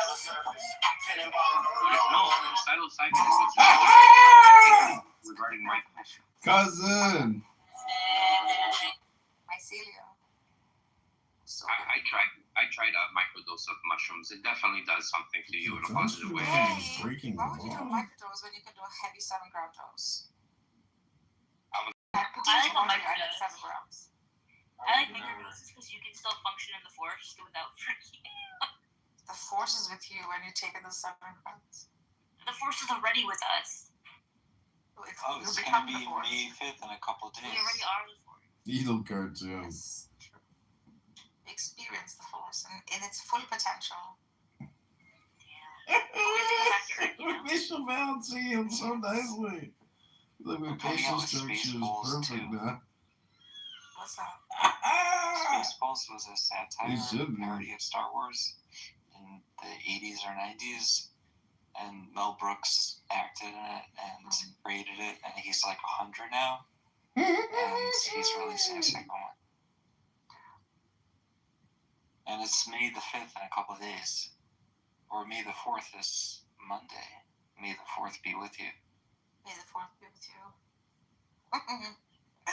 Oh my god, Cinco de Mayo. I have to go to what's that called? Old Town. Hudson, why do you keep dunking on him? Who? She likes me, dude. Sorry. Yeah. Oh my god. I don't like, you know what this motherfucker did? He posted on Instagram and he tagged me in his story. I'm not your girlfriend, DM. Yeah, you know, so Fatima's sister is getting married. She asked me to be her date for their wedding. I asked you, oh my god, you invited yourself, and I said no. I have screenshots. It's not at all what happened. Alright, show the screenshot. Show them how you were begging me to Oh, come. because last time people got mad at me. They're like, you shouldn't show the screenshots. It's private, this, that. I never said that. It's like, if I show screenshots, show whatever if I screenshots don't you show want. screenshots, people are like, Oh my god, show whatever fucking screenshot you want to show. I don't care. I wanted to go with getting mad just because He wasn't sharing information, Sam. You don't get so excited. It's not because I'm telling you my sister is better than you. Fatima's cousin's wedding with me. Also, she has Abby. What? Fatima's Sister. Wait, what? Abby and I are gonna crash your sister. Oh. Yeah, you come with us. Yeah. Fatima, I need a harem. Yeah, let's all go to her sister's wedding. Yeah, I think it's a great idea. Her wedding is sister. in Belgium? Yeah. Yes, of course. That's pretty close to I'll where have my my ticket right now. I'll start working on it. good man, you know, he sleeps sometime. CM, you need to get a life, get a girlfriend, get a book, get a gym membership, get a job, get a car, get off of Clubhouse Flat Earth rooms. They're not getting you anywhere. Hello? Alistair, are you married? Hello? I'm a Scorpio. Alistair? Hello? Are you married? No, I'm a Scorpio. I'm not married. I'm a single man. Doctor is single, I still hope you and the Indian doctor will get No. She's got no interest in me whatsoever. Do you see that? I ruined it for her. Do you see that he's holding an Ayn Rand book in his picture? Yep. Yes, I have the book in the hard copy. You know what's amazing? So the three of us should hook up. Let's go. Oh, you want to have a menage a trois and read Ayn Rand together? That would be so hot. Oh my god, yeah. Be like orgasm. I would love this. Disgusting. Oh my god. I think I'm gonna objectively come! I'm objectively coming!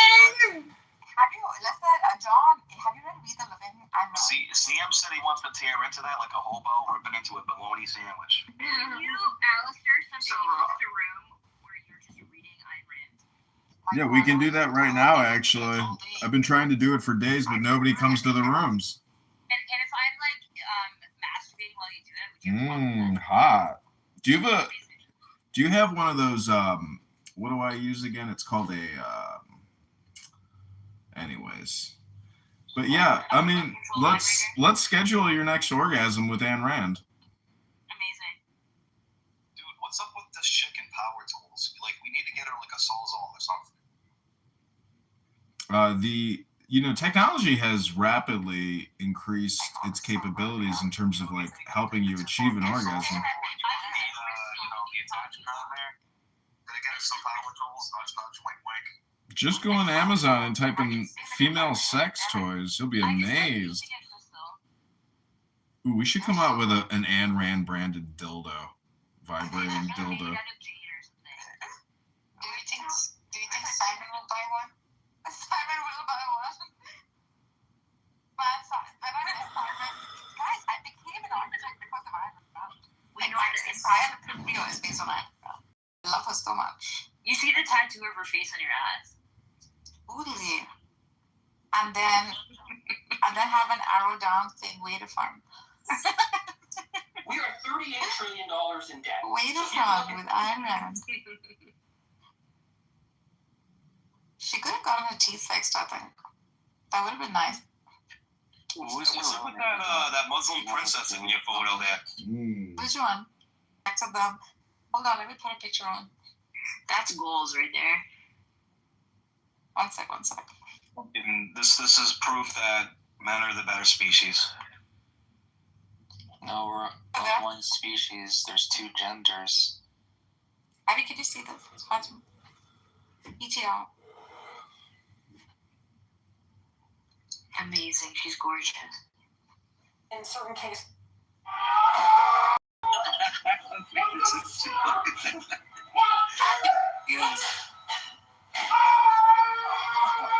At least like Ayn Rand was ugly, but now you put that on. Wow. Ayn Rand is a queen of philosophy. As much as she was considered your interview on the Phil Donahue show. Yes, I've seen the Donahue show. Oh my god. Probably the only person who got booed as much ever in the history of Donahue has been Ayn Rand. Interesting. I didn't see more than one episode in order to compare. Her philosophy is fantastic. Daniel, are you there? Daniel. She started as a screenwriter, right? She did. She wrote The Fountainhead. And then Atlas Shrugged. And then We the Living. And then Selfishness, The Worship of Selfishness. All those novels are infused with objectivism. Objectivism, yeah. See on my profile, I have myself as a Randian objectivist. I thought like the age you sort of lose interest, but she's really Dude, she has a fucking mustache, man. What the fuck is that? What do I? Look at her socks and heels. I'm pretty sure I can rock that outfit. Pretty sure I did. Look at I have found my leg. like that. Here we go. Yes, I do. Yes, I do. Yes,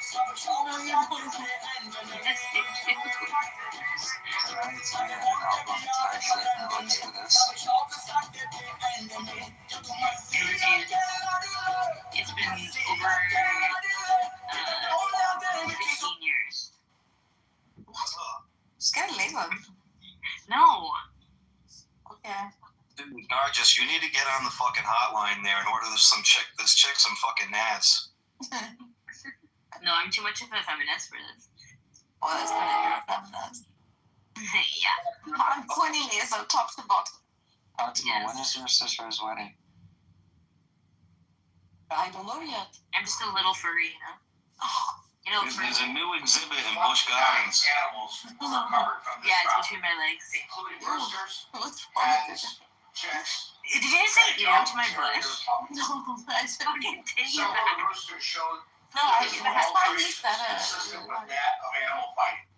Well, she's walking. I don't want to look at my bush. there's gotta be a little bit of bush down there, man. You know, can't be fucking. It doesn't need to be. It's a forest. If you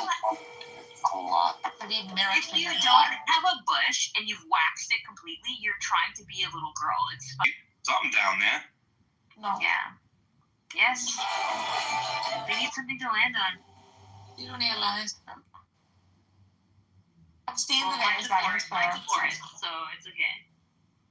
I looked through quite a few like landing scripts before. You need something to land the little soldiers on, the little paratroopers. Yeah. Even that needs maintenance, bro. Like, it's a lot of work. Like, if you laser it off, then you have nothing. It's comfortable. But I don't just only sleep with Muslim men. I've never slept with a Muslim man. Never married one. And never dated one. Who would be the better lover? Illumi, Regal, Daniel, Megatron, CM, or me? Could you repeat the question? Who here would be the best at the Kama Sutra? I think everyone needs to be tried at least once. Ladies, when was the last time you said to a man, "Can I sit on your face"? Yes, that's your face, please. That's the best opening line. Imagine you don't know him, yeah? You go to his house. Like there's this one room you're not allowed to open. And then he says, you're not allowed to open this room. And then, you know, at night you wake up and you go in there. Abby, Abby, these two, She's just describing the movie 50 Shades of Grey. Like, I don't Abby, these two hot chicks were live on Instagram, and so they accepted my live request, and then I showed them all my phones, and they started screaming uncontrollably. It was so funny. They were like, "Show us again! Show us again! What the fuck? What the fuck?" Of course. That's the first time I saw it, I was literally like, is this even real? Dude, he's got a shrine of phones in his fucking bedroom that he like does this Aleister Crowley. Aleister Crowley. He's like boo boo jump jump boo boo boo boo jump jump. Yeah. Love is the law. John. Law and the veil. It's a one-way trip, you know, John's bedroom. Dude, wasn't that dude in a fucking piss club? Which one? Aleister Crowley. Aleister Crowley, he was like in the internet dog thing where like they think the Philosopher's Stone is like crystallizing fucking urine. Yeah. Yeah, like they're fucking crazy, dude. They're lovely. They just went downhill because of their excessiveness. What started off was pretty much quite beautiful.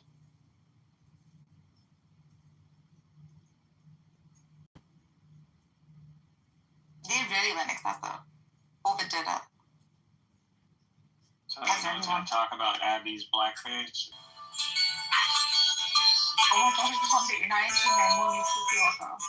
Oh, she says the same thing.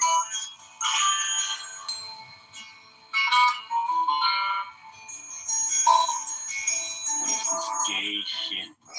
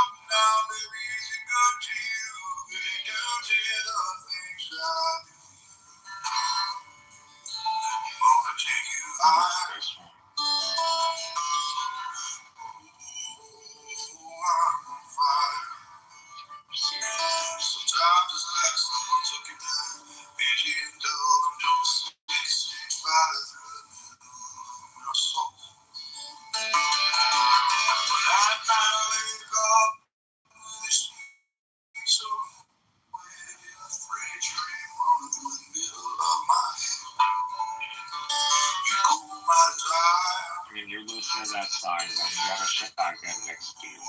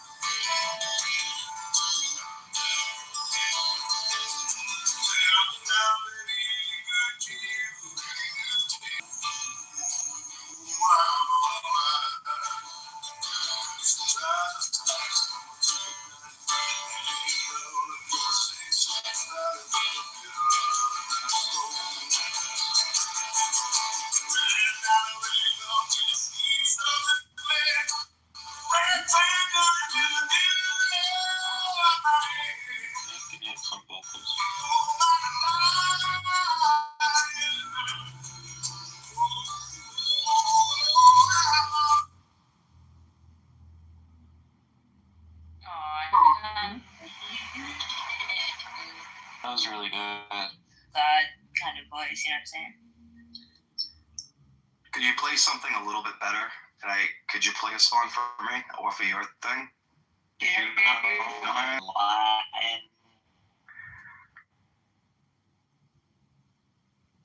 Boo Boo's Text on tool. So Well, just so you know, we can't hear it. it's fine. It's such doing music. Such a good music. You don't want us to hear it? Which one do you? Which one? You're playing, yeah. It's Tool Kitover. One Megatron's been playing and singing. So Rigo, what did you want me to play for you? Put it in the chat so we can link it. Oh, can you just tell me what it is? Can I put in a request too? One request at a time. Yeah, it's by Zach Wild, Stillborn, the acoustic version. Okay, one second. Which one? Because I can't. Zach Wild. Black Label Society, Stillborn, acoustic.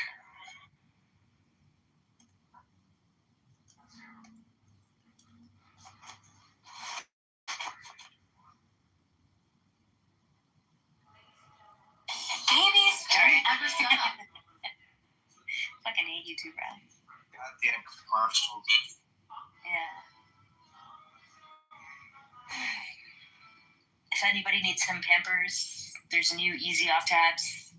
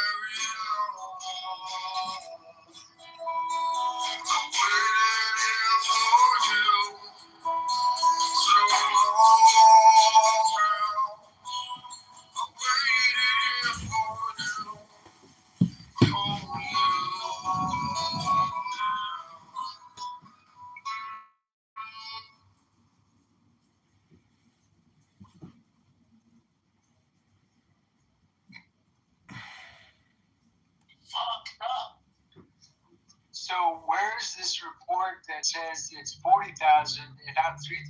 I don't understand.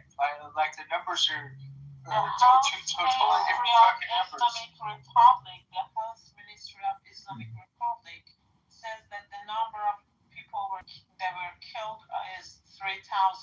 But who asks the killer about the number of people who were killed?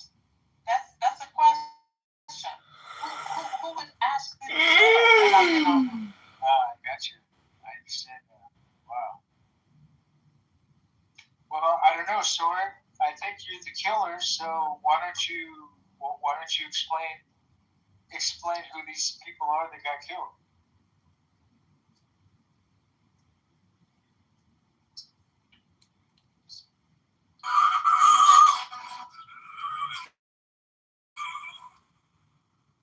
It's too much bravado. I mean,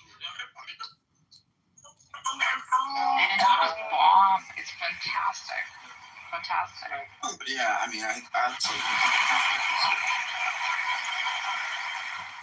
the beginning of it was good. The beginning of it was good here. I put a Parmesan this day. If any of you are interested. So good.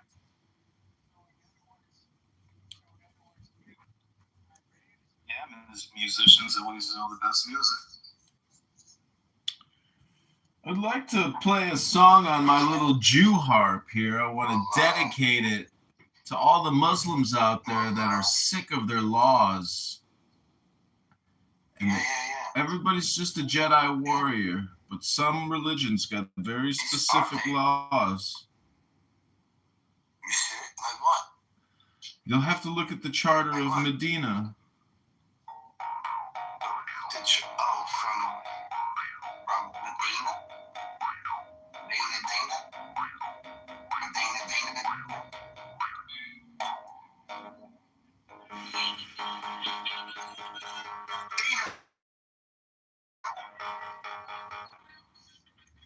Inshallah.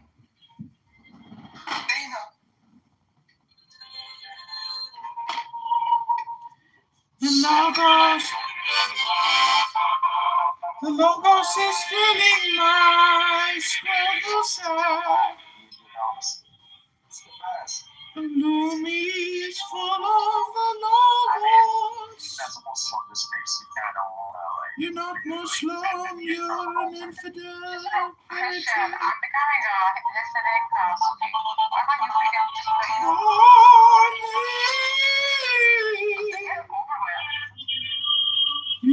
Hey, Abby, what is up with that PTR, Abby? Holy shit. Fuck, what the fuck? This is the real picture, by the way. The one is AI, the one you have the last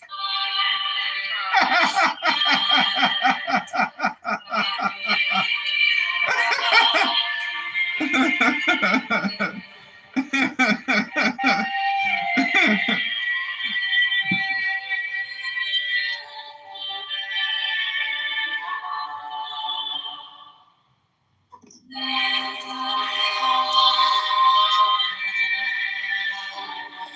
are $38 trillion in debt. So you can look at that as the United States credit card. Except Damn. Maybe I'm Christian, especially in Christianity and civic.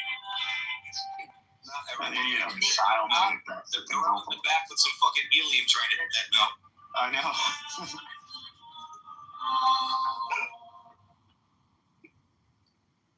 You don't have to hear the whole thing, right? You don't have to hear the whole thing, right?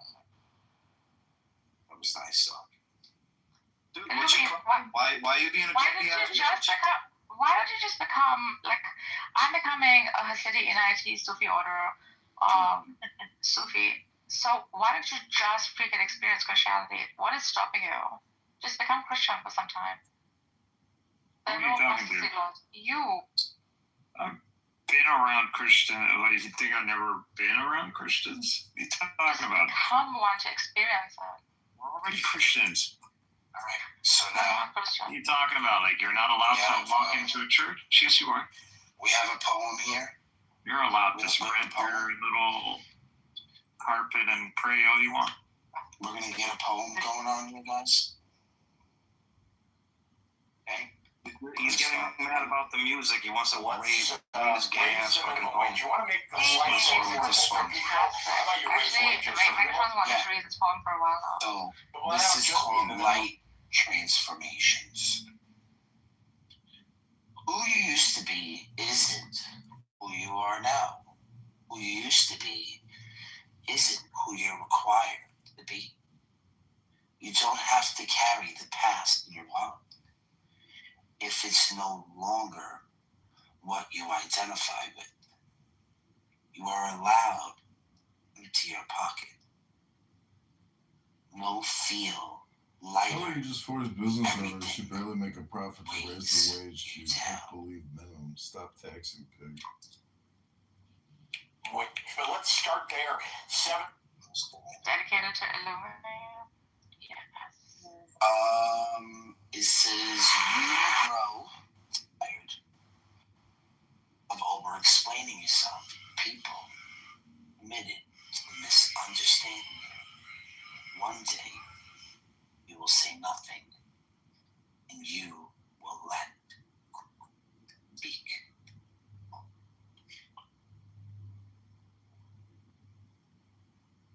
mean?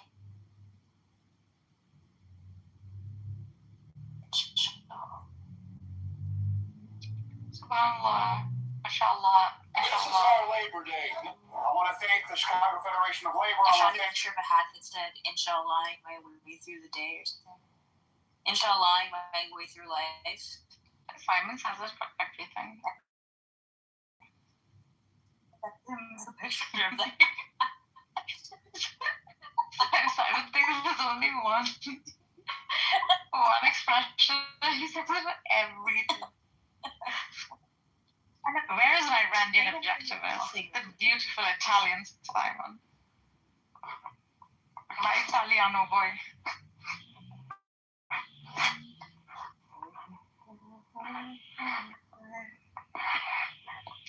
It's time for some rock, bitches. Someone play some heavy metal, something heavy, please. Right now by Korn. Why not? You play it. Play it in the back. Get up and get my iPad. My hands are a little busy right now. Doing what? She's over there playing with her bush. And we can get a laser and get it over with. Why would you not? Step one, which I believe will be the easiest step, will be just a granting. Can't deal with that. Yep.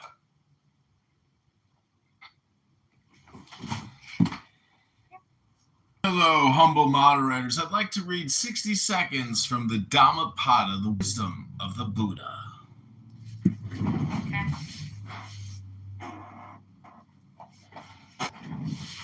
Go ahead.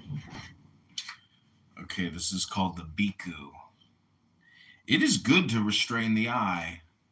It is good to restrain the ear. It is good to restrain the nose. It is good to restrain the tongue. It is good to delete Clubhouse and go on your way. It is good to restrain the body. It is good to restrain the mind. It is good to restrain thought. Restraint in all things is good. The Bhikkhu on Clubhouse with restraint in all things will be free from suffering. He has controlled his hands and feet. He has controlled his speech. He is withal well controlled.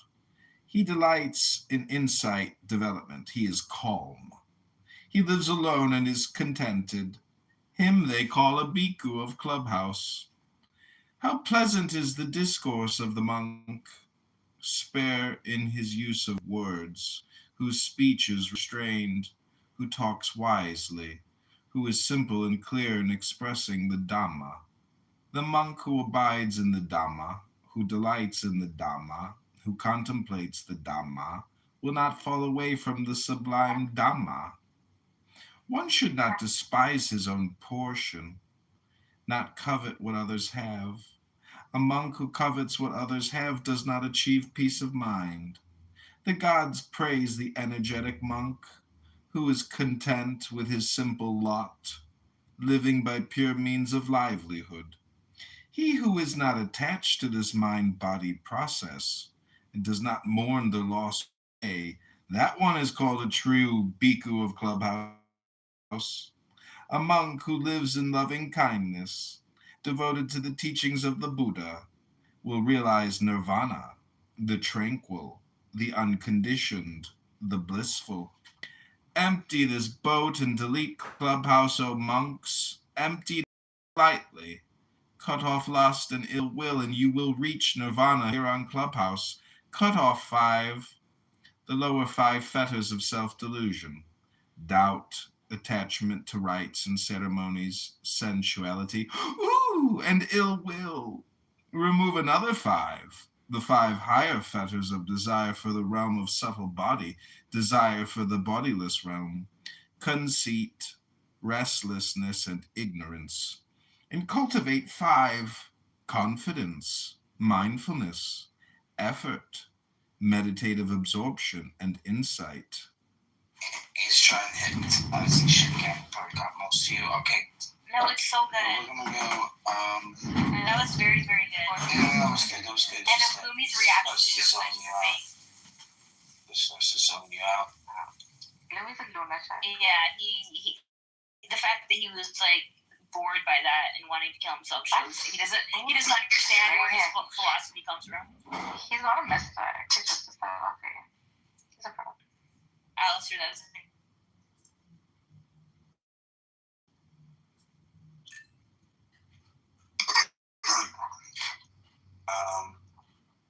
Superman. Getting there to my final form. No, you're not. Your form is just flesh.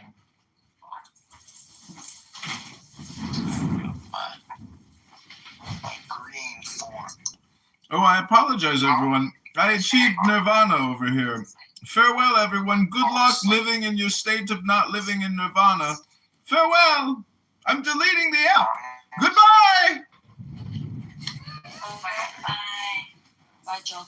Delete all 20 accounts. Bye, Joe. Get over. Goodbye, everybody. It's time to go. What? I want to have a toaster strudel. Shut your bitch ass up, Megatron.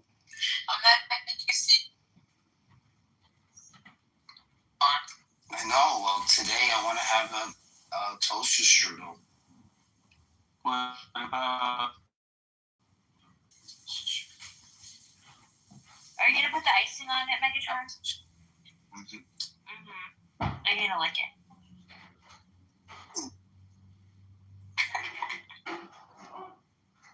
Have you read Hymn to Pan? No. Alistair Crowley. I performed it for freaking John Kitover.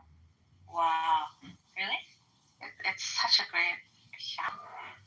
Alistair Crowley is one of the finest of all writers. Wow. It's so well. Tell you, the movement could have flourished very much like it's like the NIT. It started off as the NIT Mahmoudi, the order, and then went downhill because of the excess usage of freaking drugs and excessive orgies, which I would have loved to be a part of. The orgies are one thing, drugs are another, you know. I would do the orgies, not the drugs. I would do both. Unless I'm microdosing, but Woman I is don't trust it. so full of shit.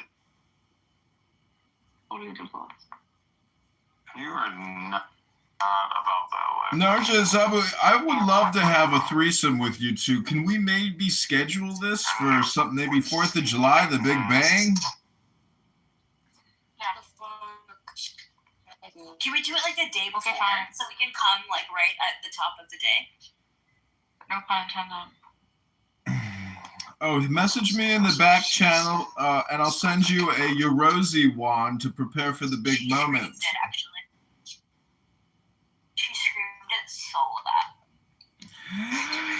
I'm coming! Oh my God! Don't stop! Don't stop! Don't stop! Don't stop! Ah!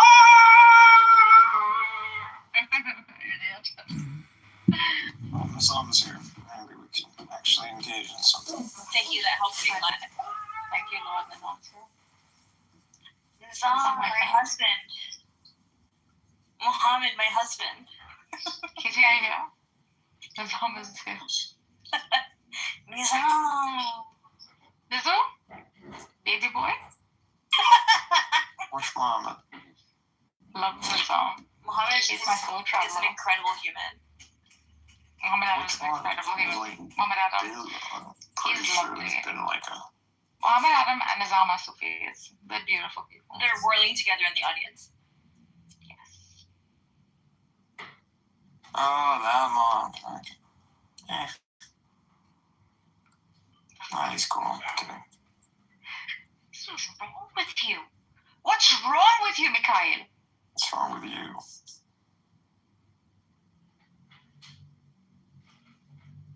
Narcissus is the perfect woman.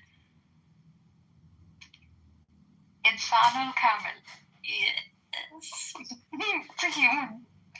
Yeah. What is a perfect woman? How do you say perfect woman, Illumi, in the language of the Bedouins? Okay.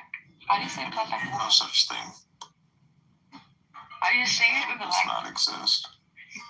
What does ChatGPT say it is? Reason doesn't they exist? Oh, Lisa Alcamel. Alyssa Alcamel, yes. Really? Wow. Amazing. Nisa is a beautiful name. Nisa? Yeah. I have a friend, Iranian friend, whose name is Nisa. That's a beautiful name. Woman? Yeah, but like in terms of like not the actual meaning, but the Nisa. How it sounds? Yeah. Good sound. I like the name Sama also. What a pretty sound. Sama is Sama. That's beautiful. It's a dance of the dervish. Yeah, the summer ritual. Yeah. Dervish. When we whirl, will you still hold boobs? I will hold your boobs. I don't care. Otherwise, they'll like fling around, you know. I can't. They will fling around. Yeah, no.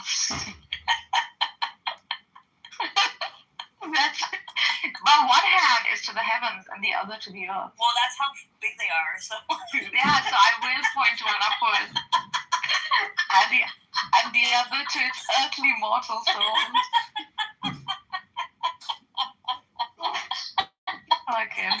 Fucking loser.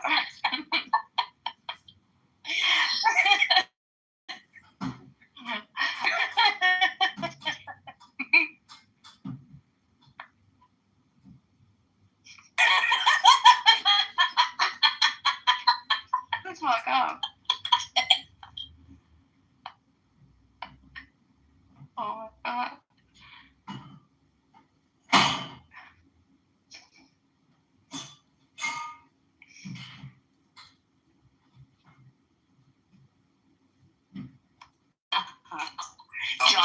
Don't be so hard on yourself, babe.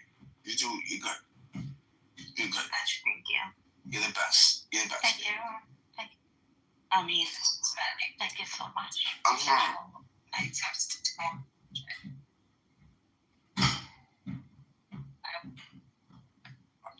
Fine. You're hot making.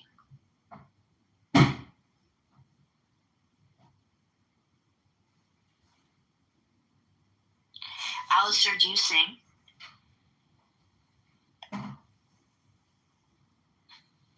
He doesn't sing. Oh, pan, pan.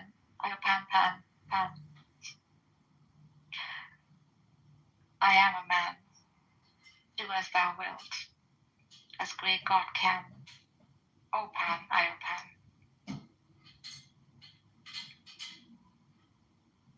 Whoa.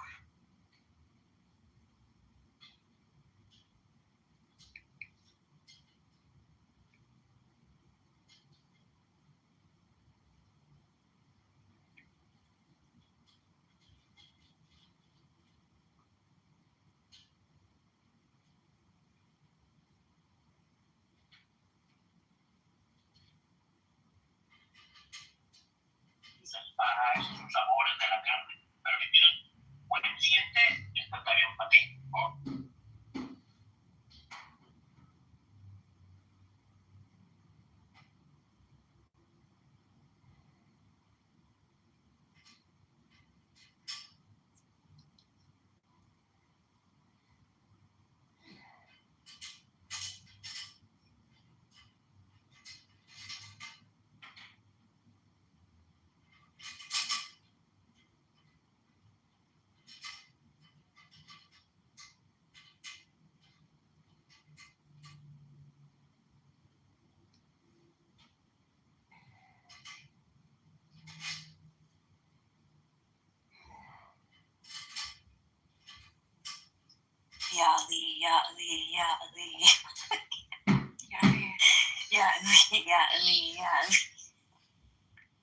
Ali, the source of all creation. Sheet? Barashit. In the beginning was Ali. It began and ended with Ali.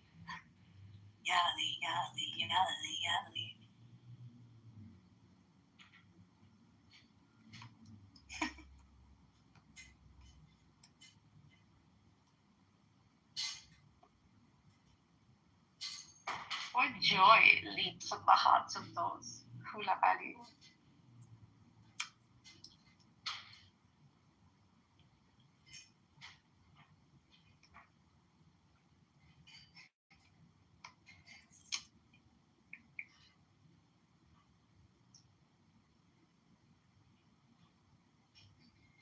So will Ali be the Holy Ghost or the Son of Man? Yeah. Father, maybe? Filthy Ali, you blood. Lunacy. Ali is every breath. Ali is the gaps between my heartbeats. The gaps between my teeth. Every cell. Every atom. Every atom of the universe.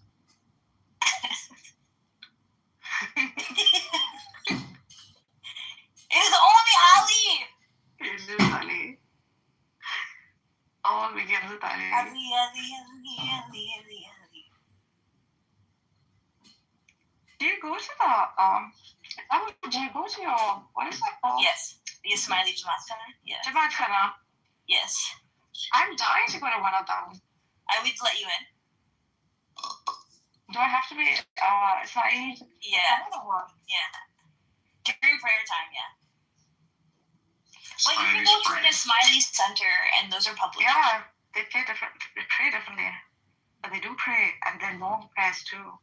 Our prayers are like, our daily prayers are like 10 to 15 minutes long, basically. Yeah, we do it 3 times a day. Long prayers. Yeah. I know the thing, the sequence. Oh, amazing. Do you have a book? Do you have the book? Should be like all the other Muslims, no? I learned from someone I was like talking to closely about Ismailis. No, they don't believe, it's like particulars can change. So we incorporate this a lot in terms of like the content of the words, but it's correct. But we add much more to it, so it's longer. Like what? Zikr. Yeah. Long zikr. Yeah, I'm talking about the sujood and ruku'. Yeah. And the tashahhud is really long. Yeah, because it's this like the way Ali for us prayed. is like kindergarten. And what again, you can take all your time doing all that on your own, but when it's a congregation prayer, no, we do it as a congregation. We do it as a congregation. So 3 times a day, that long. Yeah. What's that time? You make time. It's dedicated to God. You make time. And America must be an empty place. Because no, miracles are filled in Canada. Like even in America, Filled where? Like every day? Every day. Every day they go. Sure. And it's stinking vegetable. Most of the Ismaili. These don't even exist anymore. What are you talking about? Are you kidding me? My brother's holiday home is in Portugal, and that's their like. Yeah, Nargis, you have to go. They are huge. You have to go. Huge. I would like to visit. Nargis, we should do a world tour of all these Ismaili centers. So the one they have in Portugal is the base, right? The throne of Imam Ahmad, yes. Yes. So do you even know what's the belief of Ismailis? The throne of Imam Ahmad is in Portugal. Yes, it used to. I swear to God, it used to be in Aleppo, or no, not Aleppo, in Aleppo. In France. No, but you guys had it in Aleppo at one time. And then it moved. And then it moved because also I went to Aleppo. I didn't see it, but Aleppo got crushed out fast. Yeah. And then it went to Eglimo is what I meant in France. And then it just recently moved to Portugal. Right. The foundation there is really huge. I would love It's mostly like, they engage in like critical studies of philosophy and logic and things like that. My brother was like, there are people here and they are some sort of strange religion. Because he doesn't know. But they are. How old is your brother? He's about 30, 32. Is he single? I don't know. Oh. He's married to a Spanish girl. And then he was like, and they are like, they're just so, they're like so serious. Some kind of book reading and study. I said, damn, that's the Arakan Center in Portugal. The original Al-Azhar, you know. heavily you guys engage in logic, rationality, metaphysics. That's I'm like sure she the knows division all of about it. that. I dated someone who was upcoming. Oh my god. Oh my god. I did. In fact, like your thing is what do you call it? But he's a monist. That was the first monist I've ever met in my life, actually. What was a monist? Someone I knew a while ago. What do you mean, Wahda? Yeah, I converted that guy. No. Oh, you know, everything is on Clubhouse. People have lives off of here. Yeah. You're right here, aren't you? I'm right on your life. And I mean, if you want to. I'm not sure you're the type, but, or you're my type. I mean, you got a lightsaber for fuck's sakes. There's only the soul.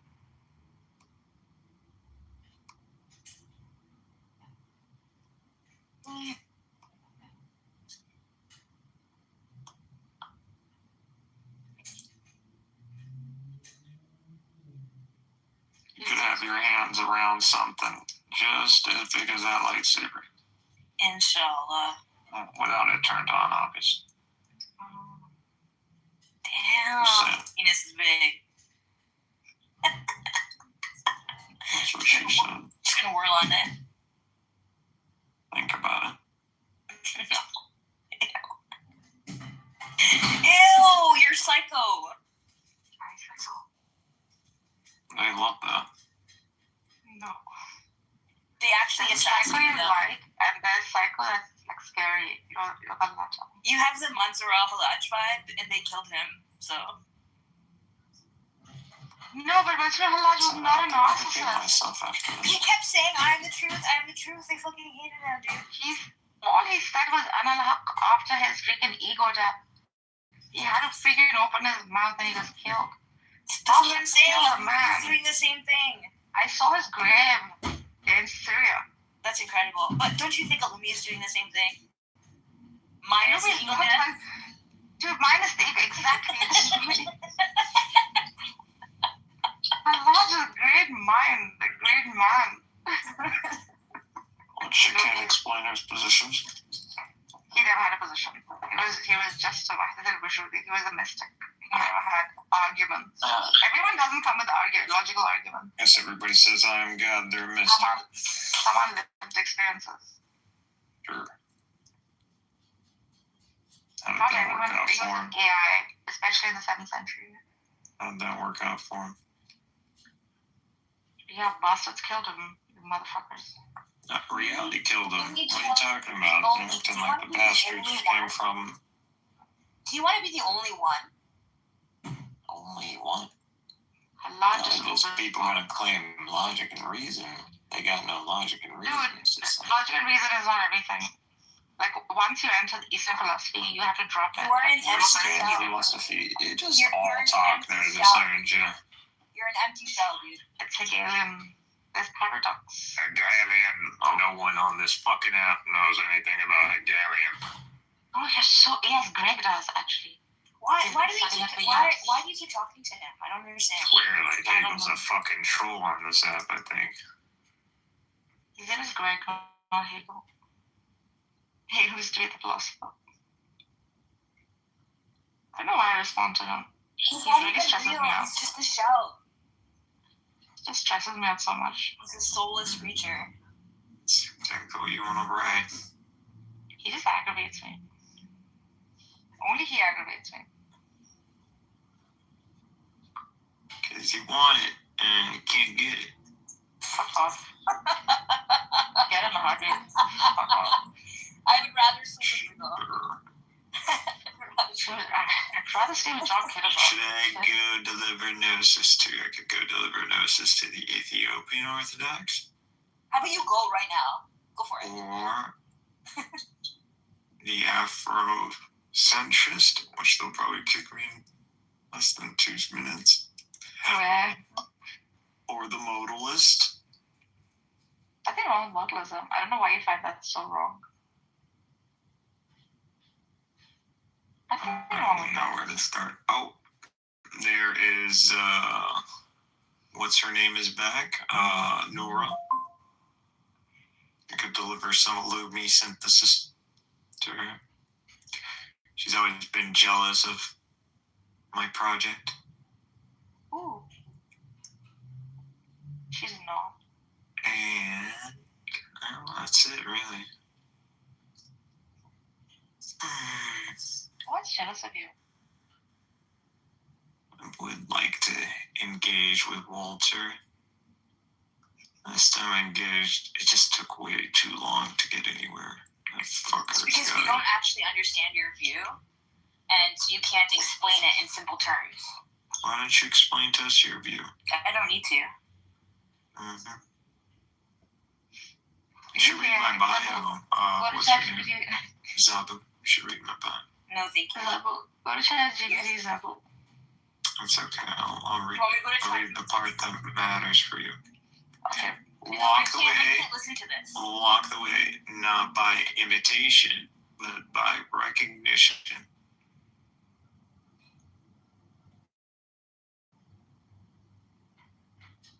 Yeah, Oh, thanks. an imitator. Keep it. Oh, she's got. Can't stand it. What is it that you get on people's nerves? I don't. Just don't like the smell of bullshit. Do you think everyone smells like bullshit? No.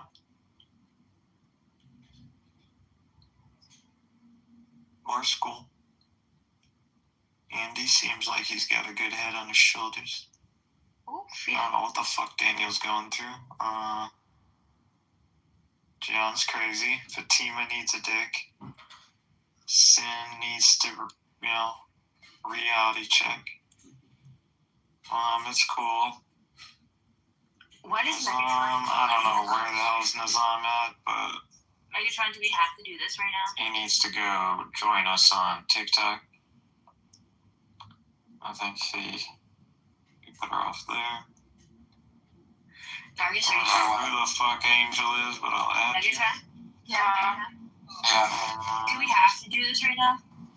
Converse. I know Converse. Yeah. You can laugh. Tim. That was Tim. I'll add Tim. Yeah, this is what we're doing. There, Bitcoin. Anybody who has Bitcoin is kind of like just. Well, why do you want to listen to that? Khadija Zij. And laugh at it. Zij. We can laugh at Zijli. Yeah. That's sad. Zijli. She's clearly lost. A dagger and a piece armor. I mean, And now we're just gonna hang them what up is to going dry. on here? Again, this image. Let's sing a song. This image has no meaning. Let's sing a song. Oh, another angel's about to show. Okay. What song should we sing? Greetings, my fellow Is it you genius. guys sing a song? Megatron? You are my angel. Ooh. You're my darling angel. I'm not gonna lie, Lexi. I thought you were a chick. I'm not gonna lie, man. That was. Okay, don't do guys. It's okay. I mean, he's interested in Islam if he wants. Does he think that his way is the pickup line? And Louis, what are you saying? Let's see. I mean, Islam seems like a handsome fellow. It's okay that Illumi's gay. It's okay. No, a handsome fellow. I don't think that Nizam, would you do Illumi or what? Oh, I would do Nizam. That's. I mean, I thought that was obvious. No, that's not obvious. Okay. That would be hot. Nizam squealing like a. Oh, no. You think you're gonna be on top? My ass. Well, no, I just bent him over. Like, Megatron. I don't know if you could handle it. I think you might get How this. many days can you put up with this? He's nice if you listen to him. If you're quiet to him, I'm married. Haha. Alhamdulillah. Sorry, Louis. Yeah, but I get what you're saying, but he's not nice. You don't think he's nice? No. Because how many nice guys are you on top of? I don't know. Oh, wait a second. Aren't you married, Nabu? Didn't we talk? We sound like, what's your name? Come on. Who's Charlie's friend? Come on. You don't even like her. Ain't no sunshine. You can have more than one wife.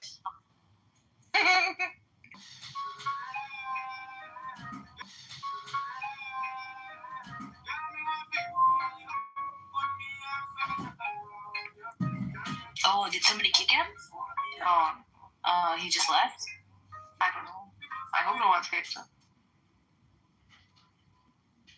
Who keeps muting me? Megatron, did you mute me? As a mod, can't I see what people do? Yeah, I guess people look. Why can't I go look for that?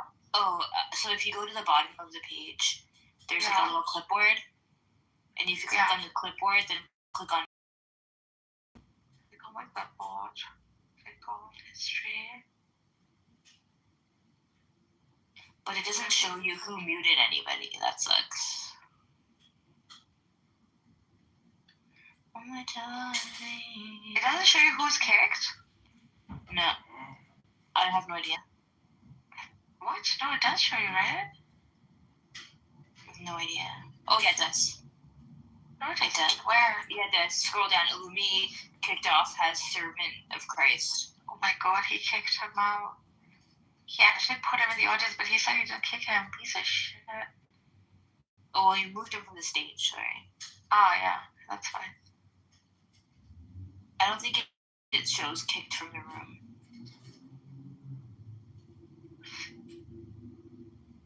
Yeah.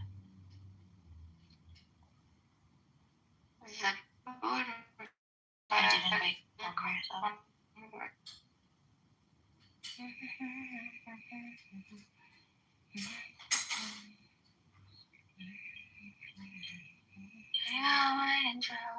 Megatron, do you hate me right now? Why don't you like him? I'll tell you why. What irritates me. I love him. Oh, no, not Megatron. Illumi. Why? What is it? I've often wondered, why I also feel sometimes an aversion. I've never dissected that feeling. Why? Feel aversion. I also feel aversion. Yeah, but why don't you dissect it? It's too much. It's not too much work to be like, oh wow, this guy sucks. Yeah, but why? Maybe he incorporates insults and ego into what he's talking about, so it doesn't feel genuine. Dark psychology is going on. He incorporates that to make his point. He's on the dark side. Dark side, yeah. And not in a good way. Yeah. Hi, Converse. Welcome to the stage.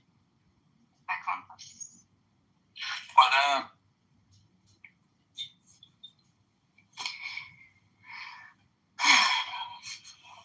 Neapolis is a priority list. Come on. Yeah, I know. I've spoken to him for a long time. But I don't know if he likes me. Islam is his foundational religion.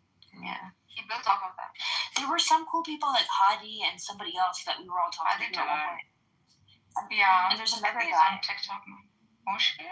Not Moshi, another guy who had long hair and a bun. See him? No. Oh my god.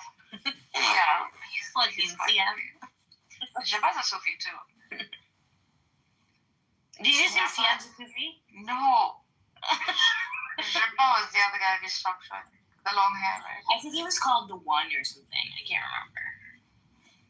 Oh yeah. I think I know what you're talking about. Neapolis. Hi. Hi, Neapolis.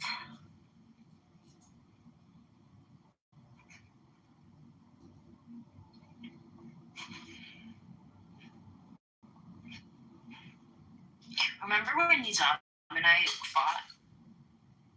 the app. You and Nizam fight? Yeah, remember he took Fury? What? Nizam? I wasn't there, I promise. What happened? Yeah, you were. You were there. What did he say? Fury for what? It was a long time ago. Now we're like. Nizam isn't a fear, he's a Sufi. Now we're like husband and wife in a different dimension, you know? Who, Nizam and you? Yeah. It wasn't funny. Oh, Gon is here. Wow, all these people I haven't seen in a long time. Yeah. I fought with Gon before. Yeah, he's great. You fought with him before? Yeah. Why? Something some argument is making. I think we had a fight. Yeah, he has his limits, yeah. We've had many arguments. Different You and I, right? Yeah, correct. Well, we actually, got pretty not many. Yeah. But he's nice. Yeah, he's very sweet. But we can have like differences in arguments. It's not the person we're attacking, it's the argument. Yeah. Unless you're Lumi. Unless you're Lumi. What's the topic today? It's just opening. Wait, my bad. It's the title. Sufis. The title. My bad. Okay. No. We're talking about Hasidic Sufis. What? Yeah, Is there There's no such thing. Yes, there is, bruh. No, there's not, bro. What's Yeah. Tell Nizam about it. Nizam probably knows about Inayat Khan, right? So it's an Inayat Khan inspired order, but it's Inayat Mamuni, and it's in Boulder, Colorado, and it's a Hasidic Sufi tradition. Sorry, can you repeat it again? What the name is? Inayat Mamuni. How do you define tradition? They take from it's a Sufi order. They take from all. They're like universalists. No. They are like. Look it up. What? Before you even look them up, Neapolis. Definitionally, this is problematic. So you're not a perennialist. How can you be a perennialist? Wait, you cannot be a secretive. Like you cannot mix and match What? different traditions. But everybody mixes and matches. What are you talking about? I'm a traditionalist. I'm not a you're a traditional perennialist, yeah. Yes.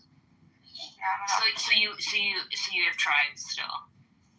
No, but I have tribes. God made us into tribes. Yeah, it's a way of thinking. It's an order of thought. Even what that This is why we fought, remember? Wait, you and I fought? A long time ago. Are you fighting with Long time ago. I still remember.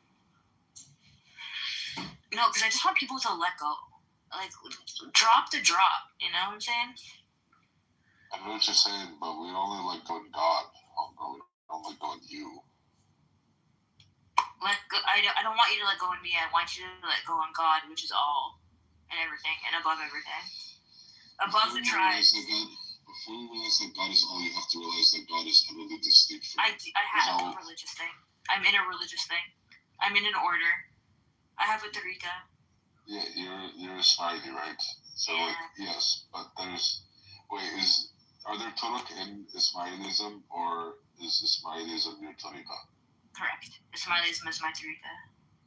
Wow, there's no tariq in Ismailis. It's one tariq. Correct. What? Are they actually religious, like the Ismaili people? Could you repeat that? They're not Are they perennialists? What pluralists? Yeah, they're inclusive. Like a perennial pluralist, I would say. There's still like restrictions within. There's still limitations within.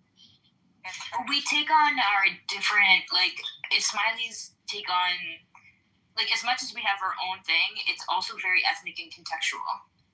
So the Afghani Ismailis living under the Soviet Union practice a very different practice than the Koja East African Ismailis, right? Because of the geopolitical context for the practice.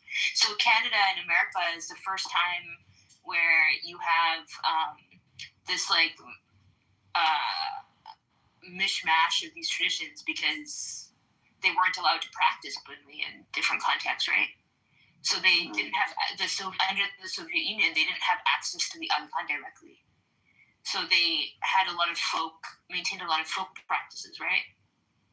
So even when the Afghanis first came to Canada, they still had to have their own separate rooms because their prayers were slightly different. And then the Ismaili institution had to find a way to standardize things. So things like funeral practices and all that stuff became standards in Canada and the US for the first time. And then that has become like a more gold standard now. And are all Ismailis, do they all follow the Aga Khan, or is it? Yeah. Have you read the Saint of St. Nasi's ideals and realities and stuff? Yeah. That was like the first time I ever even learned anything about Ismailis. So my professor does work with under that teacher. Yeah. That's just amazing. He's a great thinker. He's alive, right? Still? Yeah, he's alive. He just retired. I actually got to go to his final lecture in BC. But he's still alive. But he's a traditionalist perennialist like me. I mean, I basically, I think you can have a path, but I think at the same time, it's not sociological. Like I think I like have a more sociological view on religion in the sense that things like blend all the time, and people make up shit and like hybridize things, and that's just the way things get practiced in reality. Okay, well, when you meet God in the next life, you can be like, my view on things are sociological. See what I get? So what? Yeah, he'll accept it. That's fantastic. He's like, wow, good job. Good job. Way to use your intellect. You use your mental faculties in the right direction. They say you're on some bullshit. God is not me, first of all. God is not, first of all. No, he's not. Yes, he is. God is God. God in his active aspect is masculine. What if God was masculine? Dude, you're not very listening. No, in his active capacity. I've told you this before. Like, even as a traditional paralyst, it just does. No, you're not a paralyst. I can hear you from the paralyst. I've never heard darkness touch hear anybody except for India. It's the only religion I hold to. Wow. That was cool. I'm glad I could witness that. There are two, it's a serious philosophy. Like, it's not freaking woo-woo pluralism. It's studied in depth. There's so much work on, like, the traditionalist and the non-traditional views of America. I mean, at the end of the day, there's a matter of fact, right? Like, people can go and they can study things that just aren't true, and they can derive insights and do all kinds of crazy work. That doesn't make it true. Like, at the end of the day, there's a matter of fact. I don't want to fight about this anymore. What do you mean matter of fact? No, let him talk about it. And that there is a reality, and it's not like in order to attain onto this reality, there is a process of purifying the soul. Not just anybody who is able to ask questions and able to, produce a train of, even true intellectual insights don't always mean that you have everything in order, right? The soul can be disordered and still, produce some sort of, a narrative about existence. Right. So, an example could be Richard Dawkins, who thinks Claude is conscious. Like he's produced a lot of really smart stuff. That doesn't mean he has it all together. So it's important who you take your religion from. Do you think you have it all together? No, I know that I'm not, but that's why I have teachers who I think do. Right. Yeah. Have you read the work of self? Do your teachers think they have it all together? Or? Yeah, teachers have it mostly together, I think. Have I read the work of who? Melissa. Melissa, yeah, I have. So, what do you think about his Harkat al-Jawdiya? or transubstantial motion within God? It solves so many problems. What problem does it solve? Solves a problem of motion, immutability. It also solves because it's intrinsic motion. It's not like a change in state in God. It also kind of unites human, a creation, a creator, but not in a monist way, right? In the way of essence, like elevated essence, therefore higher existence, lower the essence. Like the change here is in the essence of the human being. Mm-hmm. Whilst most would think that essence is the very nature of a thing, Savaraj did not think that essence is the nature of the thing. So, I'll put how this is how I come to know my teachers and who I take religion from. I think ultimately for me, identifying truth corresponds to experience of truth, right? Through prayer, through dhikr and all of these things. And there were just things that simply, if they do not resonate for me, then I just don't take it. You know what I mean? They're like Saint Hussein. So when I read him, I'm not just reading somebody who is a really smart Islamic studies philosopher. I'm reading somebody who is, in my view, has very clearly tasted the realities that he's writing about. Like he's writing from an experiential perspective. This is somebody who's lived it, right? Yeah. And that is very rare. So I think that's the criteria I would encourage everyone to, if you think somebody actually embodies the realities that they're writing about, like Muhammad is obviously one of them, then take from them. But just anybody who has the ability to reason through stuff is not somebody that knows what they're talking about spiritually. You feel me, fam? Yeah, I do. Alright, cool. Zabu, I think we're done fighting. I never pick up some other bullshit. Huh? Let's go pick up some other topic. I'm here for all the smoke, dog. Oh, there's only smoke. Smoke and mirrors. I'm gonna take a piss. Hold on. Wow. Such vulgar and foul language.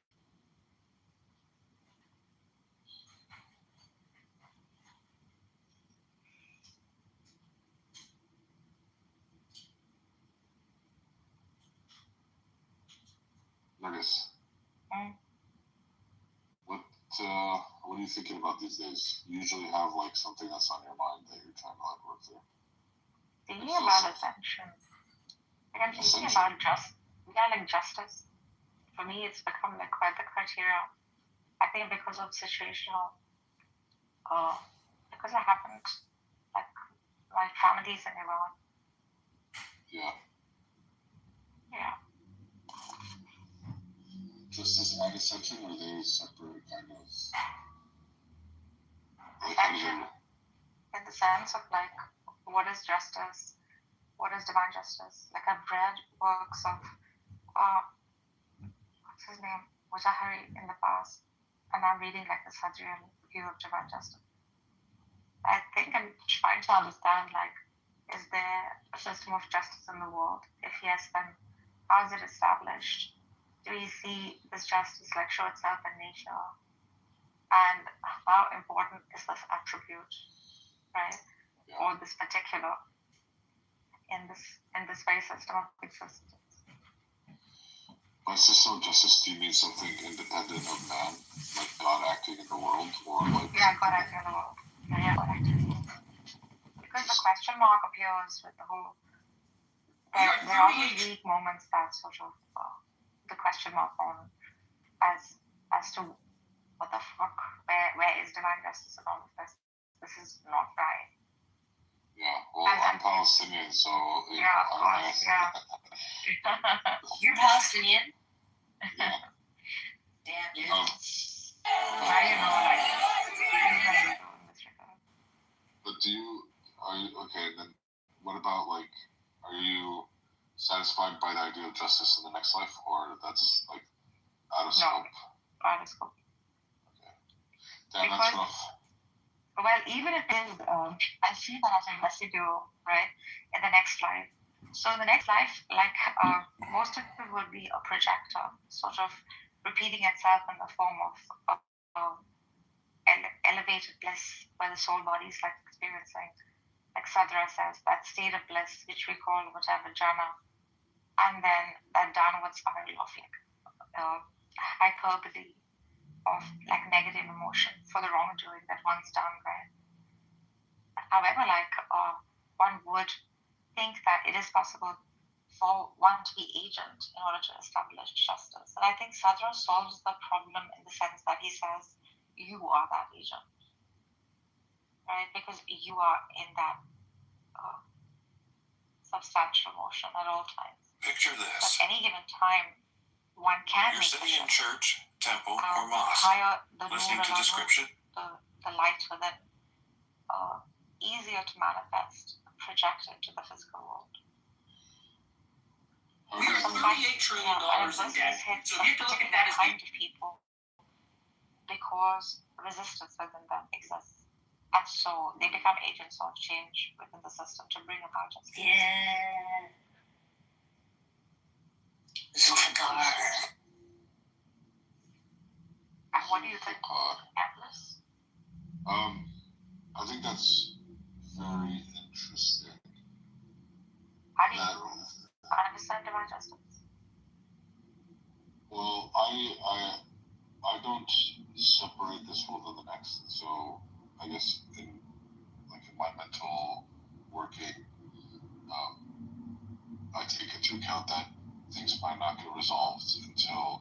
But you're like alluding to a harmony or a balance in this world that is in motion, and then so you like a soul, like a person, plays a certain role by encountering a life circumstance that compels their soul one way or another, and balance is restored. I think there's just really hard scenarios, the United States blew up a school of a girls' school, killed 170 little girls. Yeah. I think there are things that are very clearly are just so out of sync, so out of balance that happen in this world. It's hard to, and just because we, human being cannot fathom what, the restoration of harmony doesn't mean it's not there. But there's also, I think, actually, Saint Nasser, it was either one of his talks or something that I read by him, where he says, that it's possible for the soul in this world to be burdened by something that does not actually, belong to that soul. And so it's not something that the soul will take it with it into the next life, but it's also something that the soul cannot resolve on its own. There are people who are depressed because of family trauma and stuff, things that they had nothing to do with, or they were just simply witnesses to something, and the soul can't actually do anything about it. But so long as it remains in this world, it remains burdened by those things, unless I guess they ascend or transcend it or something. I don't know. I like the perspective. I don't know if I could hold on to it in every circumstance. You're probably spiritually superior to me in that regard. But I can't hold on to that. There's something very innately wrong about that. Simply because I think my ego is acting up.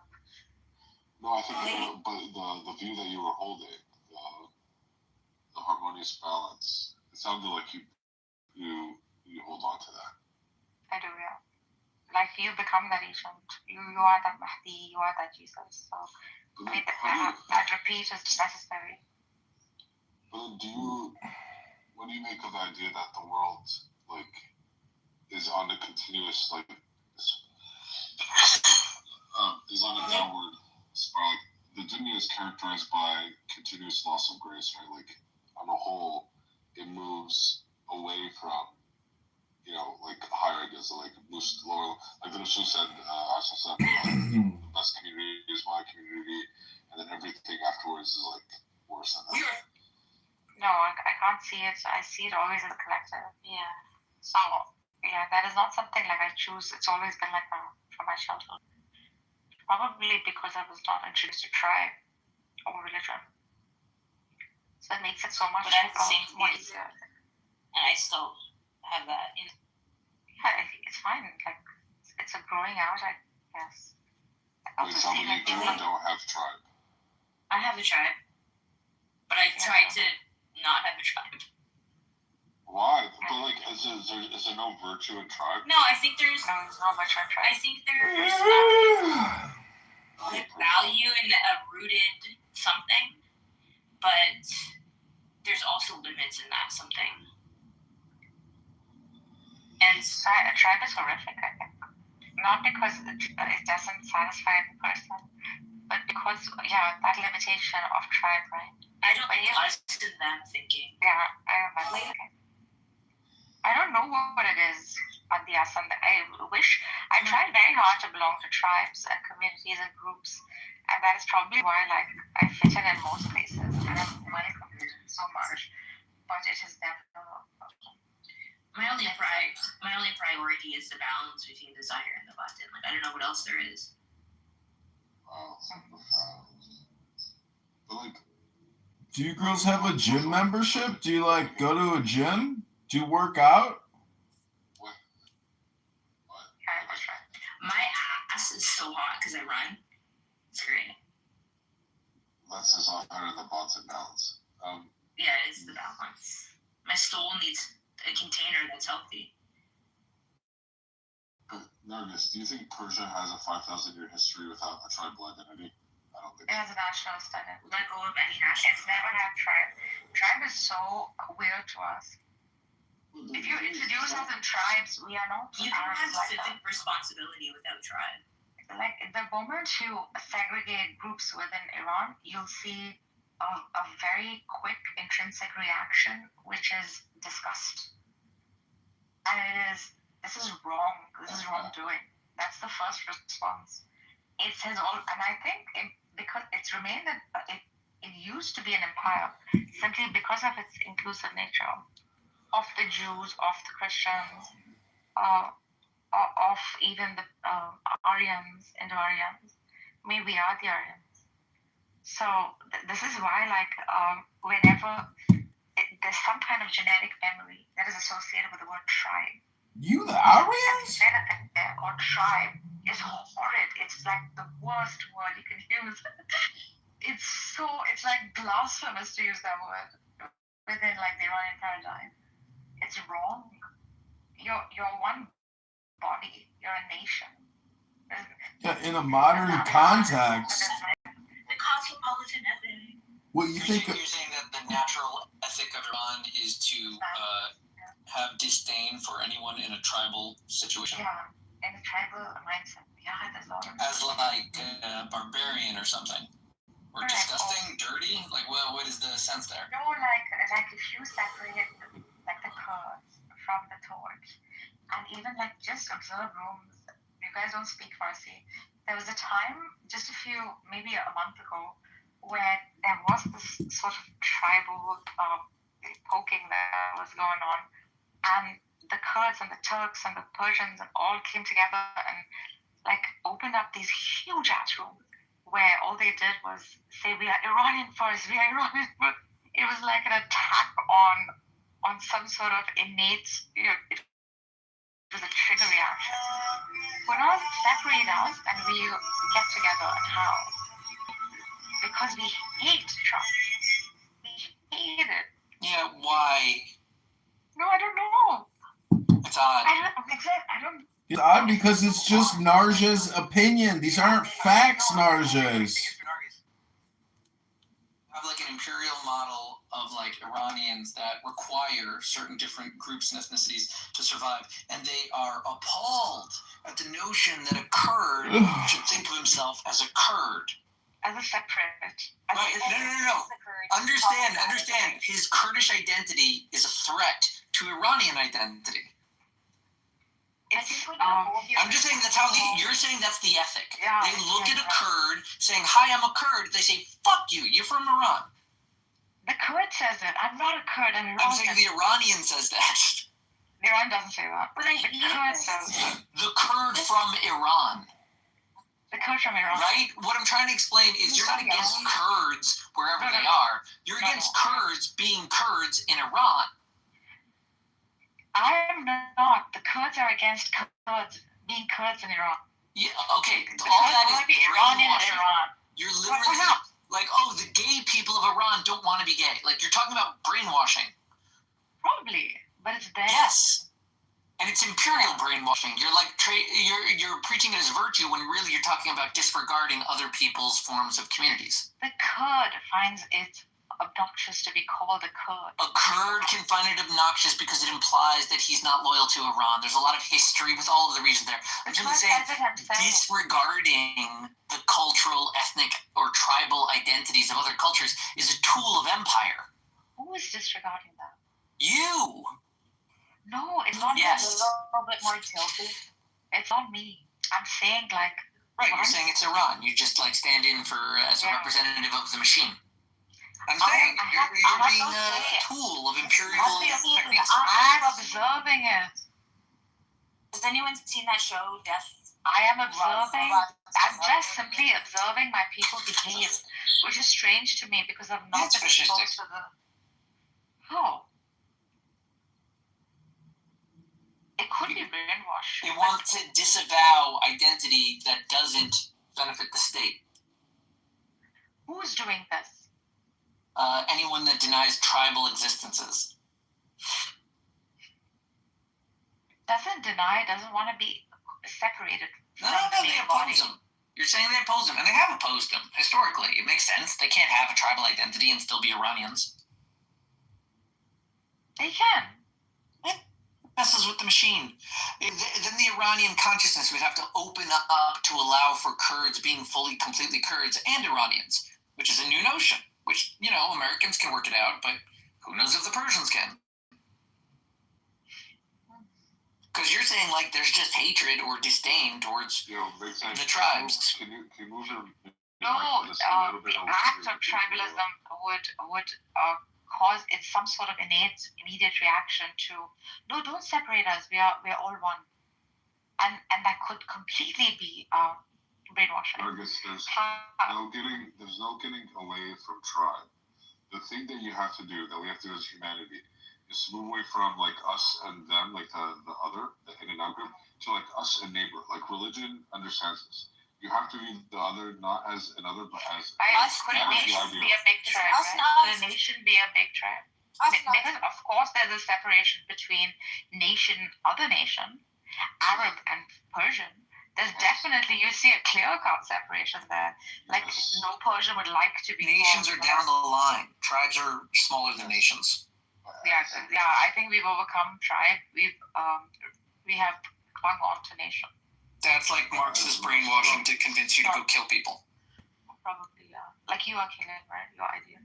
And even in the Quran, God is explicit that he turned us into tribes, right? Tribes and peoples. Because Arabs existed in tribes, please keep to the historicity of the... Be more accurate. Humans. Yeah, all you need to do is read Muhammad's Charter of Medina to see the breakdown of tribes that Muhammad was talking about in 660. There were Jewish tribes that he forced into compulsion. That's right. Oh my God. You will join us in battle and you will pay for it or we will kill you, is what he told those Jews. Oh my God. It's a sick mentality. It's called the Mafia. Have you heard of the Mafia? The 5 families? They got charters, just like Islam. Hello? I'm coming for you. I'm part of the Muslim Mafia.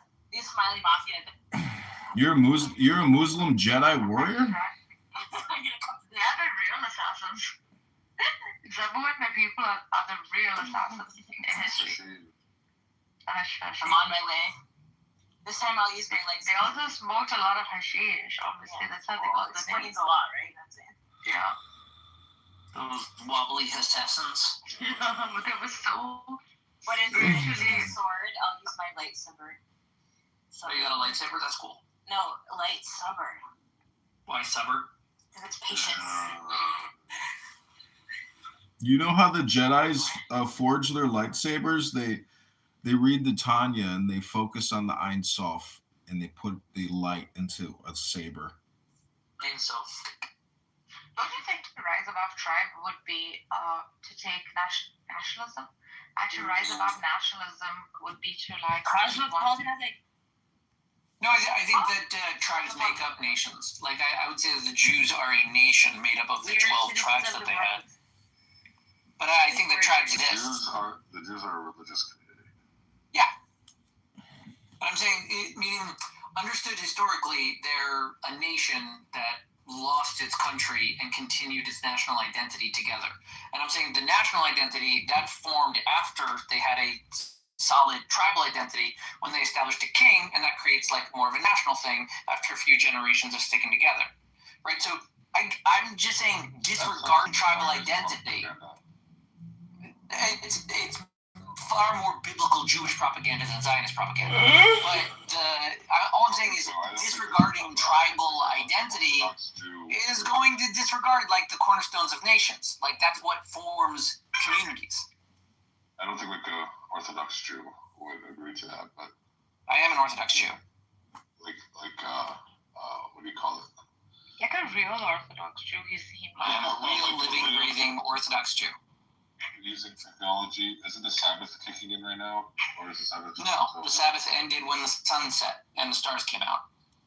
So do you have any other questions about Jewish law for an Orthodox Jew? You didn't use technology on the Sabbath. The Sabbath ended. These horrible tribes. But you didn't use technology. That's correct. Wait, so what rabbi do you follow? Like the Lubavitch guys, or like the? No, I'm not from Chabad. Okay, so you're not Orthodox. I am. You're like a nationalist Orthodox, like you're like the lower rung. Nope, I'm an Orthodox Jew. Wait, is Chabad just downstream from you? And are you a superior Jew to Chabad or no? Exactly. I am grateful for Chabad providing kosher food in far-flung corners of the earth, but I have strong qualms with their ideology and approach. Really? What is it? What is it that is so off-putting? Well, you know, they've got messianism in there. What? That makes sense. I couldn't hear you. What'd you say? Their teacher was the Messiah, and when he died, some of them still believe he's coming back. Rabbana Shalom, it was a bad joke. People didn't understand. It was just a pun. Do I know? Are you the Satmar Orthodox? No, I'm not Satmar. What are you? Ashkenazi. He wants you to be part of the tribe. But Mixed, you are from. Are you in an Ashkenazi like kingdom? Like, do you have like your? Is it because there's Ashkenazi kingdoms, right? Oh, why did he leave? He's here. No, I don't have a kingdom. No, if you were to characterize me in like Jewish speak, I'd be modern Orthodox. But yeah, Orthodox Jew. Mm. Why did he almost leave? He was afraid. He left. He couldn't get his dopamine anymore. Too many people were talking over him. No, it was so good. That was so good. I hate tribe. Which tribe do you hate? Your tribe. No, I hate the tribe. Navajo? Race, Cherokee? gender, and I hate the idea of tribe. Why? Why do you hate tribes? Class. Race, gender, class. Well, do you hate unions? Do you hate unions, Narcissus? Are you anti-union? Oh, you just say race, gender, Solidarity forever. Oh God! Did you march on May Day? You did, didn't you? Solidarity forever, 'cause the union makes us strong. Did you march on May Day, Zabu? I like union. It's not making it yet. I thought you were against unions. It depends on the person. Yeah. So you're against gender as a union, but you're in favor of socialist. A pragmatic socialist. What's a pragmatic socialist? The recognition that we live in a mixed economy and people have different views on things and we have to coexist. Wait, Zabu. Socialism. Zabu, before you go any further, Political slang. Zabu, isn't the problem just attorneys at the end of the day? Aren't they the ones that fuck up reality? Yeah. Also, what William the Conqueror thought when he said first kill all the lawyers. I think the real estate agents are the real problem. Why? Because they oversell a house and they create ethnic enclaves and force Chinese people to only live with Chinese people. Redlining, you name it. I don't know. As a hardcore capitalist, I don't know what to say. You can, but you're a hardcore capitalist. But what is your community like? How strong is your community right now? You think the problem is the real estate agents? In North America, yeah. That they're all like separating everybody in some kind of nefarious way? And also overselling pricing and allowing that to occur. And why would that be their problem, the high prices of homes? But why are you like targeting the real estate agents? I think they're part of the problem. Why? Because you think they're like the cause. Like if we were to take out the real estate agents, the world would be a happy, cheery place. That sounds like whose language? That's your language. Take out. I don't know what she's saying. Like, let's get rid of these real estate agents. That's not what I said. I didn't get rid of. Only Jews speak that way. I don't. Yeah. Only Jews speak that way. Take out. Get rid of. Exactly. Right. Yeah. Only Jews speak English. No, exactly. Hurt people. It's evident. Hurt people hurt. See, that's actually a logical fallacy, and I hear anti-Semites say that all the time. It's totally illogical to think that people in concentration camps who were abused and murdered become abusive and murdered because they were conditioned. Murdering the rest of you now? Yeah, it's so ridiculous. It's so ridiculous. Okay. I guess we should target the hurt people, shouldn't we? Look who's back. Yet again. I don't like talking this way. This is not the way I speak, and I really. You don't like saying hurt people. Yeah, like some 105-year-old concentration camp survivor is out there abusing people.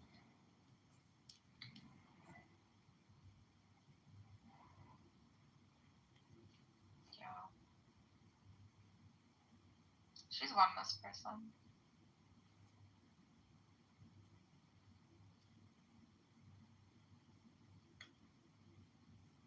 I don't know why she thought the real estate agents are wrong. I looked up the William the Conqueror thing.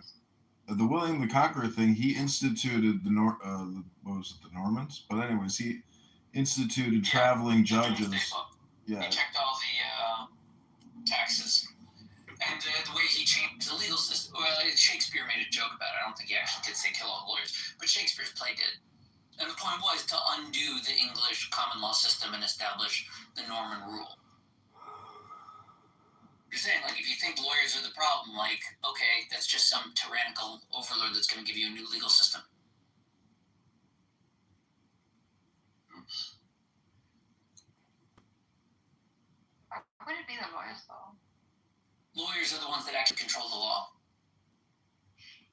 You think so? They do.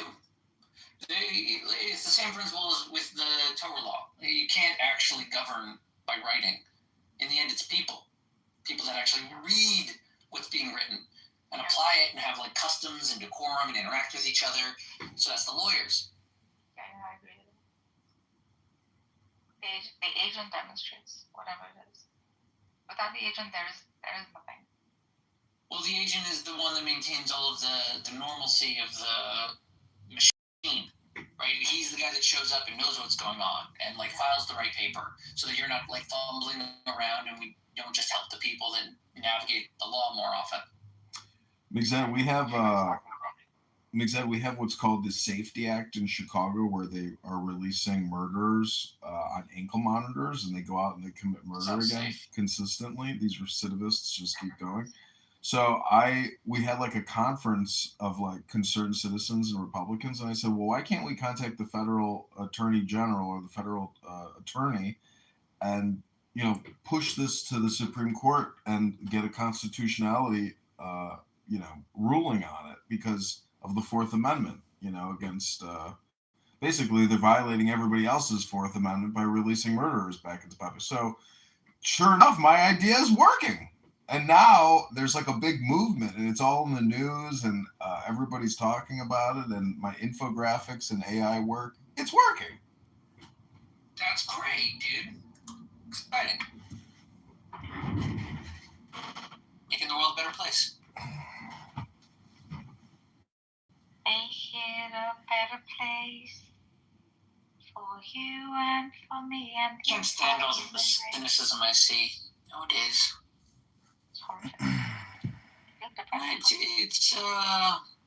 It's ungrateful and disrespectful. But in what are you talking about? Like in which area are you experiencing cynicism? Politics. Let me go watch to see the news today.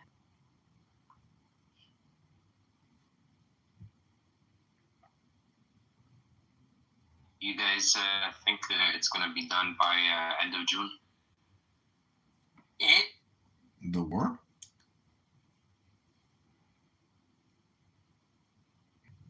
Apparently the Strait of Hormuz closing is like having a big, the economy in Iran is just like completely imploding. And, they have to make mud cakes now just to eat. I'm on a variable mortgage and this affects me, so I'm trying to figure out if I want to stay or I want to close. What do you mean? The war impacts your variable mortgage? Sure. Inflation. Oh, I see. Well, you're gonna have to make your bones and choices. But inflation's only going up. It's not stopping. And the spending is continuing. And actually, I did the calculations today. In Chicago, every taxpayer owes $50,000 to the city. At the federal level, it's almost $50,000. So technically, every American taxpayer is for $1 million to the government.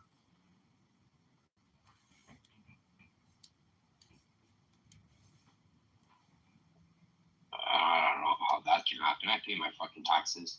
Probably give the government. No, they're borrowing and spending $5,000 a year on your behalf without your say so. So it's total taxation without representation, and we all know that taxation is theft.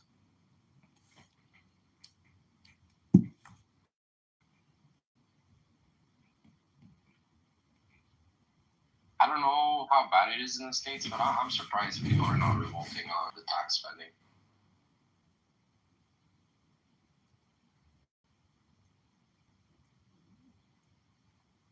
We are $38 trillion in debt. To look at that as the United States. Disappointed with the whole Doge department. Oh yeah, I thought it was for Doge. It's Medicare, Medicaid. It's not even hard to attack. Like, you could go look at the whole military complex. These guys are spending like $10,000 on a bolt that goes into a tank or whatever. It's like, why $10,000 for this bolt? You could get the same one in China for $500.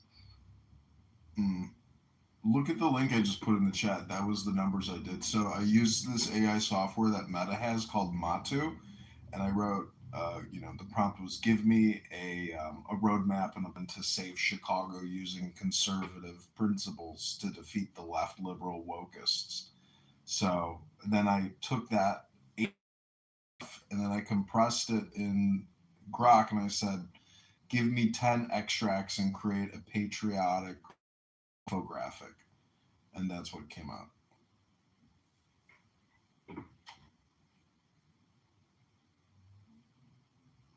What is Trump doing? Is he going back? He's saving America.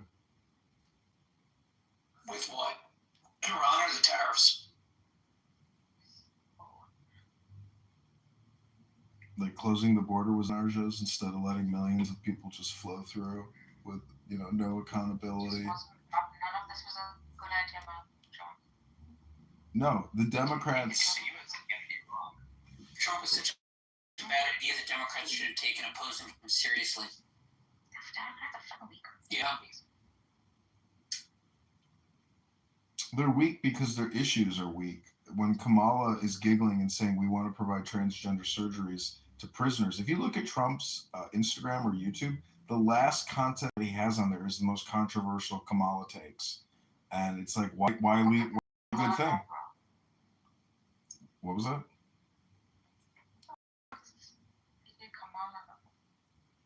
She doesn't know shit. She's a woke liberal leftist schmuck. been sucking political dick for years, and she's so woke. She's woke. None of these politicians talk about tax reform. They're concerned about climate change. They don't care about your tax rates. They don't talk about it. Too distracted by the noise to actually pay attention to the books. Just as long as the environment gets better and it comes out of your pocket, what the fuck do you think she cares?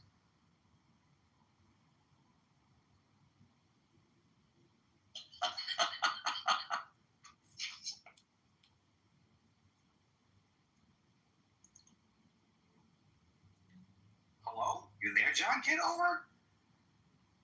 Yeah, we have a Republican candidate running for governor, and he's like, and he has a Southern hillbilly accent. He goes, I'm going to suspend the gas tax for 2 months. I'm like, suspend it for 2 months? Motherfucker, declare you're nullifying it. How the fuck do you expect to win by giving these little, 2-month pauses? It's like we need a total overhaul of the entire fucking system.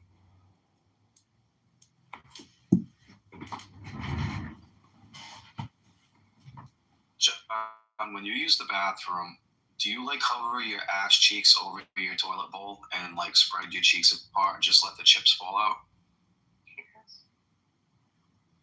I drop my deuces, generally I always have a cell phone in my hand and baby wipes prepared for the cleanup.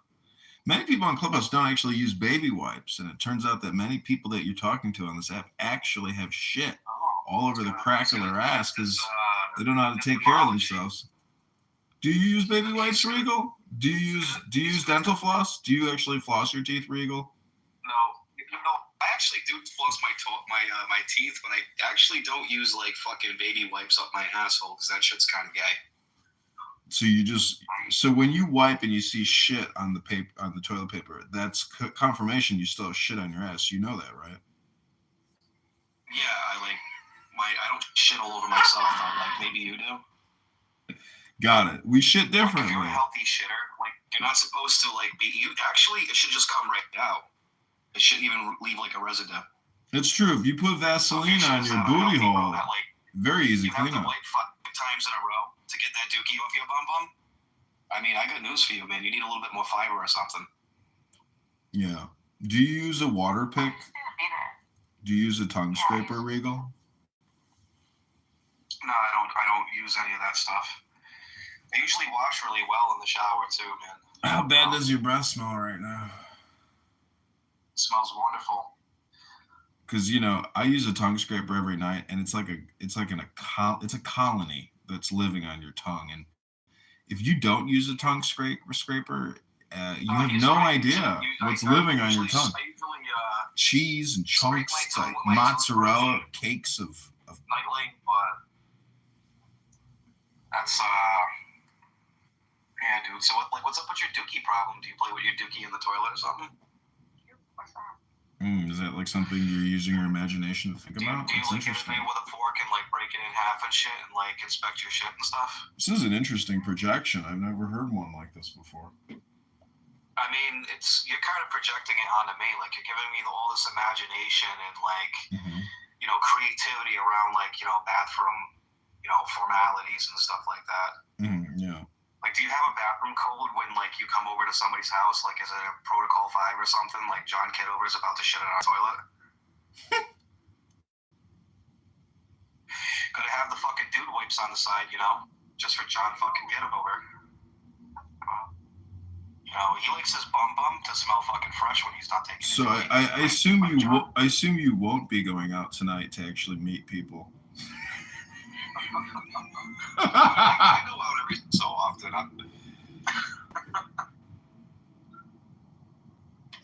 What happened, man? You don't want to play anymore? You all out of gas now? You gassed out? No, I'm just questioning my own retardation on why I'm talking to you on a Saturday night at 10:30 p.m. when I'm about to head out. Have a good night. Have a good night.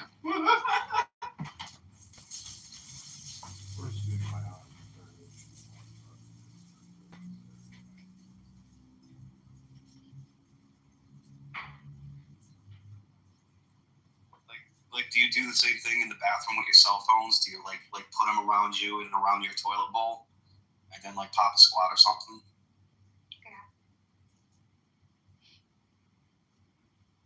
time. You light a couple candles in there, like right next to your dude wipes. Yeah. Rose petals on the toilet bowl water.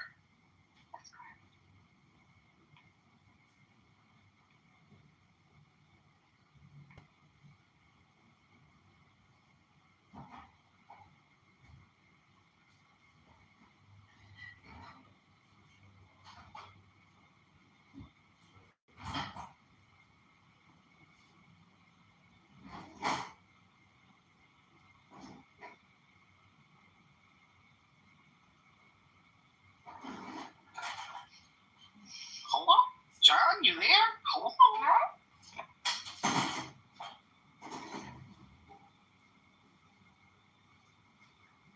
I'm only sitting in this room.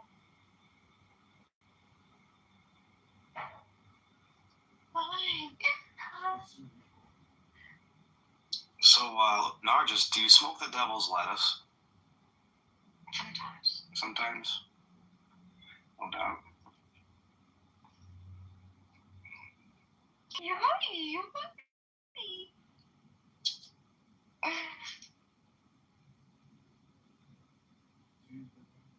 Go on, let's go.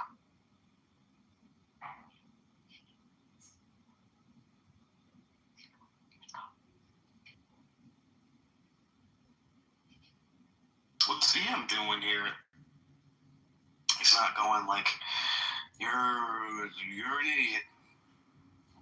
There's something wrong with him today. He doesn't seem animated today. What is wrong with you guys? Yeah, like you guys are acting like somebody pissed in your Cheerios. What's wrong with you guys?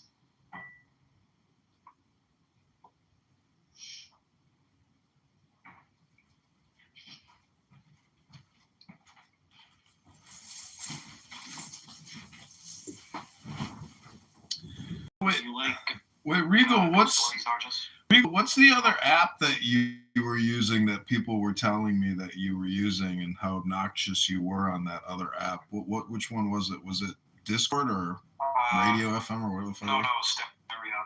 Oh, Stereo. McZed, do you know Regal from Stereo? Yeah, I came over here from Stereo. McZed, you were on Stereo, right?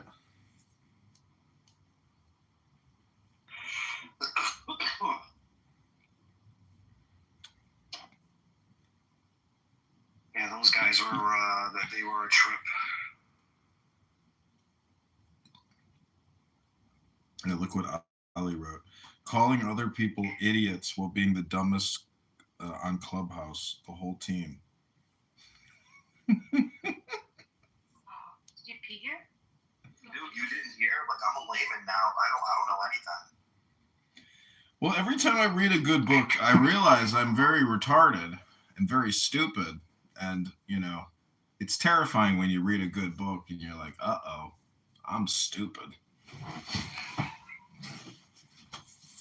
How many books do you read in a week? You read a good book, you're like, uh-oh, I'm stupid.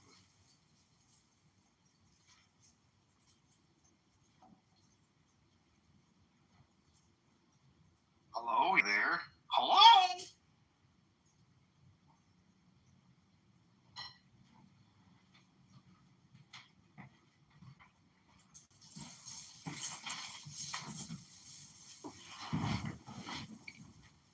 McZed, have you ever read Ayn Rand, Virtue of Selfishness? No, but I got a feeling I'm going to hear some of it in about a minute. I read it. I mean, I'll read you a little bit if you want to hear it. You're reading it now, years and years later. You're really too late. I just like the fact that, like, you can center yourself and position yourself on one book and force people to basically debate you on it as if there's, like, no other books. And Ayn Rand is like that person where you can use her to essentially quash all other people's concepts. And right in the first chapter, she's talking about concept formation and how complicated it is. And it's a very interesting book. I mean, she reframes and like educates you on the situation. But that's what I'm saying. It's like Ayn Rand herself, like we said, you know, people here want to masturbate to Ayn Rand. It's like, it's like a joke Hell unto yeah. itself. But it's so smart. She's fantastic. Like her institute in the US is the first place I went to visit when I first came here. Really? I'm a big fan. Yeah, because she truly like changed my life in so many ways. And I can say very less about this. I can pinpoint to very few people I've just read who made that change for me. Well, the book is And I think at that time she was just so good. Well, the book Virtue of Selfishness is very important in terms of like debating liberals who force project all their bad ideas on you all the time. Absolutely. And then so all the time and sort of cater to the collective all the time without even like working on the individual.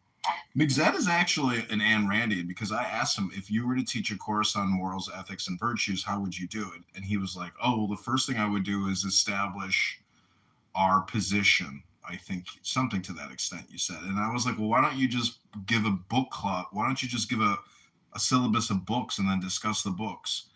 That was, and Migzet, that's not how you would teach.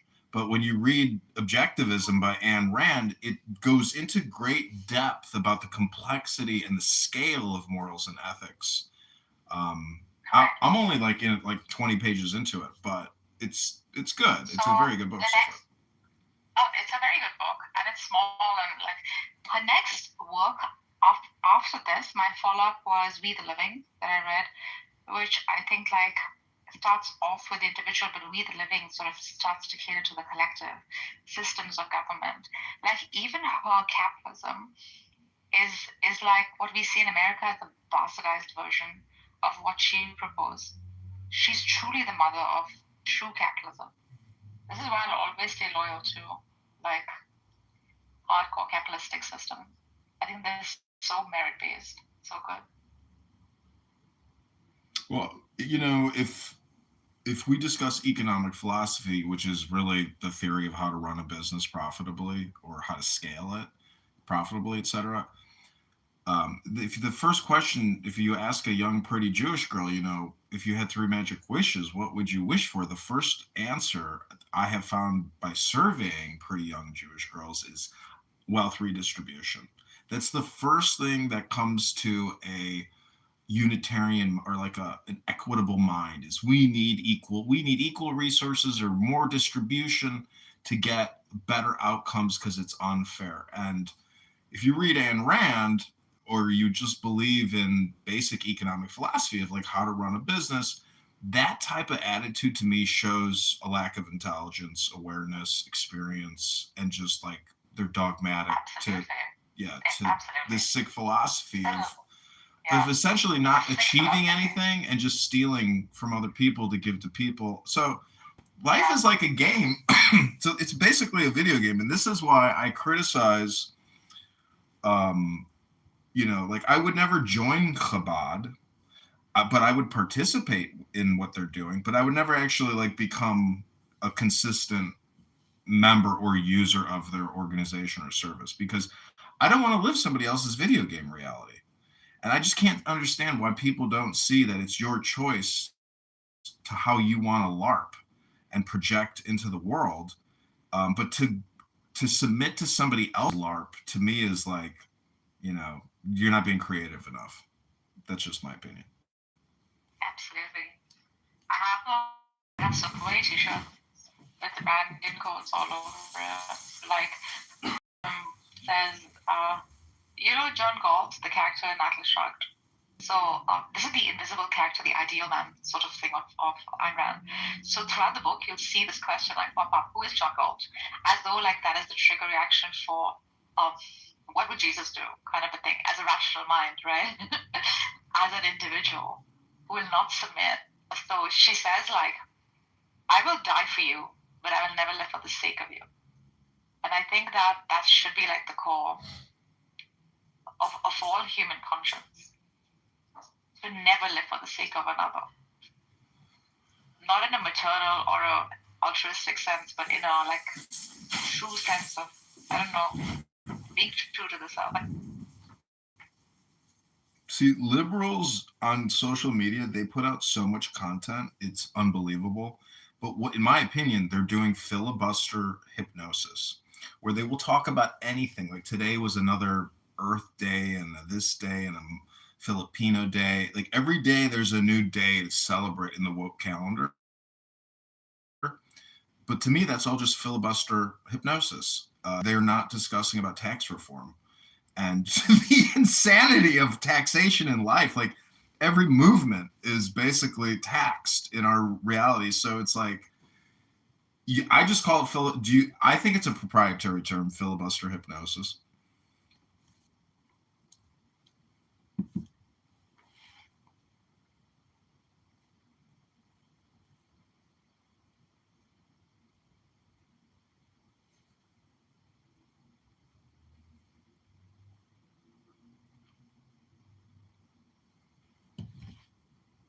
So Regal, what was the last good book you read? Was it just the Bible? I mean, do you venture out? Do you read any science fiction? Do you read anything else? I mean, have you been reading your whole life? Or are you just semi-retarded? No, I'm semi-retarded.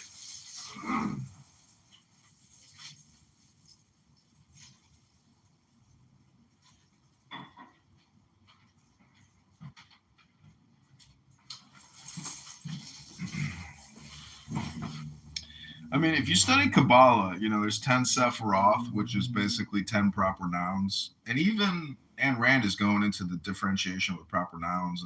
And Ayn Rand is so interesting. But I also like Ayn Rand because I think she's very annoying. Meaning, like, people find her super annoying who aren't, like, enthusiastic about her writings. So she's that perfect catalyst to basically shut people down and say, until we talk about Ayn Rand, I don't think we can talk about your complaint. I don't view an altruism being like obsolete as a term. She's on point with that. And as bad as it sounds, I'm sorry, like she's so in line with reality. Altruism is, McZed and I have had this discussion before. And he's a big advocate of altruism, I think. The unselfish concern for the welfare of others characterized. Sorry, what? Altruism, remember we had that talk? Sam was there too. Why? What are your thoughts on altruism? And what do you believe mine are? It's an obsolete word. You used it for your immediate. Was it you or Caleb? My gosh, it was you, wasn't it? Who said altruistic practice is towards the immediate community, that which is around you. And I stood my ground, and Sam too was with you because he wanted those malaria nets. Do you remember? He's talking about how he wants to send malaria nets to places there. Yeah, his effective altruism shtick. Yeah, so his was bad. Yours was no, it's your immediate environment that sort of would see the expression of your altruistic. Yeah, I'd say that you should be focusing on your immediate environment more so than people on a far-flung side of the world. Yeah, and I stood my ground with there is no such thing altruism. Right, I don't see how that's necessarily germane to it. But what is altruism have to do with anything? Because everything is motivated by the self. Why can't that be altruistic? Because that is not the whole definition of altruism. Well, for example, let's take a good example. On a plane, they have that warning when the air thing comes down, the oxygen, that the adult should apply it to their own face before applying it to the child, because the child can't apply it to the adult's face, and if the adult applies it to the child but loses oxygen, the adult will never get the oxygen, right? So you would think he'd act that way, but instead we have to think first and put on the mask. That's altruistic. He's taking care of himself in order to help the kid. That's the virtue of selfishness. You could say that too. Listen, you're the one positing there's no such thing as altruism. I would say that selfishness is part of altruism, but go ahead. What do you have against altruism and why? It's not what I have. It's just doesn't align with reality. So far as the I lives, the I takes care of the I. Now, this is unless it goes on the sacrificial crucifixion, on the crucifix. That's the only time the I gets destroyed. That is the only time there is no I. That's Because nonsense. it has chosen. Yeah, that's why I'm saying it's not. I could shoot you with a gun and there'd be no I. That's the thing. I'll still defend myself. Yeah, but you'd be dead. You see, before that, I would defend myself. Yeah, and after that, you'd be dead. You're like just sort of That's ignoring. okay. No, what I'm saying is, you're saying the only thing that can ever stop you. Like, no, the entire universe is against you. Well, what are you talking about? Like, you're constantly engaged in self-interest because if you stopped breathing or eating or sleeping, you'd die. That's exactly my point.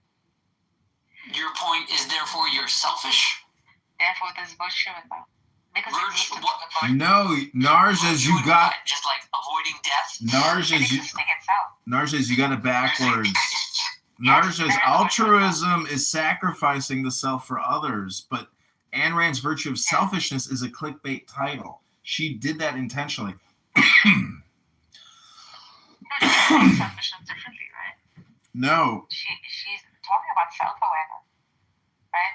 In which, like, this awareness is necessary for the rational mind, without which the rational mind cannot make a decision, cannot work. You repeat yourself a lot. Let's just go back to the word altruism.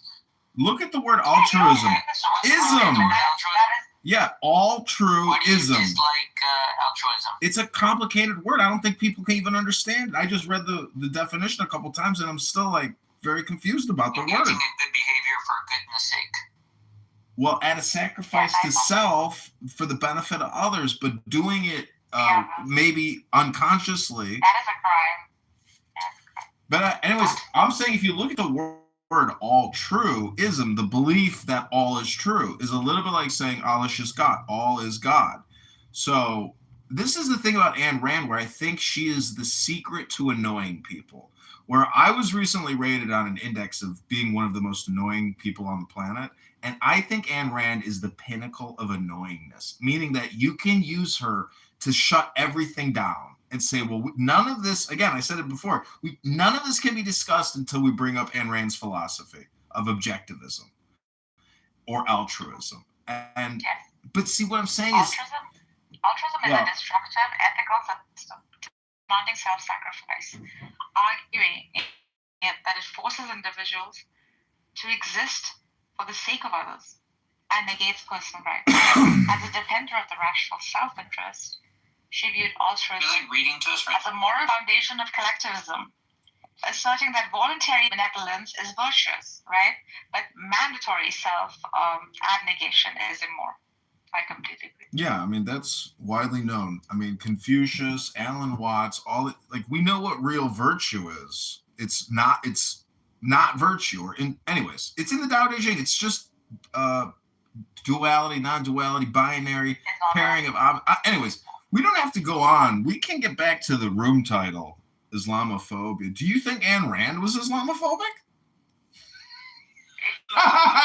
Serves as a collective where one sacrifices one's own rational mind and self-interest. Yeah, it would be right to have phobia too.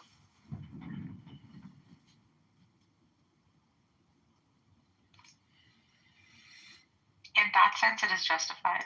So I guess, Nargis, if I understand you correctly, you reject the idea of a pure altruism, meaning devoid of selfish interest? Yeah. Okay, that's like not what altruism needs most of the time. Right, but that is what is portrayed usually, like in the sacrifice of Christ, for example, and things like that. Like you have to be unearthly to do such a thing, right? But if you do such a thing for the sake of another, then you have wronged the self.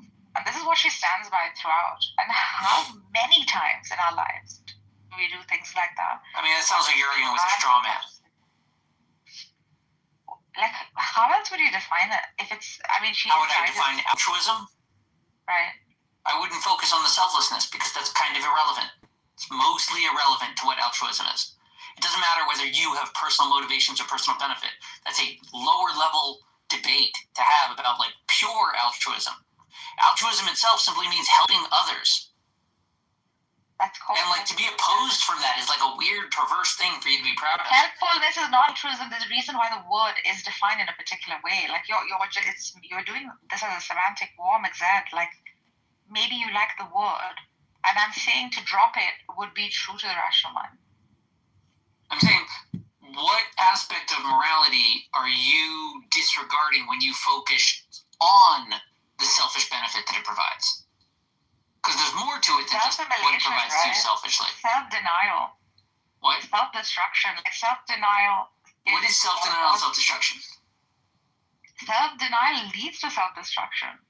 Okay. I like the denying so of the don't do either of those things. Who's suggesting either? That would be altruism. No, this is why I'm saying the definition of... That's better. Why, in your mind, does altruism equate with self-denial? Definition. I mean, no. There's nothing in the definition that requires that altruism be engaged in any act of self-denial. You're just throwing out too many variables. It's just becoming incomprehensible. Having concern and regard for others, and then doing so, help in some way. That's an altruistic thing. So my question is, what is your objection? Where do you feel yourself under attack with someone pronouncing we should all help others? That's not what she's objecting to. Because definitely Ayn Rand felt under attack. That was used to enslave her and everyone she knew.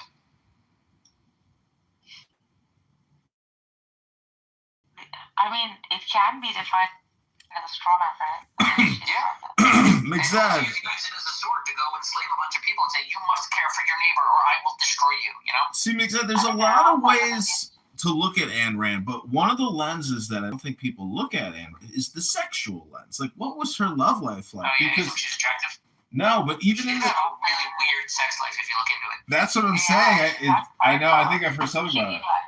But see, the sex life of human beings and animals and their philosophy and all this stuff, it seems to be intertwined because even Hugh Hefner and his... I don't know. I haven't really studied the philosophies of animals that much.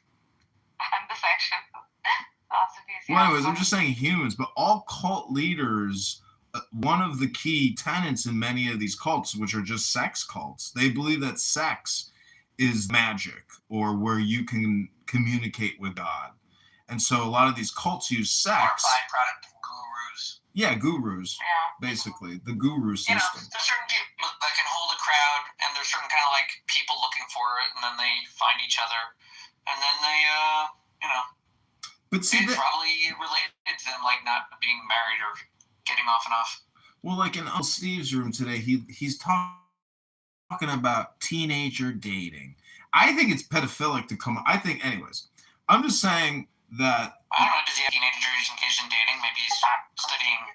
Well, my point is our Western communication, and we're just so frigid with sex. But when it comes to murder and war, we accept that. I've read this in a book that it's strange that we accept war literature versus sex literature. It's okay, well, we know which one is worse, the murdering instead of the orgasming. Yeah, it's worse to do a murder, but we all have to engage in sex in some capacity because we have genders. Well, I'm just saying that for reproductive purposes and enjoyment and pleasure and art, there's just... No, I'm saying everyone has the genitalia, right? It's the same reason everyone wears clothes. Right. There's an understood embarrassment around everyone's nakedness. Right. But... And I'm saying sex is a part of that embarrassment. So, people would prefer to see violent, explicit murders and gruesome, evil deeds rather than see consensual sex, right? That's still offensive and naked feeling. Well, the founder of OnlyFans is dead, and he was worth $10 billion. He's dead. John Galt. The founder of OnlyFans is dead is equivalent to the Who is John Galt. That's the Who is John Galt for our generation. The founder of OnlyFans is dead. He died so young. I am John Galt. Ayn Rand would have loved his capitalistic sex empire. She would have been so proud. So demeaning my hero. At least now they have each other in the great bank in the sky. You fuck off. How dare you? So I haven't read Atlas Shrugged, but it's kind of weird because in this book, The Virtue of Selfishness, she's referring to her novel. Philosophy and her writing. She's a good writer, good philosopher. Yeah. Great writer, yeah. I wouldn't say great. Like her literature is okay. You know, she's too long. Russians love It's too long. So Warner Brothers wanted to do a movie on the Fountainhead. I demand creative control. She wanted creative control, and then she wanted to make it. I understand all media. She wanted Homadroic's 10-page monologue to liquid in the movie. We shall not cut a single frame of She said we shall not cut a single frame. Exactly. After John Paul asked flopped in the Homadroic's box office. Everyone hated it. They burned the reel. And They burned the reel. How did you know that? Exactly. And she never got a fucking I love big, epic Hollywood failures because they're so well documented, and there's pictures, and there's big cartoon characters. It's what hilarious. a bad move, man. Like, how could she reject that? She's like the only one. Come on, you live there. You know that's like every stupid passion project from some guy that thinks, especially in the early days. Like at this point, Hollywood's gained some rep. They've got their nepo babies. Like people know not to like step out of their wheelhouse. But back in the day, oh my God, any idiot with some cash could just throw it into a studio and make garbage, absolute trash over and over again. They continue to do it. Same with the designer industry.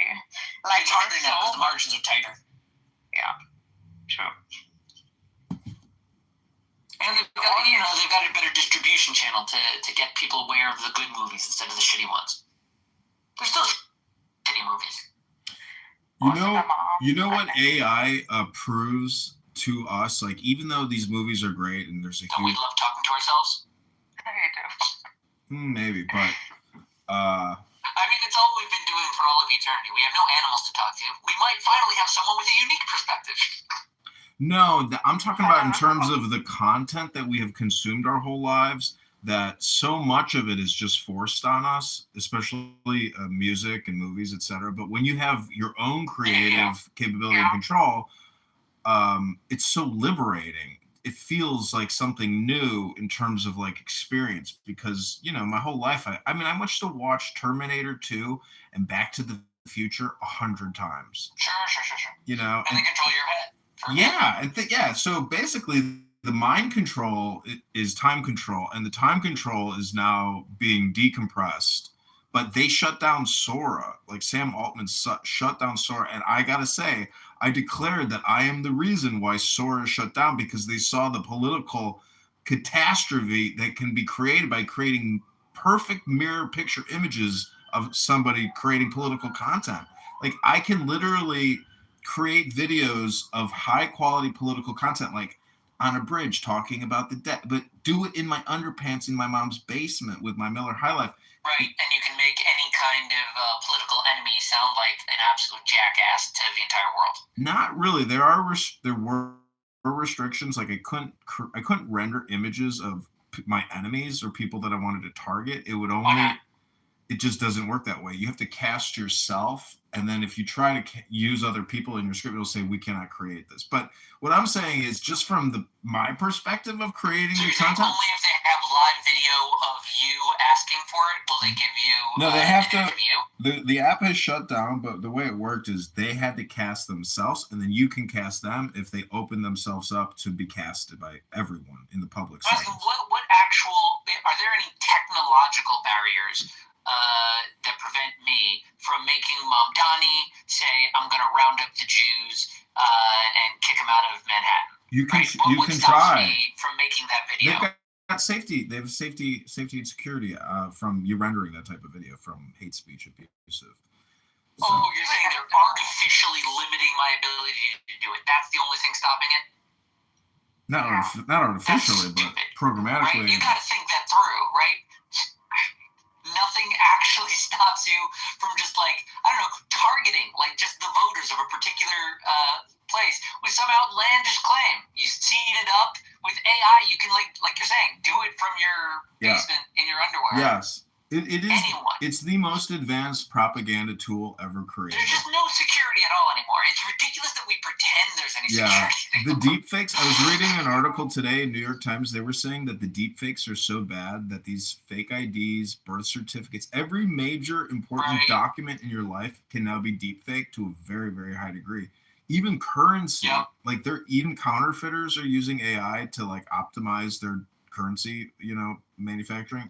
The deep fake problem is deep, and it's so hard to detect.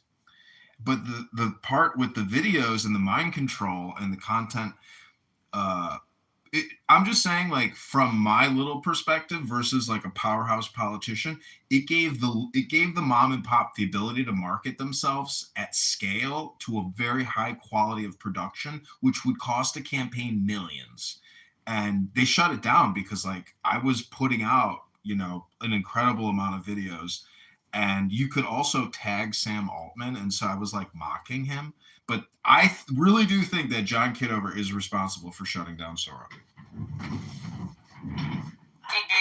be the first time he scared the crazies in Silicon Valley. I can't believe that.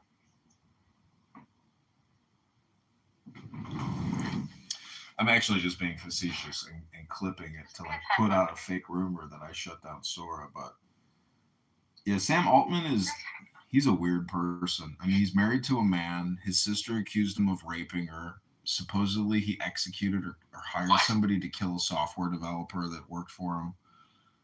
Yeah, he's a queer. He's a very strange person. And what's amazing too. The incest charge is scary, but hiring a man to kill an opponent, all right, fine, he's a ruthless guy. It was some type of AI software, but see, it's all in with these love affairs, these love triangles, all this shit. It's all the same stupid orgies because exactly. Stupid kids never learn sex. It's not just business. This is all emotions. When this was what police deal with. Emotions. Yeah, I knew a cop here in Chicago, and he told me he would have to go through the Instagram on their phones to figure out who the murderer was. Right.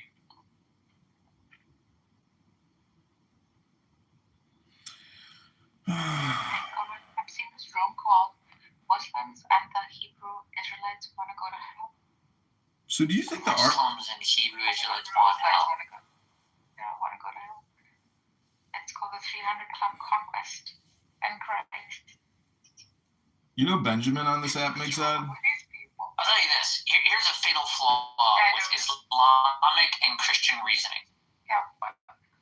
Satan. You think so? Oh. Yeah.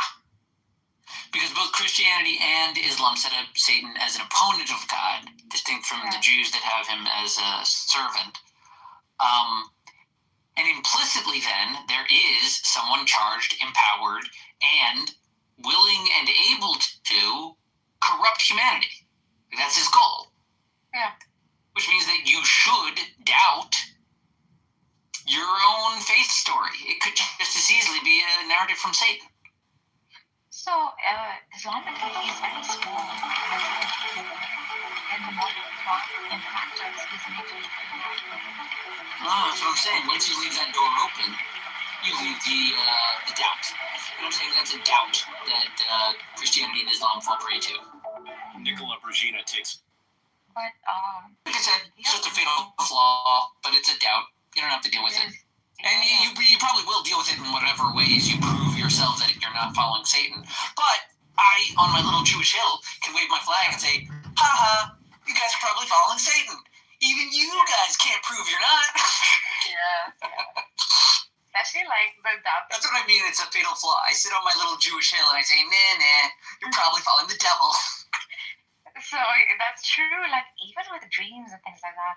So it's funny because like Megatron was bringing up like the verses for Abraham, like seeing that dream, right, of the sacrifice of Isaac or Ishmael. I don't know the reference. So he was like, it's a dream. How can, like, it's open to interpretation?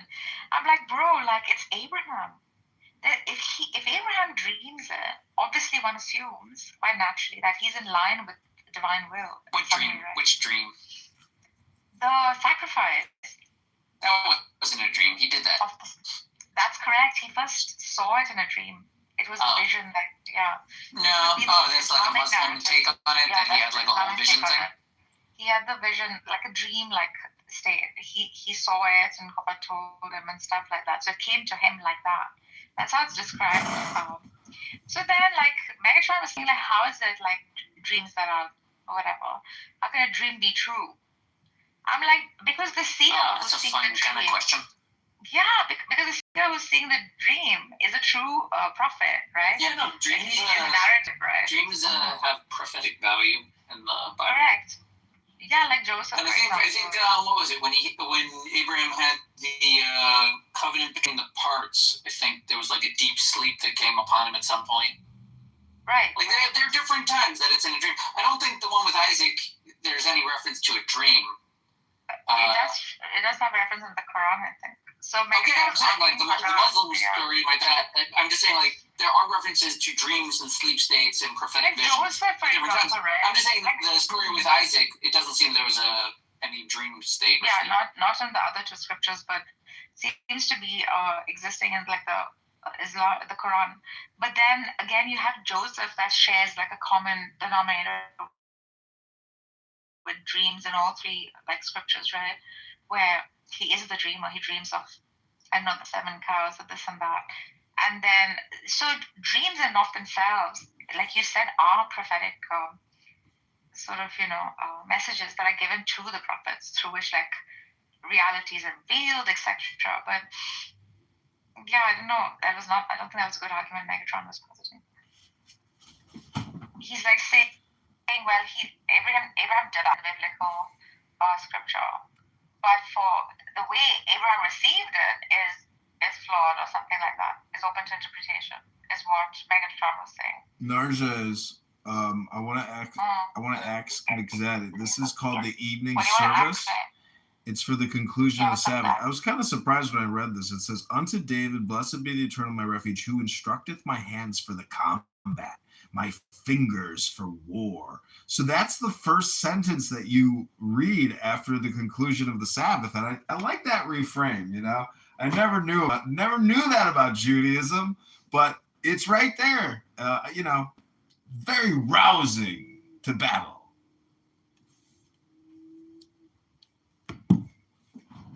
No, Dr. Z left.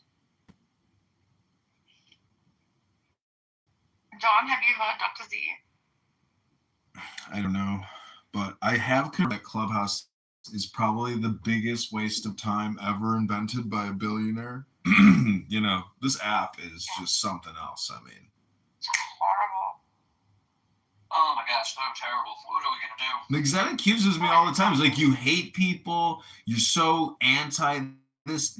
I'm like, I'm not. I like this app, but I don't hate anybody. Well, when I listen to people on this app, like, is the conclusion that it's a fallen society, or does everybody have a soul? And people are just on here having fun. Everyone has a soul. So the diversity of human experience is truly a marvel. Well, I asked. You find this to be diversity. It is. Think about yourself. You're a crazy person. How many people have interacted with that kind of crazy in their life? That's why I say I'm very hot. I'm a HAP, a highly annoying person on the index, extremely annoying person on the scale. But everyone should have a little experience with highly annoying people, no? Well, I find attorneys and judges to be some of the most annoying people I've ever met, and I know a very rich man who, when I asked him, we just get paid for it. Anyways, I asked Regal, does everybody have a soul? And Regal said, no, not everybody has a soul. And I said, well, is it because the sun? Would you care to point out which people are missing?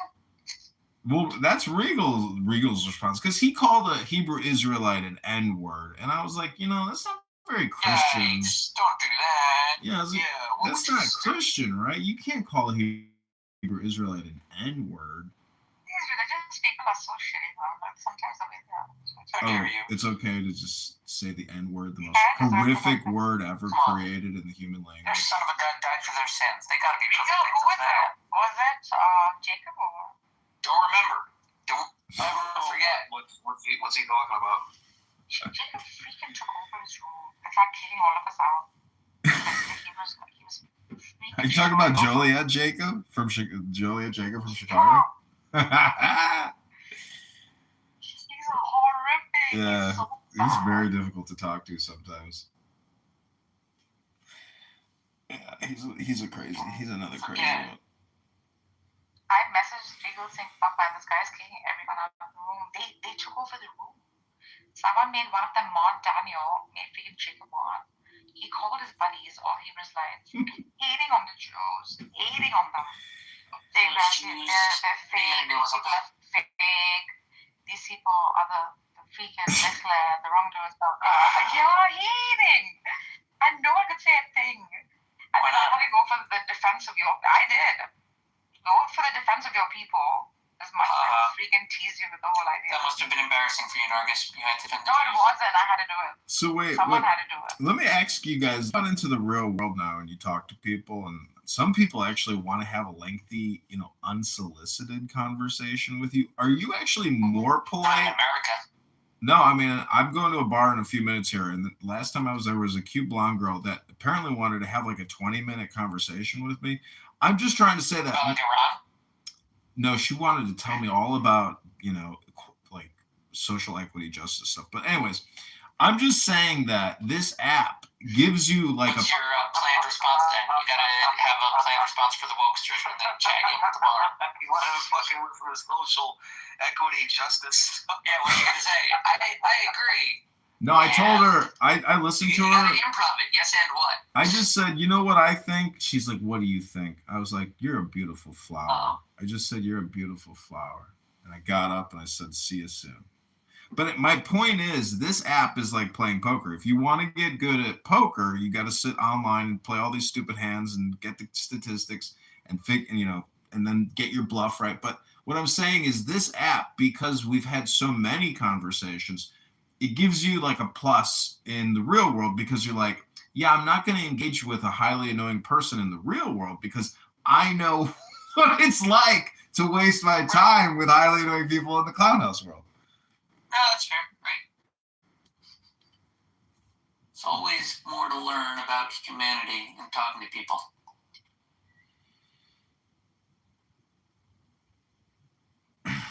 But it's also like saying you are not you are your environment. And because you've been exposed to so many personalities and characters on this app, it gives you a nicer blend of personality yourself, say in the real world, if you happen to have a conversation with a highly annoying person.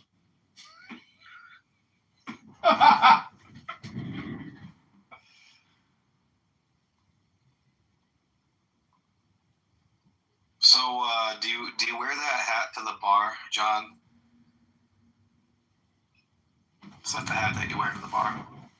No, this one I wouldn't wear out. I have other hats that I wear out, but I do have a very cool cowboy hat that I bought recently. That big ass fucking head that you got looks like you can barely fit in that little tiny fucking hat. That's an extra large hat too, I think. I really like hats, and as a bald man, a hat is very important to conceal what's underneath, which is a huge amount of flesh. I like hats. Yeah, hats are fantastic. I love hats. I'm way to the derby.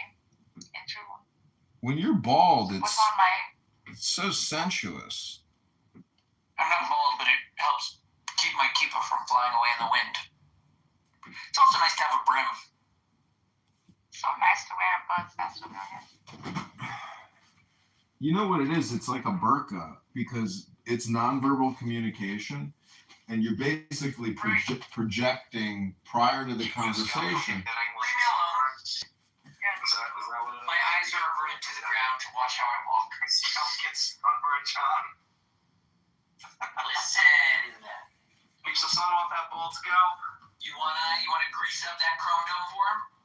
Yeah, dude. You ever go to the bar and be like, hey, honey, you want to come home and like turtle wax my scalp? You know, fucking shine that shit up good.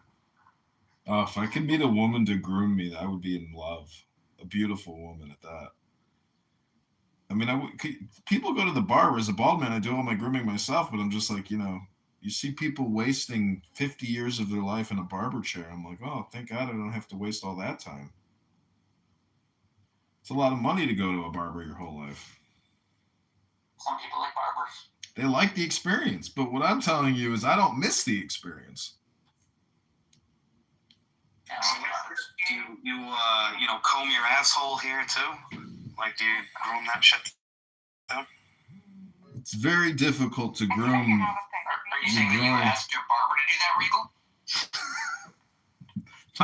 My dad has often said, I wish there was a place to go in and get your junk groomed. That would be nice, but I guess they have those European spot wax places. Yeah, my gay hairdresser gets it all the time. He tells me all about it. Yeah, if you want to know where the good waxing places are, just ask your local woman. My hairdresser's a gay man. He talks about it all the time to me. Yeah. Gay men are in the category of your local woman. When I went to cut my ass, he loves to talk about it. Do you know Barbie on this app? A brand? Yeah, I do. So yesterday she was saying that she was molested and raped as a child, and then she goes on to say, and when I was 13 and I started discovering that I was gay, and so I was putting out in the chat, I was like, is that when you were being raped? You know, and Barbie went ballistic on me and threatened to kill me and cut my junk off. And everybody else immediately hated me for merely just writing back what Barbie was saying. And, you know, I reported all of them and they all reported me. And I just got to say that, you know, if you're gay and you were raped as a child, it's probably like 100% correlation, right? It's not even like 1 to 2 standard deviations from the norm. It's like you became gay because you were raped by whoever raped you. You know, like how horrible and awful, but you know, it's just how unaware. Because anyways, Barbie was saying she was so depressed, so miserable, and it's so hard to be accepted in her small town. But then she threatened to kill me and cut my dick off, so kind of lost all sympathy for Barbie. Anyways, Rabono Shalom.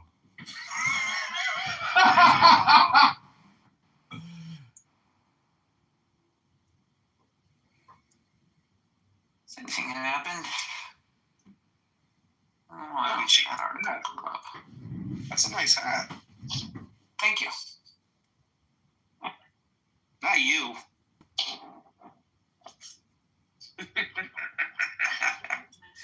Dude, that's what you look like. What I look like right after voting. Damn, dude, you look like fucking shit. You look like fucking dick skin. You look like fucking dick skin, bro. What are you, like a fucking... What are those, like, rats or those rabbits that are albino in the fucking lab, dude? I've often thought I look like a rat, like an actual human rat, you know, kind of like Splinter. I'm messing with you, man. Yeah, you don't seem to be laughing. I'm just kind of roasting you, dude. Don't take it seriously. No, it's true. I've often looked at myself and said, do I look like a human rat? Like, because, you know, Splinter was a huge rat in the sewer system with the Teenage Mutant Ninja Turtles. Do you guess who produced Teenage Mutant Ninja Turtles? I bet you you'll never know who produced that movie. Frank with, man. You're definitely cheesing in that photo. Like, what are you holding there in your hand in that picture? It's my Sefer Avodot from Israel. What the fuck is that, dude? It's the greatest Jewish book ever written, and it's in metal. The casing is metal. It's unbelievable. Printed in Israel in 1960. The Siddur. Oh, these are the tank tops you bought off of Amazon during the sale. Remember, John? Did you buy these? Buy 3 for $7 or something? Tank tops off of Amazon. What? The tank top you're wearing, the wife beater. Yes, I did buy this wife beater on Amazon. Yeah, I remember on that sale 3 for something. These are great shirts. I had a rabbi wrap tefillin on my arm the other day, and he looked at all the tattoos on my arm. I said, "I'm sorry, Rabbi. I never should have got these tattoos." He goes, "It's okay. What were you drinking?"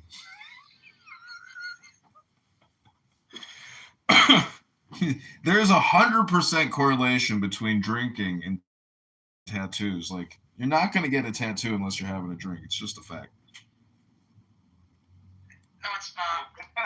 How was that powwow that you had in that safe space, man? Was that fun? What was what? Safe space. Oh my God, Kat was one of Kat was one of the ones that made a death threat against me yesterday with Barbie. I reported you, Kat. You're a shameless woman. You're a big mouth and a very against you? Yeah. You're a terrible person, Kat. Horrible, awful. I just want to quote Acek and say you're an awful, horrible, terrible person. How dare you, Kat? How dare you? I guess that's the way to do things. Is Megatron here? Haven't heard him lately. No, he passed out. He took some benzos. He's sleeping like a baby. 7 days of taking meth every day. Can't go to work unless he's got his meth. Tonight is finally his night to drone out and zone out. Cora, welcome to the room. How are you, Cora? All right. What's up, Cora? Is that your cat, Cora? You have a Himalayan Persian? It's an exotic short hair. I used to have a Hemi Persian. They are such amazing cats. And these are basically short hair Persians. They crossbred them with Russian blues and I think British short hairs to get the short-coated Persian. So. Yeah, that's nice. You don't have to groom it. I used to have to. I just came by to say, sleeping on it. You came by to say hi to Megatron, Cat? Yeah. Oh, that's so nice of I've you. been Megatron for like 10 years. Oh, really? Yeah. Do you two do meth together? Yeah, yeah. Oh, how'd you know him for 10 years? That's why I came by. You don't happen to be his wife, do you? Because he's on here an awful lot. You might want to tell him to delete the app. I don't think going to work and working while using the app is actually the optimal way to use the app, but I don't know. What do I know about focused attention or concentration or awareness about what you're doing? Having never-ending conversations all day long, 80 hours a week while you're working and living and breathing, raising children. I mean, I'm not getting married and having kids because I just want to keep coming here to have fun every day. That's because you're a shareholder in the stock company. How'd you know that?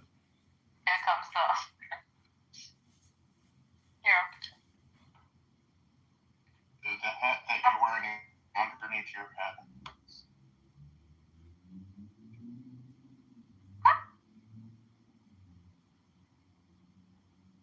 Mixed, what's your favorite Hebrew power words? Tzedek Tirdov. What's the Terdov? You shall pursue. Do you study Jewish witchcraft? Rodef is the word for someone chasing after to kill you. It should be chasing. So Zadok. Is it so? Zadok is translated as hidden master. Tzedek, righteousness or rightness. Oh, the or rightful man, justice. just man. Justice, you shall pursue. Tzedek. What is it for truth? What's the Hebrew word for truth? MS. Oh, MS? I know that's right. Are Dybbuk boxes real? Like, you ever heard of a Dybbuk box? Dybbuks were ghosts, poltergeists from Eastern Europe. It's a Yiddish word. I heard that they put them in boxes and Yeah, there's all kinds of stuff they did with Dybbuks. That's where the Baal Shem Tov came from, the whole Hasidic movement. That guy was the Nicola Regine. He'd go to people's houses and exercise them, or apply the good word. That's where he got his name, Baal Shem, the master of the name. Yeah, that's who I'm related to, the Baal Shem Tov. Dude, go on eBay and look these things up, and they go for up to like $500, $300. Oh yeah, you can get blasted and prove Do you think they're real? No. Like if you open up one of these motherfuckers, now you got a haunted house? I think those are like amulets and talismans, which are usually forbidden under Jewish law. Oh, really? Yep. Read this. This is the Baal Shem. Like I told you, there's history to Judaism. and there's people that say that they're being super Jewish, and they're not exactly. I see. I mean, idolatry is a big issue, but people like idolatry. They get paganistic. They get mystical if you leave them alone for a while. They can do it in any language and culture. And like the Hasidim, who like separated themselves from like, developing Judaism, they lean far more mystical than like the standard Modox guy. But that's my legal opinion that what they're doing is wrong. Yo, I'm gonna They would order say one on it's eBay. mystical magic and they have to Send it pull to on their Narcissus. side stuff. What? I'm gonna order one on eBay and send it to your house. I don't believe in that. You get those red strings. They got the hand. I have the hand. Yeah, I have the eye. You can get like stuff from a specific rug. Like you go up to a rug and you say like, I want a special thing that'll give me parnassa and health and happiness or something. They'll give you a nice little. My mom bought piece the of paper. hamsa from a Jewish store in Iran and sent it to me, and I have it in my house. All right, that sounds like. See, I view all this as like amulets, and in the Oh, categories really? of idolatry. Oh, really? Yeah. But they're just symbolism, right? Yeah, symbols for like a magical, superstitious power or worship of God, one or the other. Right there, there's other prohibitions like magic. Magic is prohibited. Divination is prohibited. So, like, if you have an amulet or a token, some kind of a magic thing that isn't just like an existing Jewish object, like tefillin, which looks very much like an amulet, right? They have a little scroll, they put it in a leather box, and then they wrap it around their arm. Like, that's kind of amulety, but like that's commanded. So that's like the one Jewish amulet the Jews have. They don't have insights of new amulets with necklaces, rings, and earrings. Oh, so she does have that, that's rolled up. Oh yeah, they use the tefillin. They have phylacteries. It's on the amulet. It's on the arm. Yeah, we put it on our arm and on our head. Yeah, and I see on the head. We do both. On the head, in above the hairline, in between the eyes, and then on the bicep, sort of resting on the heart. Bicep. Yeah, so that bicep resting on the heart, my grandmother used to always it's cultural. She was not religious, she was more like spiritualistic. Well, that's a Jewish thing, at least. It's a Jewish thing, yeah. Yeah, the box with the Shema saying there's only one God written and then resting on the heart. Right. That's the amulet. And the other more classic amulet is the mezuzah. Right, everyone sees those on the houses. That's like the Jewish amulet. They put it on the houses and the gates to their cities. And that includes that Shema. Again, that's just parchment saying like certain verses from the Torah saying Shema. Yeah, same. My mom just got me some of those. And she's not even religious, but I think it's totally cultural in Iran. Probably started from Cyrus. Could be. I mean, the Jews were around then. Yeah, so much of the practices I think start from there. Which, by the way, Islam completely denies, I think. But even like the religious in Iran continues to do the Jewish practices with the amulet, with the it's sort of integrated itself within their kind of Islam. Okay, so then they're Judaizing, to use a Christian term. Look at what I put. Look at what I put in the chat. Look at what I put in the chat, which is the dreidel. Look at the 4 variables on a dreidel. There's everything, there's nothing, there's half, and then you have to put in. So teetotal. Yeah, but anyways, I'm saying that 4 is like the magic letters of God, right? Yahweh, and so these are kind of like metaphors for Hashem, which is nothing and everything and half, or you got to put it in. What's that for? Again, it's an old German gambling game. Oh my God, really? Teetotal. Yeah, dreidel. That's the origin of the thing.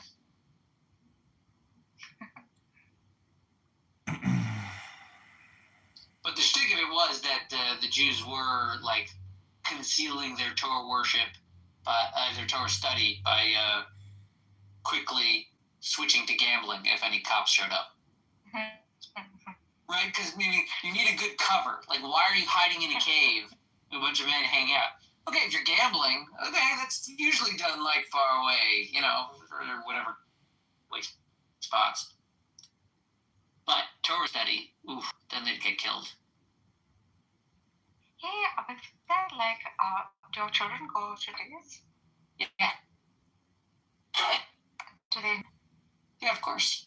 School. Oh, it's in the. Mm-hmm. Oh, that's good. Mixed, I went to a mega. Do they ask questions and stuff? Like, do they ask you questions about it, or like do they ask you like metaphysical questions? Occasionally, not often. Oh, okay. Maybe when they're older, they'll hit me with some philosophy bro questions. I went How do to. you explain tornadoes, Dad? I went to a Chabad yesterday for mega Shabbos, and there was like maybe 300 people there. And the rabbi's daughter, I saw her like reading a book and reading it in Hebrew. She was so quick and just. I was like, holy crap! It's like, look how fast she's. And she was mouthing it, like it wasn't reading, but it was very impressive. I was like, man, these girls are all throughout the night, even just constantly reading book.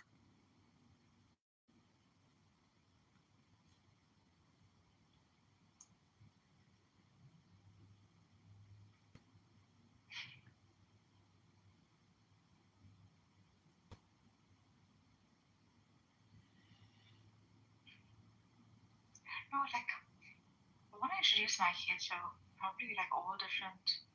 I think it's a bit early. All different. How old is your kid? 13.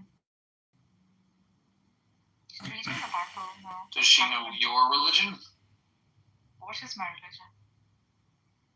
If you and I doubt your Yeah. It's not a particular, right? It's like. Yeah, she's gonna come to her own decision. I sent her to logic and philosophy. Probably just you into doing whatever the hell she decides is right. It is fine, right? And I do send her to. She's a very good kid. Very good. Sure. Leave your religious future in the hands of a child. Why not?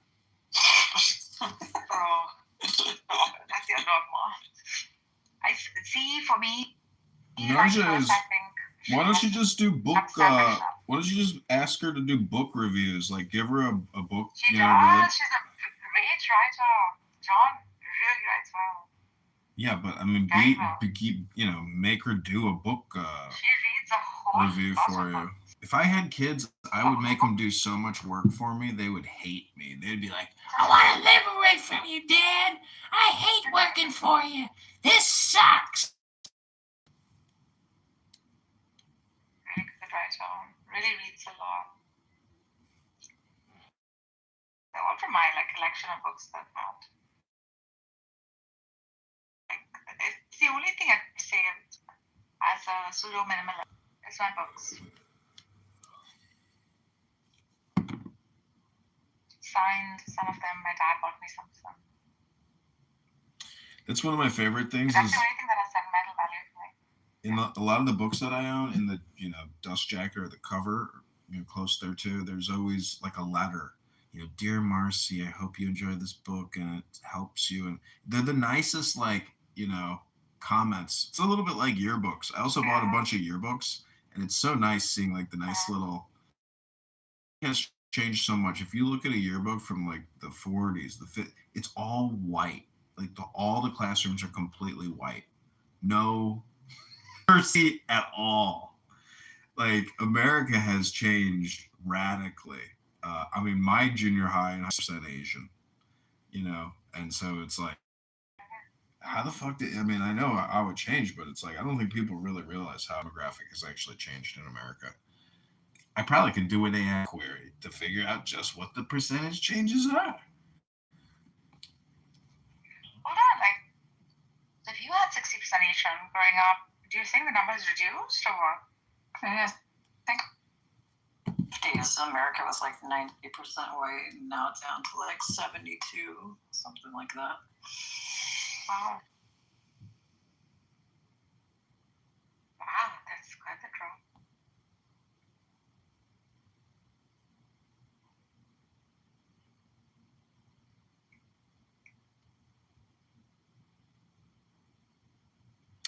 What has been interesting is I have noticed that the like climate change activists and environmentalists have seemed to have disappeared from at least my algorithm, or except for like one recent thing. But for many years now, the environmentalists seem to have disappeared.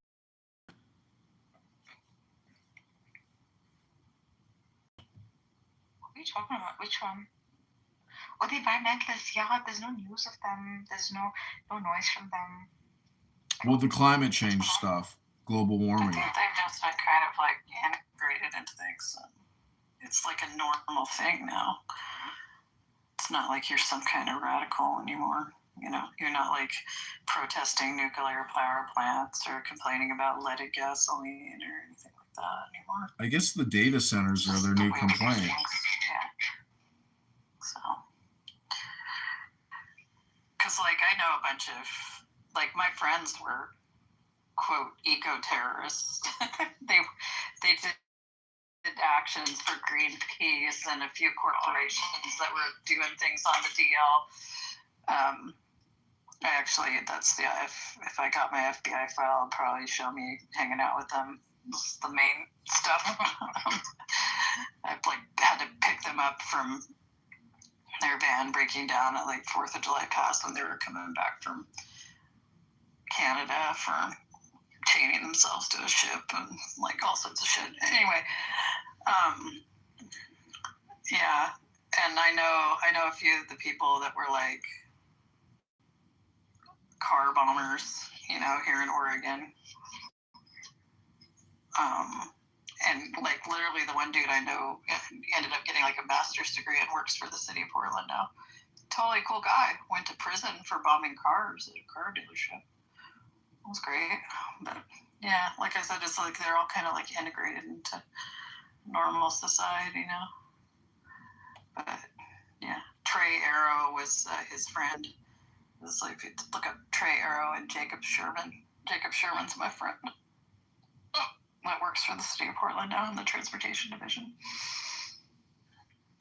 So, yeah, it's all been integrated into things like transportation planning, city planning, building sciences, all that kind of stuff. That's where all the environmentalists are now. They're just part of the normal machinery. Terrorizing the world one regulation at a time. I can't believe Illumi, aka Cynic Mikhail, has bought John Kitover coins today. What the fuck? What is going on with the world?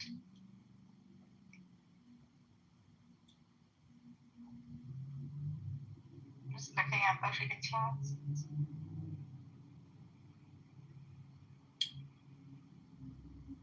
It's a good argument for lawfulness. He's kind of trying to, I think, combine the Christian Bible with, or at least the metaphysics. Ooh, the Muslims? No, Mikhail is doing that. She's like... Mikhail's got a broken head. He's trying to put the pieces together. They're doing that for some time now. I know, and he thinks it's an amazing show, and some of you people buy into it. I broke it. It's a crack rock. I think in a sane society, he would be restrained and cared for until he was not a harm to himself or others. True, but then it's interesting that he like as a super hardcore freaking Salafi, Yeah, that's real surprising. Extremist Muslim. Where would we ever find that? Like doing the whole Trinitarian Wahhabism, like he's still keeping his metric intact. Yeah, sure. But then completely indulging. I mean, at least in words, right? How he's projecting it. He likes the words. Yeah, I know.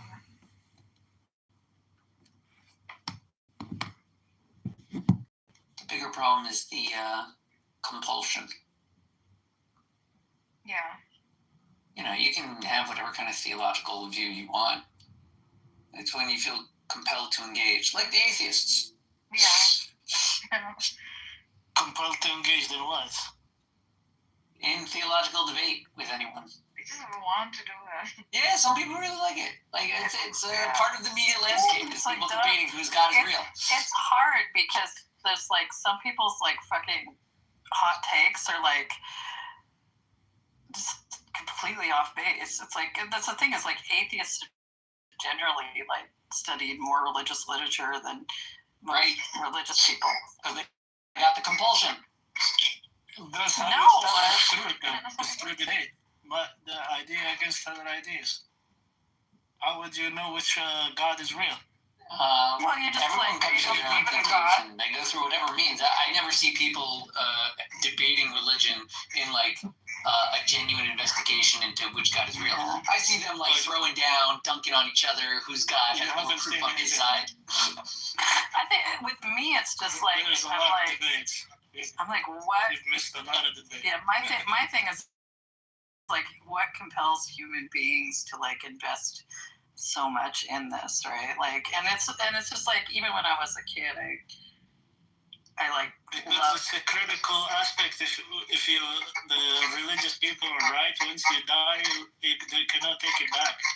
Yeah, but like I could give you a what if on like any principle of science or like history and say, if no one gets this, they'll be harmed forever. That's the point. Yeah, that's the other thing. Is like I'm just like fascinated by this thing where people are just so invested in their ego persisting on after their physical body dies. Like it's just so weird to me. Like I'm like, what? I've never so much thought about it. There's so much time invested in that, and it's so taken so seriously. Even my aunt, You're surprised that people take death seriously? Yeah, that's their choice. I mean, like, those crazy ones. What do they care about death so much? Like that, like even my aunt has never ever occurred to me to like portray life after death. It's never come to me. What, to think of existence without your physical body? No, just the imagery that like scripture puts out. With it's so. That's a particular pitch. You can like dislike anyone's so pitch. That's the thing. There's a bigger meta question, right? Because if we're discussing the desire people have to discuss these issues, we're also saying that there are questions here and proposed answers. Some that people find persuasive, some that people don't find persuasive. Even within any particular religion, you're going to have multiple answers to these big questions, which brings me to why it's the compulsion. The compulsion and the reason why you will always find conversations about religion and God, theology, the afterlife, death, is because it is, at a core basic level, true to all of us. When I talk about life after death, that is relatable to people that don't speak my language and have never been to my country or my state. People that have no relationship to me can discuss religion with me.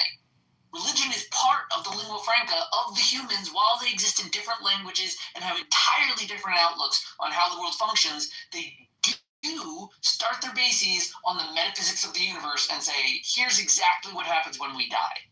They're able to discuss that. I don't know why they can better discuss that than like politics or water rights, but they apparently can communicate on which God is real. Yeah, because that's very fundamental. Exactly. It's fundamental to all humans. Interrupting the proper decorum of this courtroom. And the certainty of like expressing there's no certainty. That's why there's a lot of debate. God continue to Because if there's the certainty, there would be no debate. And you are free to go. There is certainty. Yes, some people are certain. That's their perspective. You cannot hold. You don't know what's in their.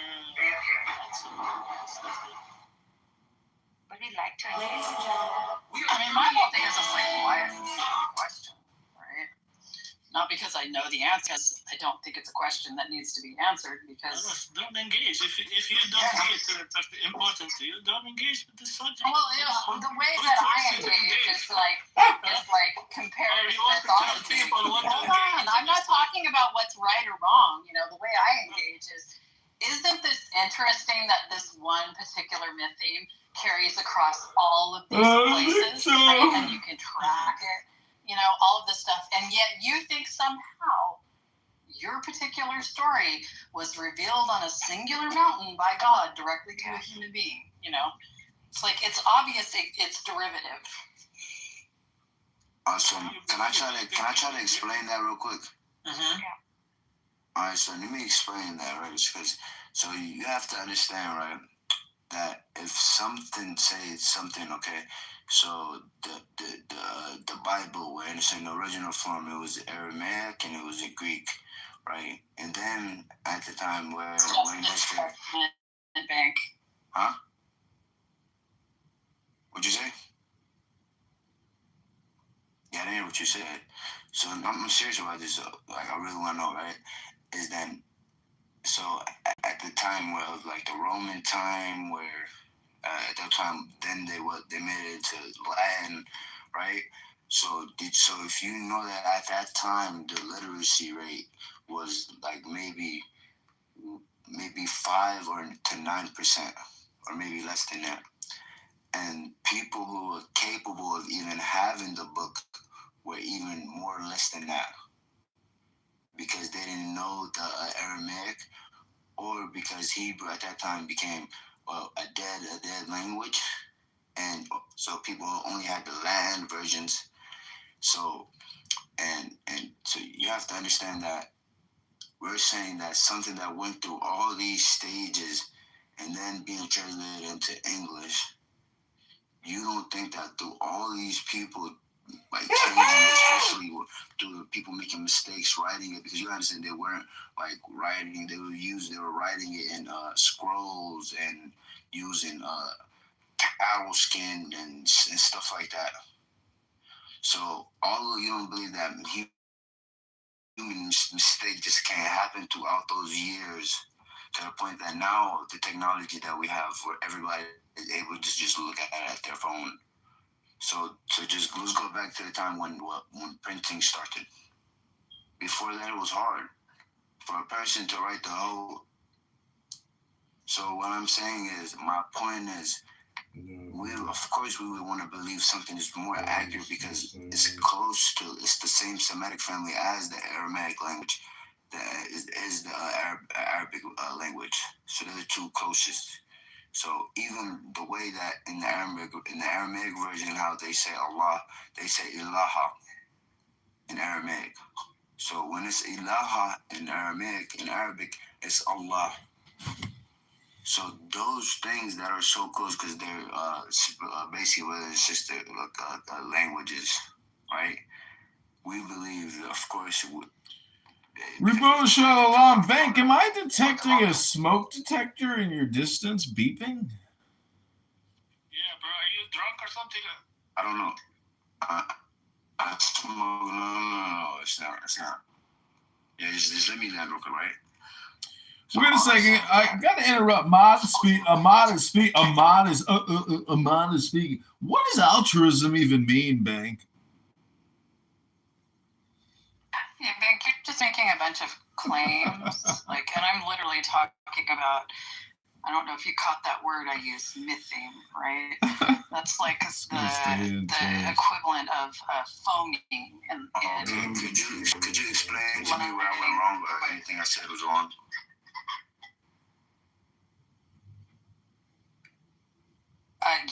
Honestly, you were making a bunch of claims that seems completely incoherent and so is it false? But okay. What I said to you is what false? Yes, I did. I said in the time of history, the literacy rate wasn't the population everybody.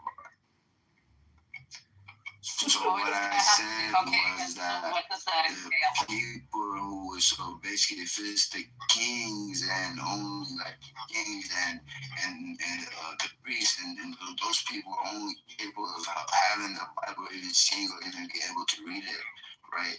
Then all of these things and then being changed into the English language coming into America, right? All of these changes that's happening right throughout this time. Why wouldn't I believe something that came directly to the Prophet and it's just straight words? Why would I want to believe?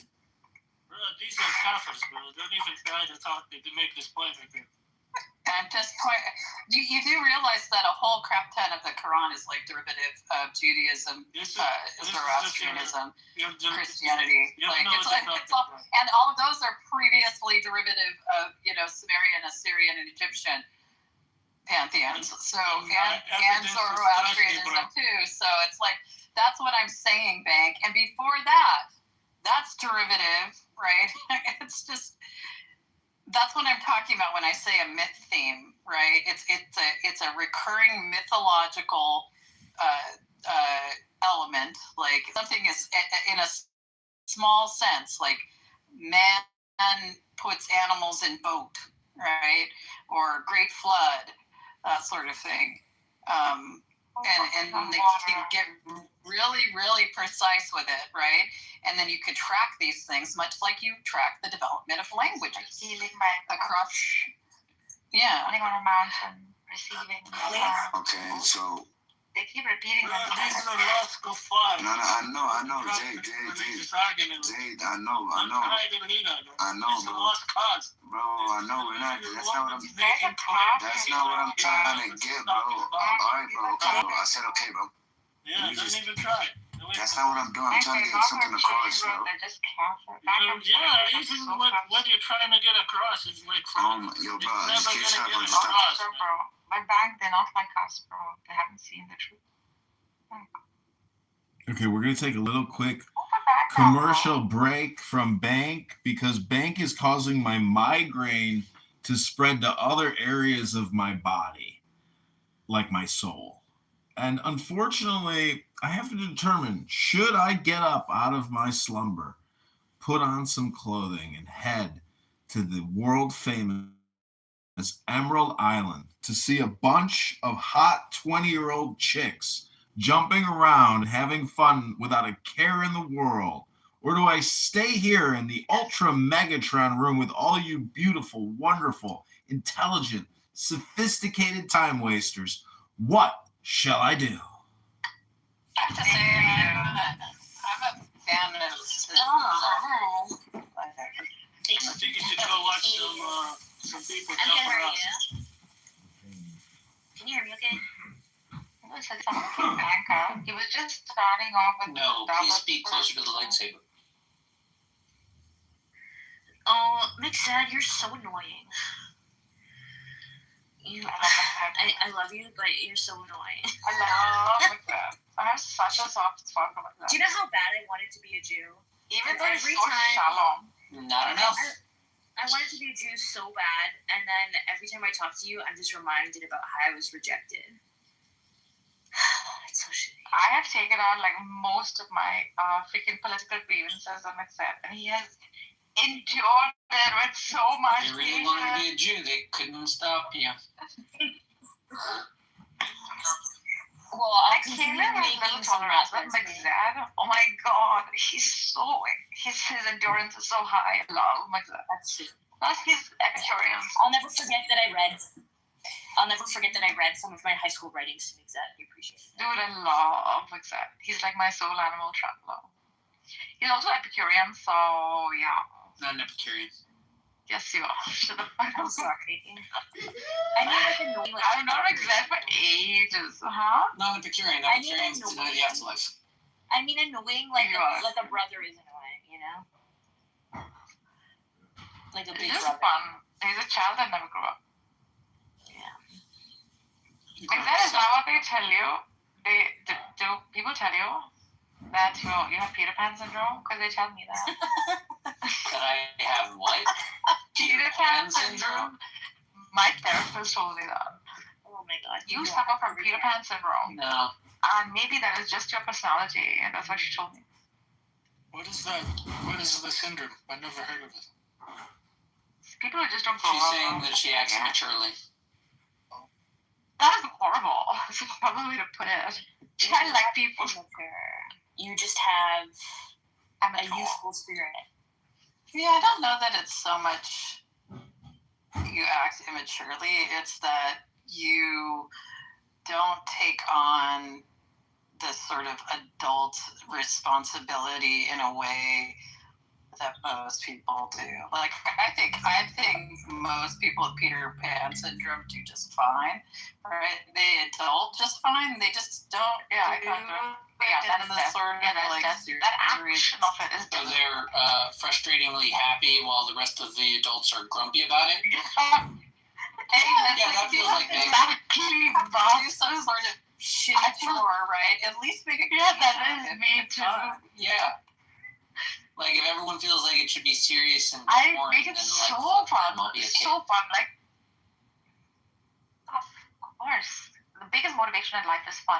Will this activity entertain me? If it doesn't, how entertaining can I make it? That is the very goal of life. Nargis, can I ask you a jewelry question? What's up, bro? Why is it so hard to find pinky rings? What's your ring size? My pinky ring size is 3.5. Okay, so it shouldn't be hard. Oh, it's because they start from 4, I think. No. They start from 3.5. It's not hard at all to find pinky ring size. Yeah, can you just like size it even if it doesn't fit? Remember, your left hand is half a size bigger than your right hand. General rule of the thumb. Of the pinky. Would that be like a rule of the left? Rule of the pinky. If your left hand is smart. It's half a size bigger than your right. Interesting, because I really want the pinky ring on my right hand. That's weird because my right hand always is like half a size bigger. Probably right. Maybe I make Well, like you said, it's just a rule of thumb. If you're left-handed, yeah, that will be your case. How many? No, I'm right-handed. Right hand, maybe. Yeah, It's maybe. just Are you lefty? broken. Are you lefty, Cora? No, I'm right-handed. Although it's weird, it's like, and I don't know if this is just because this is the way I was taught to write. So I was like right-handed, I write with my right hand. But like if you throw a ball at me, I'm more likely to catch it with my left hand. That's odd. So, yeah. So, do you guys actually get it resized? Is that like a thing? Yeah. Of course, all of What it. do you do? They got these You can big do it 5 minutes. metal sticks. And they like shove the ring on it. And No, make it man. fit the ring. Yeah, they do